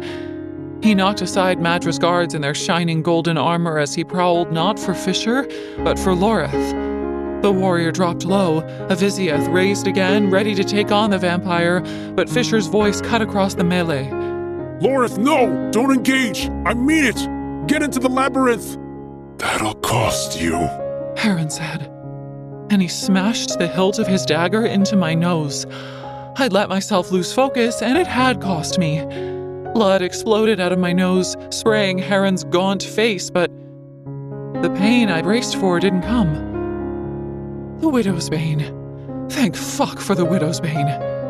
Balikon was on his knees, teetering like he was about to topple over, but he wasn't dead.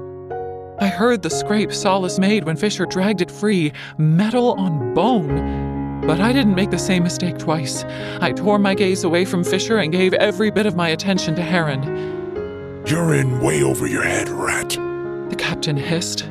The pieces of this game have been in play for millennia. You can't begin to comprehend. I advanced, my remaining dagger gripped loosely in my hand. Inside Heron's guard again, I slashed his shoulder and drew blood. He was wrong. Yes, the players in this game had been making moves for centuries, but that didn't change the nature of the game. It was kill or be killed, and I knew what I had to do to win. For pity's sake, end her, Madra commanded. The queen hadn't entered the fight. She watched from the sidelines, mad with rage, the front of her beautiful dress sprayed with ichor. How many centuries has she been using you to do her dirty work, Heron? I panted. Darting back, away from his dagger, I moved out of his reach. Shouldn't you have been in the ground a long time ago?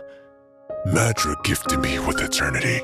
So that you could serve her. So that you could be her fucking slave. Most prisoners' sentences end. They're released, or they... I dodged a cutting upward sweep of his dagger. Walk through that black door you spoke of. But you just keep on suffering, don't you? Death has forgotten me, bitch. My name is nowhere on his register. I felt the cold smile unfurling across my face. I'd been haunted by the idea of this moment. Heron had owned me the last time we'd faced each other. I should have died at his hand, and that knowledge had made me fear facing him again. But now that the moment had come, I realized that I was better than him. I paused, making my delay look like hesitation, and the captain fell for the bait. He charged, dagger swinging right from my throat, but I dropped to the ground and swept out his legs from underneath him. It was straightforward from there. I twisted and fell on top of him, wrapped my legs around his throat and squeezed. Get up! Stop toying with her! Madra's petulant cry sounded far away. My ears were full of Heron's labored wheezing. He tried to stab backward and plunge his dagger into my thigh, but I batted away his arm and wrenched his wrist into an unnatural angle. Heron dropped the dagger. Feigning shock, I said, Wait a minute. I think death just remembered your name, Heron. And then I snapped his neck. Ceres! No! The cry came from Loreth. Malcolm was on his back at the top of the stairs that led down into the labyrinth. I hadn't seen how he'd gotten there, but he looked like he was rousing himself and seconds from getting up. To my left, Fisher shoved Carrion with one hand, holding back 6 feeders with the other. Carrion stumbled and fell down the stairs. Fisher speared one of the feeders through the stomach, then landed a blow to its neck with the flat of Solace's blade so powerful that it knocked the monster's head off rather than severed it. Eyes wild, he swung his gaze across the platform until he found me. Go, now! He commanded. I'm right behind you. Heron! Madra shook with grief. She broke into a run, heading straight for me. I didn't wait to find out what she would do when she got to me. I snatched the dagger Heron had pulled from his stomach and sprinted toward the stairs. My feet barely touched the ground as I raced down them and reached Loreth and Carrion. Both had their swords in hand, ready. Relief hit me square in my solar plexus when I felt Fisher's hand on my back. He hadn't wasted any time catching up. Move, move, move! He shouted. Together, the 4 of us ran. The opening of the labyrinth loomed ahead, foreboding and dark. As I raced into its yawning mouth, I realized that its slick-back walls were made of obsidian, and they were razor sharp. Run all you like! Malcolm shouted after us. The labyrinth is my domain. It's going to eat you alive! Fisher grabbed my hand as we ran. He didn't let go. Where the hell are we going? Loreth panted. Fisher pulled me to the left, down a corridor of obsidian that looked like a dead end, but it wasn't. A narrow opening, barely wide enough to accommodate a body, opened up to the right, and he ushered us through. The first 10 moves to the labyrinth are always the same. That's where you face the first obstacle. Then the route to the center changes. What do you mean the route changes? Carrion demanded. I mean it fucking changes. The walls move. Go! Carrion blanched, but he ran. I wasn't so worried about the walls moving part. I was more concerned about the word obstacle, and the fact that Fisher had been stuck in here for over 100 years. He wouldn't have told us to come in here if he didn't think it was our safest option, though. He guided us right again. Loreth skidded as he rushed through the corner, his feet going out underneath him. He crashed into the wall ahead, but scrambled up and kept running. Awesome. It wasn't just the walls that were slick obsidian. The ground was, too. Left! Go left! Fisher cried. Tell me you have a plan. It was a hell of a lot easier speaking into someone's mind when you were sprinting for your life. Fisher replied, Yes, I have one. Great. What is it? He answered right away. You. What do you mean, me? He was joking. If he was, then his sense of humor was almost as bad as Carrion's. In a minute. He said. I was about to say no now, but then we emerged into an opening and my stomach bottomed out. There in the center of the opening was the kind of monster that I thought only existed in nightmares. Zilvarin had plenty of spiders. Sand trap spiders the size of dinner plates that would numb your skin with their saliva while you were sleeping and eat your fingers. But this was... Holy fuck! Carrion skidded and slipped onto his ass, nearly colliding with the thing. It was 3 times the height of a fully grown man, with more legs than I could count. Its hind abdomen was a fleshy bulb, mottled red and black and covered in coarse long hairs. But then, my insides twisted as I took in the rest of it. Its front half was part fey, a male torso with a distended, bloated stomach, thin, emaciated arms, wisps of greasy black hair stuck to its otherwise bald head. It had no ears, no eyes or nose either. Its face comprised nothing but a massive circular mouth with concentric row after row of jagged teeth. It let out a high-pitched whine, its head whipping toward Carrion, and Fisher spat out a curse. Don't move, Swift. What the hell are you talking about? Carrion called back. I'm 100% going to move. Stay the fuck where you are. Fisher growled. It can't see or hear you. It tracks movement. But you move, you die. Fisher barked. Okay. Loreth pressed his back to the wall, clutching a Visieth to his chest. I fucking hate spiders, he said. That's not a spider. That's Morth Hill. It's a demon, and it'll stun you with its stinger and eat you alive if it catches you. Slowly, over a period of days. Please stop talking and tell me how I'm not getting eaten. Carrion whimpered. Fisher hooked his pinky finger around mine and blew out a shaky breath. You've got one chance at this, he said. There are 3 exits to this enclosure. 2 of them lead to other enclosures, and we do not want to go to those. Trust me. Loreth hadn't blinked since he'd laid eyes on the demon. You said the walls move. How the hell are we supposed to pick the right one? Fisher moved his head a fraction, very slowly, and looked to me out of the corner of his eye. There's a quicksilver pole at the center of this labyrinth, Cirrus. You need to find it. What? The spider demon snapped its head in my direction, leaning forward. It took a step, its long, spindly legs working in concert, and Carrion moaned. Its front right leg was raised, hovering in the air right over him. If it brought it down, it would land right on his head. No rush or anything, Fane, but if you could sniff out that quicksilver pretty quickly, I'd sure appreciate it, he said, his voice 3 octaves higher than usual. My initial surprise over what Fisher wanted me to do dissipated. Now I had a job to do, one I felt fairly confident I could accomplish. A whole pool of it? I asked. Fisher squeezed my hand. A big one. I closed my eyes and concentrated. It didn't take long to feel the quicksilver. It was there, chanting along with the tortured souls of Gilthry. Anorath more! Anorath more! I opened my eyes and looked in the direction we had to go. There, I said. That way. Which way? Carrion called nervously. The path on the far left. Fisher called. The one behind the fucking demon? Just stay still and wait until I tell you to move. Fisher said. Loreth adjusted his grip on a Visieth, scanning all 4 corners of the enclosure. How are we doing this? Feed, I did. The demon didn't move its bristling mouth. The raspy words came from its throat somehow. It extended its front legs, prodding the air, looking for its prey. Loreth pulled a horrified face. Not on us, you're not! If we ever made it out of this, I was going to be traumatized for the rest of my life. Fisher had encountered this thing more than once. He'd faced it without knowing which path to take. Had it caught him? Had it... No, don't think about that. Not now. I exhaled, pulling myself together. Throw a rock and distract it or something. Carrion said. That won't work. It's smarter than it looks. It can gauge the size of objects in motion. It can't differentiate between large objects that are close together, though. If we press back against the wall and move slowly, we can skirt around the perimeter of the enclosure and then make a run for it. And where does that leave me? Carrion asked. That leaves you sliding along the floor very slowly. Fisher said. Try not to lift your arms or legs too far from the ground. Get moving.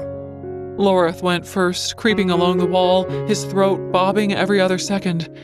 The demon cocked its head in twitchy movements, searching this way and that, trying to detect us, but Fisher was right. It didn't seem to be able to differentiate us from the walls of the labyrinth. Carrion swung his arms out from his body, pressing his palms into the ground, and managed to shunt himself forward. He didn't make much progress with each push, but it was better than nothing. Loreth reached the exit behind the demon first. From my position, flat against the wall, I watched him slump behind the wall, his shoulders sagging with relief. Come on. He motioned with his hands. Let's get the hell out of here. I reached him next. Fisher was only 2 feet from us when the wall Loreth and I were leaning against groaned, shuddered, and began to move. Shit. Fisher made eye contact with me and then swung around to look at Morthil. The spider demon slowly turned its head toward us, an eerie clicking sound coming from its hideous mouth. And Fisher whispered, Move. The demon exploded into action. Its legs splayed, skittering on the obsidian as it charged across the enclosure. Fisher lunged for Carrion and grabbed him by the wrist, dragging him toward the exit. Loreth was there in an instant.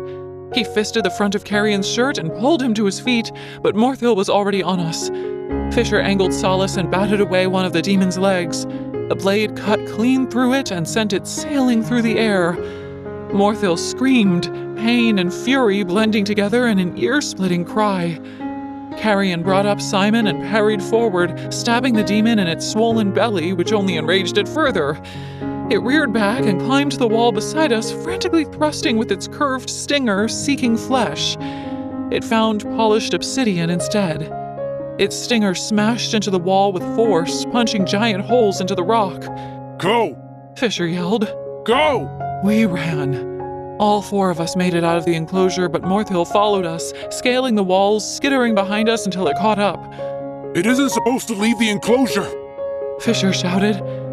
The demon clambered up, using both walls on either side of us, and sprung forward so that its body was right over us. I feed! It roared. Its abdomen flexed and thrust down into the path between the walls, its stinger driving through the gap. I reacted on instinct, first darting back against the wall, and then spinning my dagger over and plunging it down into the demon's abdomen. I had been aiming for its stinger, but the hit I landed was still decent. Fisher took advantage of the demon's howl of shock and lobbed off another of its legs.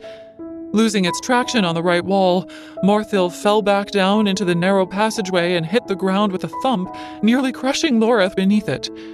The warrior jumped back, raised a Vizioth, and drove the sword into the beast's grotesque mouth. He grunted, shoving his weight against the weapon's hilt, and the tip of the blade pushed out of the back of the demon's skull.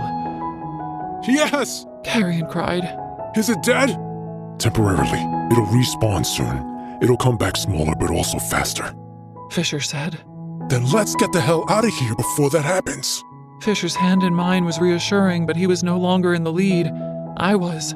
I could feel the quicksilver getting closer as we ran, but we had a problem. Why have we stopped? Carrion shrieked. The walls keep shifting, I bit out, which means the path keeps changing. I need to make sure we're going the right way, but if you want to take the lead, then be my guest. The thief held up his hands. You're right. I apologize. I'm just a little on edge right now. I'm not my best self. I shut him out, trying to make the decision. It was a simple choice: left, right, or straight. The passageways seemed to stretch forever into the distance, and my nerves got the better of me. What happens if we stumble into one of those other enclosures? I asked Fisher in private. Very bad things. He replied. But don't overthink it, Cyrus. You can do this. Just focus on getting us to the center of the labyrinth. If we run into any other problems on the way, we'll handle it. Very bad things wasn't what I'd wanted to hear, but I took a deep breath and plunged forward. It's this way. We went right. 4 seconds later, the walls started moving, the obsidian scraping as it cut off the passage ahead of us. Damn it! I took the next left, following the tugging in the pit of my stomach, and no sooner had we done that, the walls changed again, faster this time, sliding across the path in front of us like a doorway being closed. It's never done that before, Fisher said. Malcolm's trying to block our way, which means we're on the right path. Keep going, Cyrus. And as we picked up speed, so did the moving walls. They started slamming in front of us, barring our way, but it was as if there was a thread connecting me to the Quicksilver, drawing me toward it, and every time the thread was cut, a new one formed, showing me a different way. My heart was a hammer, pounding against my ribs. It quit beating when Fisher caught me by the shirt collar, pulling me back just in time to prevent me from being crushed by a huge slab of obsidian. But there was no time to stop and let the adrenaline pass. We're getting close, Fisher said, gulping down a breath. I can tell by the collapse. Stand there. He pointed up into the walls of the amphitheater, which were still visible over the tops of the labyrinth walls. Where he pointed, one of the sections of the stands had indeed collapsed. It isn't much further. The Quicksilver was louder in my head, too. Every time we hurled ourselves around a corner and sprinted for the next, I felt the thread connecting me to it strengthening. It wouldn't be much further now. Only a couple more turns. Left. No, right. All 4 of us pushed harder. The Quicksilver wasn't chanting along with the crowd anymore. It was whispering. Its interest peaked. She comes. She comes this way, Alchemist. Come and find us. Right. Glittering black obsidian blocked our way. Right again. We barreled around another corner, my feet slipping on the slick floor, and then, oof! I hit the ground hard. Ground that was no longer black glass, but something silver and cold. I cried out a second time as a heavy weight crashed down on me, and then Carrion landed next to me. Sorry, he groaned. My ribs were already broken, I was sure of that. I'd hit that water so hard that it was a miracle the impact hadn't liquefied my insides. I should have been screaming in agony, but the Widow's Bane was still in effect and cycling through my system, thank the gods. Fisher's Justice rune filled my vision. I took the hand he offered me and let him help me up. I didn't notice his grim expression right away. I was too shocked by the mountain of coins that loomed before us. Because that's what we had landed on. Coins. They were tiny, the size of my thumbnail. Brilliant silver, they flashed like fish scales. In steep hills that resembled sand dunes, they filled the center of the labyrinth. There must have been millions of them. This was the hell that Fisher had faced when he'd finally reached the center of the labyrinth. For 8 years, he'd existed here, trying to find the specific coin that Belicon had flipped in their bet. It was no wonder he hadn't found it. His dark hair blew on a cold wind as he surveyed the place, his expression complicated. So many years trapped here, brother. Where did you sleep? Lorith whispered. What did you eat? How did you survive? Fisher hung his head. Now that he could talk about this place and everything that had happened here, he didn't seem to know how to. He opened his mouth and took a deep, grounding breath. He didn't, did you, my love? The voice bounced off the walls, coming from every direction. A section of one of the closest dunes started to slide, coins rattling and crashing as they tumbled down to the ground. Malcolm's head appeared over the top of the pile first, then his shoulders, and then the rest of him as he summited the stack. He smiled benevolently down at us like a father, proud of his children's accomplishments. I may be a vampire, but I was once Fae. The magic I was born with still sings a dark chorus in my veins. I used it to craft this place, especially for our Kingfisher. so that he wouldn't be plagued with such tiresome requirements as rest and sustenance. So long as he remained within the bounds of my playground, he needed neither. Thoughtful of me, no? More than a century enduring the shithole without even escape of sleep as a reprieve? Yeah, very thoughtful. Loreth snapped. Malcolm chuckled humorlessly under his breath. Oh, but I could have made it so much worse. You have no idea, Loreth of the Broken Spire. Even now, I could have made your journey here infinitely more horrific. I actually thought Morthill had your little group for a second there. I'm pleased that you made it, though. We were getting a little bored. Motherfucker. Carrion hissed under his breath. Behind Malcolm, golden hair rose into view, and then Madra appeared, dressed in the female version of the golden-plated armor that Zilvarin's city guard wore. Fisher stiffened, his hand closing tight around Solace as Belicon followed after her.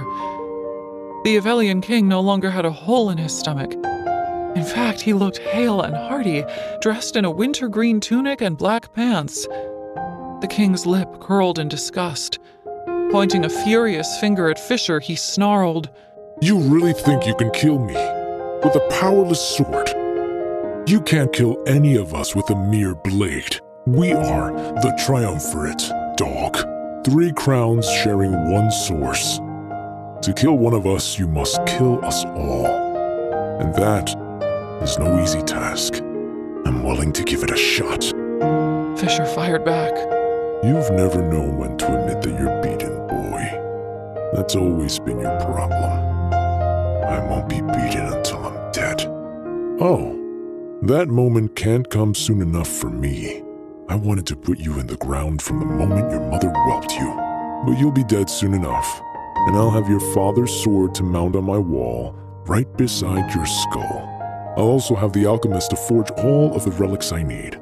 Between the 3 of us, we'll bring the old gods to their knees and claim every realm we desire while we're at it. Now, will you die on your knees or face down in the dirt? The choice is yours. I had no idea what Fisher was planning next, but Belicon, Madra, and Malcolm all stood between us and the Quicksilver. I couldn't see it, but I felt the pool pulsing on the other side of the mountain of coins they stood on. We had no magic in this place. Our enemy had plenty of death magic to draw from, and they had the high ground. If we went back, we'd be faced with the other horrors that lived in the labyrinth, and there was no way out. No Quicksilver to call to me beyond the walls of the amphitheater. The only way to reach safety was through that pool, which meant we had to go through the triumvirate, as Belicon had called them. Amazingly, it was Carrion who stepped forward first. Simon held aloft. We might think Fisher's an arrogant ass, but we're not just gonna let you kill him. His tone was confident and devil-may-care, but I saw the way his hand shook as he pointed the tip of his sword at Belicon's head. We especially aren't going to let him be killed by a bastard who'd hand over his own daughter to be tortured and enthralled by a fucking vampire. What is he doing? Fisher said into my mind. He's going to get himself killed. I don't have a clue, but he should definitely stop. Belicon sucked his teeth, his cloudy eyes full of disregard.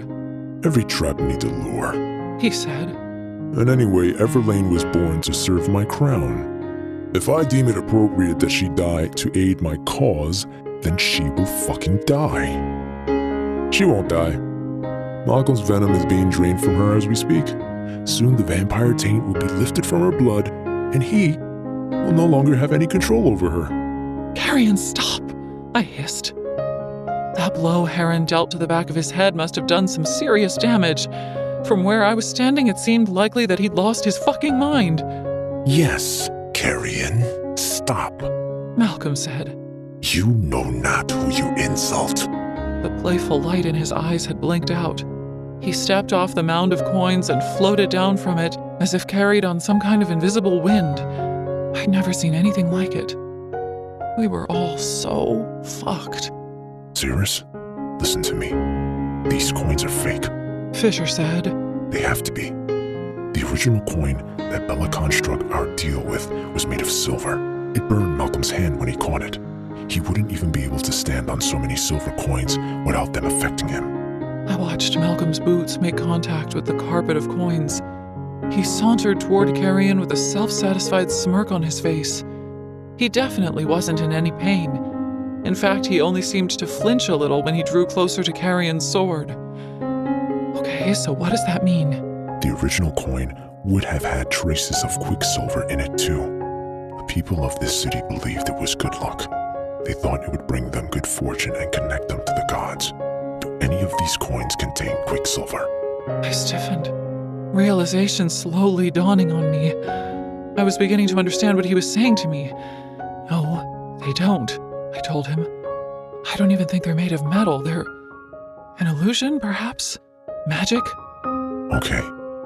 Then do you understand what you need to do? Malcolm hissed, snake-like, as he pushed Carrion's sword away. He leaned into the thief, baring his fangs. What are you going to do to stop us? We are immortal. We are gods. You are just a human with shaky hands and a pig sticker. What would stop me from ripping your throat out right here where we stand? Ceres? There was an urgent hitch in Fisher's voice. Yes, I told him. I know what I have to do. Carrion's eyes flitted to mine for a second. They held all manner of unspoken words. Then he lowered Simon, gave Malcolm his full attention, and said, Nothing's stopping you. Go ahead. Leech, bite me and see where it gets you. Carrion, no! My shock registered like a slap across the face. Malcolm swept around Carrion, face hideous with his hunger. His lips peeled back to reveal narrow, elongated fangs, not just his canines. All of his teeth were sharpened to vicious points. Carrion didn't even raise his hand to stop Malcolm. Head tipped back, he stared at the vampire defiantly as Malcolm snapped his head forward and sank his teeth into his throat. Gods! We've got to do something! I shrieked. Fisher's hands closed around my arms. Loreth's too. The males held me tight, their expressions hard. And all the while, the king of the vampires drank. This wasn't happening. Carrion was being drained right before our eyes, and we were doing nothing. Nothing! There's nothing we can do. Fisher's voice was so quiet compared to the ringing in my head. We'll all die if we try to pull him off him. Let me go. I have to try. Malcolm snarled, sinking his teeth deeper into Carrion's neck. He was losing control, losing himself to his own bloodlust. His throat worked as he took down Carrion's blood in great swallows. Frenzied, he withdrew his fangs. He was going to search for a better hold or a better vein. But then a look of surprise chased over his features. Malcolm rocked back on his heels, lips stained red, his chin crinkling in an odd way as he frowned down at Carrion. You, he said. Carrion was deathly pale, but he grinned up at Malcolm like a lunatic. You really should have let me finish introducing myself earlier. It's rude to interrupt people. Malcolm let go of him, shoving him away. Miraculously, Carrion managed to stay on his feet. My name is Carrion Swift. There was a time when I was known as Carrion Dianthus, firstborn son to Ruick and Amelia Dianthus. Malcolm began to shake. A violent convulsion racked through him, and a thick stream of blood jetted from his mouth. It spattered over the coins at his feet. You tricked me. He choked, vomiting up another gush of blood. You tricked me into drinking Dianthus blood. Holy fucking gods! Fisher and Loreth muttered the curse in unison. What the hell is happening? Dianthus? I'd heard the name, but I couldn't remember when. As if struck with a sudden sense of urgency, Fisher spun and grabbed me by the shoulders. Can you sense it? He demanded. Can you feel where it is? I don't know, Yes, there it was. A whisper of a voice, faint, tiny, but there. I've got it. Dirty gray smoke started pouring out of Malcolm's mouth. His perfect porcelain skin was suddenly riddled with pulsing black veins. What have you done? Belicon roared. Both he and Madra floated down the slope of the coins, raising their hands. Fisher gave me a shake. Cirrus is here, No, not here. but inside the labyrinth. I nodded. Fisher pressed Solace into my palm and closed my hand around its hilt. Then go, find it. And this. The widow's bane was wearing off. My ribs spiked with pain as I hurtled through the labyrinth. I pumped my arms, Solace cutting through the air as I ran. The walls weren't moving anymore. Clearly they needed direction from Malcolm to do that, and the vampire was too busy choking, dying, to pull those kinds of strings. The obsidian passageways had been terrifying enough when I'd been running through them with my friends, but now they were downright petrifying. It was too quiet. It took me a moment to realize why, and then it occurred to me. The smoldering bodies in the stands had fallen silent. What did that mean? Was Fisher dead? Were Lorith and Carrion gone too? I wanted to scream. Fear and panic claimed me bit by bit. I was going to lose my mind. I could barely hear the little whisper now. It seemed to be growing quieter, even though my gut told me that I was getting closer. Cirrus. Cirrus. It called to me by name. Suddenly, I wasn't so sure anymore. I had thought I was going the right way, but the whisper seemed to be coming from every direction. Where are you? Please, I begged. I need you. Not need, the whisper said. Want. No, I need you. I need to save my friends. I need you to help me. Please show me where you are. I ran back the way I'd come, my heart climbing up into my throat. It was so dark, so quiet. I felt the lightest tug in my stomach as I ran by a turn and backtracked, sprinting that way instead. The whisper said nothing. Please help me. A bargain, then, the whisper purred. No bargains, no tricks, no deals. Then why would we help? I stopped running. Overcome with exhaustion and pain, all I wanted to do was curl into a ball and pretend that none of this was happening. Instead, I said, because this is wrong. What they've done here. It's evil, and you can end it. Evil and good are two sides of the same coin, the whisper snickered. If that was supposed to be funny, then I threw my hands in the air, my eyes pricking with tears. There is always evil. There is always good, the whisper said. Yes, but look how much evil exists here. So much pain and death and suffering. Isn't it time for some good? For balance? I trailed off, not knowing how to win this argument. I love him, I said. I can't bear him to die. The Kingfisher, the whisper buzzed. Yes. your mate. I stared into the dark, feeling hopeless. Yes, I said. My mate. The silence rang in my ears, deafeningly loud. The whisper was gone. The thread guiding me to it was gone. It was over. I was stuck in this awful labyrinth alone. I would die here. I wouldn't even be able to make it back to him so that we could die together. A small favor, then, the whisper said. we will do it for a favor, and for a restoration of balance, and for love. I burst into tears. What kind of favor? I choked out. as we said, a small one. A small favor. That was vague enough to ring all kinds of alarm bells, but it was the best I was going to get. I would deal with the consequences of whatever foolishness this was later. All right, yes. Yes, I'll owe you a small favor. This way, then. This way. The thread flared back to life, pulling me forward. I followed it. I ran. I sprinted as fast as my legs could carry me. And I screamed when I rounded a corner and came face to face with Morthil. The demon was still dead, but that wasn't much of a comfort. According to Fisher, it would respawn, whatever that meant, and I had no desire to be around it when it did. Where are you? I hissed. The whisper answered delightedly. Inside. We are inside. What do you mean? I was verging on hysteria now. This was too much.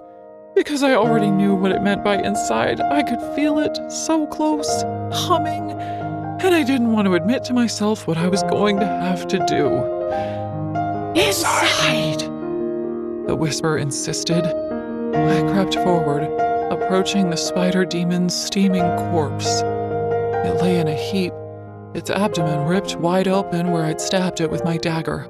One of its legs lay on the ground 3 feet away. The huge mouth in the center of its face was mangled from the blow Loreth had dealt it with a Vizieth, which only made it more hideous. I held my breath as I leaned over and peered into the demon's yawning maw. Fuck. Any hopes that I might have been wrong went up in smoke when I saw the gleaming flash of silver at the back of the beast's gullet. A ragged, wordless cry cut through the thick silence that hung over the labyrinth. Somewhere Fisher, Loreth, and Carrion were fighting for their lives, and I was wasting time. I had to move. Come on, Ceres. You can do this. I would have preferred the encouragement from Fisher, but I was sure he had his hands full right now, so I gave myself a pep talk instead. I lifted my hand and... oh. My skin was stained black with ink. Runes upon runes upon runes. The god bindings flared metallic blue around my wrists as if consolidating and becoming more real somehow. My whole body rushed with heat. I'd said it out loud, hadn't I? I'd acknowledged that Fisher was my mate. That was too big and too wild to comprehend right now. Gingerly, I reached my inked hand into the demon's mouth. Its teeth glistened. Circular rows stacked on top of one another, growing smaller and smaller as they traveled down its throat. This close, I could see the serrations of each tooth. They were made for ripping and grinding through flesh. Further. I needed to reach further in. My heart seized between beats. The air froze in my lungs. Further. A little further still. The demon's gullet was still warm, not to mention slimy. I grimaced as I plucked the coin from the back of its throat and closed my hand around it. The demon twitched and I panicked. Yanking my arm out of its mouth, I yelped, staggering back, and a hand closed around my wrist. You'd better give me that coin, girl, a rough voice said. It was Malcolm. Chapter 43. Another Way. The coin weighed next to nothing. I clenched my fist around it and fought to wrench my hand free. Malcolm was strong, though. His fingers dug into my wrist, his sharp nails breaking the skin. Malcolm's breath reeked of death. Interfering in the plans of immortals is never advisable, Ceres Fane. Especially when they've expended so much time and effort into those plans. Open your hand. No. Enough is enough. Fisher has suffered enough. These people have suffered enough. This deal you made is over. Not yet, it isn't. The Vampire King spun me around and my breath caught. His skin was melting from his bones, sloughing away in wet, fibrous slabs from his cheeks and his neck. The smell that came off him was putrid, the stench of rotting meat left out in the sun for too long. Even his eyeballs were shrunken and desiccated in their sockets. Whatever Carrion was, whatever Carrion had done, he had dealt Malcolm a tremendous blow. The king was still stronger than I was, though, and the pain in my ribs had become realm-shattering. I breathed in shallow sips, each more excruciating than the last. I'm very intrigued by you. Malcolm's ruined smile would haunt me from this life into the next. An alchemist after so many years. I wasn't surprised to learn that Madra tried to kill you all off centuries ago. She was always so afraid of your kind. I suppose it would have been impossible to track all of you down, though. It's notoriously difficult to detect magic in half-blood fae. She probably allowed 1 or 2 of them to slip through her fingers. They must have hidden in her city and started families and bred. Our fae blood must have been diluted over the centuries, reduced to less than a whisper in a bloodline. But then you come along.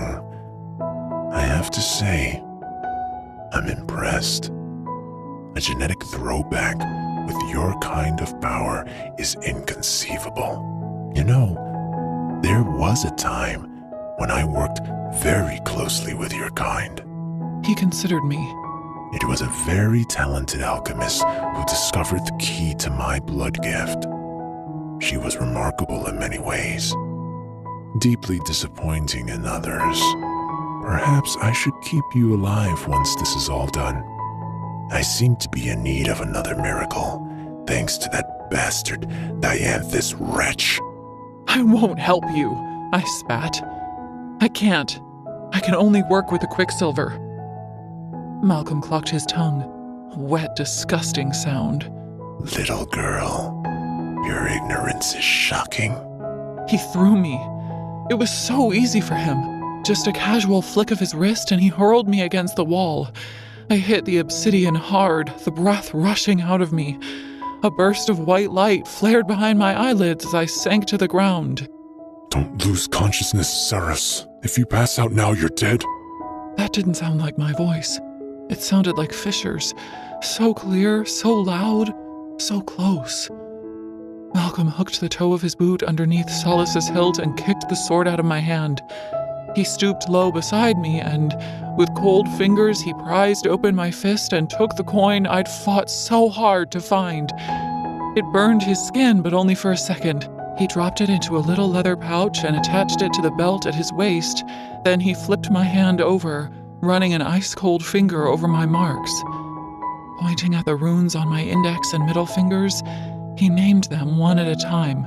Earth, air, fire, water, salt, brimstone, quicksilver. The full gamut. More power than any alchemist I've ever encountered. You are capable of restoring me to my power and a lot more besides. Just kill me and be done with it. I won't help you, I groaned. Really? The vampire cocked his head to one side. He tapped the intricate interlocking rune on the back of my right hand. I tried to pull my hand away, but he shook his head, tutting disapprovingly. Speaking of impressive marks, I haven't seen the likes of this before either. Such pretty artwork. It seems as though you've landed yourself a mate. I wonder who it could be. Fuck you, I spat. I spent a lot of time with Fisher over the years. He's quite something to look at. So you'll believe me when I tell you that I noticed his new marks immediately. But I didn't need to see ink on skin to know you were his, did I? I scented you on him the second he showed up here. Demanding I let his sister go. I scented your body on him. He forced out the words as if they left a foul taste in his mouth. But the scent of your blood was much stronger. I couldn't believe it, that he fed from you. He sneered. He wore that silver plate at his throat every day he was trapped here in this labyrinth. A gift from his mother, I believe. Pure silver imbued with some particularly nasty magic.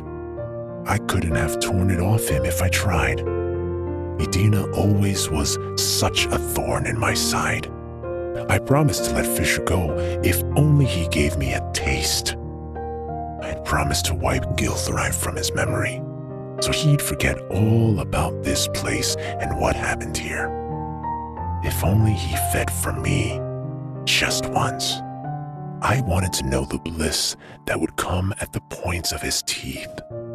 But he denied me. He chose to stay and suffer.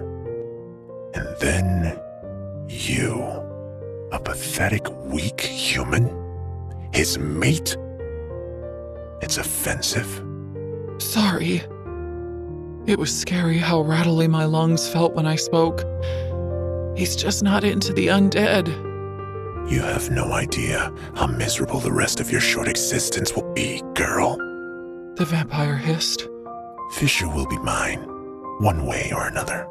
You will help me heal. You'll help me build an unstoppable army that will sweep across all of Evalia, and he will give himself to. I lunged. The blade strapped to my thigh wasn't as impressive as Solace, but it was sharp, and in the end, that's all that mattered. I plunged the dagger into Malcolm's throat, screaming through the pain in my chest. The vampire's eyes went wide, his pupils contracting to vertical slits.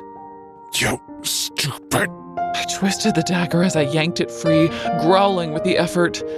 A flap of Malcolm's flesh came away with the blade, and smoke and blood gushed like a geyser from the wound. The Vampire King's blood wasn't black ichor like that of his feeders.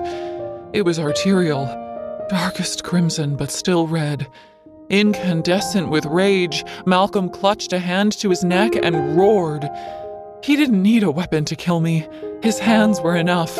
With a rabid snarl, he slammed his fist into my stomach and drove it upwards. Hold on, Cyrus. I'm coming. It was Fisher's voice, crystal clear and perfect. He was coming for me. He would be too late. A ripple of cold shock rocked my body. There was no pain. Not right away. It crept in at the edges of my awareness like a morning frost stealing over a window pane. And then it shattered me. I was dying. Malcolm made sure of that. His glee was sickening as he pulled his blood-soaked hand from my stomach. They say abdomen wounds are the worst way to go. His voice was a wet rasp. I'd done some serious damage with that blow to his neck, but his head was still attached. More was the pity. I think I'll leave you just like this. You'll last long enough for him to find you that way. I love our Kingfisher the most, when his heart is breaking. Our Kingfisher? Our Kingfisher? This sick piece of shit couldn't claim any part of my mate. Fisher was mine. I'm going to kill you, I groaned. It'll be the last thing I do, but it'll be worth it. Malcolm laughed. Please, girl, die with some dignity. You can't kill me. I'm eternal. When he lowered his hand from his neck, I could see that his throat was already healing. It was slow progress, the fibers of his muscle reattaching one by one, but he would heal. That wasn't important anymore. I hadn't fooled myself into thinking that I would end him with the dagger. I just wanted to distract him a little. Malcolm's smile fell when I lifted the little leather pouch he'd placed the coin inside. The very same one I'd unhooked from his belt while he'd torn a hole in my stomach. He held out his hand, his eyes widening a touch. Give that to me. He demanded. Give it to me, and I might still save you. There's time. It was my turn to laugh now, my mouth filled with blood, my body seizing from the agony that tore through me, but it was worth it. Does it really matter that much to you? That he has to stay here and suffer? That you get to keep all of these people here burning and in pain for the rest of time? Is your soul really that black and twisted? Malcolm shrugged apologetically. I don't have a soul, girl. And he pounced. I couldn't stop him from snatching the pouch from me and darting away, of course. I didn't even try. What little energy I had left, I was saving. The vampire's eyes were bright with victory. That brightness dimmed when he opened the pouch and found nothing inside. His gaze snapped up to me, his jaw falling open. The little coin hummed happily in my hand as I held it up for him to see. What was Pelicon's deal again? Leaves or fishes? Don't! Malcolm cried. Don't! I flipped the coin. Not high. I wouldn't give him the chance to grab it out of the air the way he'd done when Pelicon had flipped it. The little coin flashed brilliantly as it spun. It didn't matter which side it landed on anymore, only that it landed. The ground shook when the shining silver struck the obsidian. There was a moment of stillness, and the ruins of Gilthry held its breath. Stupid little bitch. What have you done? Malcolm whispered. And then it hit. A fearsome wind slammed into the labyrinth. It came from nowhere, screaming through the passageways that had trapped Fisher for decades. It rose up and out of the labyrinth, tearing along the stands of the amphitheater. Anarath more, Anarath more, Anarath more. It whipped up the cries of the tortured souls, and as the wind passed by them, they turned to pillars of ash and were swept away in its howling wake. Hundreds of thousands of higher and lesser fae finally allowed to pass, their pain coming to an end. Malcolm stared up at the stands in dismay. No, this isn't my children. They were to be my army. You took them from me!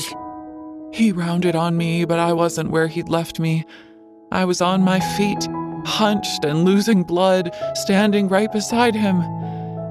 And I had solace in my hands. Only the gods are eternal, I told him. And I cut off Malcolm's head.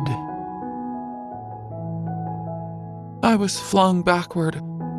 I wasn't getting up again. Malcolm's head burst into blue flames before it even hit the ground. His body was engulfed quickly after. A blast of light tore out of Solace and ripped up into the clouds, illuminating them.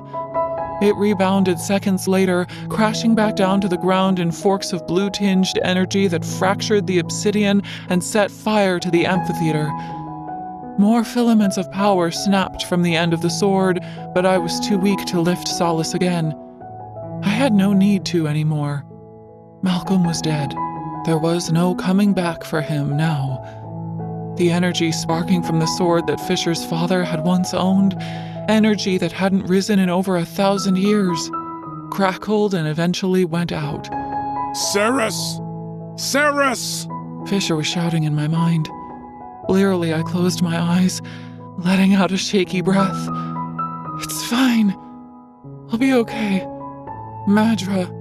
The coward disappeared into the quicksilver as soon as the wind hit. And Belagon? Laura's dealing with him and Carrion. Your swords are channeling again. Where are you? That was a great question. I had no idea how to direct him. I'm by the demon. Morthil. That information wasn't very useful to him, though. The walls had moved so much after we'd left the spider demon's corpse, there was no chance Fisher would find me from that information alone. Could he feel how weak I was right now? I could tell that his shoulder was injured. I could feel his exhaustion. I didn't understand this connection between us, but it had grown stronger since I'd accepted my marks and acknowledged him as my mate. I knew that he was running. I also knew that he was afraid. Don't worry, He said. I'm coming. I must have passed out. When I came to, a figure was standing over me, and it wasn't Fisher. I tensed, reaching for solace, but my arms were numb. My legs, my whole body was numb. I couldn't move. I saw silver hair, and a wave of despair rose up inside me. He'd survived? How? There was no way. But the hair was too short to be Malcolm's. It was Taladeus, the vampire who had held Everlane on the bank of the Darn. It's okay, Ceres. You're going to be all right.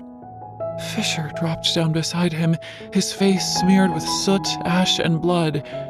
His dark hair, damp with sweat, curled around his ears. I opened my mouth, but I couldn't speak. Thankfully, I had other means of communicating with him. When Helena said that one of the mates marked with a god binding always died, I didn't think it would happen this quickly. You're not going to die. Fisher brushed my hair out of my face, his hands shaking. I'm afraid she is. Taladeus said solemnly. It'll happen soon no matter what. The damage to her stomach and chest cavity is too great. Fisher's mouth thinned into a line. He raked a hand through his filthy hair, screwing his eyes shut. If we don't act, she'll pass in the next few minutes. Taladeus said with surprising care. I'll give her a part of my soul. Fisher said. You can't. We already gave too much to Lorith. You'll decline immediately if you try to. I don't give a shit. I've lived plenty, Tal. She's barely lived at all. I'm fucking giving it to her. Sniffing, he leaned forward on his knees and set his palms against my mangled belly. No, Fisher. Devastation twisted his features. Jade eyes, brimming with panic, clashed with mine.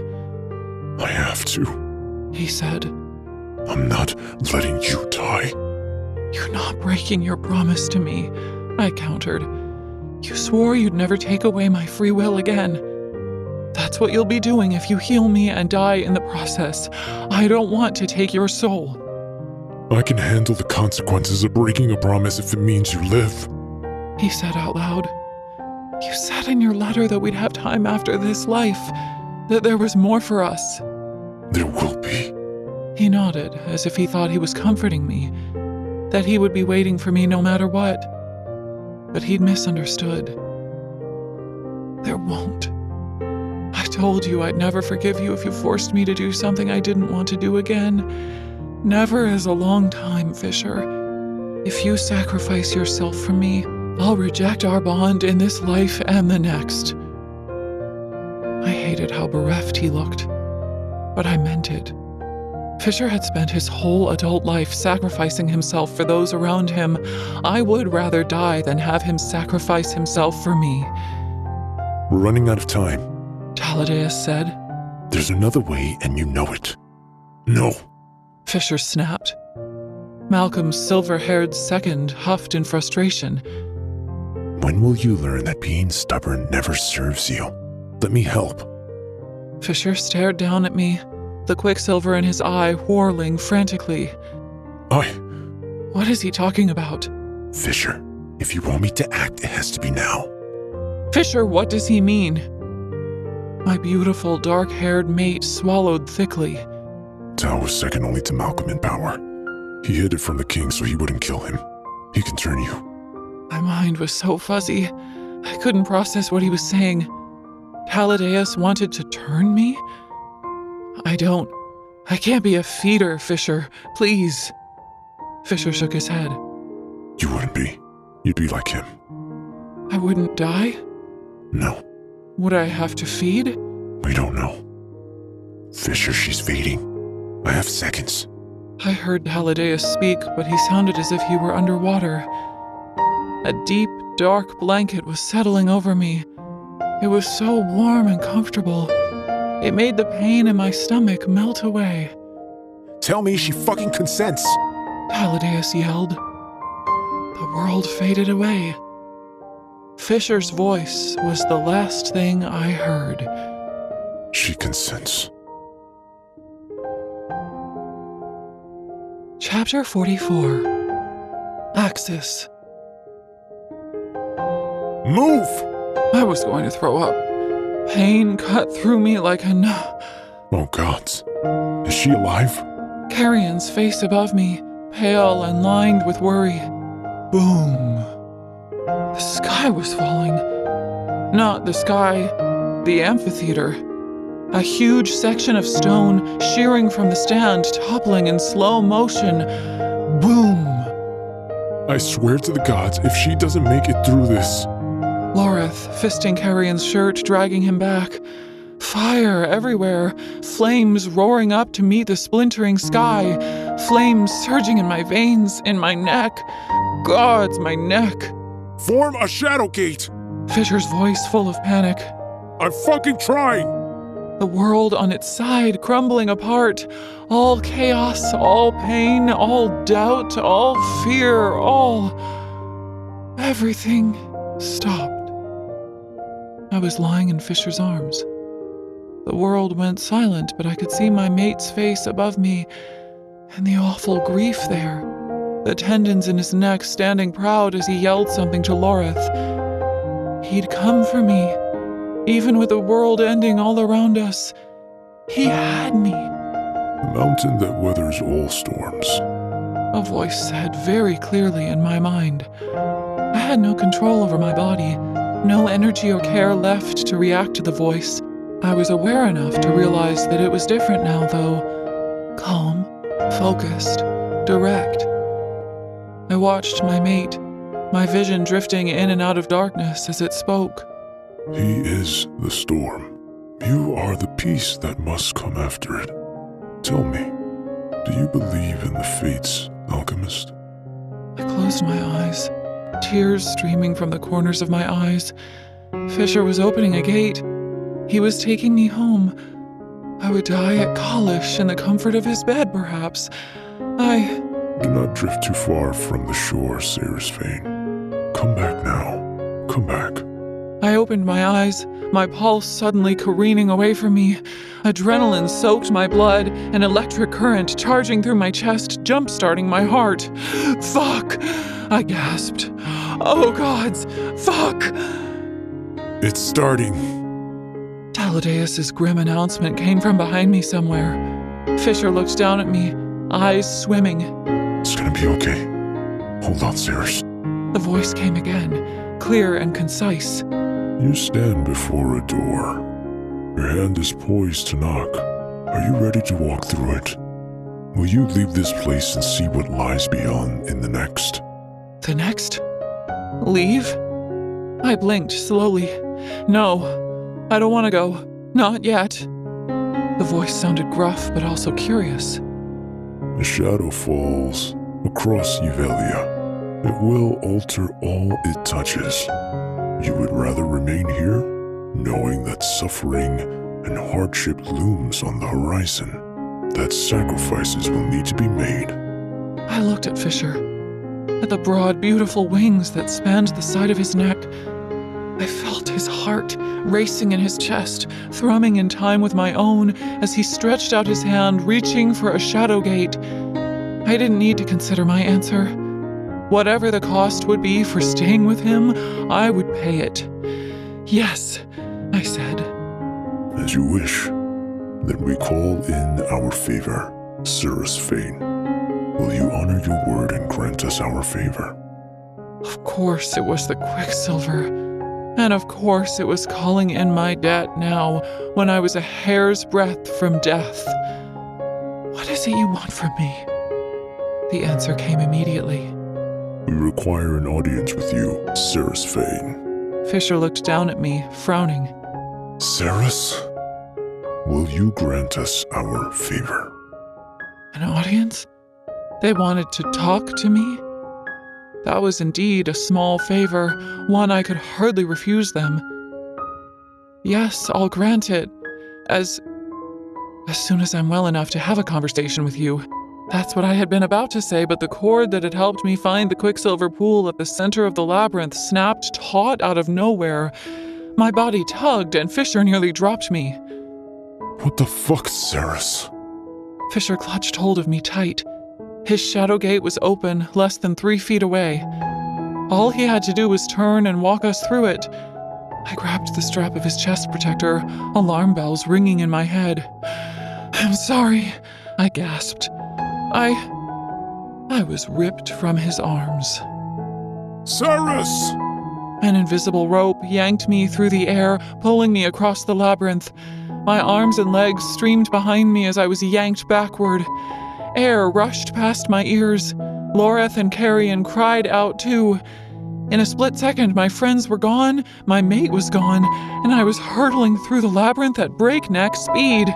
Please, I cried, don't. Whatever the Quicksilver was doing, it had to stop. My stomach hollowed out, a weightless sense of falling tugging at my belly. And then all I could see were coins, thousands of them, a whole carpet of them whipping by beneath my feet. True panic claimed me when I understood where I was being drawn. I barely saw the Quicksilver pool underneath me before a wave of the liquid metal rose up and lashed me around my waist. I barely had time to scream as it cinched tight around my ribs and dragged me below its surface. It's dead. Don't be ridiculous. Of course it isn't dead. How can you be so sure? Because Father willed it here, stupid. He doesn't want it to be dead. Therefore, it isn't. These voices were female, young and playful. The first who had spoken made a dismissive sound and said, "Well, it looks dead." I opened my eyes and saw bright blue sky. A bird chased across my field of vision, darting and swooping, singing at the top of its lungs. Without thinking, I lifted my hand to shield my eyes from the sun, wanting to get a better look at it. Too late, I braced for the pain, but none came. Do you think it understands us? I squinted, turning my head, and blades of grass tickled the side of my face. I was lying in a vast field at the foot of a rolling hill. Atop the hill stood a lone oak tree, so magnificent that it took my breath away. Its thick boughs rocked on the gentle breeze, its leaves shimmering, flaring with light when the sun hit them. I dragged myself into a sitting position and immediately spied the two young women to my right. They looked 18, perhaps? 19? And they were identical in every way. Dressed in loose, dark gray dresses, they wore nothing on their feet. Their black hair flowed in waves down to their waists. Two pairs of quick royal blue eyes shot through with silver threads watched me with a keen interest as I got to my feet. The girl on the right grabbed her sister's hand, and the two of them came forward. "Tell us what it's like," she said in a clear, pleasant voice. I cleared my throat. "Sorry, tell you what's like." "Sex," the other girl said, tilting her chin. "With that male, our father's champion." "With, Fisher?" In unison, the girls nodded eagerly. We wanted to try him out for ourselves, but father forbade it," the twin on the right said. "He deems no living creature from any realm worthy of our touch. We've been waiting an eon for him to gift us with our own playmate, but thus far, no other of our kind has braved the journey to visit our Corcoran." Corcoran? Holy hells. The Corcoran were... "Which one of us do you worship more fervently?" the twin on the right asked. "Bal?" She gestured to herself. "Or Methin?" She gestured to her counterpart. "We have such competitions over who is most popular." A lightning storm raging in her eyes now. No sooner had I noticed it than I felt the sharp prickling of static in the air. The fine hairs all over my body stood up. This was really happening? They were gods. I swallowed down my nerves, then bowed my head respectfully, looking down at my feet. How could anyone love Bal more than Mithin, or treasure Mithin more than Bal? You're worshipped equally by all those who know your names, my ladies. My ladies! The sun goddesses cried at the same time. They grinned at each other happily, still holding each other's hands. She speaks with such lovely manners.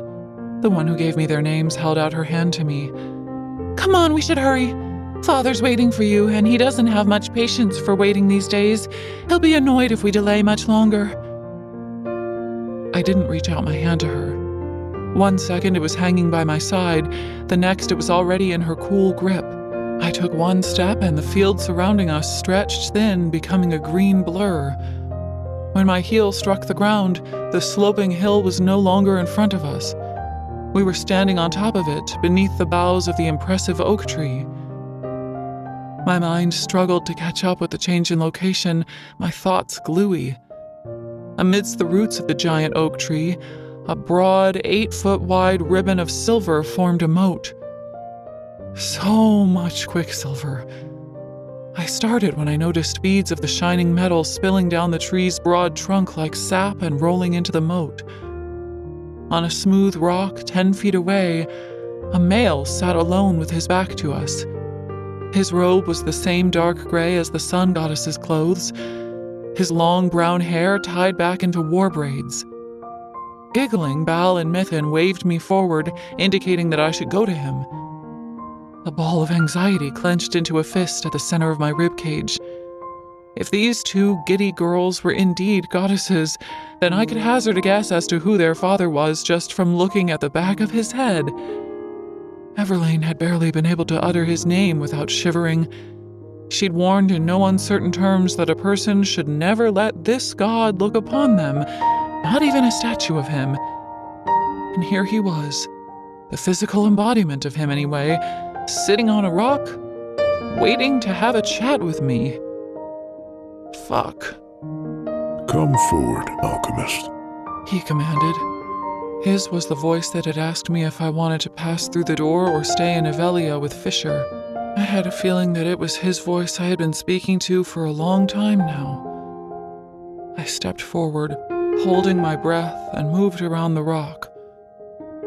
Facing the god, I angled my jaw and met his cool blue eyes. I had expected some terrible visage, a hideous, twisted face with madness in its gaze, but no. If he'd been human, I would have judged him in his middle years. His face was lightly lined and had a kindness and wisdom that took me by surprise. He looked up at me, his hands resting on his knees, and said, You know who I am. I bowed my head a little, again looking down at my boots. Zareth, god of chaos. Zareth grunted. And you are Ceres, sister to Hayden, daughter to no one. He nodded to the inkwork on my hands. Also mate to my champion. I glanced down at the marks, still a little surprised to see them there, staining my skin. Yes, I said. I am. Zareth rose from his seat on the rock and my legs trembled. He was no taller than Fisher, no broader or more godlike in appearance, but the sheer well of power that swelled from him as he took me in made me want to drop to my knees and throw myself at his feet. He could blink and eradicate me from existence. I knew that with certainty. If he wanted me to, I would vanish, never to have even been born in the first place. We must make this quick, or you'll die before you have been of use to me. I will be as concise as I can, given the circumstances. I've spent a great deal of time watching the threads of the universe, waiting for one such as you. He said. An alchemist at last, to reset the balance and clear the way for what's to come. Turning, he went to the edge of the quicksilver pool that surrounded the great tree, and I followed, drawn along by the pull of him. He stepped to the very edge of the quicksilver and looked at me. Here, we stand at the edge of the universe. The roots you see, growing down into the earth, into the quicksilver, are the anchors of fate. He tipped his head back, his eyes traveling upward into the boughs of the tree. The silver leaves above mark all the realms of our domain. My family are the stewards of all you see here. We water the roots of fate. We train the boughs and prune the leaves to prevent rot and decay. You see the boughs there, the blackened one. I looked where he was pointing and did notice one particular branch of the tree. Its bark was darker than the rest, shriveled with fewer silver leaves sprouting from it. Yes, I see it. Zareth nodded. Lifting his hand, he swept his fingers through the air, and as I watched, 3 of the boug's leaves dislodged and fell. They floated down, fluttering and spinning to land on the surface of the quicksilver. There is a rot spreading throughout my domain, Ceres, he said. Realms that are infected with that rot have to be summarily destroyed to protect the rest of the tree and prevent that rot from spreading. Do you understand? Those leaves had been realms. Whole worlds. Zareth had just waved his hand and wiped them out. I stared at them as they sank and disappeared below the surface of the quicksilver. Was it possible? Could he really just have done that? How many people? I couldn't get the rest of the question out, but the god standing beside me knew exactly what I was asking him. Billions. He answered without the faintest hint of emotion. Yes, then. I had just witnessed genocide on a scale I couldn't comprehend, and Zareth just smiled. You aren't the only alchemist in the universe, of course. He said. There are millions of you out there. Even in your realm, even in the city you once called your home, there are hundreds of elemental magic wielders who can command the quicksilver. But when I consulted the fates long ago, I was very intrigued when I saw you, Seraphine. Not just you, Kingfisher too. I saw an excess in the flow of things, a burning knot in the tapestry of all that would come to be. When I focused and saw the strength of the bond that connected the two of you together, I admit, I attempted to sway the fates. What do you mean, sway the fates? I whispered. Zareth glanced down the gently rolling slope to the field where his daughters had returned and were laughing raucously, hands grasped, spinning each other around in the tall grass. You were supposed to have been born Fae, in the same realm as your Kingfisher. So I separated you. Hundreds of years before you were born. I shifted the events around your birth, moved the pieces on the board and placed you far away, in a realm that should never have come into contact with his. But I watched as the bows of the universe grew against their nature, and aligned in such a way that you would still meet. I foresaw then that no matter how the bows and branches of this tree were manipulated, you and he would always collide. There was nothing I can do to stop it. Fisher had said his mother was wrong sometimes, about small things that had big consequences. When she had predicted me rushing into her son's life, she had seen me with sloped ears and canines like her son. It turned out she hadn't been wrong after all. I should have been born Fae. The god of chaos had simply interfered. Why? I asked. Why would you want to keep us apart? What does it matter to you if we love each other and live our lives together? Zareth considered me for a moment. Inhaling sharply, he rushed past me, around the tree to a point on the bank of the moat where the grass was pressed flat against the earth, and the boughs of the tree were twisted into bare, blackened knots. I hadn't noticed it from our vantage point just now, but from here it was plain to see that a huge chunk of the tree was dying. In nature, there is a counterweight to everything, child. Light has darkness. Life has death. Joy has sorrow. And good has evil. That law applies, no matter which realm you exist in. He said with a broad stroke of his arm that encompassed the many, many leaves on the tree. Threads like you and Kingfisher that are drawn together and cross on an axis create a well of power. The energy the two of you draw together attracts an equal and opposite counterweight. Every possible future where the two of you are together ends with the vast majority of this tree dying. None of us can foresee any other way. So, you're saying that Fisher and I are responsible for the end of the entire universe? Zareth shook his head. Not you personally, but the moment where you meet, along with the moment you become mates, is a spark. The flame in the dark that draws them off. It was incumbent upon me to try and stop that spark from taking place. But as you've already learned, the fates themselves will not be guided down that path. I felt my heart beating all over my body. Does Fisher know any of this? Zareth snorted. No, I orchestrated events so that he would be brought here as a young male. His mother had just died, and his disposition wasn't very polite. Zareth frowned, as if the memory were troubling even now. He made an enemy of my family. He was only allowed to live because I demanded it. I spent a great deal of time studying the various outcomes and paths of this universe once you and Kingfisher met.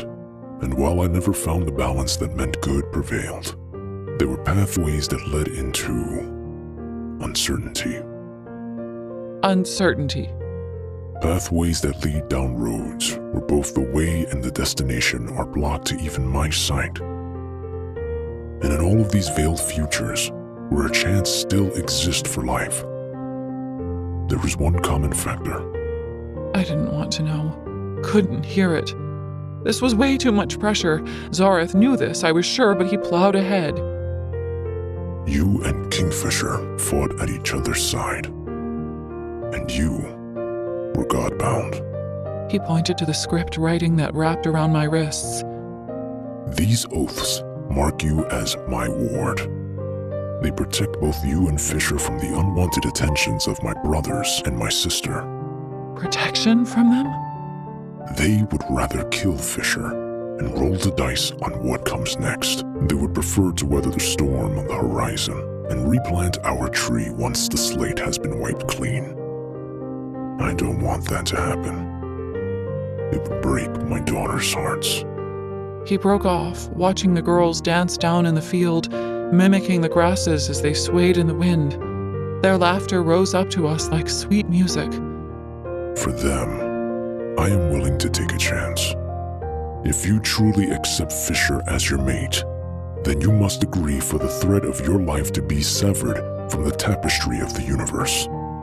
Once you do, none of us may affect your future. We won't be able to see you at all.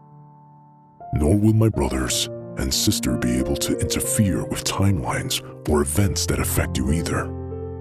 You'll be on your own. On my own. What was he talking about? This burden shouldn't be placed on one person's shoulders. It definitely shouldn't be placed at mine. I'm a thief. Just one woman. I can't be held responsible for... You're not responsible for anything. All you need to do is live your life. But... Let me put it this way, child. Zareth said, cutting me off. Do you want your mate to die? No, of course not. Then this is how you save him. What was I supposed to say? If I did this, then Zareth and the other gods wouldn't be able to see ahead or do anything to affect events as they were about to happen. But should they be allowed to do that anyway?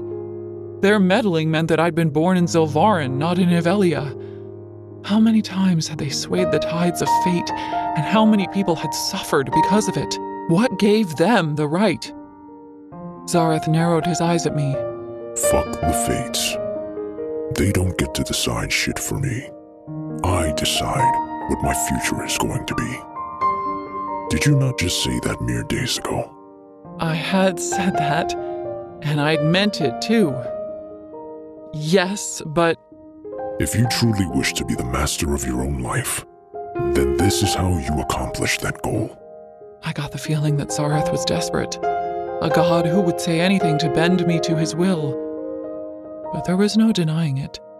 He was a god. He could make me do anything he desired, and yet he was giving me this choice.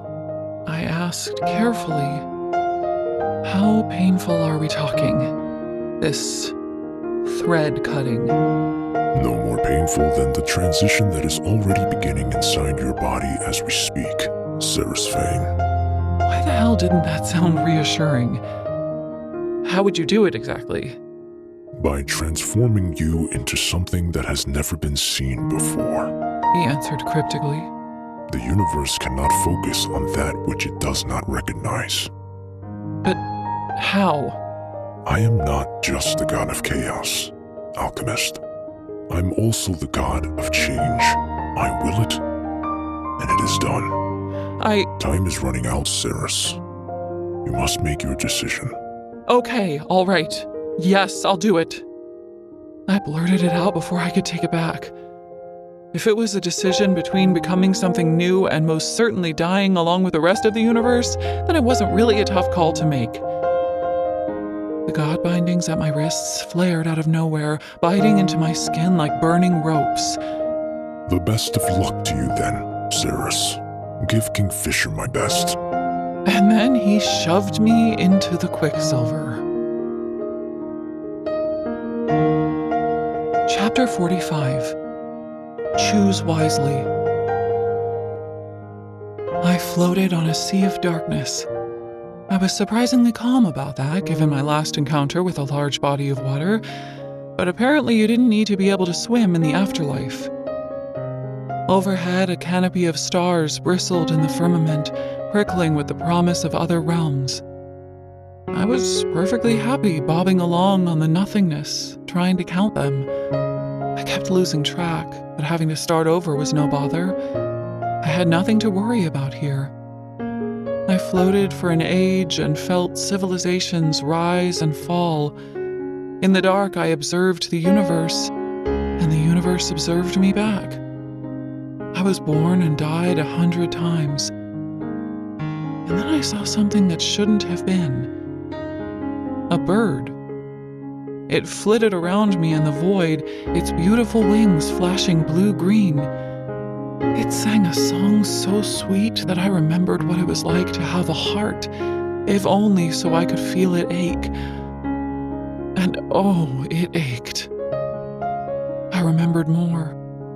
Jade, the color of new grass, winter mint and the promise of snow on cold mountain air, a crooked smile and dark, thick waves of hair. I remembered pieces of him and all at once, and I remembered how to drown. I needed him like I needed air. I reached for him like I was reaching for the surface of a still, flat lake. Kingfisher. My kingfisher. My mate. Fisher! I sat up, panting, soaked to the skin with sweat. My head spun in the worst way. Oh, gods, I was going to be sick. I leaped out of the bed. I'd been in a bed and immediately tripped over a bucket that had been strategically placed by the nightstand. Sitting on the floor, legs splayed wide, I grabbed that bucket and puked into it for all I was worth. Once my stomach was empty, I sank back against the side of the bed, panting as I took in my surroundings. The room I found myself in was high-ceilinged. Dark green drapes hung at the windows. Heavy, dark oak furniture decorated the space. A wardrobe by the door, a chest of drawers, another armoire by the window, and a bookcase full of books. The rug I was splayed out on was a soft dove gray, plush. It felt lovely when I buried my fingers into... Oh, I grabbed the bucket and heaved into it again. My stomach muscles throbbed uncomfortably when I set it aside. They call it the Great Purge. A male voice said. Taladeus had opened the door while I was vomiting and was now leaning against the door jamb with his arms folded over his chest, watching me with an amused smile on his face. Vampire. Malcolm's second. I cast around the room looking for a weapon and realized for the first time that I was dressed in a pair of scandalously tiny black silk shorts and a sheer camisole made of the same material that didn't leave much to the imagination. Gasping, I gave up my search for something to defend myself with and looked for something to cover myself with instead. Taladeus chuckled as he crossed the room and fetched a rope from the ornate privacy screen by the window. He made a point of looking away as he came toward the bed and held it out for me. Your body has undergone some stark changes of late, he said. The general consensus is that you'll be able to eat normal food again soon, but it might take a day or two. When I transitioned, it took me 6 months before I didn't hack up anything I tried to eat like it was a hairball. Snatching the robe from him, I threw it around my shoulders. I flared my nostrils, hating the strange, overpowering burn at the back of my nose. What do you mean, transitioned? I asked sharply. Taladeus let his head fall to one side. He gazed at me pityingly. You know exactly what I mean by that word, don't you? Vampire. Vampire. Vampire. I glared back at him, refusing to accept it. I'm nothing like you, I hissed. Taladeus nodded, scuffing the toe of his beautiful leather shoe against the edge of the rug. With his hands in his pockets, he said, Oh, I know that, Cirrus. What does that mean? That tone, I demanded. Here. The vampire with the immaculately coiffed silver hair and the strangely soft eyes nodded toward the large mirror on the wall. Come and see for yourself. I was wary as I walked over to the mirror. Wrapping my arms around myself, I prepared for the unknown. I had no idea if I would recognize the person staring back at me in the glass. But I did. Aside from the faint shadows beneath my eyes, I was wholly, entirely myself. Ceres. Same dark hair, same blue eyes, same... I hesitated, turned my head. My ears.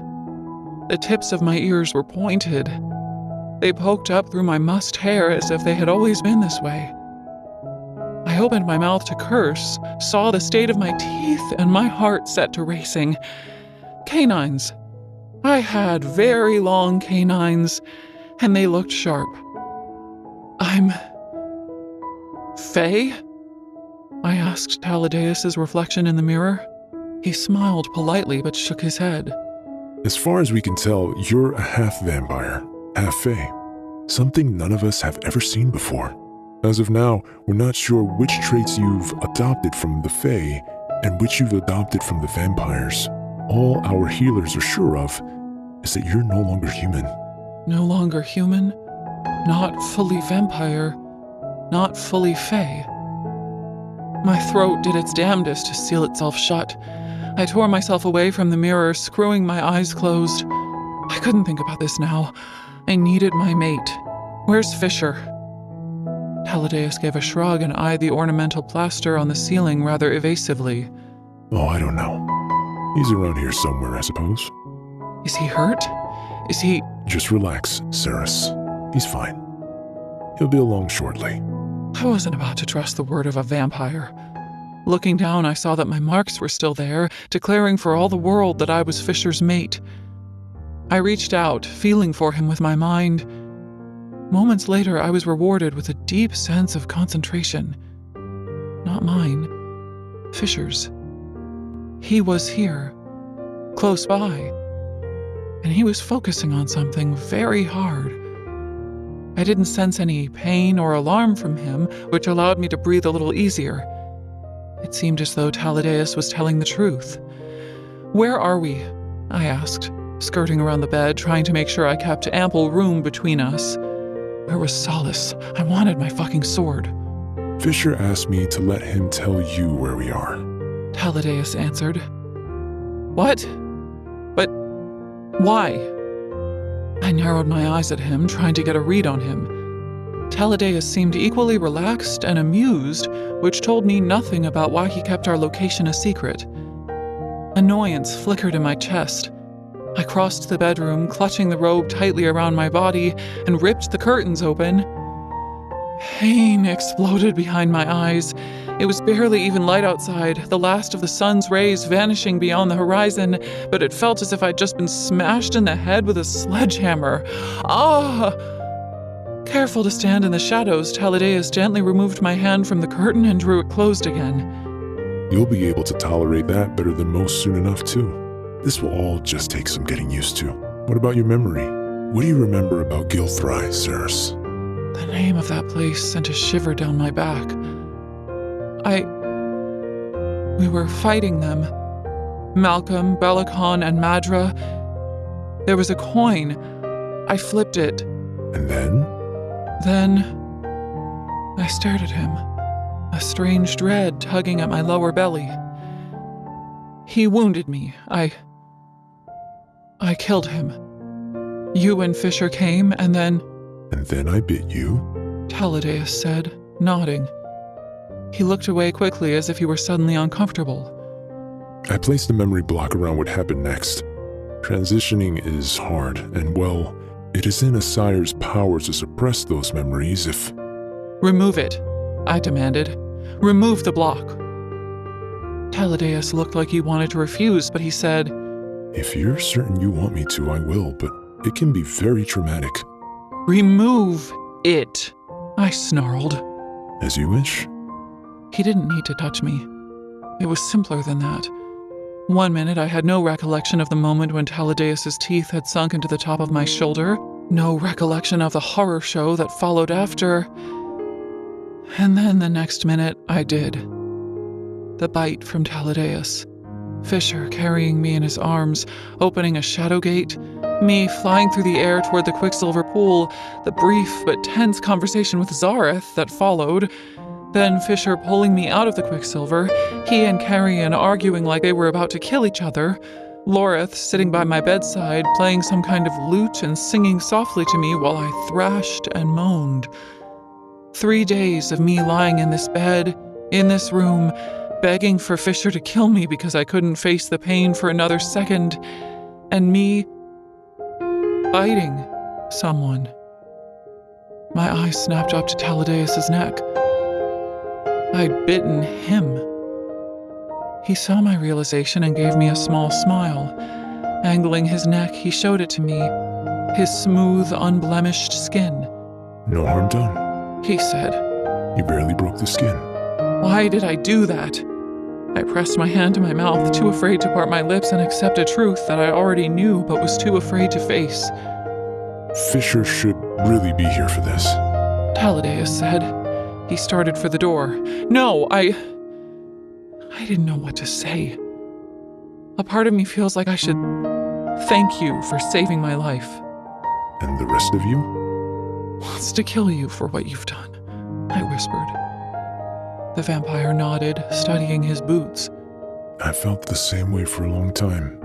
There were whole centuries where I hated what I'd become, and I wanted to destroy Malcolm. I wanted nothing but to die and be gone from this world so badly. What made you decide to stay? Taladeus gave me a small, very sad smile. I didn't. I wasn't given a choice. Malcolm wouldn't let me go. I tried to kill myself once, and he forbade me from ever trying again. His word was law. But now he's dead. And I am free. Taladeus rocked on his heels. I'm still trying to decide what that means for me. But things have gotten rather interesting recently. He looked me up and down, frowning a little, as if weighing up what he wanted to say. After a moment, he said, There are two kinds of forever, alchemist. One is heaven, the other is hell. It doesn't matter what I do. Make sure you choose your version of immortality wisely. I blinked, trying to force this version of Carrion Swift to make sense in my head. Still the same artfully messy copper-brown hair, still the same blue eyes and that roguish grin, but also the sloped ears and the pointed canines, and he was so tall. I punched him in the chest. Ow! What was that for? I shoved a finger in his face. Because you're an asshole. I've known you since I was 15. He shook his head, hands palm up in the air. And I've known you since I was 1,086. Do I win a prize? You didn't tell me that you were heir to a fucking Fae throne.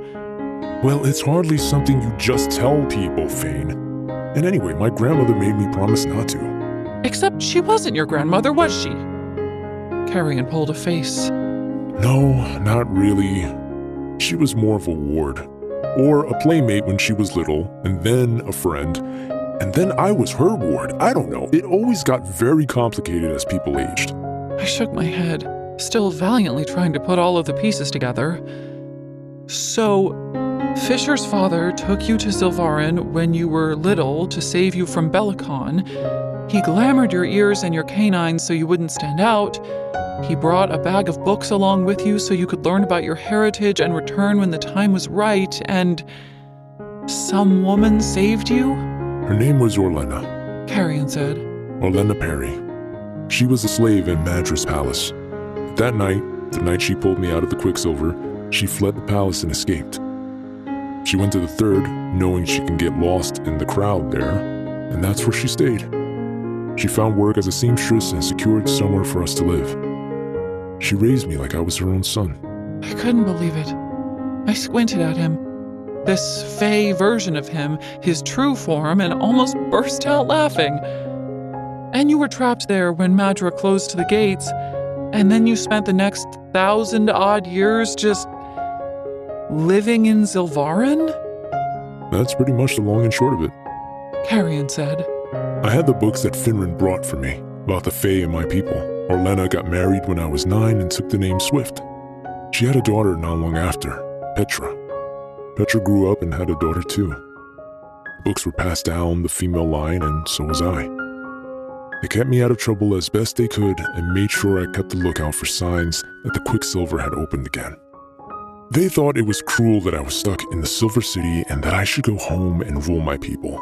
The females of the Swift line have always been very bossy and overly concerned about my love life. It's cruel that I was stuck in the Silver City and that I should go home and rule my people. The females of the Swift line have always been very bossy and overly concerned about my love life. So you knew what to expect when the Quicksilver awakened again? He laughed. Nope, not even a little bit. But I felt it. That day when you were taken up to the palace. Something shifted in the air, a kind of energy that felt familiar somehow. I recognized it the second time it happened, and somehow I just knew it had something to do with you. I went to the Mirage to see if you'd escape, and that's where Fisher found me. I really did say I was Hayden because I thought I was protecting him, Saris. I hope you believe that. It's okay. I know. I really did believe him. Gods, how interlinked this all was. Fisher's father had been the one to secret the true heir to the throne out of Evelia. 1,000 years later, his son had been the one to bring him back. It meant something. What, I couldn't say, but I was sure we were all going to find out soon enough. And all of this time, there had been a Fae royal living in the third, smuggling goods, starting fights, and generally making a nuisance of himself. I was on the verge of asking Carrion how he preserved his sanity while the people he cared about were born, grew up, lived their lives, and died of old age. But I already knew the answer to that question, and I didn't want to hear him say something lewd about whiskey and women. Speaking of which, I glared at him even harder. You slept with me. He grinned shamelessly. You're welcome. Carrion. What? You've been fucking Fisher for the past gods only knows how long. Yes, but I knew what he was when I decided to sleep with him, and he was my mate. Carrion huffed. Folding his arms over his chest, he rolled his eyes and sighed. All right, I'm sorry I didn't disclose to you that I was a magic-wielding political asylum seeker posing as a human when I slept with you. Does that make you feel better? No. Come on, Fane. He nudged me with his elbow. I'm Faye now. You're Faye now. Kind of. It's all water under the bridge. You're only grumpy with me because you were worried about me. Go on. Ask me how I survived Malcolm's all-powerful venom. I can tell you're just dying to know. Loreth already told me, actually. So there. Loreth had been the second person to visit me after Taladeus had left my room. He'd laughed when he'd seen my fey ears. Laughed a little less enthusiastically when he saw just how sharp my teeth were. The first thing he told me was that Everlane was alive and Ren was watching over her, though she had fallen into a deep sleep and couldn't be roused. Taelena and Ishabal were confident that she would wake any day, though. He'd then stayed for over an hour and explained much of what had happened after I'd bolted back into the labyrinth. I'd been sick with guilt when he'd told me how all three of them had nearly died at Balakon's hands while they bought me time to find the coin. He'd called me crazy when I'd apologized for taking so long and said that it had felt like a miracle when the wind had swept away all of the death magic and allowed their swords to channel again. Madra had fled through the Quicksilver immediately. Balakon had put up a prodigious fight, but the second Loreth's angel breath had torn out of Aviziath, he too had fled like a fucking coward. Oh, really? Carrion quirked a dubious eyebrow at me. And how did Loreth of the Broken Spire tell it? Let me guess. He said my blood was too rancid to be affected by vampire venom. No, he said that your father's blood was used to create the blood curse that allowed Malcolm to become a vampire, and that a vampire can't drink from the living members of the bloodline that created them, nor can they enthrall them. He said that drinking from you should have killed Malcolm instantly, but because he had lived for so long, he was too powerful. Carrion grunted. That's pretty accurate, actually. He also said that's why Malcolm had Balakon kill your parents. That they were the only thing that posed a threat to him. Again, Carrion grunted. He wasn't grinning anymore. I barely remember them. I do. My heart stuttered in my chest. I'd been waiting for him to come for what felt like an age. Fisher stood just inside the door, a stony look on his face as he nodded to Carrion. His expression softened for me. Hey, you. He whispered into my mind. Hey, way back," I answered. It was unbelievably comforting to know that this remained the same between us. He could still talk to me in my mind, and I could still talk to him. Of all the things that had changed so dramatically in the past few days, the bond between us seemed to be the same as it had been before. The corners of his mouth twitched the tiniest bit, the faintest suggestion of a smile. He kept it as he entered the room properly and placed a light kiss on my forehead. Are you going to tell me about my parents, or are you going to start undressing each other? Because I can leave. I don't have to, but I can. Carrion said. Please leave, Carrion. Fisher said flatly. I'll come and tell you everything I remember about them later. But for now, I want to be alone with my mate. He said it with such pride. My mate. Carrion left, grumbling under his breath, and the room suddenly became much smaller. We were alone.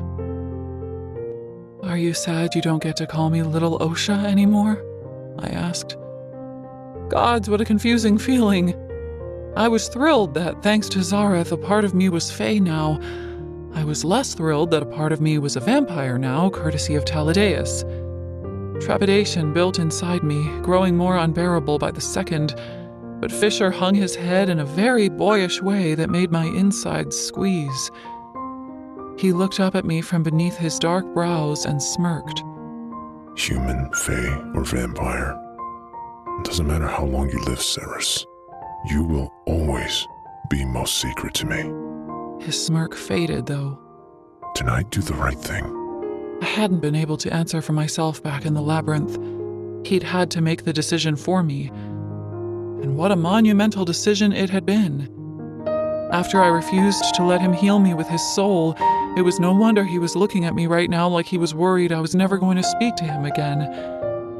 This was huge. I wasn't myself anymore. I was the ward of a god, and not just any old god. By proxy, Fisher kind of was too. There was so much I still had to tell him.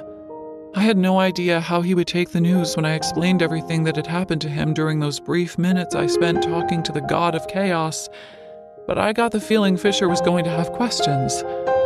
1,000,000 of them. For now, the world was brighter, sharper. There were threads of shining power in Fisher's eyes when I looked at him, and there was a burning ache at the back of my throat that was getting harder to ignore. Wait. There was magic in Fisher's eyes, but less Quicksilver. I gasped, stepping out of his arms, and Fisher cleared his throat, looking a little abashed.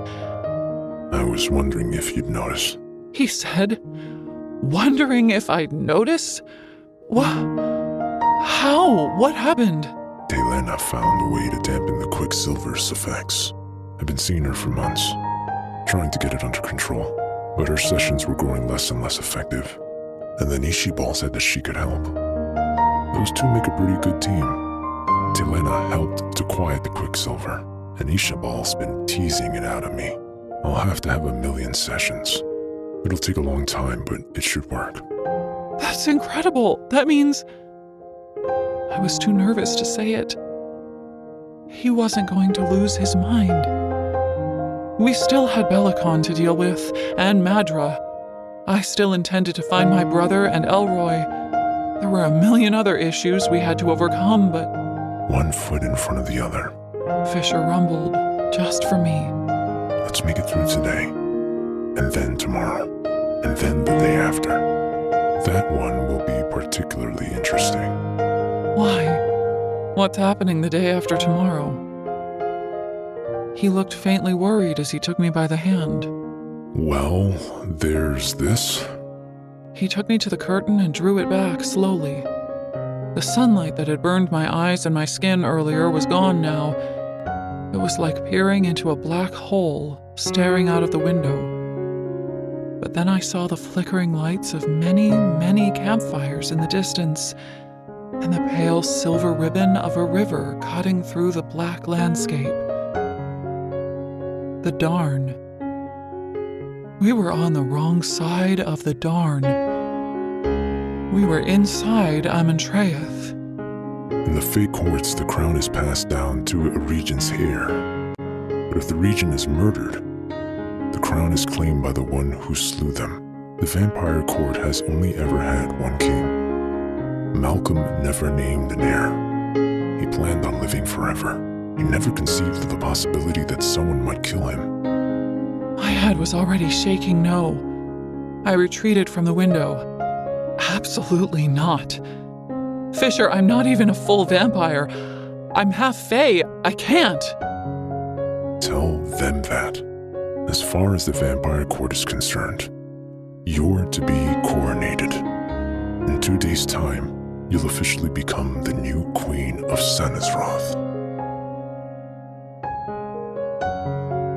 This is the end of Quicksilver,